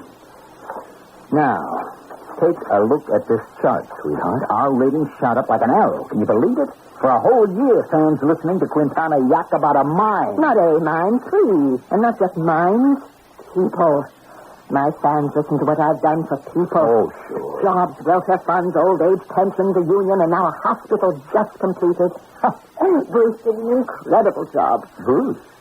He's rating with you at the top of the chart and mine in the pits, right? Oh, come over, Charlie. You've known for a long time you and I aren't exactly what we used to be. Yeah. All right. I take it because I have to, but don't push me too far, baby. Don't let this station down. I'm right here. What's the worrying about? I don't know. I never know with a manipulator like you. Another beef about Bruce Elliott. It gags me, all the stuff you say about him on the program. How he helps all your dear quiet ones. In case you don't know it, that is really a disgusting phrase. Oh, well. Elliott stayed entirely away. This morning, Sanchez, an old miner, has come to Carlotta's office near mine number 1. That is right. I can keep the checks myself. Nothing to do with that empire you're building. Without him, there wouldn't be any empire. Why shouldn't I give him credit? His money opened 3 mines, built a hospital, gave hundreds of people work. Oh, never mind. I've heard it all before, Carlotta. Just quit drooling over him. What have you got to... Buenos dias, senorita. Speak English, Sanchez. What can I do for you? Look, please, senorita. You're not right. The numbers, the money is not right. The paycheck? Not the right amount. See. Sure. That a trick? Oh, Charlie, dear. Let's not quarrel. Bruce and I built, but you and I built something, too. This station. Which you choose to forget. And everything else between us. I haven't forgotten. I never forget anything. Except promises. You promised we'd go far together, have the world by the tail, you and I. That we'd... Now, let's see. Look, it's 5 minutes to 8. You better get to the studio. Charlie, do I really talk too much about Bruce? I'll stop. Beginning tonight. Watch the show. I won't even mention Bruce's name.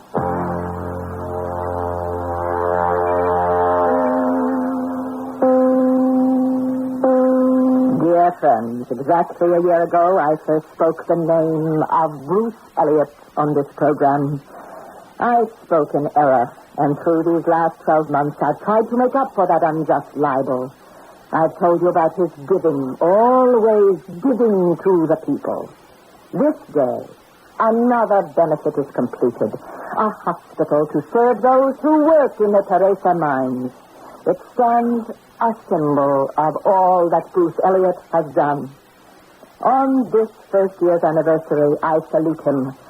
Never have I respected and admired a man so much. And that, my dear friends, is why tomorrow at noon, Carlotta Quintana will become Mrs. Bruce Elliott.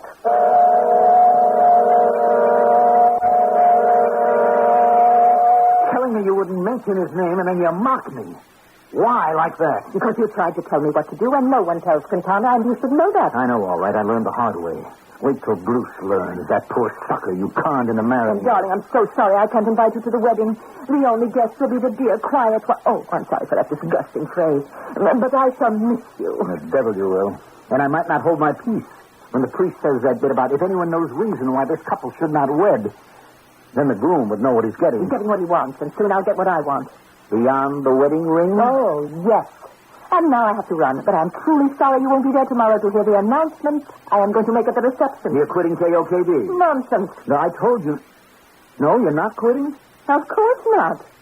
Goodbye, darling.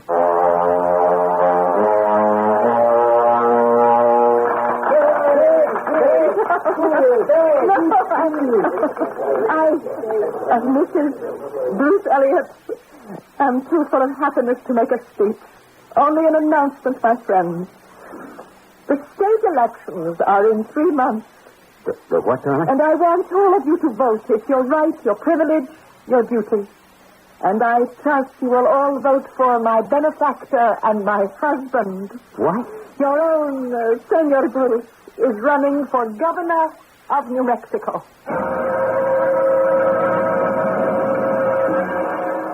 Bruce, I never dreamed you'd take it like this. I thought you'd be happy, be proud. All I am is knocked out. But don't you see, I promised to find the right thing for you, and I have. Something worthy of you, away from the mines, so you won't be reminded of the past.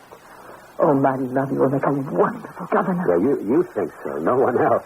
I sounded out important people at the Capitol. They think so, and they want you. Dearest, the governorship is what you're made for. At last, the pattern will be cut to your cloth. This whole thing's put together behind my back. Why won't you understand? I love you, and I have done it for you. Let me think about it. Getting married today was a giant step. Now you're asking me to put on 7-league boots. But who better? To take great steps, to do great things. Well, of course. Think about it. That's all I ask. And whatever you decide is all right with me. I only want what you want. In our search for truth, another stripe has been added to Carlotta Quintana's character. Charlie Benson called it by name. A smart operator, he said. A manipulator. Is the accusation fair and unprejudiced? Or is it the biased invective of a man discarded? In Chapter 3, shortly, the conundrum will be put to Bruce Elliott. A railroad car clatters through Pennsylvania's coal fields almost a century ago. Its only passenger, a doctor named Matthew Shields, beginning a 16-year special assignment for the American Red Cross. In railroad yards, on sidings, and in the great terminals, Dr. Shields would convert his home on wheels into a classroom and teach first aid and occupational safety to industrial America. And all along the way, local physicians were enlisted as Red Cross volunteers to continue the teaching effort. When the car rolled to a stop for the last time, 2 million people had learned first aid. The effort was called A Good Beginning, but only a beginning. Today, as the Red Cross begins its second century, we're proud that America still looks to us for first aid training. Now we teach over 3 million people every year, and we still say it's only a beginning. Red Cross, ready for a new century. You can hear the sound of savings here at Polk Brothers Warehouse Sale. 8300 West North Avenue next to Maywood Park Racetrack. Thousands of Polk shoppers taking advantage of a major Polk event. 6 months of cooperation with hundreds of brand-name manufacturers to bring you inflation-busting super buys like these. A Carrier 9000 BTU 3-speed air conditioner, $269. A Toastmaster 2-slice toaster, $9.95. A General Electric 10.5 cubic foot refrigerator, $348. Brand new, brand names with free factory warranties and service. And Polk Brothers still gives you free delivery. A Schweiger full-size sleeper with Herculean cover, $288. A Maple rocking chair, take with price, $36. The whole family's always welcome at Polk Brothers Warehouse Sale. Acres of free parking. So remember, the place, Polk Brothers Warehouse in Melrose Park. The time, nightly, including Saturday till 10, Sundays till 6. The event, Polk Brothers Warehouse Sale. And you're invited.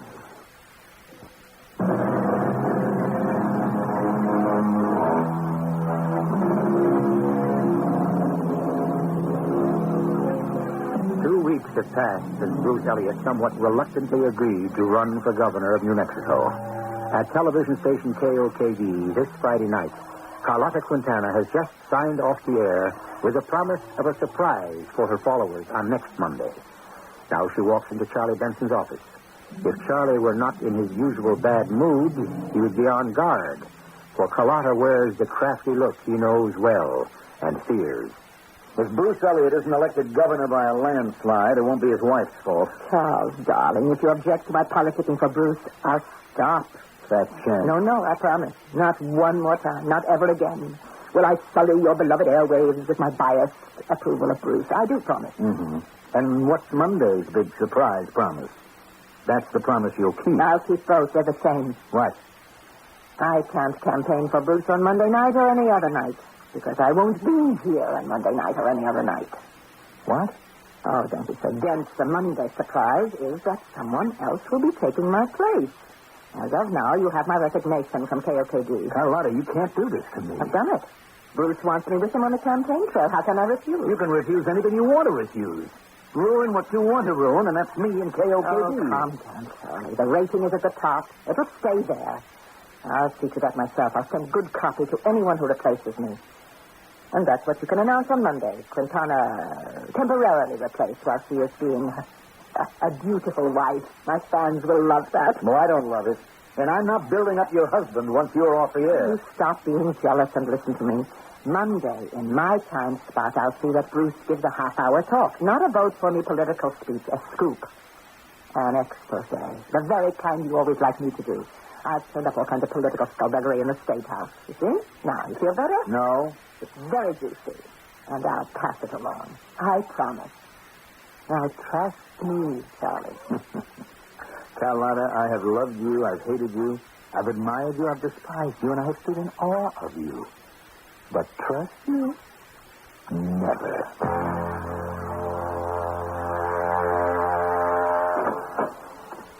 Oh?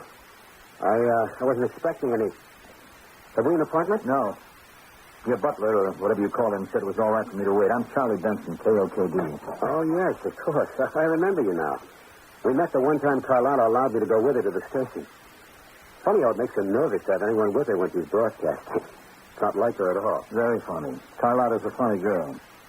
I'm sorry she isn't here. She's gone. I know where she is and when she'll be back. I made it my business to find out. Oh? She'll be back about 2 hours from now, and she's up at mine number 4. Or is it 104? Those mines multiply like rabbits, don't they? Look, I didn't come to see Carlotta. I came to see you. Sit down, Mr. Benson. Would you like a drink? No, thanks. I need all my wits. You're making it sound as if I'll need all of mine. You will. If this is about my talk on KLKD Monday... It isn't. Then it's asking you to use my influence as a husband to keep Carlotta doing her program on your station. No again. I'm here to tell you a few interesting facts about your wife. Am I to infer that this is a case of kiss and tell? You can infer what you please. You've been inferring for a long time where Carlotta's concerned, and when I'm finished, you won't infer anymore. You'll know. I'm sorry to disappoint you, Benson. I already know all about you and Carlotta. She told me about her whole life. I don't care to listen to any supplementary detail. Your potential voters would care to listen. Oh, blackmail. I thought so. Carlotta goes back on KOKD, or you tell the voters Charlie Benson and my wife had an affair. Affair? That's all she told you?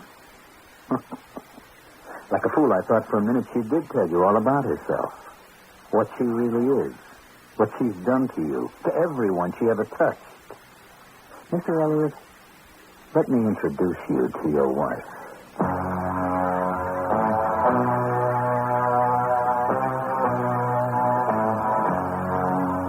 Hello, darling. Bruce? What? So, my wife is back for mine 104. Bruce, you're drunk. No, I wish I were. I tried. Numb, but not drunk. Yes. What is it? What's happened? The world came to an end. Your campaign, something's gone wrong. Whatever it is, we'll fix it. Carlotta can fix anything? Yes. Now tell me. That ring. All those flashing diamonds. Where'd you get it? You gave it to me. No, I didn't give it to you. Well, your money gave it. Now, for goodness sake, don't bother about rings. What has happened? I want to bother about rings. I want to bother about all the jewels in the cases I broke open, about the bank book stashed in the safe, the storage tickets for furs I didn't buy. Shall we bother about those things, Carlotta? Whatever you've heard, Bruce, whatever you found out, I can explain. Yeah, I'll bet you can. Deny everything, huh? It won't wash. Charlie Benson gave me chapter and verse. Deny everything? Not at all. I admit everything. You admit every rotten thing? Understand, I don't have to admit anything. Half the time Charlie was guessing. I'm admitting it because you had to know sometime, and the time seems to be now. Oh, yes, you bet it's now. Now, first, let's clear up a touching lie that I told you. I said my elegant mother's priceless heirlooms were stolen, and this accounted for my compulsion to lock and bolt, lest thieves break in and steal. Well, my mother and I never knew who my father was, and neither did she. Ma and I lived in a one-room adobe, poorer and dirtier than those of the miners I've been slaving to help. You can still claim you're helping them? So will you when I finish. The only heirlooms we ever got our hands on, my mother stole. She wasn't very good at it, and that bred in me a compulsion to steal better. If you think you'll get sympathy by telling me about your pitiful I don't need childhood... sympathy. I want cooperation. That I do need. From me? Now? Have you the gall to think I have the gall for anything, if it takes me where I want to go. I believe it. You've fleeced every worker in the Teresa mines, taken their money for a dozen welfare schemes that don't exist, formed a union with dues paid to you, then salted their money into jewels and Swiss banks. I don't need a backup course in what I've done. And fleeced me, too. Pet, you are in it as deep as I am. I put you there, and you haven't any squawks coming because you have as much to gain as I have. By what twisted reasoning do you figure that? I pushed you to the governorship, and I'm going with you. And after that, I'm going farther, and you're going with me. I'll tell you where you're going. To your office and open your books. The books I now understand why I was never allowed to see. We figure out how much you stole from the miners. We sell all that loot. Liquidate stocks, bonds, and bank accounts. Every rotten cent will be paid back. Shall I tell you why you never saw the books? There aren't any books. No records. None. None, except fake ones for the examiner. How long did you expect to get by with this? Indefinitely. When anyone got sick, I paid, didn't I? When a husband died, the widow got his savings. And don't say that people haven't been helped. Schools, a clinic, a hospital, a meeting hall for the union. My money bought those things. And have I ever said it didn't? And said it publicly. What I didn't say was that I cleaned you out, too. You shouldn't have let me do all the banking, said your sweetheart. Nothing going in, everything going out into the Swiss banks in my name. To anyone who replaces me. And that's what you can announce on Monday. Quintana temporarily replaced while she is being a beautiful wife. My fans will love that. No, I don't love it. And I'm not building up your husband once you're off the air. Guess I'd still run for governor. I know you will. Sneer me and you cover your own self with pitch. Do you imagine anyone would believe you went in this with me? They'll even think you pulled off the whole scam and I was the patsy. I have taken great pains to build you up, Bruce. And you've got so you like it. You want to be governor, admit it. I admit it. I can't be now. Won't be. The people have to know you for what you are. They won't know me. They'll know you. And remember my warning from before. When men of Spanish blood turn from love to hate, they are jackals that will tear you apart. And not you? No. My camouflage was too clever. And if you think you'll get Charlie Benson to back you up, I took steps to discredit him today. And I bought KOKB. Very important to control communications, my dear. You think I didn't know Charlie was a threat? I used him and the station as long as I needed them to get a following, and I got it. Statewide, and next step, my own show on national TV. That first broadcast when you sank your claws into Diablo. Did you know then exactly how you'd get what you wanted? I knew what I wanted, but not how to get it. And when I stumbled on the fact that Diablo's starving, that broadcast was no more than a phony crusade to get more followers. But when you took one look at me... A sentimental weakling living in the past, drooling over Teresa. I knew you were my man, a man who could be manipulated. And still can. Yeah, you will win the election. You stay with me, I will make you president, and I will be the first lady of this land. It won't work. You'll crash like the mine falling. You're a madwoman. And you're a wife. So like it or not, you're coming with me. It's too late to turn back. Yes. Heaven help me, too late. Oh, my darling, I used you, tricked you, I did, but I love you.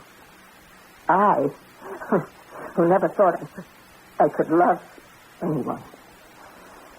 In every way, you are my man. Your man. Under your spell. And we're together in this. Bruce. Together. I knew it. I always knew. Now, listen, Monday night on KOKB, you'll do an expose of the governor. He's been on the take. The governor? Is that true? No, but half the voters will believe it. You'll be so vague that he can't refute it at once, and then the bad seed is planted, you see. And I'll write it all out for you. I know exactly how. I'm going to... Never mind. Just write it. And you'll just read it, my soon-to-be governor. And I'll sit here listening, the way you always listen to me. Now, you'll start with a quotation by William Cullen Bryant. Truth, crushed to earth, shall rise again.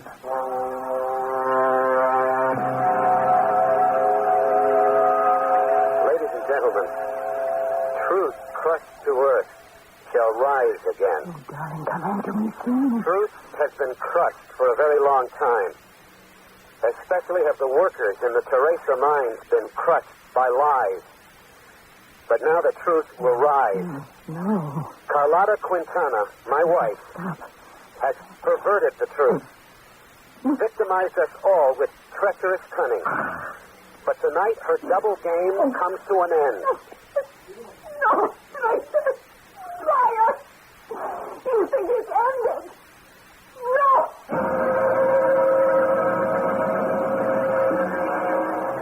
Carlotta Quintana rushes to a wall safe, pulls out jewels, stocks, bank books. But while she fills the suitcase and dons an ermine coat, Carlotta forgets what she has warned her husband of more than once. Ready for flight, she steps out on the veranda. Behind her, the door closes and locks. Without sound, materializing from the darkness, appear the quiet ones. She wildly fumbles in her purse for keys that are not there. The figures are converging, massing together. Carlotta turns, facing them, cringing against the door. Thus she stands until the silent, inexorable men of Spanish blood blot her from sight. I'll be back shortly. Person to person, heart to heart. Together we can move the world if we do our part by helping care for the children. And there is strength to heal those in need. Care for the children of the world. If we help one needy child today to care, we'll change tomorrow for children everywhere.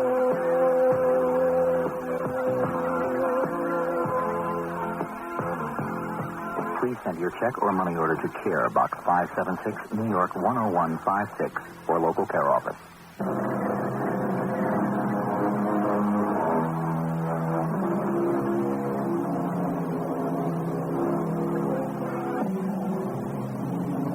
One last quotation on the subject of truth. However, this one I quarrel with. Said Cicero, nothing is sweeter than the light of truth. Sometimes sweet. More often than not, I dare say. But the truth was not sweet. Can my Greek friend argue this? In the unveiling of Carlotta Quintana. Our cast included Marion Seldes, Michael Tolan, and Mandel Kramer. The entire production was under the direction of Hyman Brown. And now, a preview of our next tale. Look, I'll give you my phone number. You just call me. And you better give me yours. We've got to keep in touch. We will. I wouldn't want to lose you now. Uh-huh. Don't worry. There is no way you can shake me, brother. May, now you haven't heard a word I said. When you listen? Yeah, I heard. You pick a drugstore, you go in to knock it over, and instead you get knocked over. Because the guy in there looks like you. He didn't look just like me. He's my twin, my identical twin. We're brothers. Oh, spare me the hearts and flowers. But what good does that do us? If you get me dough, I'll come. No, not yet. But you know me. I will. When? Just as soon as his old lady kicks off, he'll be rolling in it. And we'll be on easy street. This is E.G. Marshall, inviting you to return to our Mystery Theater for another adventure in the macabre. Until next time, pleasant dreams.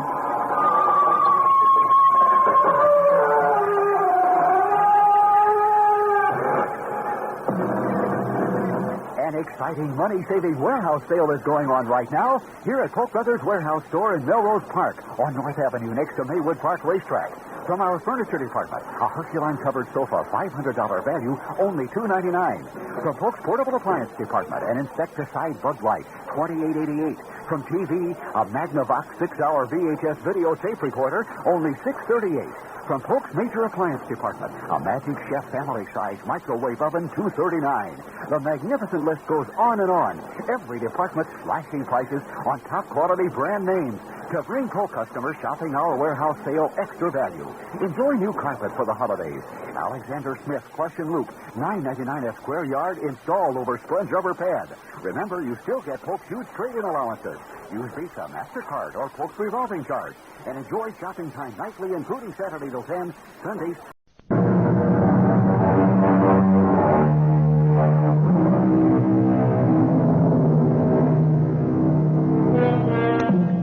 It was Sigmund Freud, the master himself, who said, "The great question, which I have not been able to answer, despite my 30 years of research into the feminine soul, is, what does a woman want? Well, such a question may have disturbed the immortal doctor, but not the man you are about to meet. His name is Silas Cunningham. And if you were to ask him, what does a woman want? Silas Cunningham would look at you in all sincerity and say, well, every woman I've ever met has always wanted me. And it's evidently true. Because there is one woman who wants Silas forever, even after she's dead. Go in with her now, Silas. Is she better, Doctor? No.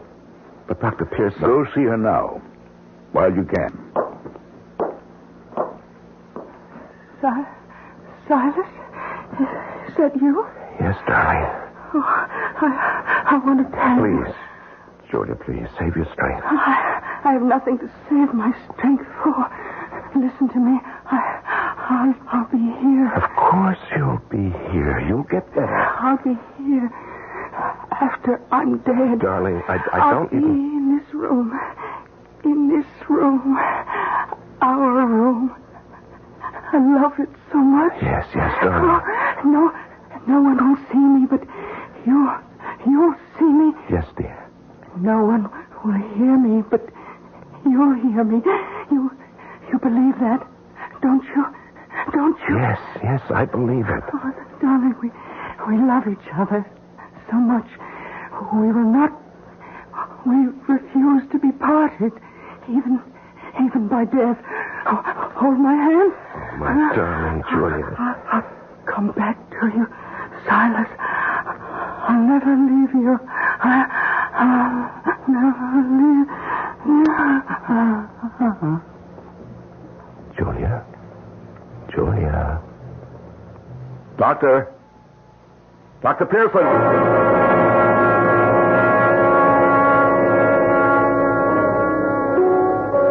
Hello, Marilyn. I was afraid. Of what?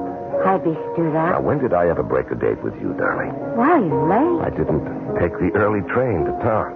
Why not? Well, I begin each day with a visit to Julia's grave. Really, sir? Yes, I arrive each morning at 9 and sit an hour. And do what? Meditate. Oh, you're such a fraud. Marilyn, darling, how can you say that? I suppose everyone in the village knows about it. Oh, yes. The talk of the town seems to be how grief-stricken I am. You have absolutely no moral. But it's true, dear. I am grief-stricken. After the way she drove you crazy? Or was all that just talk? For my benefit? Oh, Julia was all right, in her way. She made very few demands of me. If it weren't for that occult nonsense she was all wrapped up in, I could have even been happy. Why is it so important for you to create this appearance of the bereaved and ravaged lover? Well, when very rich wives die young, certain nasty-minded, suspicious persons may begin to formulate all sorts of evil thoughts. I understand. And so for a year or so, there should be a show of decorum. I still have the apartment. But there's no reason why we shouldn't enjoy the estate. Boating, tennis, so much to do. Darling, I want you out there. But doesn't that go against... No, because you see, I decided to write a book. Book? Yes, and I'll need an editorial assistant. You're going to write a book? About what? About the occult, the supernatural, the very strong possibilities of communication with the dead. But you know as well as I do that that's all nonsense. Now, please, dear. This book is to be dedicated to the memory of my beloved wife. Silence. Now, you have had considerable experience in the publishing field. You were Julia's very best friend. And besides, as far as outward appearances go, we shall be impeccably chaperoned. By whom? By the redoubtable Mrs. Watson herself. I shall ask her to stay on as housekeeper. Mrs. Watson? Mm-hmm. Madam Hatchet face. But, darling, she radiates respectability from every pore. When do I report for duty? Saturday. Call when you're ready. I'll have Hastings drive into town, pick you up. Well, here's to the book. And, to other things.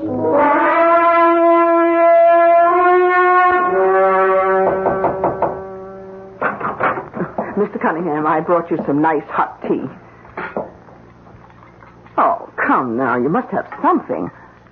Oh, look, I know how you feel. Everyone knew. It was a real love match, you and that wonderful lady, Mr. Soul. But would Julia Cunningham want you to despair like this? Thank you, Mrs. Watson. What would I do without you? Good evening, Silas. Oh, Dr. Pearson. You want to fetch me a cup of that tea, Miss Watson? Yes, Doctor. Thank you. Mrs. Watson says you don't eat. Thought I'd stop by to see if you're all right. Oh, I'm fine. I'm worried about you. Me? Your marriage was something special, Silas. Well, every marriage is special. You and Julia. No two people ever seem to be more close, more content, more in love. She was everything to me, Doctor. Everything. In a marriage like yours, when one partner goes, well, sometimes the other one loses all interest in life. Now, don't let it happen to you, Silas. Well, I don't care much about anything right now, Doctor. Get hold of yourself. Don't let your mind wander. Don't shut yourself away. Life must go on. And it can be quite a life for you. She came into all her money last year. You know, I'd give every penny to bring her back. Yeah, you would. That's what worries me. What are you saying, Doctor? Julia was very much taken with the idea of being able to communicate with the dead. It was a very sincere belief. I'm sure you discussed it. Even decided that in the event one of you died, there'd be an attempt at communication from beyond the grave. Doctor, this is a very personal and private matter between Julia and me. I notice you say is instead of was. I'd rather we don't discuss it. In those final feverish moments, she talked about it. She said... I know what she said. She said her spirit would always be in her room. Doctor, why do you insist on... Because it's hokum. Sane, sensible people know these things simply can't happen, period. Well, don't you worry about it. I worry because in this world there are all sorts of unscrupulous confidence operators who prey upon vulnerable people. People like you. Well, I can take care of myself. Your tray, Dr. Pearson. Oh. Well, one thing's in your favor. Mrs. Watson staying on, and she's the most level-headed person I know. Mrs. Watson, can I depend on you to keep Mr. Cunningham here out of trouble? Yes, Doctor. You can depend on it. And you can depend on me.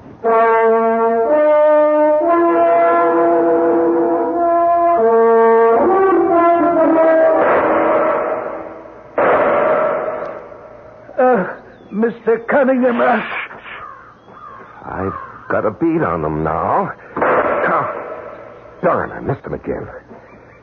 Oh, well.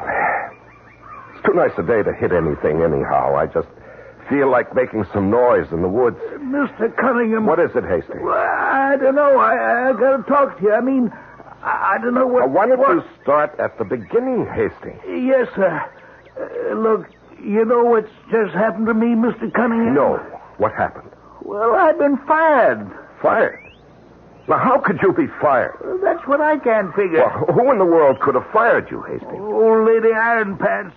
I mean, Mrs. Watson. Well, why? Well, I don't know. She comes up to me and she says, Hastings, you're finished. Here's your money. Get out of here. Just like that. Well, I don't understand why.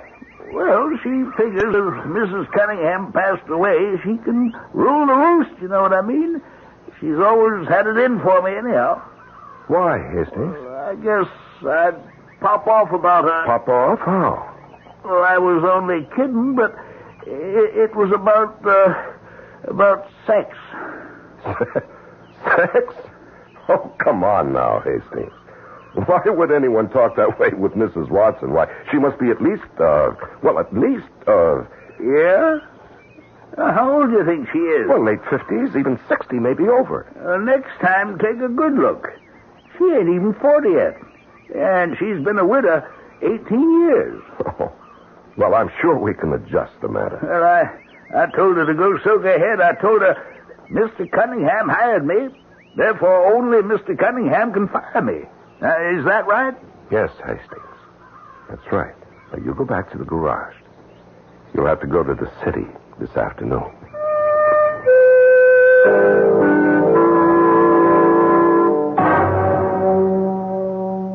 If I'm to perform my duties in a satisfactory manner, I must have the right to hire and fire Mr. Cunningham. Yes, of course, Mrs. Watson. It's just that Hastings has been with us for such a long time. I dismissed him for good cause. He's a thief. A thief? I found out. He's been getting together with some of the service places in town. We've been paying bills for repairs that were never made, for gasoline that we never bought. Oh? Are you sure? I'm positive. The sooner he's off the premises, the better for all concerned. Well, it's just that I would want him to drive into the city this afternoon. Oh, yes. Yes, I'm expecting a call from Mrs. Ralston. Marilyn Ralston, of course. She called while you were out shooting. Oh? Did she say what time she wants to be picked up? If we fire Hastings, I'll drive in myself. Oh, that won't be necessary, Mr. Cunningham. What do you mean? She isn't coming out this afternoon. Oh. Something the matter? Or any afternoon, for that matter. Well, why? Did she suddenly change her mind? No. But I told her that you had changed yours.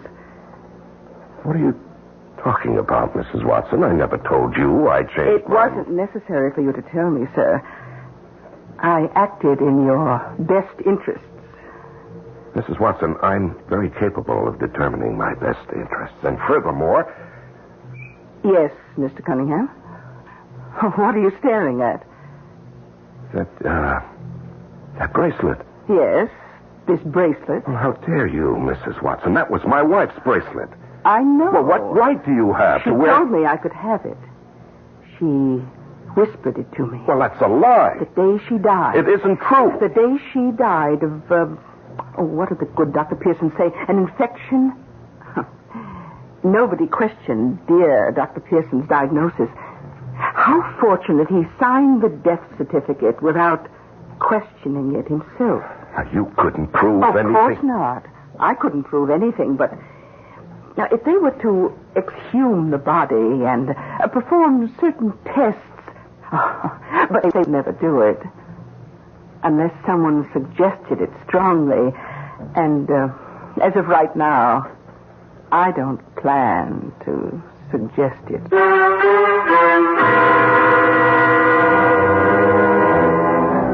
Well, there you are. You get what you consider to be the perfect setup for the perfect murder. You get rid of a woman who is a thorn in your side, only to discover you've just acquired one who could be a rope around your neck. The rope either gets tightened or loosened.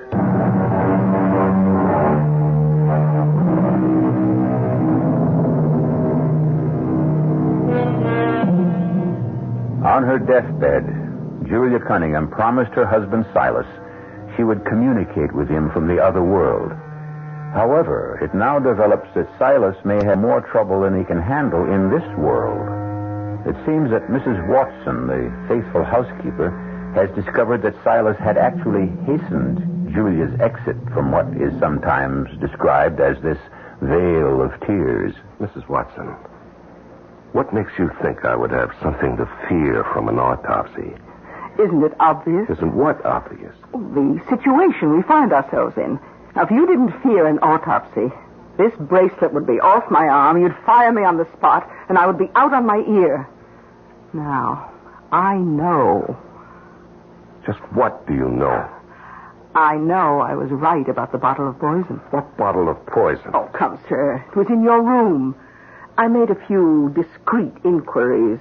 I learned from a doctor that small, steady doses could produce symptoms which might appear to indicate an intestinal infection, and it would be treated as such until suddenly the patient would die. Incidentally, that doctor was not Dr. Pearson. And, just how would I be implicated? Well, if I were to voice my suspicions strenuously enough, and if the coroner should find poison... Oh, I see. Isn't it your duty as a reputable citizen to, report this? Well, yes, it is. Why haven't you done so? Well, I could set in motion a chain of events that could place you on a scaffold or in a prison for life. And I asked myself, now, what would be in all this for me? Well, the satisfaction that you had performed your duty as a responsible citizen of a democracy. Oh, I've been doing that all my life, and I have very little to show for it. And so I said to myself, Vera? I'll wager you didn't know my first name was Vera. Well, to be honest, I didn't even know you had a first name. That's true. To you, I've always been the invisible Mrs. Watson. And so, for the first time in my life, I did something different, unusual, unprecedented. And what was that? For once, I thought about me, my own welfare. You see, Mr. Cunningham, you had committed the perfect crime. Well, how? You seem to have detected it. Oh, the key element. Dr. Pearson. Old, fumbling, superannuated Dr. Pearson. Well, he's not all that incompetent. Oh, no. He's merely obsolete. And you counted on that. You counted on him accepting your wife's death as a purely natural event and getting a death certificate without an autopsy. Well, Mrs. Watson, now what? I assume you intend to blackmail me. Well, that's a harsh word. How much money do you want? Oh, I don't want any money. You don't want any money? No. Well, then what do you want? I want you. You want me? Yes. What does that mean? What do you think it means? I want to be Mrs. Silas Cunningham. Would you mind saying that again? I think you heard it. Yes, I heard it. I can't believe it. You know, people like you are completely unaware of people like me as human beings. Our mission in life is to serve, to be useful, to cater to all your creature concerns. But I have feelings. I have desires, emotions, yearnings. Well, I'm only 3 years older than you are. That's young enough. There's still time enough for me to enjoy a rich, exciting life. I've heard of shotgun weddings. But why turn you over to the police? I have a once-in-a-lifetime opportunity. Finally, Vera Watson, you too can become somebody. Nobody's maid, nobody's servant. Cross the line. You know, I wish I could say I admire you. Oh, well, we'll let a year go by, a decent interval, and then we'll announce our engagement. I can assure you, Mrs. Watson, you're hardly my type. Perhaps. But you're mine, and after a while, I'll become yours. You think so? Oh, you'll come to value me when you know me better. Oh, by the way... Yes? Unlike so many women in love, Mr. Cunningham, I'm not blind. For example, I see how you've been glancing at your shotgun. Oh, have I been doing that? Well, I wouldn't recommend anything hasty, sir. You see, I've written a letter to my sister. It's to be opened in the event of my death. Need I say more? No. I think you've said quite enough.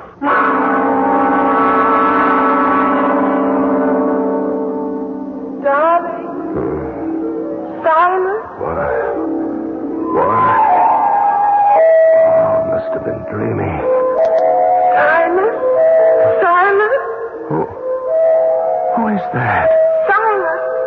Julia. I said I'd come back to our room. Julia. Silas. Darling. Why did you kill me? Julia, I didn't. My darling, you mustn't lie to me. But, Julia... I've come from such a long way. Don't lie to me. Julia, please. Why did you kill me? Julia, I didn't. Poor Silas, it was for nothing. Julia, I didn't mean to. I must have been crazy. It was for nothing. Will you be better off with her? Will you kill her, too? Julia, please, will you listen to me? Will you kill her? Julia, I didn't know. I didn't know what I was doing. Silas, you'll have no rest, no peace until you kill her, too. Julia, please. Julia, I didn't mean to kill you, Julia. Be quiet. I didn't mean it, Julia.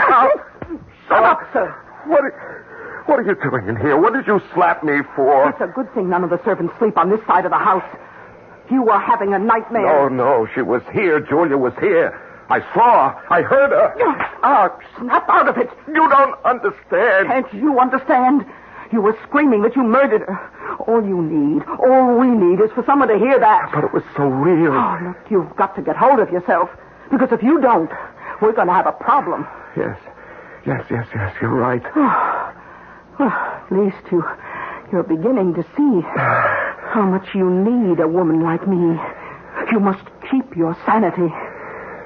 And I can help you do it. Now, listen. No, please. not now. Now, you take this sleeping pill and get yourself some rest.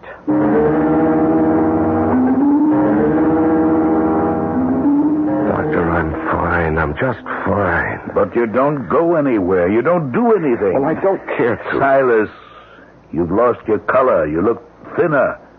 You've got to develop an interest in life once again. I'll be all right. Silas, you're not getting all twisted up in that occult business, are you? You're not getting visits, I hope. Doctor, I loved my wife very much. And I still haven't recovered from the shock of having lost her. And I wish that everyone would let me alone. All right, Silas. I'll leave you some vitamins. Oh, Mr. Cunningham. Oh, good morning, Dr. Pearson. Good morning, Miss Watson. Our friend here looks a bit peaked. Hasn't been eating much, I bet. No, but I'm on my way to town to buy some things to tempt his appetite. I'll give you a lift. Oh, thank you. I just have to stop by the kitchen to leave some instructions. I'll see you outside in a couple of minutes. You know, Silas, something's different about that woman. Different? No. In what way? Well, for one thing, she looks much younger. For another, she's not too bad looking. I hadn't noticed. Something's come over her. Now, what do you suppose it could be? I haven't the faintest idea.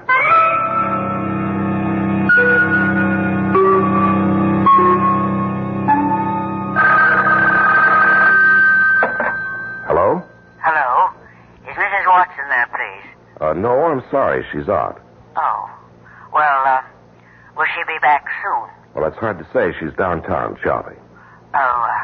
Could you take a message for her? Yes? I'm her sister Emma. It's about the letter. The letter? A couple of weeks ago, she gave me a letter, and she said I was to open it only in case she'll know which letter I mean. Yes. Well, tell her the letter's gone. Oh? I put it in a wooden box with some of my things, and we had a fire in the house, and everything's been destroyed. Oh, I see. So, I don't have the letter anymore. And if it was very important, she'd better send me another one. Would you tell her that? Yes, certainly. Thank you. Don't mention that.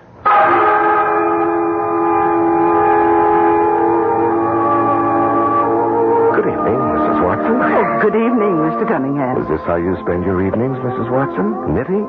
Knitting, reading, listening to music. Oh, I've often wondered what you did with your time. Oh, that's not true. I don't imagine you ever gave me a second thought. Well, for better or worse.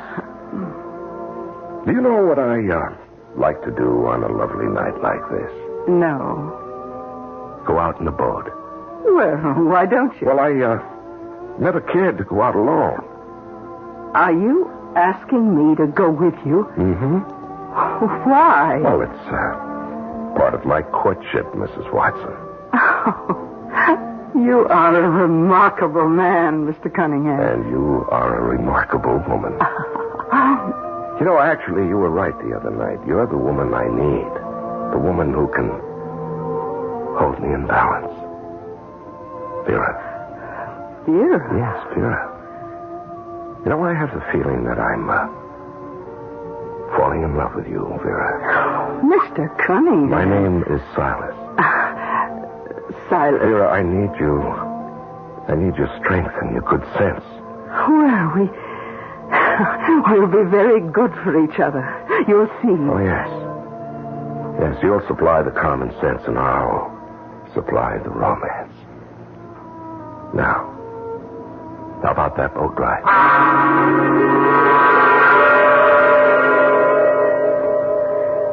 Oh, I'm very happy. Oh, Silas, life is so unpredictable, isn't it? Yes, that's the one thing you can say for sure. A month ago, who would believe that you and I would be drifting along out here, close together? You know, it's getting a bit late. Oh, do we have to go back in now? Well, we better. The breeze is freshening. We may be in for a gale. You wouldn't want to be blown out to sea, would you? Oh, no. Well, we must do this more often. Silence. Yes. So where are we headed? I mean, we're not going toward shore. That's right. But you said... What did I say? Well, that it was time to go home. I'm going home. Silas, what am I saying? What I'm saying is there's no one within miles, and this should be far enough. Far enough for what? Well, you see, you took the boat out tonight all by yourself. And I guess you fell overboard. Silas! And here you go. No, you must have forgotten my letter to my sister. Don't! Silas! I can't swim! Yes, I know. I can't help! Silas! Oh, I forgot to tell you. You had a phone call from your sister. Help! I can't swim!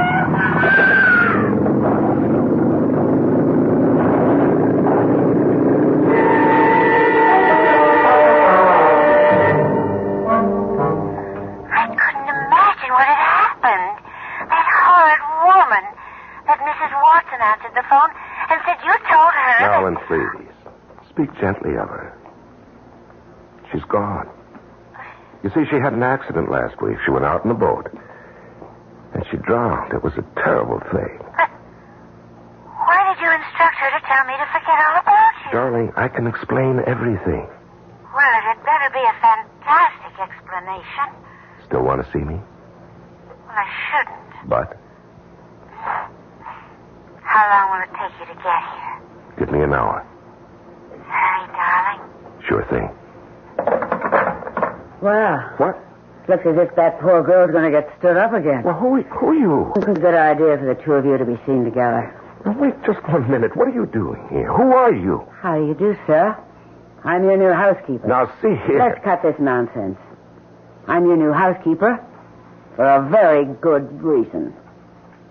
My name is Emma. Emma? You remember? Emma? Vera Watson's sister. Oh. Oh.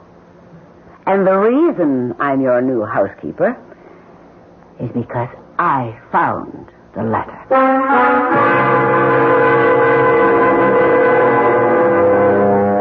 First, Julia cramped his style. Goodbye, Julia. Then Vera Watson had him cornered. Goodbye, Vera. Now, here comes Emma. It never rains, it pours. What are we going to do about Emma?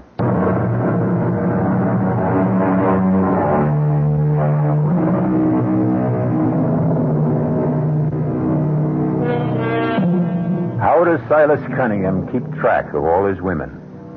They all fall madly in love with him. They all want him. How does he manage them? Well, some of them have accidents. For example, his wife died of a stomachache. His housekeeper drowned. It seems she went out in the boat by herself and fell overboard. Or anyhow, that's what the sheriff thinks. Now, the latest woman who has entered his life is Emma. That's right. Emma. Yes, I spoke to you on the telephone. That's right. And I told you about the letter. Uh-huh. What are you doing here? I didn't think there was anything to that letter. Well, there isn't. Oh, Silas. Silas. When I read that my poor sister, well, actually, she's my stepsister, had drowned. Well, you know, she shouldn't have gone out in that boat alone. Oh, she didn't go out in the boat alone, Silas. You went out in the boat with her. What did you do? Throw her overboard? Now, you can't prove that. I don't have to prove that. I still know about the other thing. All right, let's get this over with, huh? How much do you want? Ooh. You don't catch on at all, Silas. What do you mean? I think you're kind of cute. Oh. Good. You know, you're obviously an intelligent woman. Why don't we make a settlement? What did you have in mind? Well, Before you tell me, let me tell you what I had in mind. I can marry you, then sue you for divorce and strip you clean. You know, you drive a hard bargain. You'd have been better off with Vera. I'd have been better off with Julia.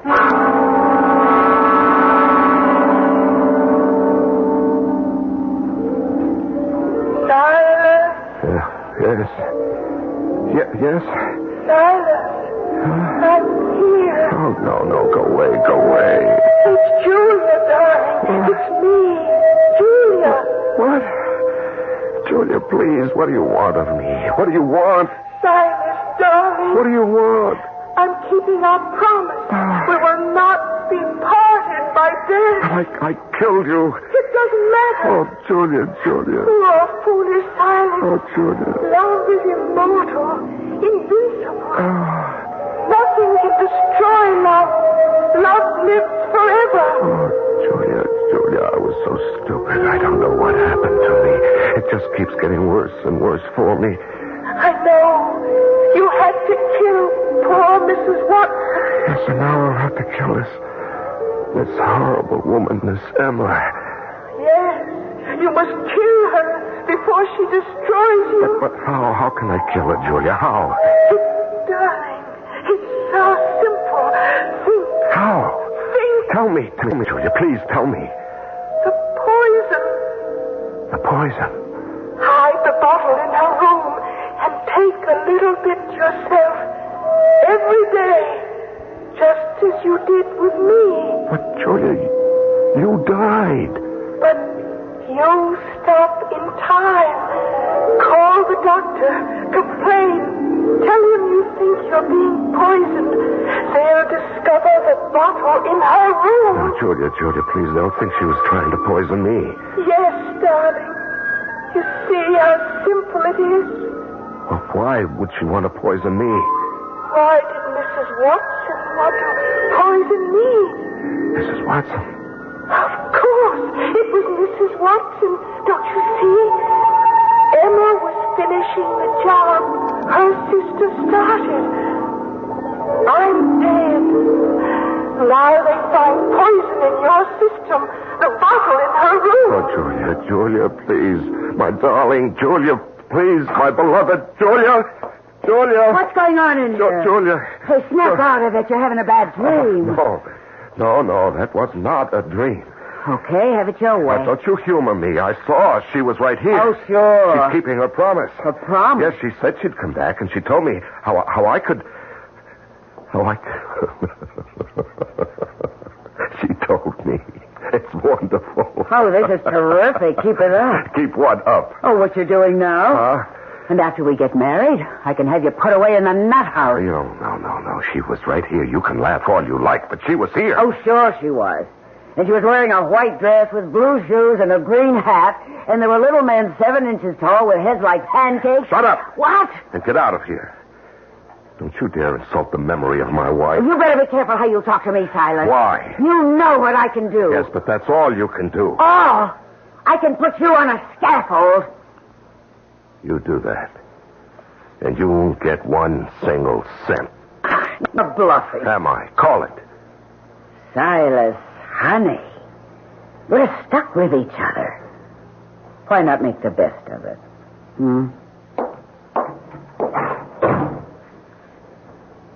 We may be stuck, my dear.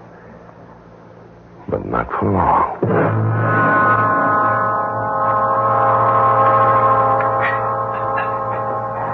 Good morning, Silas. Good morning. I hope you feel better today. I don't. Breakfast? No, just coffee. You haven't hardly eaten a thing for the last 3 days. You got me worried. Worried? Yeah, you're my meal ticket. I don't want anything to go wrong with you. Besides, as I said the first day I met you, you're cute. I don't think I'll have any more coffee either. What's the matter? Nothing. But it has to be something. Well, I have these pains.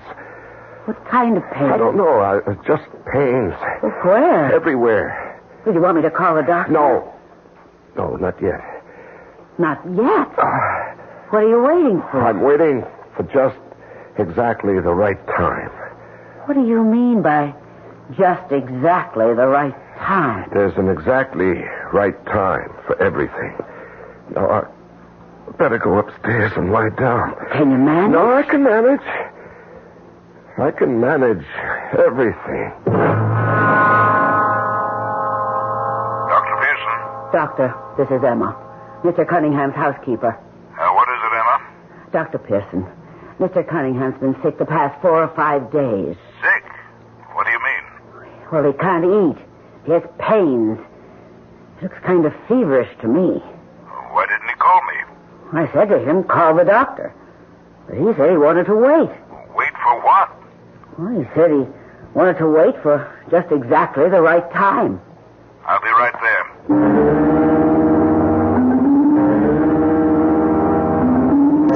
Oh, Julia, why does it hurt so much now? This is only the 4th day after taking the poison. You needed 10. Oh, is it supposed to be this bad? Julia, please come here and talk to me. I'm going to call Dr. Pearson now. I better not wait any longer. Oh, I better call. Maybe my system is different. I only took a little bit. Julia, please. Where are you? I'm here, Silas. Here. Is this how it was with you? Yes, darling. I can't stand it. Neither could I. That's why I let go. Let go? Yes, darling. Let go. I can't take it anymore. I know. But don't keep fighting it. But I have to hold out until Pearson gets here. He can't save you, darling. No one. Nothing can save you now. Oh, Julia. Oh, come with me, darling. Where? It won't hurt you anymore. Oh. Here. Hold my hand. Now, come. Sit up. I don't have the strength. You do. No. See? And now, walk. Walk with me. Oh, Julia, I can't stand the pain. Oh, just a few more steps, darling. A few more steps. That's it. Silas, stay away from that window. You'll fall. Now, let go, darling. You can let go. Oh, Julia.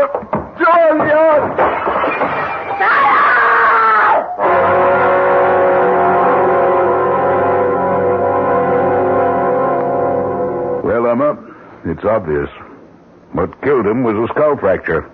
He fell out of the window and hit his head on a rock. Poor Silas. What was he doing near the window, Emma? I don't know. Well, did he say anything? He just called Julia. Julia? Yes. Well, he simply never got over her death. I suppose he couldn't accept it. Julia? It was as if he could see her. Yeah, maybe it's for the best. There was really no living for him without her. You know that. Yes, Doctor. Never knew him even to look at another woman. Is that right, Doctor? A very unusual man. That's true, Doctor. He's the kind of exceptional person you meet so rarely in this world. All of us will be the poorer for his loss. You can say that again, Doctor. All of us will be the poorer.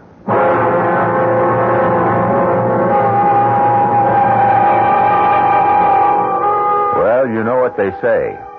De mortuis nil nisi bonum, which means only speak nice things about the dead. And after all, Silas Cunningham paid the price.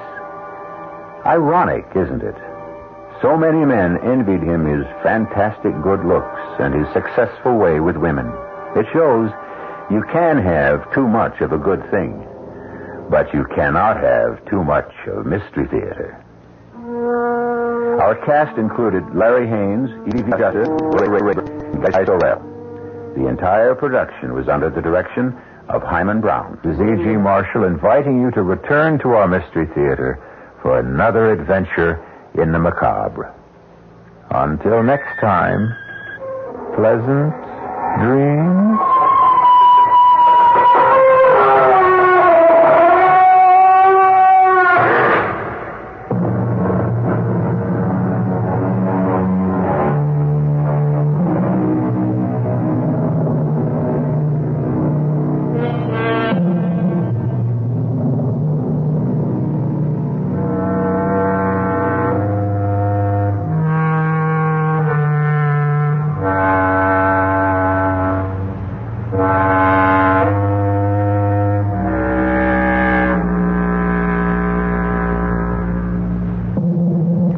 The preceding Mystery Theater program is furnished by the CBS Radio Network.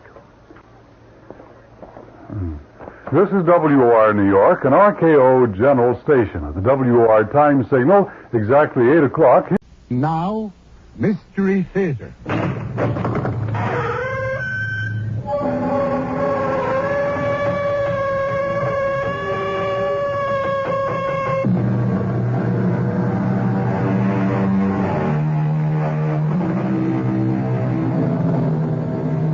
Come in. Welcome. I'm E.G. Marshall. I would like to ask a question to which I tell you in advance I expect no answer. What is genius and where did it come from? Genius is very rare. That much we do know. It is elusive and not immediately recognizable. It cannot be purchased, nor can it be cultivated. So, rare, intangible, and not to be acquired by any means, then when is it, and what is its source? Aware that I have asked the unanswerable, I present you now with the words of the Roman writer Plutarch, half a century before Christ. Genius is a deity. Where is my angel, Doctor? Your what? My angel.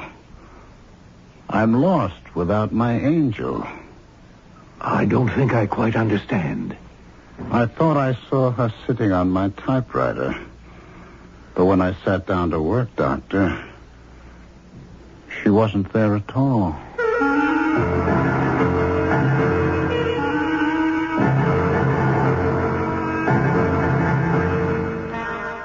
Our mystery drama, Fallen Angel, was written especially for the Mystery Theater by Elspeth Eric and stars Ralph Bell. Something special.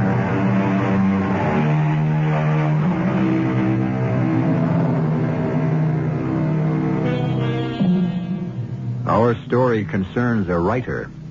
His name is Lawrence Maitland. Many think he's a genius. He thinks so himself. But genius or no, at the moment Lawrence Maitland is in serious trouble. What went wrong? Something went wrong. What? What am I doing here? What kind of a place is this? How did I get here? I can't remember a thing. Oh, good Lord. What's happened to my memory? I can't live if anything's happened to my memory. Yes, come in, please.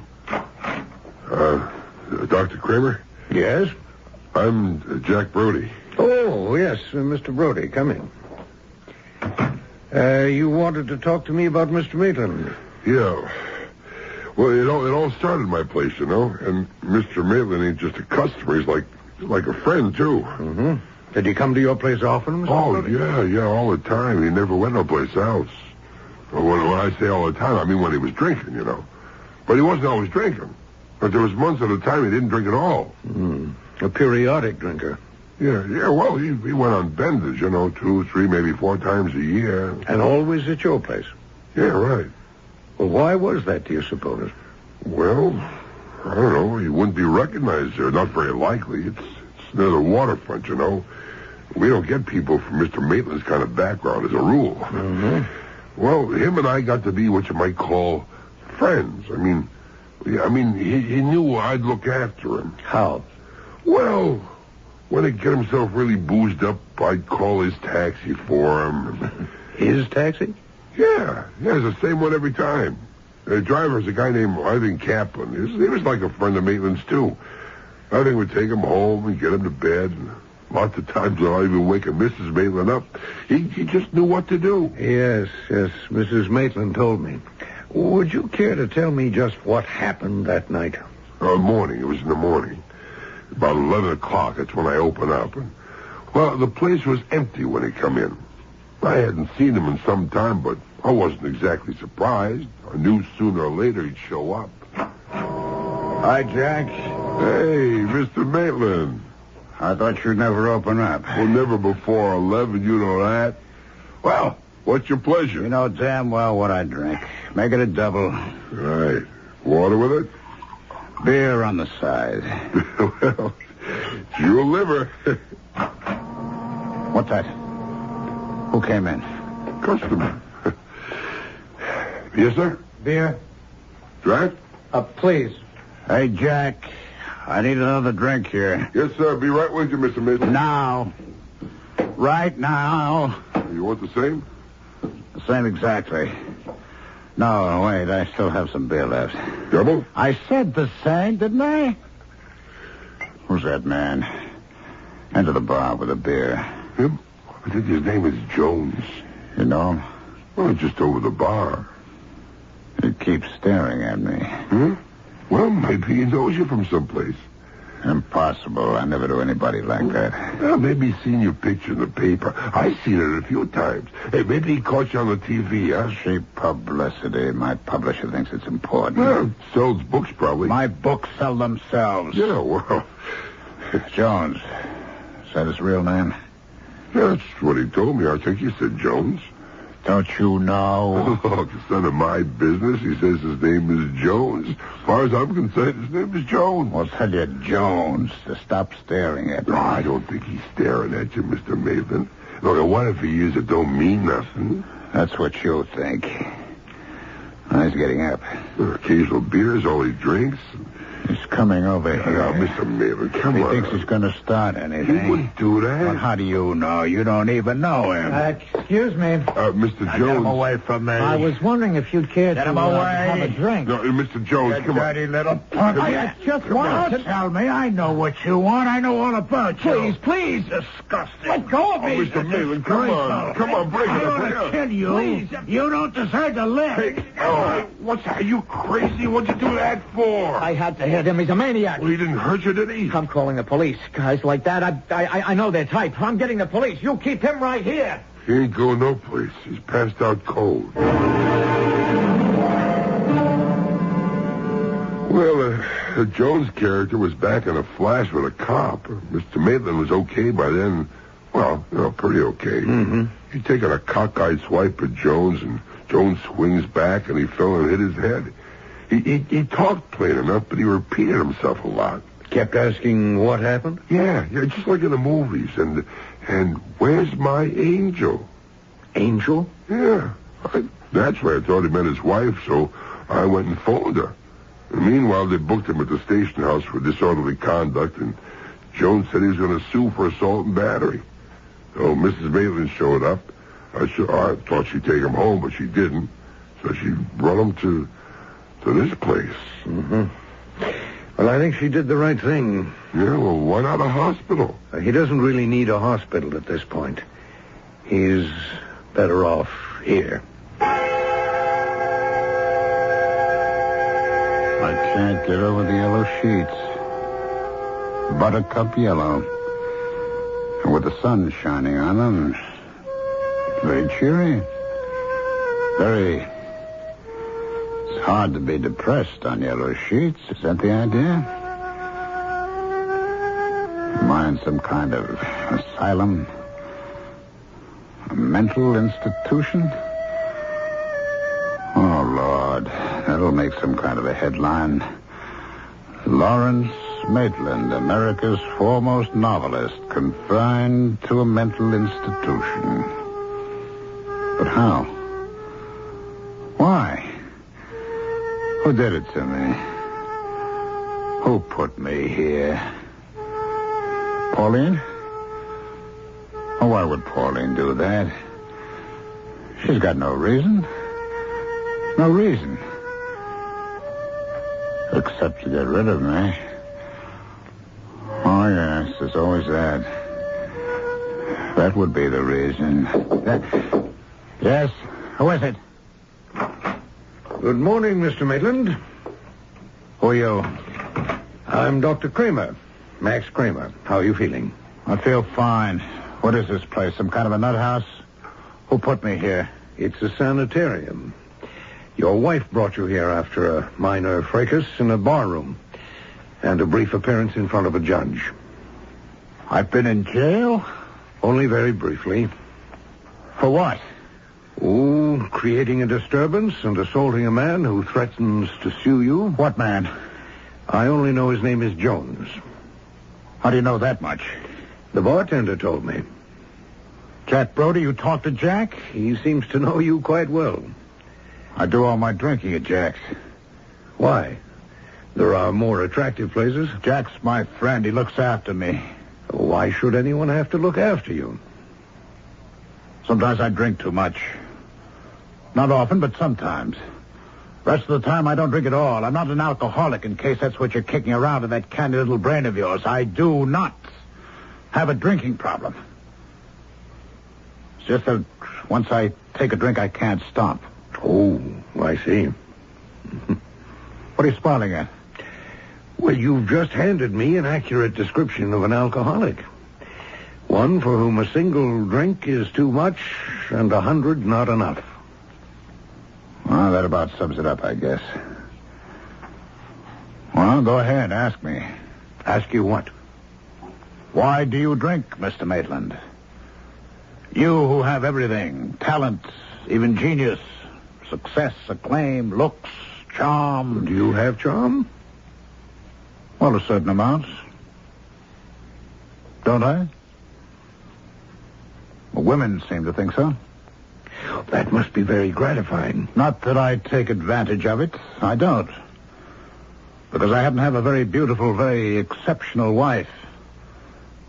You'll see when you meet her. Mrs. Maitland and I have already met.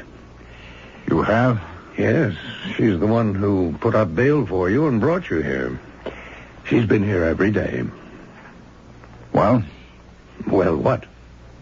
Isn't she everything I said? And very clever, besides?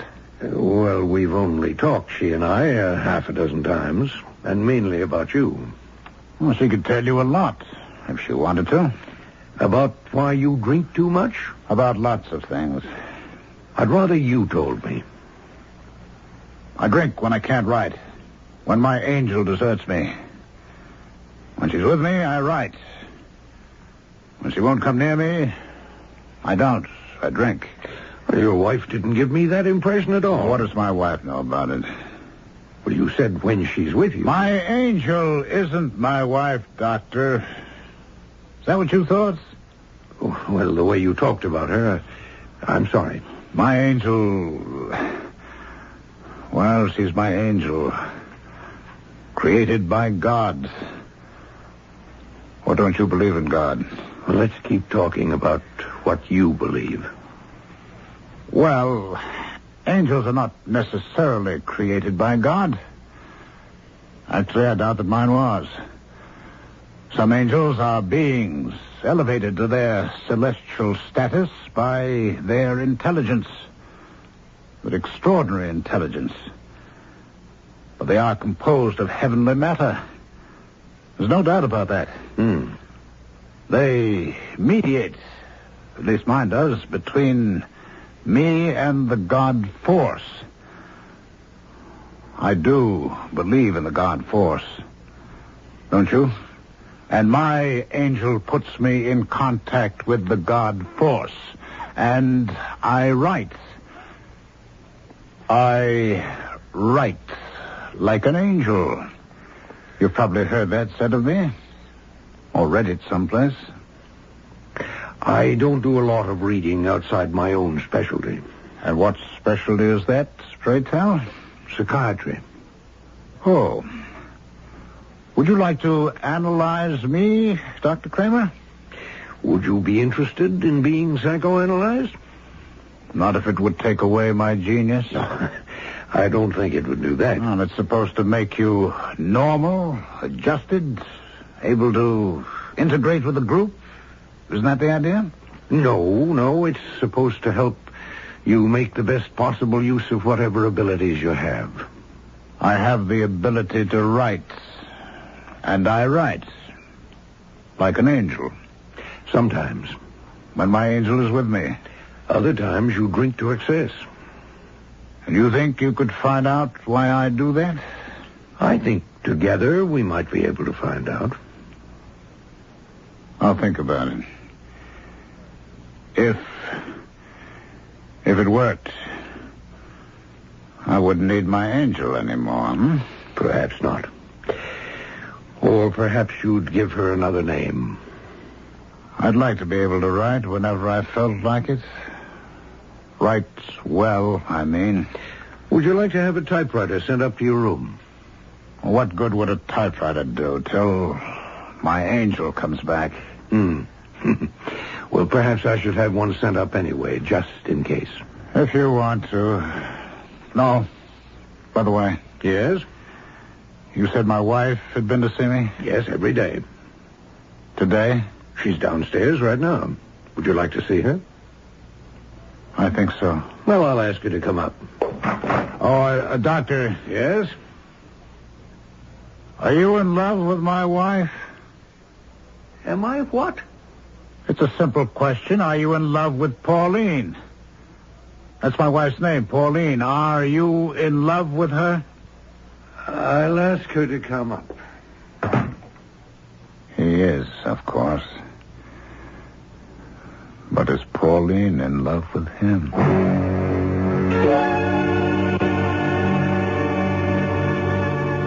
Genius penetrates to the essential truth of whatever it concerns itself with. Genius does not stop with description, but goes on to revelation. It paints or composes or puts into words truths that lesser mortals could never discover by themselves. Is our protagonist, Mr. Lawrence Maitland, a genius or no more than a talented writer? I'll be back shortly with Act 2.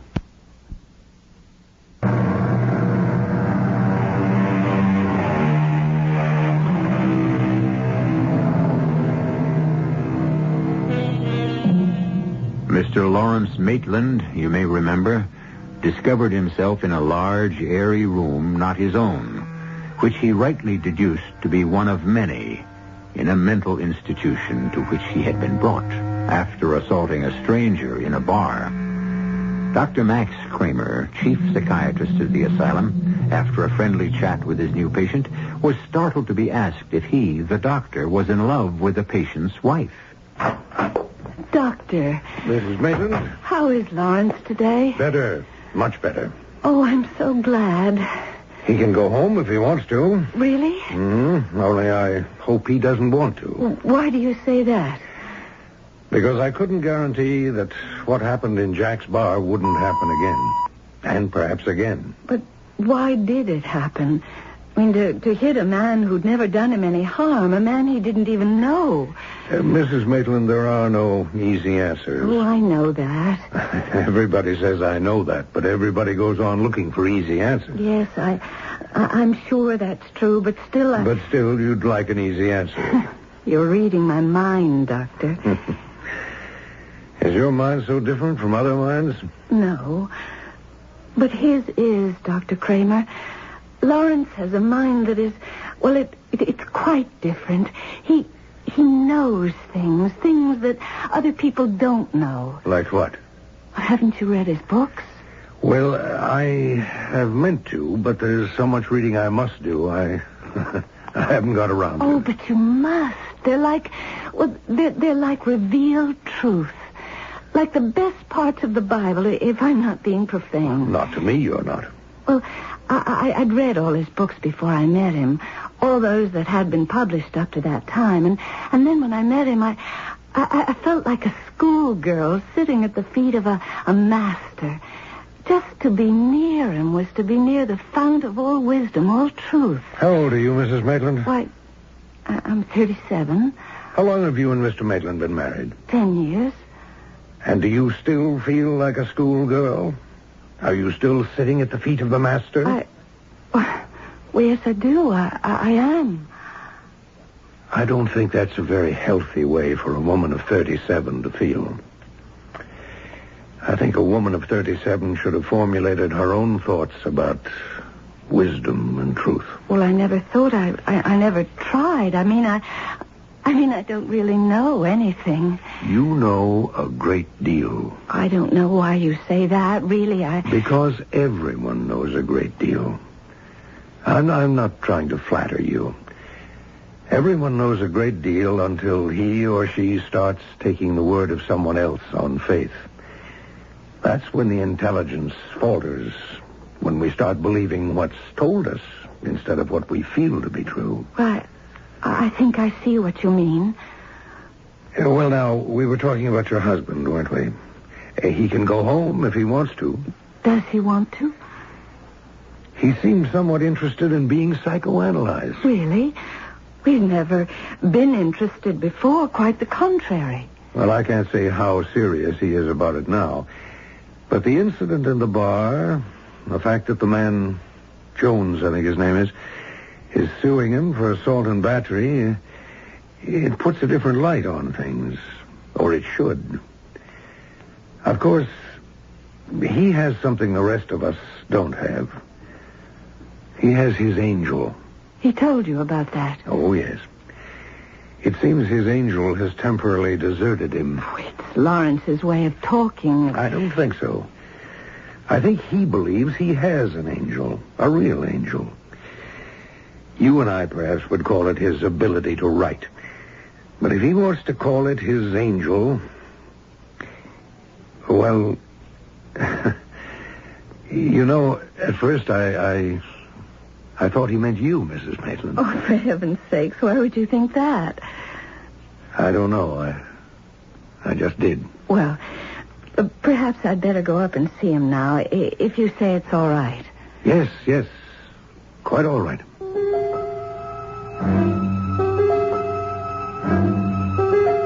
What did Pauline tell him about me? That I'm a rotten husband? A worse lover? She could have said anything, true or not true. Told him everything I've ever said, everything I've ever done. Would she do that? The very intimate things? Oh, not likely. Not Pauline. Not that she'd be trying to spare me. She'd be trying to spare herself. Pauline can't stand truth. Not the way I can. Pauline, may I come in? If you dare. Welcome to the crazy room. Oh, now, Lawrence. Oh, we don't say crazy anymore. We say disturbed, don't we? Neurotic? Dr. Kramer says you're much better. Oh, he does. Dr. Kramer says, does he? Well, he says that you can come home if you want to. Does Dr. Kramer say that? Yes. Any other little quotes from Dr. Kramer you'd like to give me while you're here? Lawrence, please. He's your doctor. And what's he to you? What? The very same as he is to you. Your doctor. A very good doctor who's trying to help. That's all? Of course that's all. Are you in love with him, Pauline? With the doctor? With Dr. Kramer? Yes, with Dr. Kramer. Of course not. I already know that he's in love with you. But you don't know anything of the sort. But I can't tell if you're in love with him until I see you together. Then I'll know. Well, I can tell you right now. Maitland? Yes, what? It's me, Jack Brody. What do you want, Jack? I got something for you. What? The doctor asked me whether to bring it up.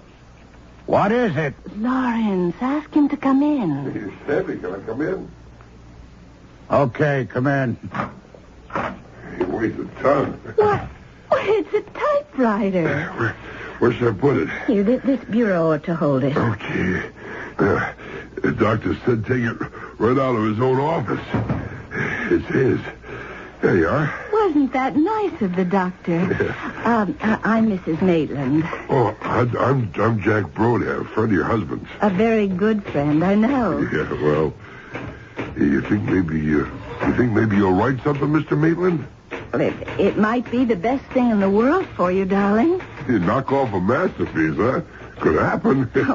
Maybe we ought to leave the room, Mr. Brody. Yeah, maybe we ought to. Nice to have met you, Mrs. Maitland. Well, I'm very glad to have met you, Mr. Brody. Yeah, unfortunate circumstances and all that. You coming too, Miss Maitland? I might as well. Now, Pauline, wait. Don't go. Well, all right, dear. This is for you. You want me to read it now? Take it. Well, as a rule, he never wants me to read anything until it's finished. It's finished. Take it. Lawrence! What's the matter, Miss Maitland? You didn't... Well, you couldn't have written this, not you. You couldn't have. I won't believe it. Let me see it. Don't tear it up. Let me see it. You've never written like this before, never. We were standing right here. This is... You wrote this stuff for your wife? This is gutter stuff. He couldn't have meant it. It's disgusting. It's vile. I never read anything so repulsive. It's not like him. He's sick. He's worse than sick. He's rotten. He's decayed. No, he's ill. Whatever. Listen, Mr. Maitland, let me tell you something. Don't you ever set your foot inside my bar again. You hear me? You understand what I'm saying? I don't want you in my place ever again. You don't mean that, Jack. I mean it.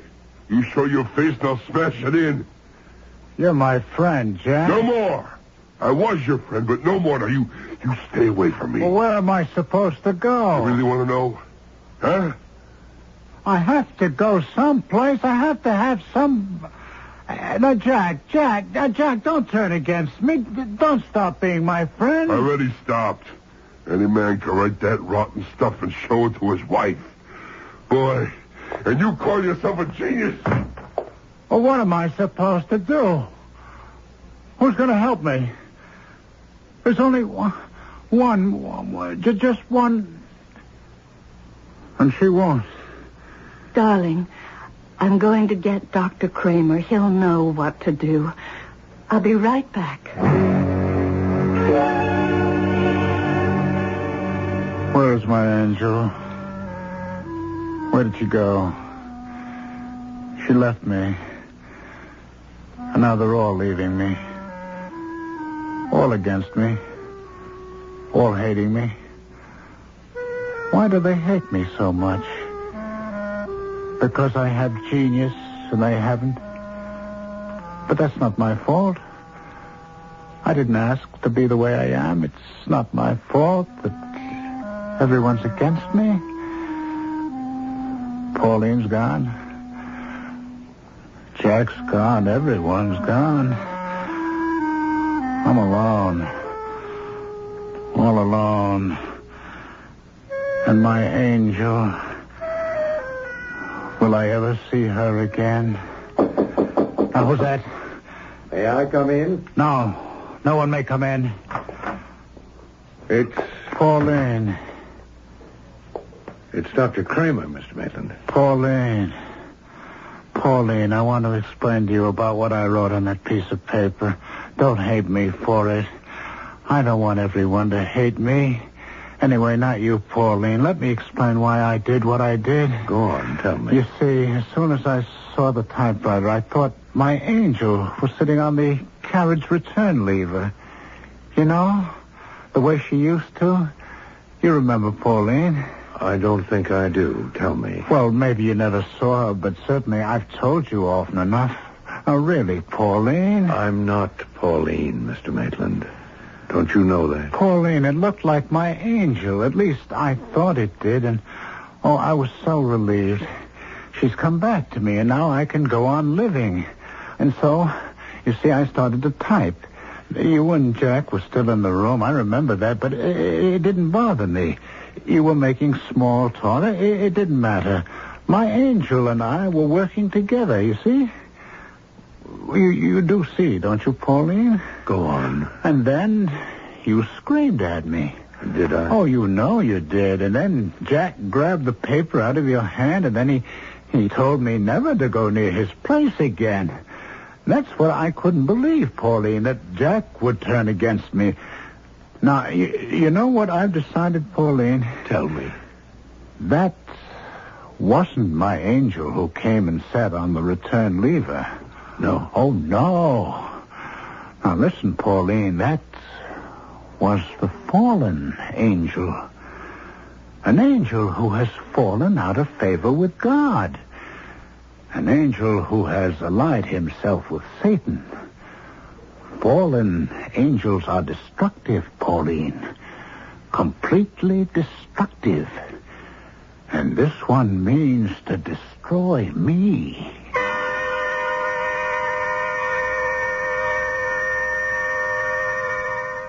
How is one to tell a true angel from one who has fallen from grace? Since both have miraculous powers, how is one to accept the ministrations of the one and resist the machinations of the other? Speaking for myself, I find myself modestly grateful that I have never been visited by any angel whatsoever of either kind. I'll be back shortly with Act 3.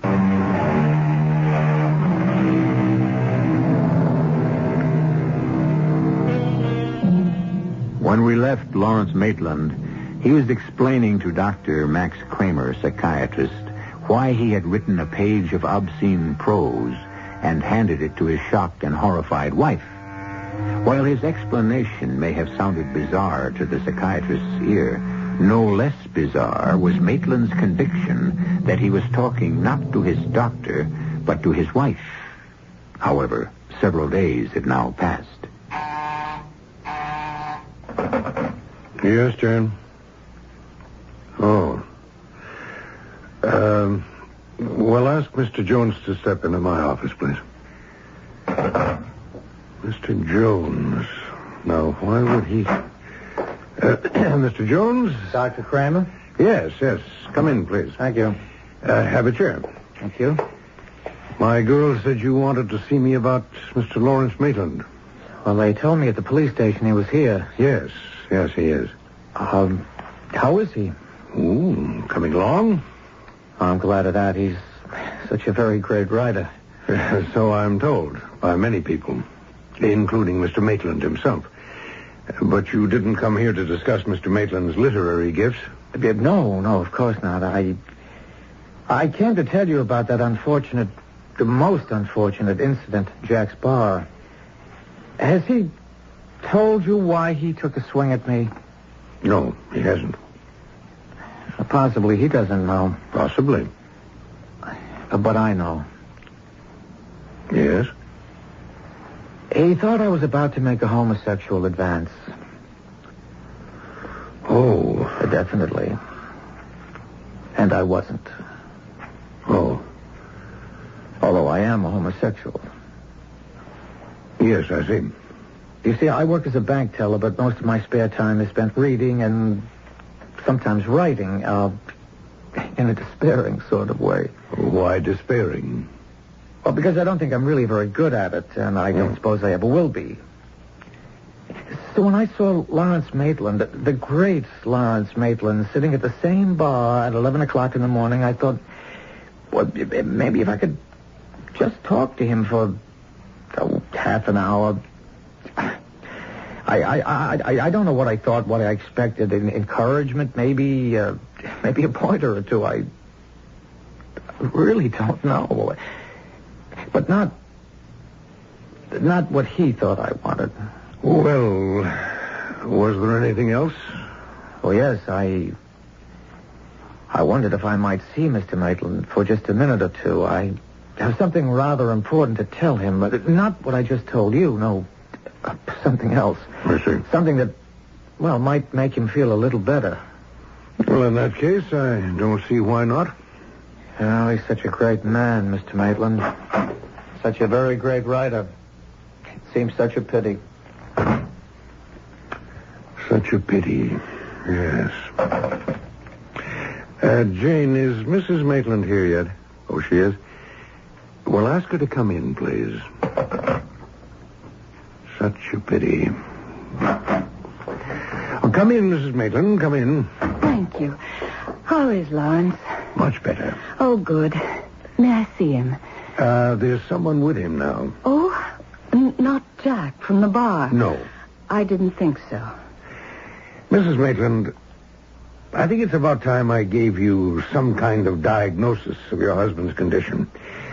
A very tentative one, you understand, but, well, let's call it an educated guess. All right? All right. Your husband is paranoid, Mrs. Maitland. Not chronically so, only intermittently. Do you know what paranoid means, Mrs. Maitland? Suspicious, feeling persecuted? Correct. Paranoia is a mental disorder characterized by delusions of persecution and of one's own greatness. Do you follow me? I think so, only you sound so... So what?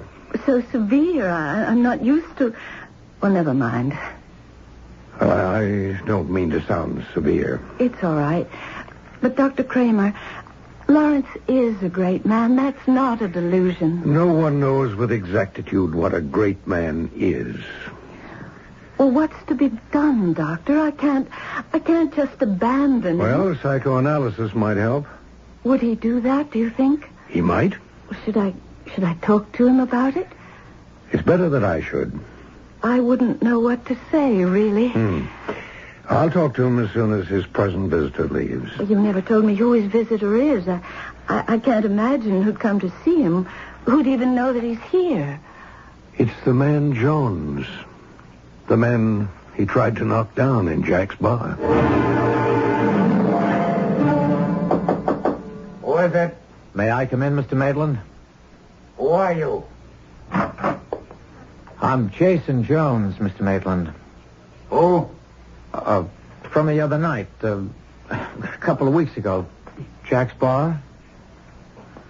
I took a swing at you. Yes, you did. I must have been drunk. Not so very. Well, sit down if you want to. Oh, thank you. What can I do for you? Well, I don't know exactly. Teach me how to write? In one afternoon? I was only kidding. Not in a lifetime. Matter of fact, I'm having a little trouble right now with my own writing. You see, my angel's gone away. Who? Who's gone away? My angel. The one who sits on my typewriter. Oh. You want to write? Get yourself an angel. And how do I go about doing that? Lord knows. They come when they please. And they go when they please. Mine has gone. I've dropped the charges against you for assault and battery. I'm not going to bring suit. Well, that's damn nice of you, Jones. Thank you. I don't think a man of your greatness should be dragged into court. I quite agree. So, well, that's about all. I just wanted you to know. I don't want to tire you. It's quite all right. Come back again sometime. Thank you. Mr. Maitland, if I might make a suggestion? Yes, go right ahead. Don't be afraid of people like me. I mean, if we want to buy you a drink in a bar or talk to you, don't be afraid. Afraid? What's he talking about? Afraid of what? Afraid of somebody like him? People like him? Well, what's there to be afraid of? Now, who is it? Dr. Kramer. Oh, you. Come on in. You, talked to Jones? Yeah. He's dropping charges against me. Very nice of him. I thought so. I thanked him. Next time, the man you hit may not be so obliging or so admiring. What next time? It may very well happen again. It never happened before. The disease hadn't progressed that far. What disease? Paranoia. A progressive disease. You mean it gets worse? Inevitably. Well, what do I do about it? Well, there are various things, but in your case, I believe I'd suggest psychoanalysis. We talked about that before. I think it might help you a great deal. Okay. When do we start? We? You and I. When do we start analyzing why I do the things I do? Not you and I, Mr. Maitland. Why not? Well, the patient must feel sure that he likes the analyst. I mean by that he has no immediate, no instinctive antagonisms toward the doctor. I have no antagonisms toward you. Yes, but... So what's holding us up? I can't accept you as a patient. Why not? Because... Now, you've got to give me a reason. You can't just brush me off. Because I'm in love with your wife.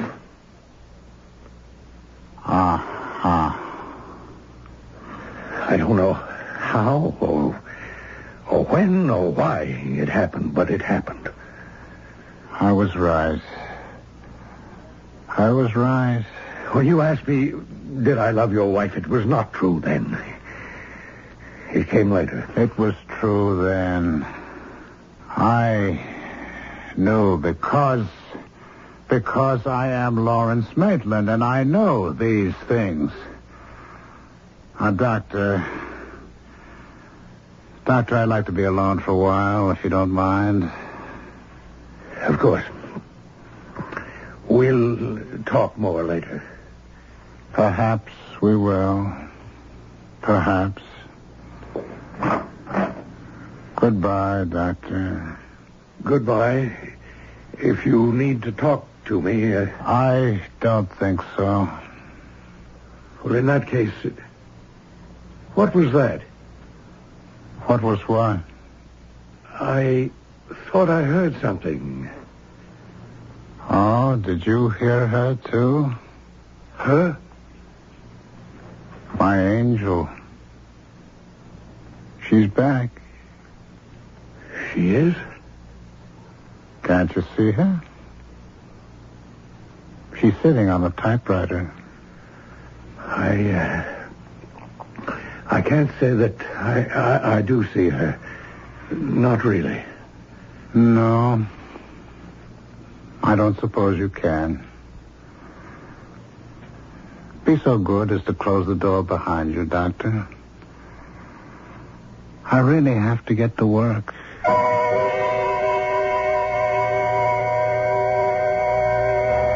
Tell me, John Matthias, someone is supposed to have said to the man who came to be called St. John of the Cross, how do you write your wonderful canticles? To which the poet priest replied, sometimes God helps me, and sometimes I do it by myself. If the true men of genius can give no more satisfactory answer than that, what in the name of heaven can you expect of me? I'll be back shortly. The entire production was under the direction of Hyman Brown. This is E.G. Marshall inviting you to return to our Mystery Theater for another adventure in the macabre. Until next time, pleasant dreams.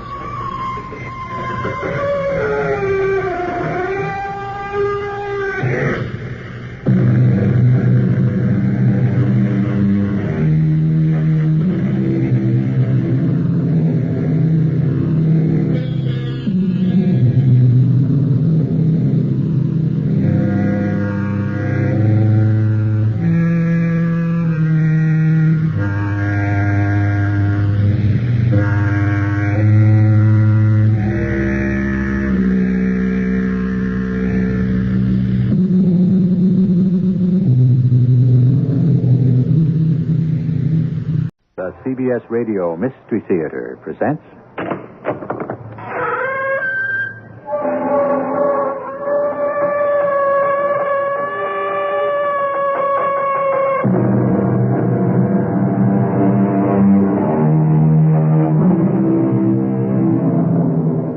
Come in. Welcome. I'm E.G. Marshall. It was the immortal Satchel Paige who said it. Never look back. Something might be gaining on you. A philosophy not without its merits, as Lot's wife, for example, could attest to. But like all truisms, there should be exceptions to prove the rule. This is a story of a girl who learned that. What is happening, Susan? It's all right, Mrs. Rhoda. Just make sure your seatbelt is fastened and cross your arms in front of your face, like this. Mesdames et messieurs, we are encountering some difficulty.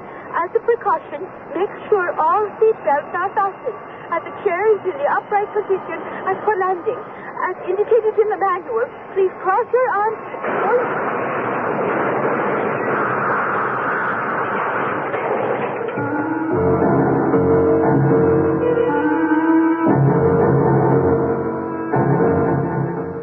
Our mystery drama, Look Backward Sometimes, was written especially for the Mystery Theater by Ian Martin and stars Roberta Maxwell. It is sponsored in part by X-Lax and Buick Motor Division. I'll be back shortly with Act One.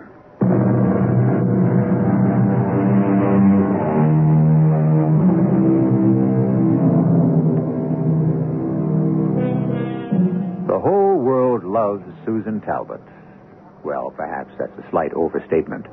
But certainly few Americans are unfamiliar with the snub-nosed gamine face, the intense but sparkling blue eyes and winning smile, and the flashing grace of that lithe, sunburned young body on a tennis court. A lady on whom fortune has smiled in reward for long, hard years of self-denial and discipline. Now she's reaping the rewards. The world is her oyster, and everything is coming her way. Money, fame, victory, as it is for her husband, Tony Marquis, everybody's choice for top singer of the year. But never forget Lord Byron's dire line, whom the gods love, die young. Way to go, Susie. Beautiful. Beats the right out for the backhand, down the line. Clean winner. Oh, your protege's a winner, all right, Bill. Oh, you know it. That's the service break she needs. Now, she'll take the match now, Tony. Mm-hmm. Which means she'll definitely go to Rome? And of course. She needs the Italian championship to keep ahead of the pack. And win #1 ranking. Right. The closer she gets to it, the tougher it is to hold on to. Yeah. It gets tougher and tougher to hold on to a lot of things. Oh, look at that passing shot. Beautiful. What'd you say? Nothing. Tony? What? Tony, she's given up an awful lot to get where she is. Now, you're not going to deny her what she's got at last, huh? Bill, I want a wife, not a champion. You want to know something? What? Right now, I'm sitting here rooting for her to lose this match, get eliminated. Because then maybe I'd stand a chance of talking her out of going to Rome. How do you like them apples, Mr. Tennis Pro? Well, I don't. But, the way it falls, I don't have to. Susie just took Baroshin in straight sets. She won. Well, how do you like them apples, Mr. TV star? I don't. See, I'm infected by the success bug, too, and I make a lousy loser. But come right down to it. I should complain. Most of the time I'm tied up myself in the recording studio, personal appearances, a flick. But at least the best part of the year I'm in L.A. One spot. I get home nights. Not like Susie, scattered all over the globe the best part of the year. Well, the whole thing is just gradually backed up, and the Rome junket is only the last straw. It had to come to a showdown. I don't want to talk about it anymore, Tony. Well, whether you want to or not, you're going to. Look, I'm dog-tired after last night's wrangle, and I've got a plane to catch. Forget the plane. They're like streetcars. Another one along any minute. Tony, I want to get to Rome, get settled and rest. I've only got 3 days before the matches start, and I've got to get used to the surface. If it's as slow as it was last year, I'll have to change my whole game. Well, that's just what I'm suggesting, Susie. What? That we change the whole game. You mean I give up tennis and play it your way? No, you don't have to give up tennis. Heaven knows we don't need the money. You don't think I play tennis just for the money? No, of course not. But it isn't all just fun, either. Darn right it's not. It's a 24-hour-a-day job in season. You have another job, too. You're my wife. And if I stayed home like a good little mouse with your schedule, how often would I see you? Well, at least my work is right here in L.A., where we supposedly live. And Las Vegas. Oh, Vegas. And the personal tour. Well, it's only a quick swing around the country twice a year. Anyway, you could come with me to Vegas on the tours. Oh, great. Am I expected to sit through every performance listening to that mellow set of pipes? I love you, Tony, and I love the sound of your voice, but it can get to be too much of a good thing. Well, you don't have to come to the performances.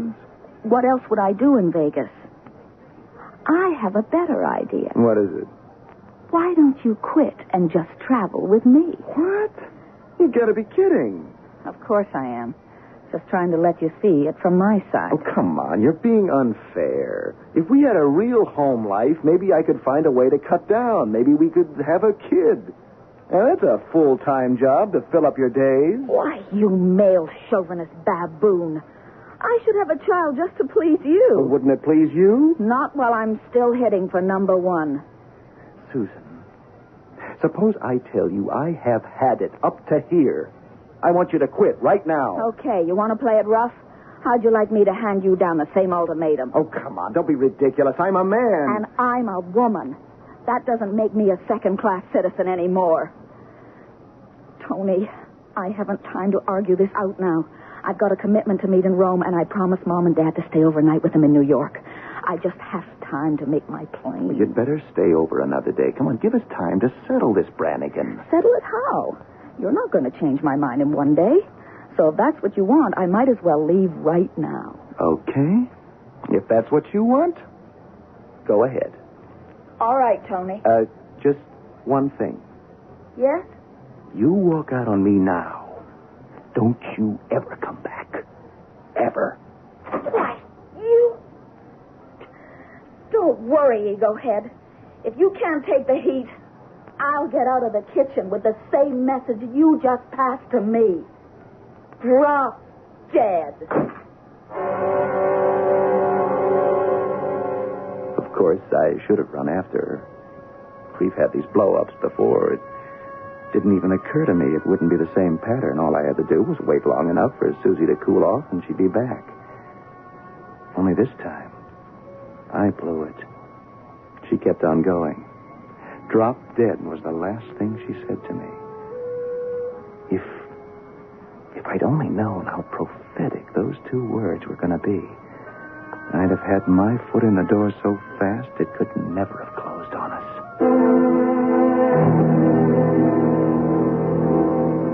It was a rotten visit with Mom and Dad. I didn't want them to know anything was wrong, and I kept waiting for Tony's call. About 2 a.m, I gave up and called him. No answer. Then I got mad and caught my plane for Rome. But trouble always comes in bunches. Mechanical difficulty set us down in Paris. I had to change planes. I should have remembered. It isn't bunches. It's in threes troubles come. I decided not to wait for our substitute plane and took advantage of a flight about to leave with a few other passengers who were as eager as I was to get on with it. I didn't care there were no first-class seats available. I prefer to ride in the tail section anyway, and there's less chance of getting recognized there. So as soon as I was aboard, I grabbed a seat beside a sweet little old lady. Do you mind if I join you? Oh, no. No, please. Be my guest. Sorry to crowd you, but they grounded our plane. Grounded? Some kind of mechanical difficulty. And my friend told me these things were so safe. You trust your friends. They are. Are you from Paris? No, from Wisconsin. Oh, visiting in Paris? No, I go to Rome. But here, the man with the charter says is a set-down. That is right? I guess. This is a charter plane? Yes. I didn't see you before when we came over the Atlantic. Because I wasn't on this plane. Oh. They grounded our plane, you see, and we had to transfer so we could go on to Rome. Ah, so you're going to Rome, too. That's nice. Oh, what does it say on the little box that lights up front? Oh, fasten your seatbelt. We're about to taxi to take off. Oh, excuse me for asking. Not at all. 76 years I lived, and I remember my father saying, Rosie, listen close and remember, keep your head in the clouds all you want. You couldn't go wrong so long as you keep your feet on the ground. 70 years I lived the way he taught me, and now I have to break my promise to him. I don't think he meant it so literally. You didn't know, Show Reuben. He meant it like he meant it. Now I turned it upside down. My feet could be in the clouds, but my head is down on the ground, telling me I should stay there. This is only a short hop overland. You've already flown across the Atlantic and nothing happened. So shouldn't I quit while I'm ahead? Oh, don't mind me, child. An old lady who can't complain. What's the sense living? My name is Rosie. Rosie Roeder. What do they call you? Why, my name is Susan. Susan Talbot. That's nice. Pleased to make your acquaintance. Miss, I think. You're not married? Yes, I am. Some lucky young man, Mr. Talbot. No, his name is Marquis. Oh, it's a nice name, too. Oh. Why do we wait? I gathered from the hostess we have some VIP coming aboard. VIP? Very important person. Ah, there's at least one on every plane. Imagine.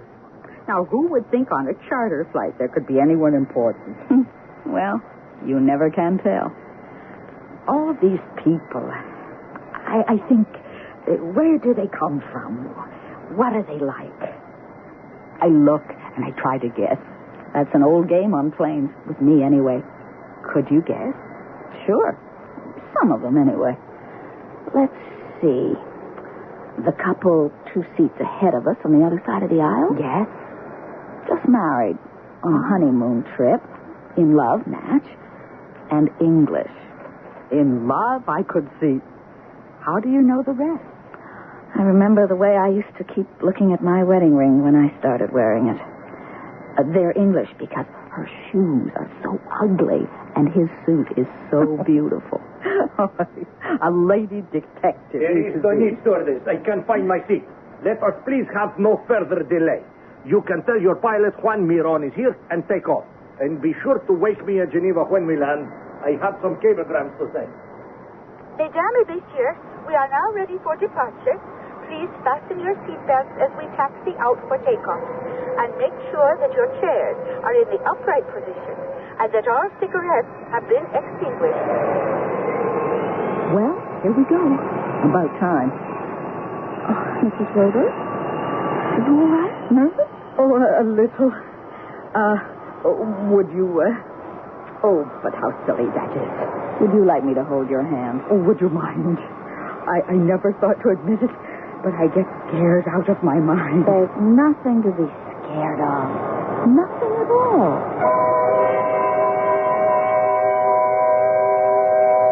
The safest method of transportation in the world. Susan was right to reassure a worried old lady of 76, except there was one thing she couldn't know. That her premonition of trouble coming in threes was to be fulfilled. For this particular plane, on this particular flight, with certain particular passengers, had a rendezvous with destiny. I shall return shortly with Act Two.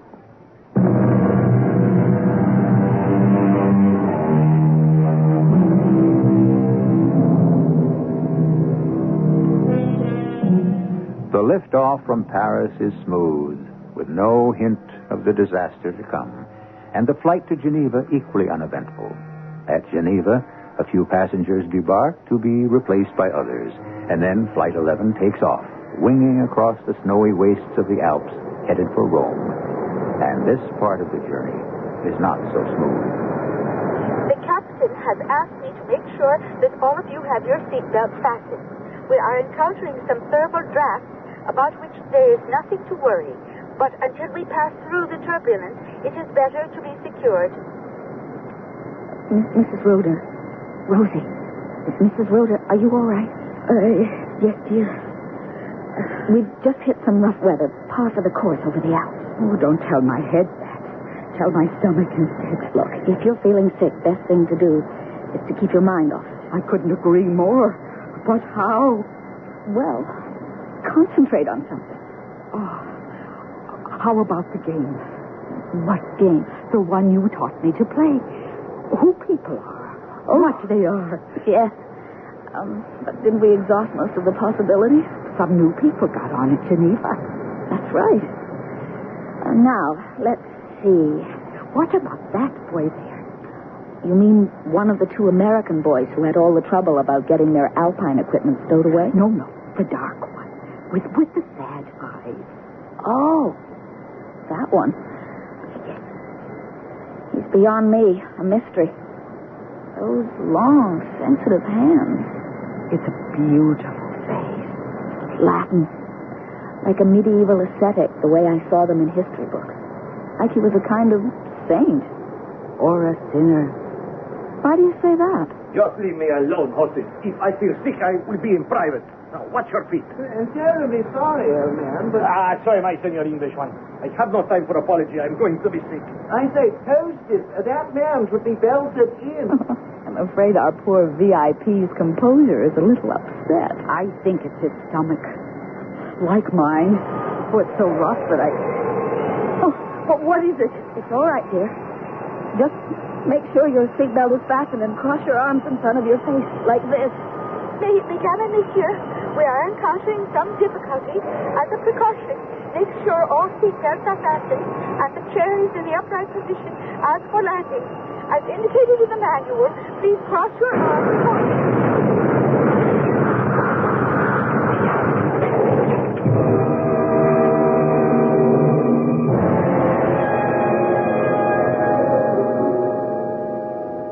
I came home, dog-tired from a show rehearsal to the empty house, poured myself a scotch.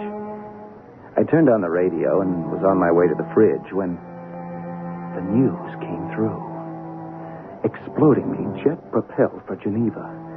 By the time I reached there, the casualty list was being released, and the news of the crash was all bad. Then, suddenly, selfishly for me, it was all good, because Susan's name wasn't on it. And the news had come through that the plane had broken up. The tail section, with 6 passengers, was unaccounted for. So, the news was bad again. Somewhere in the icy wastes of the Alps was whatever remained of the plane's tail, with its 6 passengers. And one of those 6 was my wife, Susan. Come on, Senor Saint. You've got to try again. No, it is hopeless, senorita. We were fortunate to get the young Englishman free before the flame. But his wife's still in there. We don't know. Maybe she remained with the rest of the plane. That is beyond us. We cannot brave the fire. I guess you're right. What about the Englishman? He is badly hurt. I think he has a concussion, too. At least he is alive. As all of us survivors are. 5 of us. Just 5. Courage, senorita. Courage. We're going to need it, Senor Saint. My name is Pepe. Pepe Silvera. Why do you call me Diablo? I don't know. I've forgotten why at the moment. How can you talk? We must go. Go? Where? How do I know?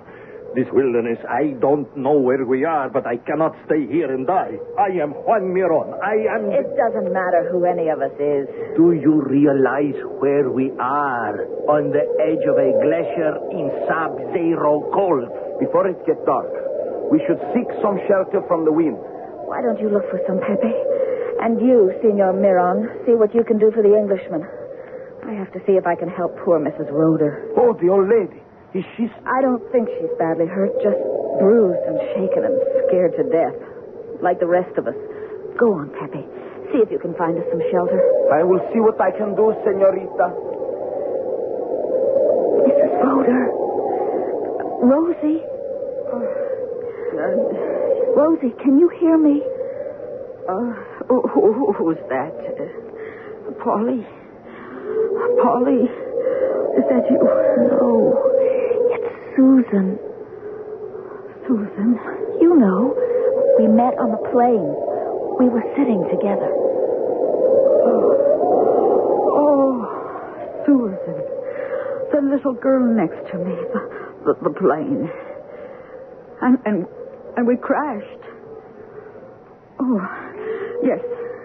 Yes, I'm all right now. But the others? Some of us escaped. Don't worry about that now. I just want to know about you. Oh, help me up. Are you sure? Help me up. No, nothing the matter with me, but my silly old head. Oh, dear God. The plane. That's all that's left. And the people. You, me, the VIP, remember? He's trying to help the young Englishman over there. That's all we know about. Oh, except Pepe. He went to look for somewhere we can find some shelter from the wind. Pepe? The young boy I thought looked like a saint. You said a sinner. Oh. Why me, Susan? Beg pardon? To be saved. Why me? I guess that's up to God. I mean, why any of us here? But I am old. My life is over. What is it to save for? Except for one little thing. Perhaps you were saved just for that. You think maybe? I don't know. Such a small thing. You don't know why I was going to Rome. No, but so long before your time, World War II. There was a campaign in Italy, the Italian campaign. Sicily. Salerno, he came through. Then at a place called Anzio, a beach like you go to for the summer. He was killed. Just another American soldier. He was buried in Italy, a big graveyard with so many others. Only a little white cross. I saw it in a picture. The soldiers showed it to me. A big field. So many crosses. And for Paul, the same.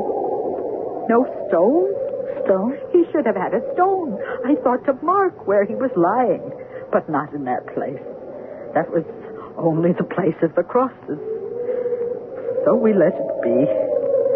But when my husband died last year, it was still in my mind. And I thought, I am old. Who needs money? What is there left to live for? So I will go to Italy, and I will take my Polly, and I will bring him home to America. Senorita. Yes, Pepe. There is some shelter over there. A kind of cave, not far. And at least it guards us from the wind. Oh, that's wonderful. The plane is almost burned out. Better get out of the wind. We can huddle together for the night. By morning, a rescue plane is sure to find us.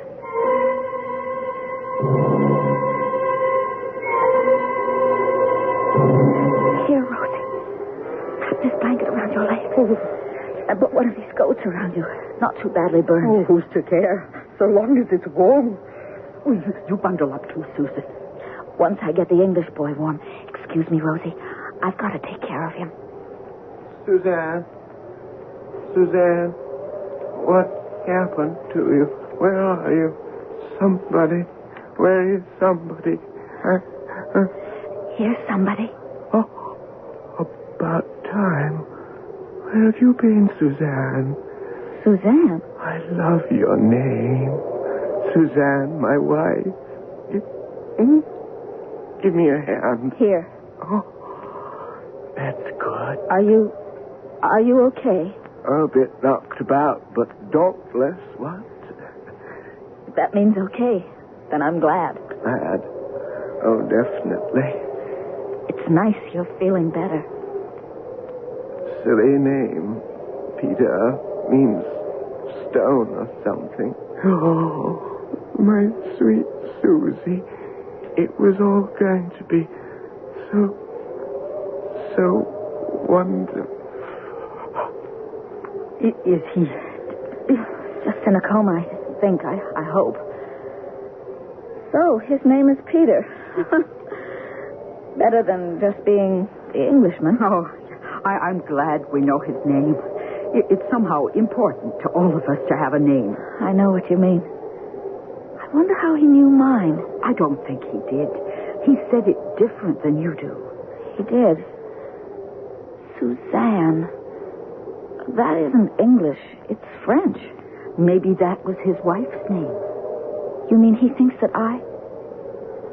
Oh, the poor guy. I only hope... No. Don't shoot me. Why should I not?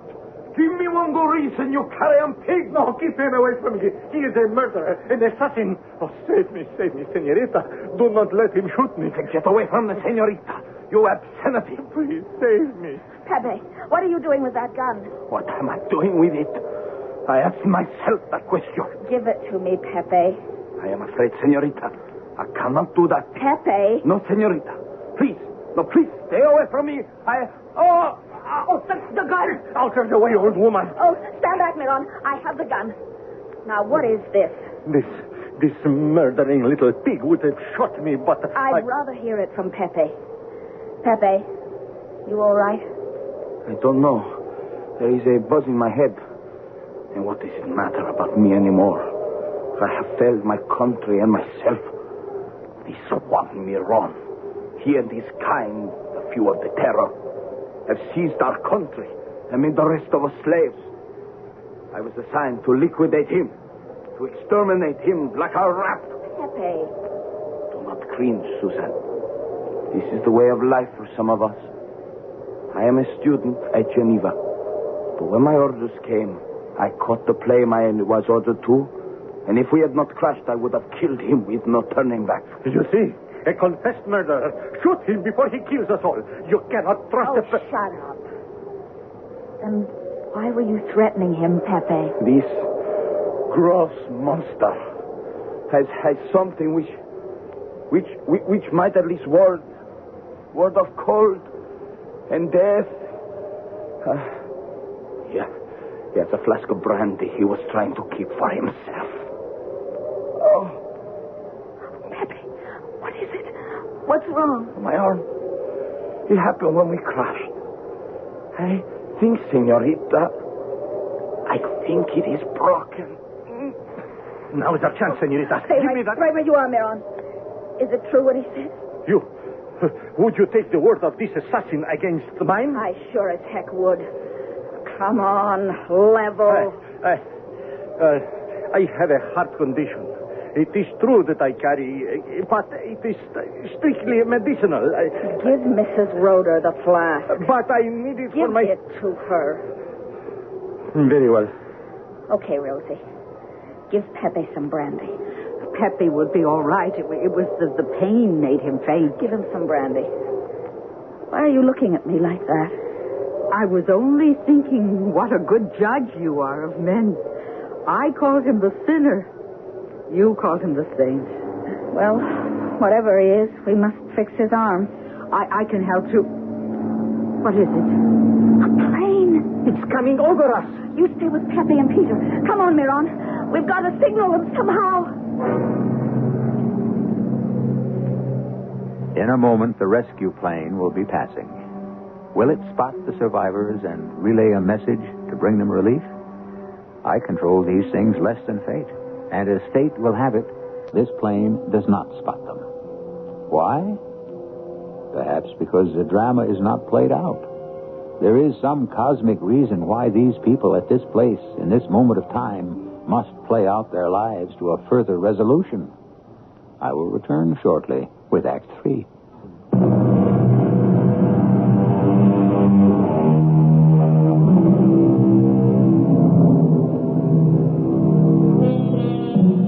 Five people clinging to the side of a mountain in the frozen Alps. With dusk, a rescue plane has missed them, and now they must huddle together through the night, striving for warmth to last it out, praying for the dawn and the chance that searching planes will locate them.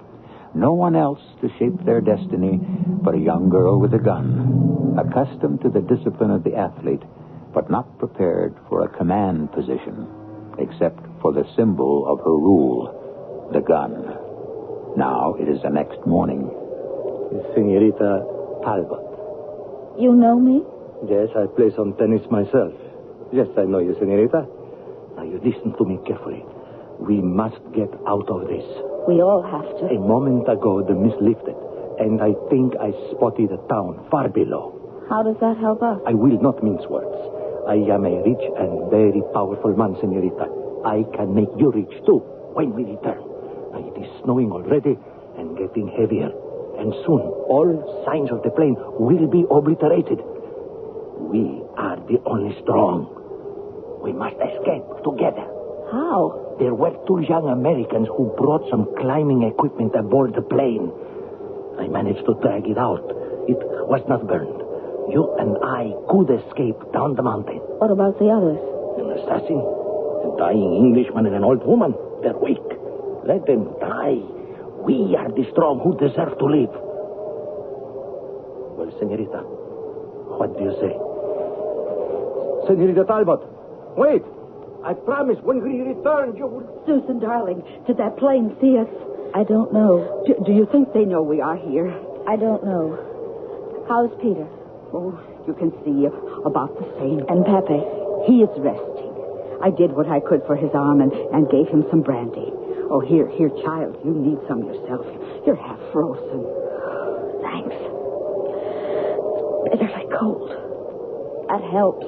Mr. Miron must be frozen, too. I'll take him some. No, you shouldn't. It's better for me to move my old bones a little. I didn't mean that. I meant... Oh, nothing. I suppose at least physically you can call him a human being. Give him his ration of brandy. Mr. Miron, would you like a little brandy, maybe to ward off? Senorita. Pepe, I thought you were asleep. Not while he is around. He has troubled you, this Miron. He doesn't trouble me, Pepe. He makes me want to throw up. What did he want? He wanted us to climb down the mountain together and leave the rest of you here. Perhaps I should have killed him, after all. That never solves anything, Pepe. You are right. Looks like there might be hope for the human race. It is what I must believe. Yes. And for the individual, too. I wonder. This Senora Rhoda, we have been talking, and she has told me of her son. We are of the same age, her son and I. I mean, when he died.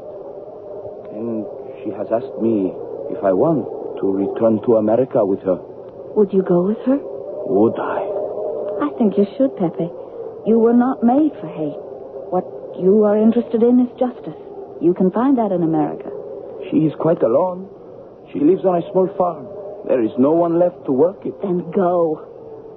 You are not her son, but you can fill out her last years and find yourself and where you want to go at the same time. She's very lonely, like you. Oh, it is a dream of the most miraculous... no, but it cannot work. Why not? When we return to civilization, Miron will arrange It's so I rot in jail for the rest of my life. When the time comes, Pepe, we'll see. In the meantime, I don't like guns. So I feel I can return this now. Look at it's Miro. Forgive me, senorita, if I was too rough. But it was necessary, you see, that I have the gun. Now, we are at last back to where we belong. Miron, you pig. I swear. Quiet, assassin. Now, listen to me, all of you. The snow is starting to get heavy. Before it gets dark, the Senorita Talbot and I are leaving to go down the mountain. I am not going with you. There is one place too steep to manage alone. It will take two healthy people. The Englishman is no use. The old lady, she's too old. My friend, the assassin, has a broken arm.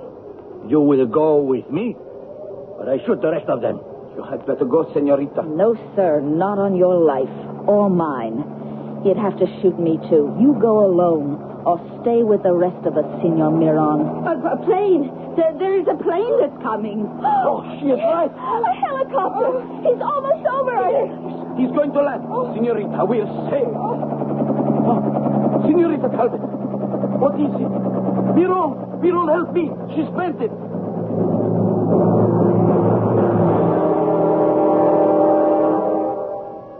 I told them at the hospital in Zurich that I was Tony Marquez, her husband, and somebody recognized me. And at last, I had her back in my arms again. And there, in that quiet hospital room, she told me the story of those 7 hours on that godforsaken, windswept mountain ledge. So, Pepe will go back to Wisconsin with Mrs. Roeder. They'll be good for each other, those two, I think. Tony, can we help them? Oh, I think so. I know a few strings. We'll pull and see what happens. What about Miron? That's the irony of all time. I guess he really did have a heart condition. He collapsed on the way to the hospital and was dead before they got him there. For his sins. Seems that God was with you all the way. All of us. Oh, Tony. How long is it since I walked out on you? 1,000 years? It'll seem that way if you don't intend to walk back in. If you'll have me. Oh, darling. Let's go home. I can't wait. No Rome? I can't think about tennis now. There's something I have to do. I must see Peter. Well, I thought you said he was out of danger. He is, but he doesn't know that his wife is lost, that she'll never be found. And, Tony, I feel that I should be the one to tell him. Will you understand? I'll tell you something, lover. I don't think I'll ever misunderstand again.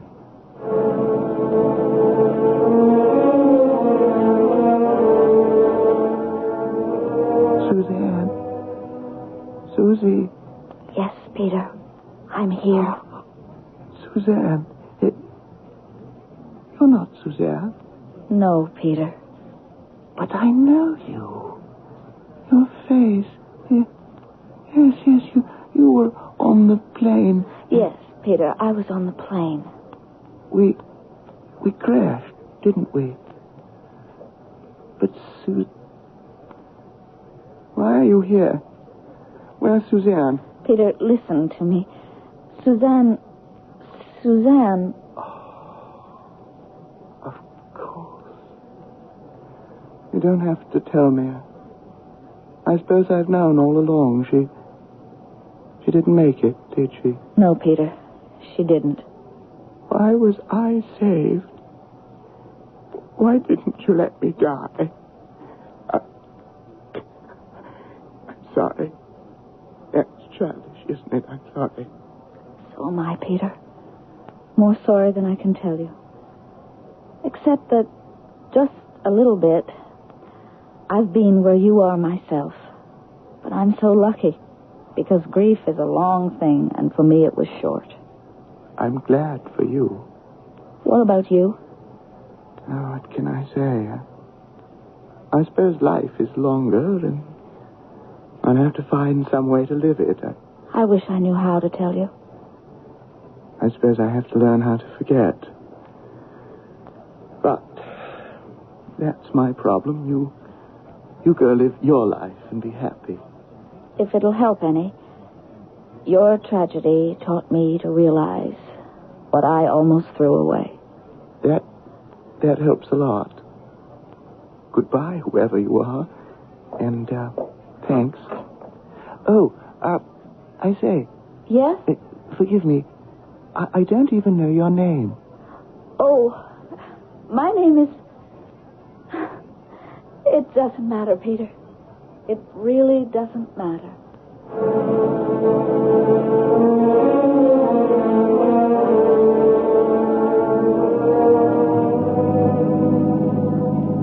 Where are we going, Tony? Well, I don't know. Do you? Yes? Back to Geneva, I guess, and the next plane for Rome? I'm not going to Rome.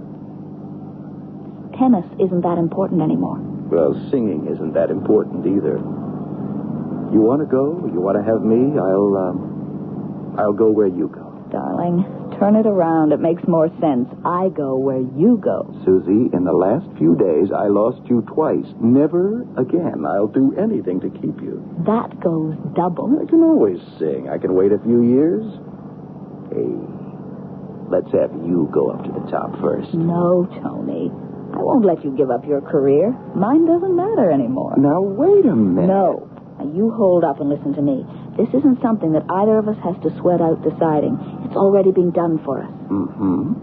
And what does that mean? Something I found out in the hospital.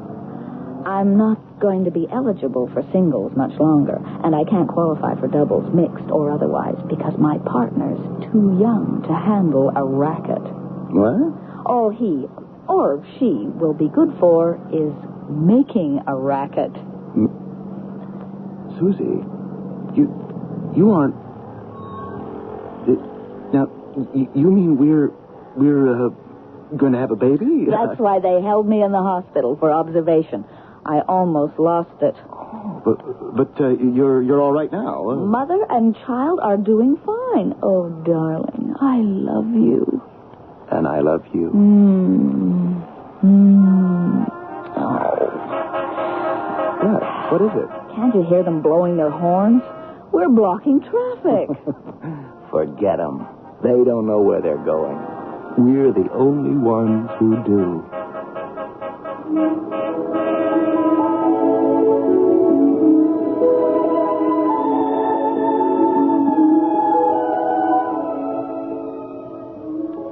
We started with Satchel Paige's sage philosophy.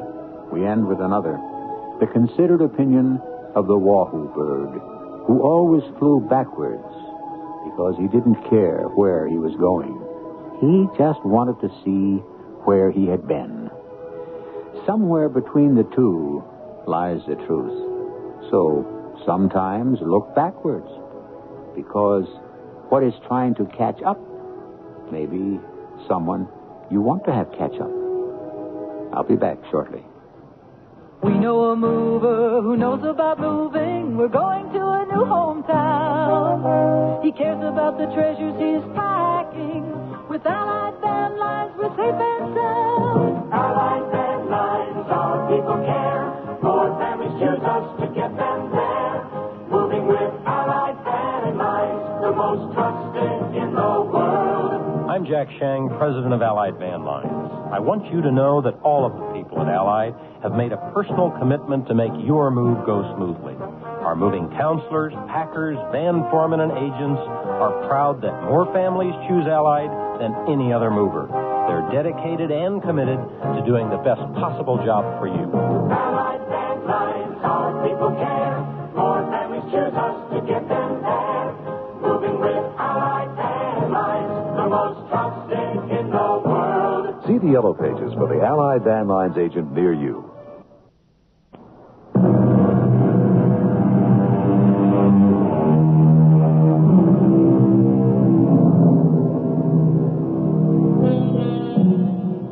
Within 4 weeks after the birth of her child, Susan was back on the courts. Within 6 months, she had her game back. And picking only the major tournaments, I don't have to tell you what she accomplished in the last year.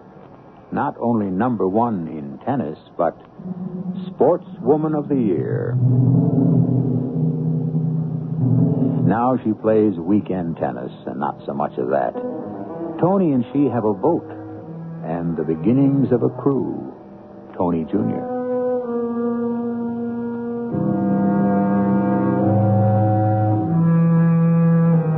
Our cast included Roberta Maxwell, Russell Horton, Earl Hammond, Christopher Tabori, and Martha Greenhouse.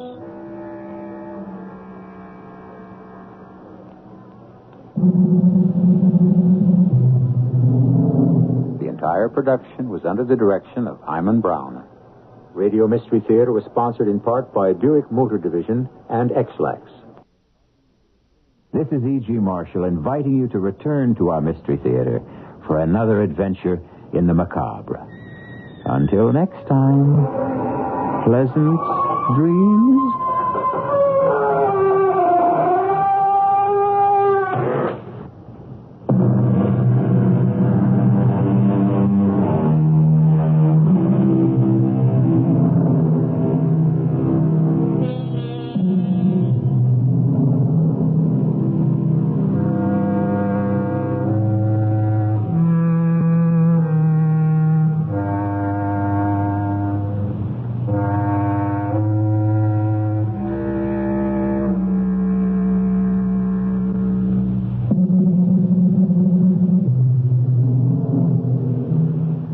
Mystery Theater presents...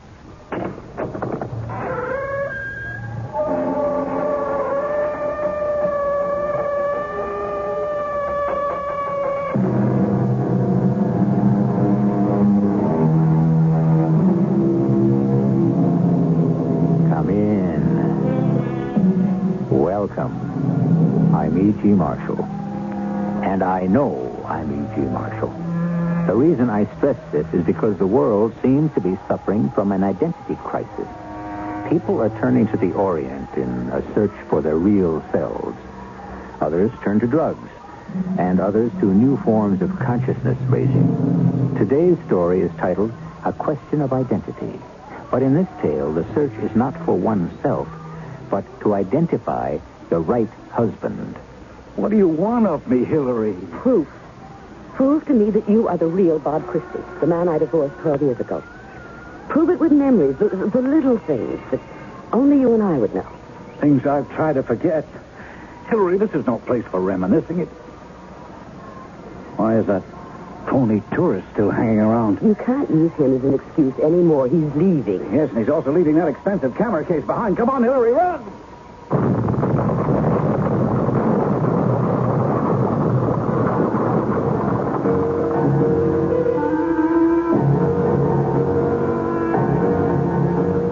Our mystery drama, A Question of Identity, was written especially for the Mystery Theater by Murray Burnett and stars Joan Lovejoy. It is sponsored in part by Buick Motor Division. I'll be back shortly with Act One.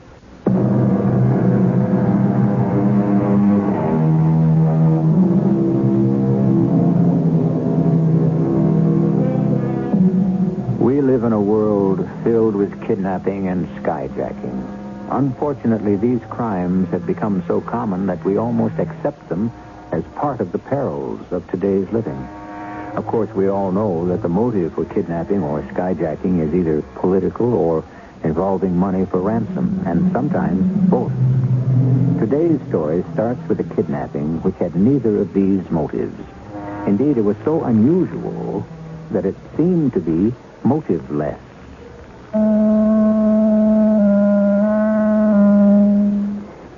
My name is Hillary Cummings, and I'm divorced. I mention this only because it plays such an important part in the incredibly strange things that happened to me. It all started on an ordinary Wednesday as I left my apartment in New York City on my way to my job as court stenographer. It was raining. No chance for a cab, I knew, so I opened my umbrella and started for the bus stop on the corner. Two men ranged up, one on each side of me. Miss Hillary Cummings? Yes. We'd like you to come with us. What? Who are you? Oh, I'll be explaining when we get where we're going. Our car's right over there. Well, thank you, but my bus is right over here. You can ride with me and explain. That's not satisfactory, Miss Cummings. Let go of my arm or I'll scream. Help me lift her into the car. All right, give her a chance to breathe, Hattie. Miss Cummings, you can scream if you wish. It won't do you any good. I was being kidnapped. My first emotion? Utter disbelief. And then followed quickly by anger and fear. Particularly when the man who had been doing all the talking attempted to reassure me. I give you my word that no harm will come to you. We're simply going to ask a favor of you. Well, for people asking favors, you go about it in a calculated way to get a refusal. I've already apologized for this, Kidnapping. Oh, you got it all wrong. You'll understand everything when we reach our destination. Well, the police won't. They know we're kidnapping when they hear about it. No more talking. Now, shut up. Unless you want to be gagged. There was no question that he meant what he said. So I obeyed. The car traveled fast up the West Side Highway, crossed the Henry Hudson Bridge into Riverdale, turned off at Fieldston, and came to a stop in the driveway of a gracious old mansion. My captors politely ushered me in through large double doors and then into a paneled library. A gray-haired man with twinkling blue eyes and the face of a cherub rose from behind a large desk. Oh, Miss Cummings, I'm delighted to see you. Please, sit down. Would you care for some coffee? Tea? Or rather, excellent croissant, eh? I'll tell you exactly what I'd like. To get out of here and down to my job. What do you think is going to happen when I don't show up or call in? Nothing. I assure you everything is being taken care of. And I'm supposed to take your word for that? No, not at all. If you wish, you may call and speak to your superior, Mr. Springsteen, I believe. Who are you, and what do you want? Who I am is of no importance. What I want is, simple. I want a small favor from you, one which will do your country a great service. Are you telling me that you're with the government? That's right. Then why didn't you just call and ask me to come and see you? Well, there were considerations. Time for one, security for another. Security? Look, are you sure you have the right woman? Hillary Cummings is your maiden name. And some time ago you were Mrs. Robert Christie, correct? Oh, my marriage to Bob has something to do with my being here, then. It has everything to do with it. I have no choice, believe me. Miss Cummings, you would know your husband if you were to see him again now, wouldn't you? Well, I'm not sure. You know he had some plastic surgery done after the accident. I haven't seen or spoken with him since. We're aware of that. I can only tell you that the plastic surgery did not alter his looks that much. What is much more important, I think, are the things that remain constant, such as memories that were shared by only the two of you. I'm getting a very bad feeling. I don't know whether I'm Alice in Wonderland or a character in a James Bond story. I would like to leave now. May I? No. I'm a prisoner? Well, only until you hear me out. Just please listen, and if you then decide you don't want to help us, well, you'll be perfectly free to leave. Do we have a deal? Do I have a choice? I'm the head of an intelligence operation. One you've never heard of. An intelligence gathering outfit. And how does Bob connect up with this? Well, he's done some work for us at various times. No one can question his extensive traveling because of his regular job as a hotel management consultant. He makes an ideal courier. Someone who carries messages, I've read enough spy stories to know what a courier does. So we come to our problem. Some weeks ago, we were told about an important message that was shortly coming out of Vienna. Our sources informed us that the message had extraordinary importance. We therefore decided to use your ex-husband to pick up the message and bring it back. Bob was legitimately visiting Vienna at that time, and we prearranged with Bob to send us a postcard setting up a time and place where he would deliver this message to us. I've mentioned its importance before, so you may understand our consternation when in the past 3 days we received 3 different postcards, all presumably signed by your ex-husband, setting up 3 different times and places for us to accept delivery. As much as it embarrasses me to admit it, well, there must have been a security breach of significant proportions. But what has all this to do with me? Well, in order to make absolutely sure we get the right message, we need you to identify the right Bob Christie. Mr. Smith. Smith will do. Mr. Smith, now I hope you won't be upset if I say that what you've just told me is the most absurd story I have ever heard.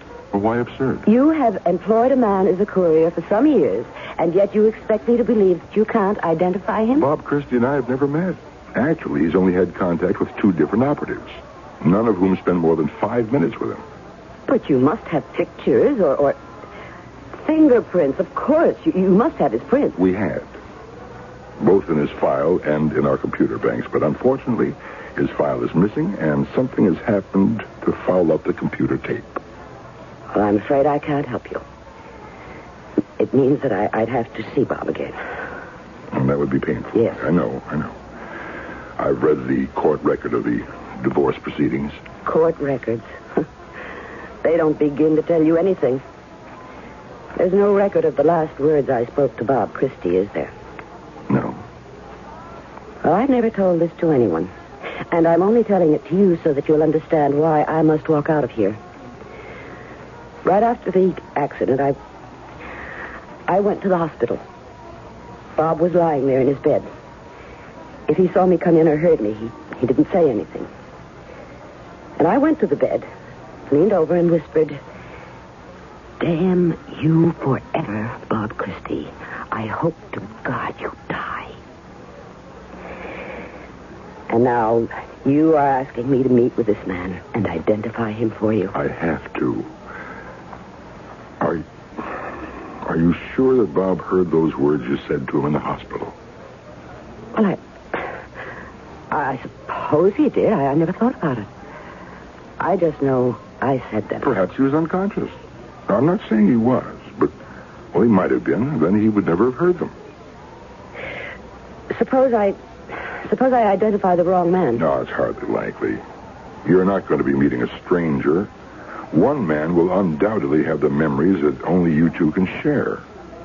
You'll see. You talk as though I were going to do it. We checked on your background. You have a strong conscience. You can't walk away from this and live with yourself, particularly when I tell you that the moment you appear on the scene, you become a pawn and perhaps expendable. And what has that to do with conscience? Well, your record also shows you have courage. I'd like a little more time. Come in. A man with a passport bearing the name of Robert Christie is on TWA's Flight 13 with a stop in Switzerland. He's due to arrive at Kennedy at 3 p.m. Thank you. Well, I'm afraid you've run out of time, Miss Cummings. Your first appointment is 4 o'clock this afternoon in the Blue Sky Lounge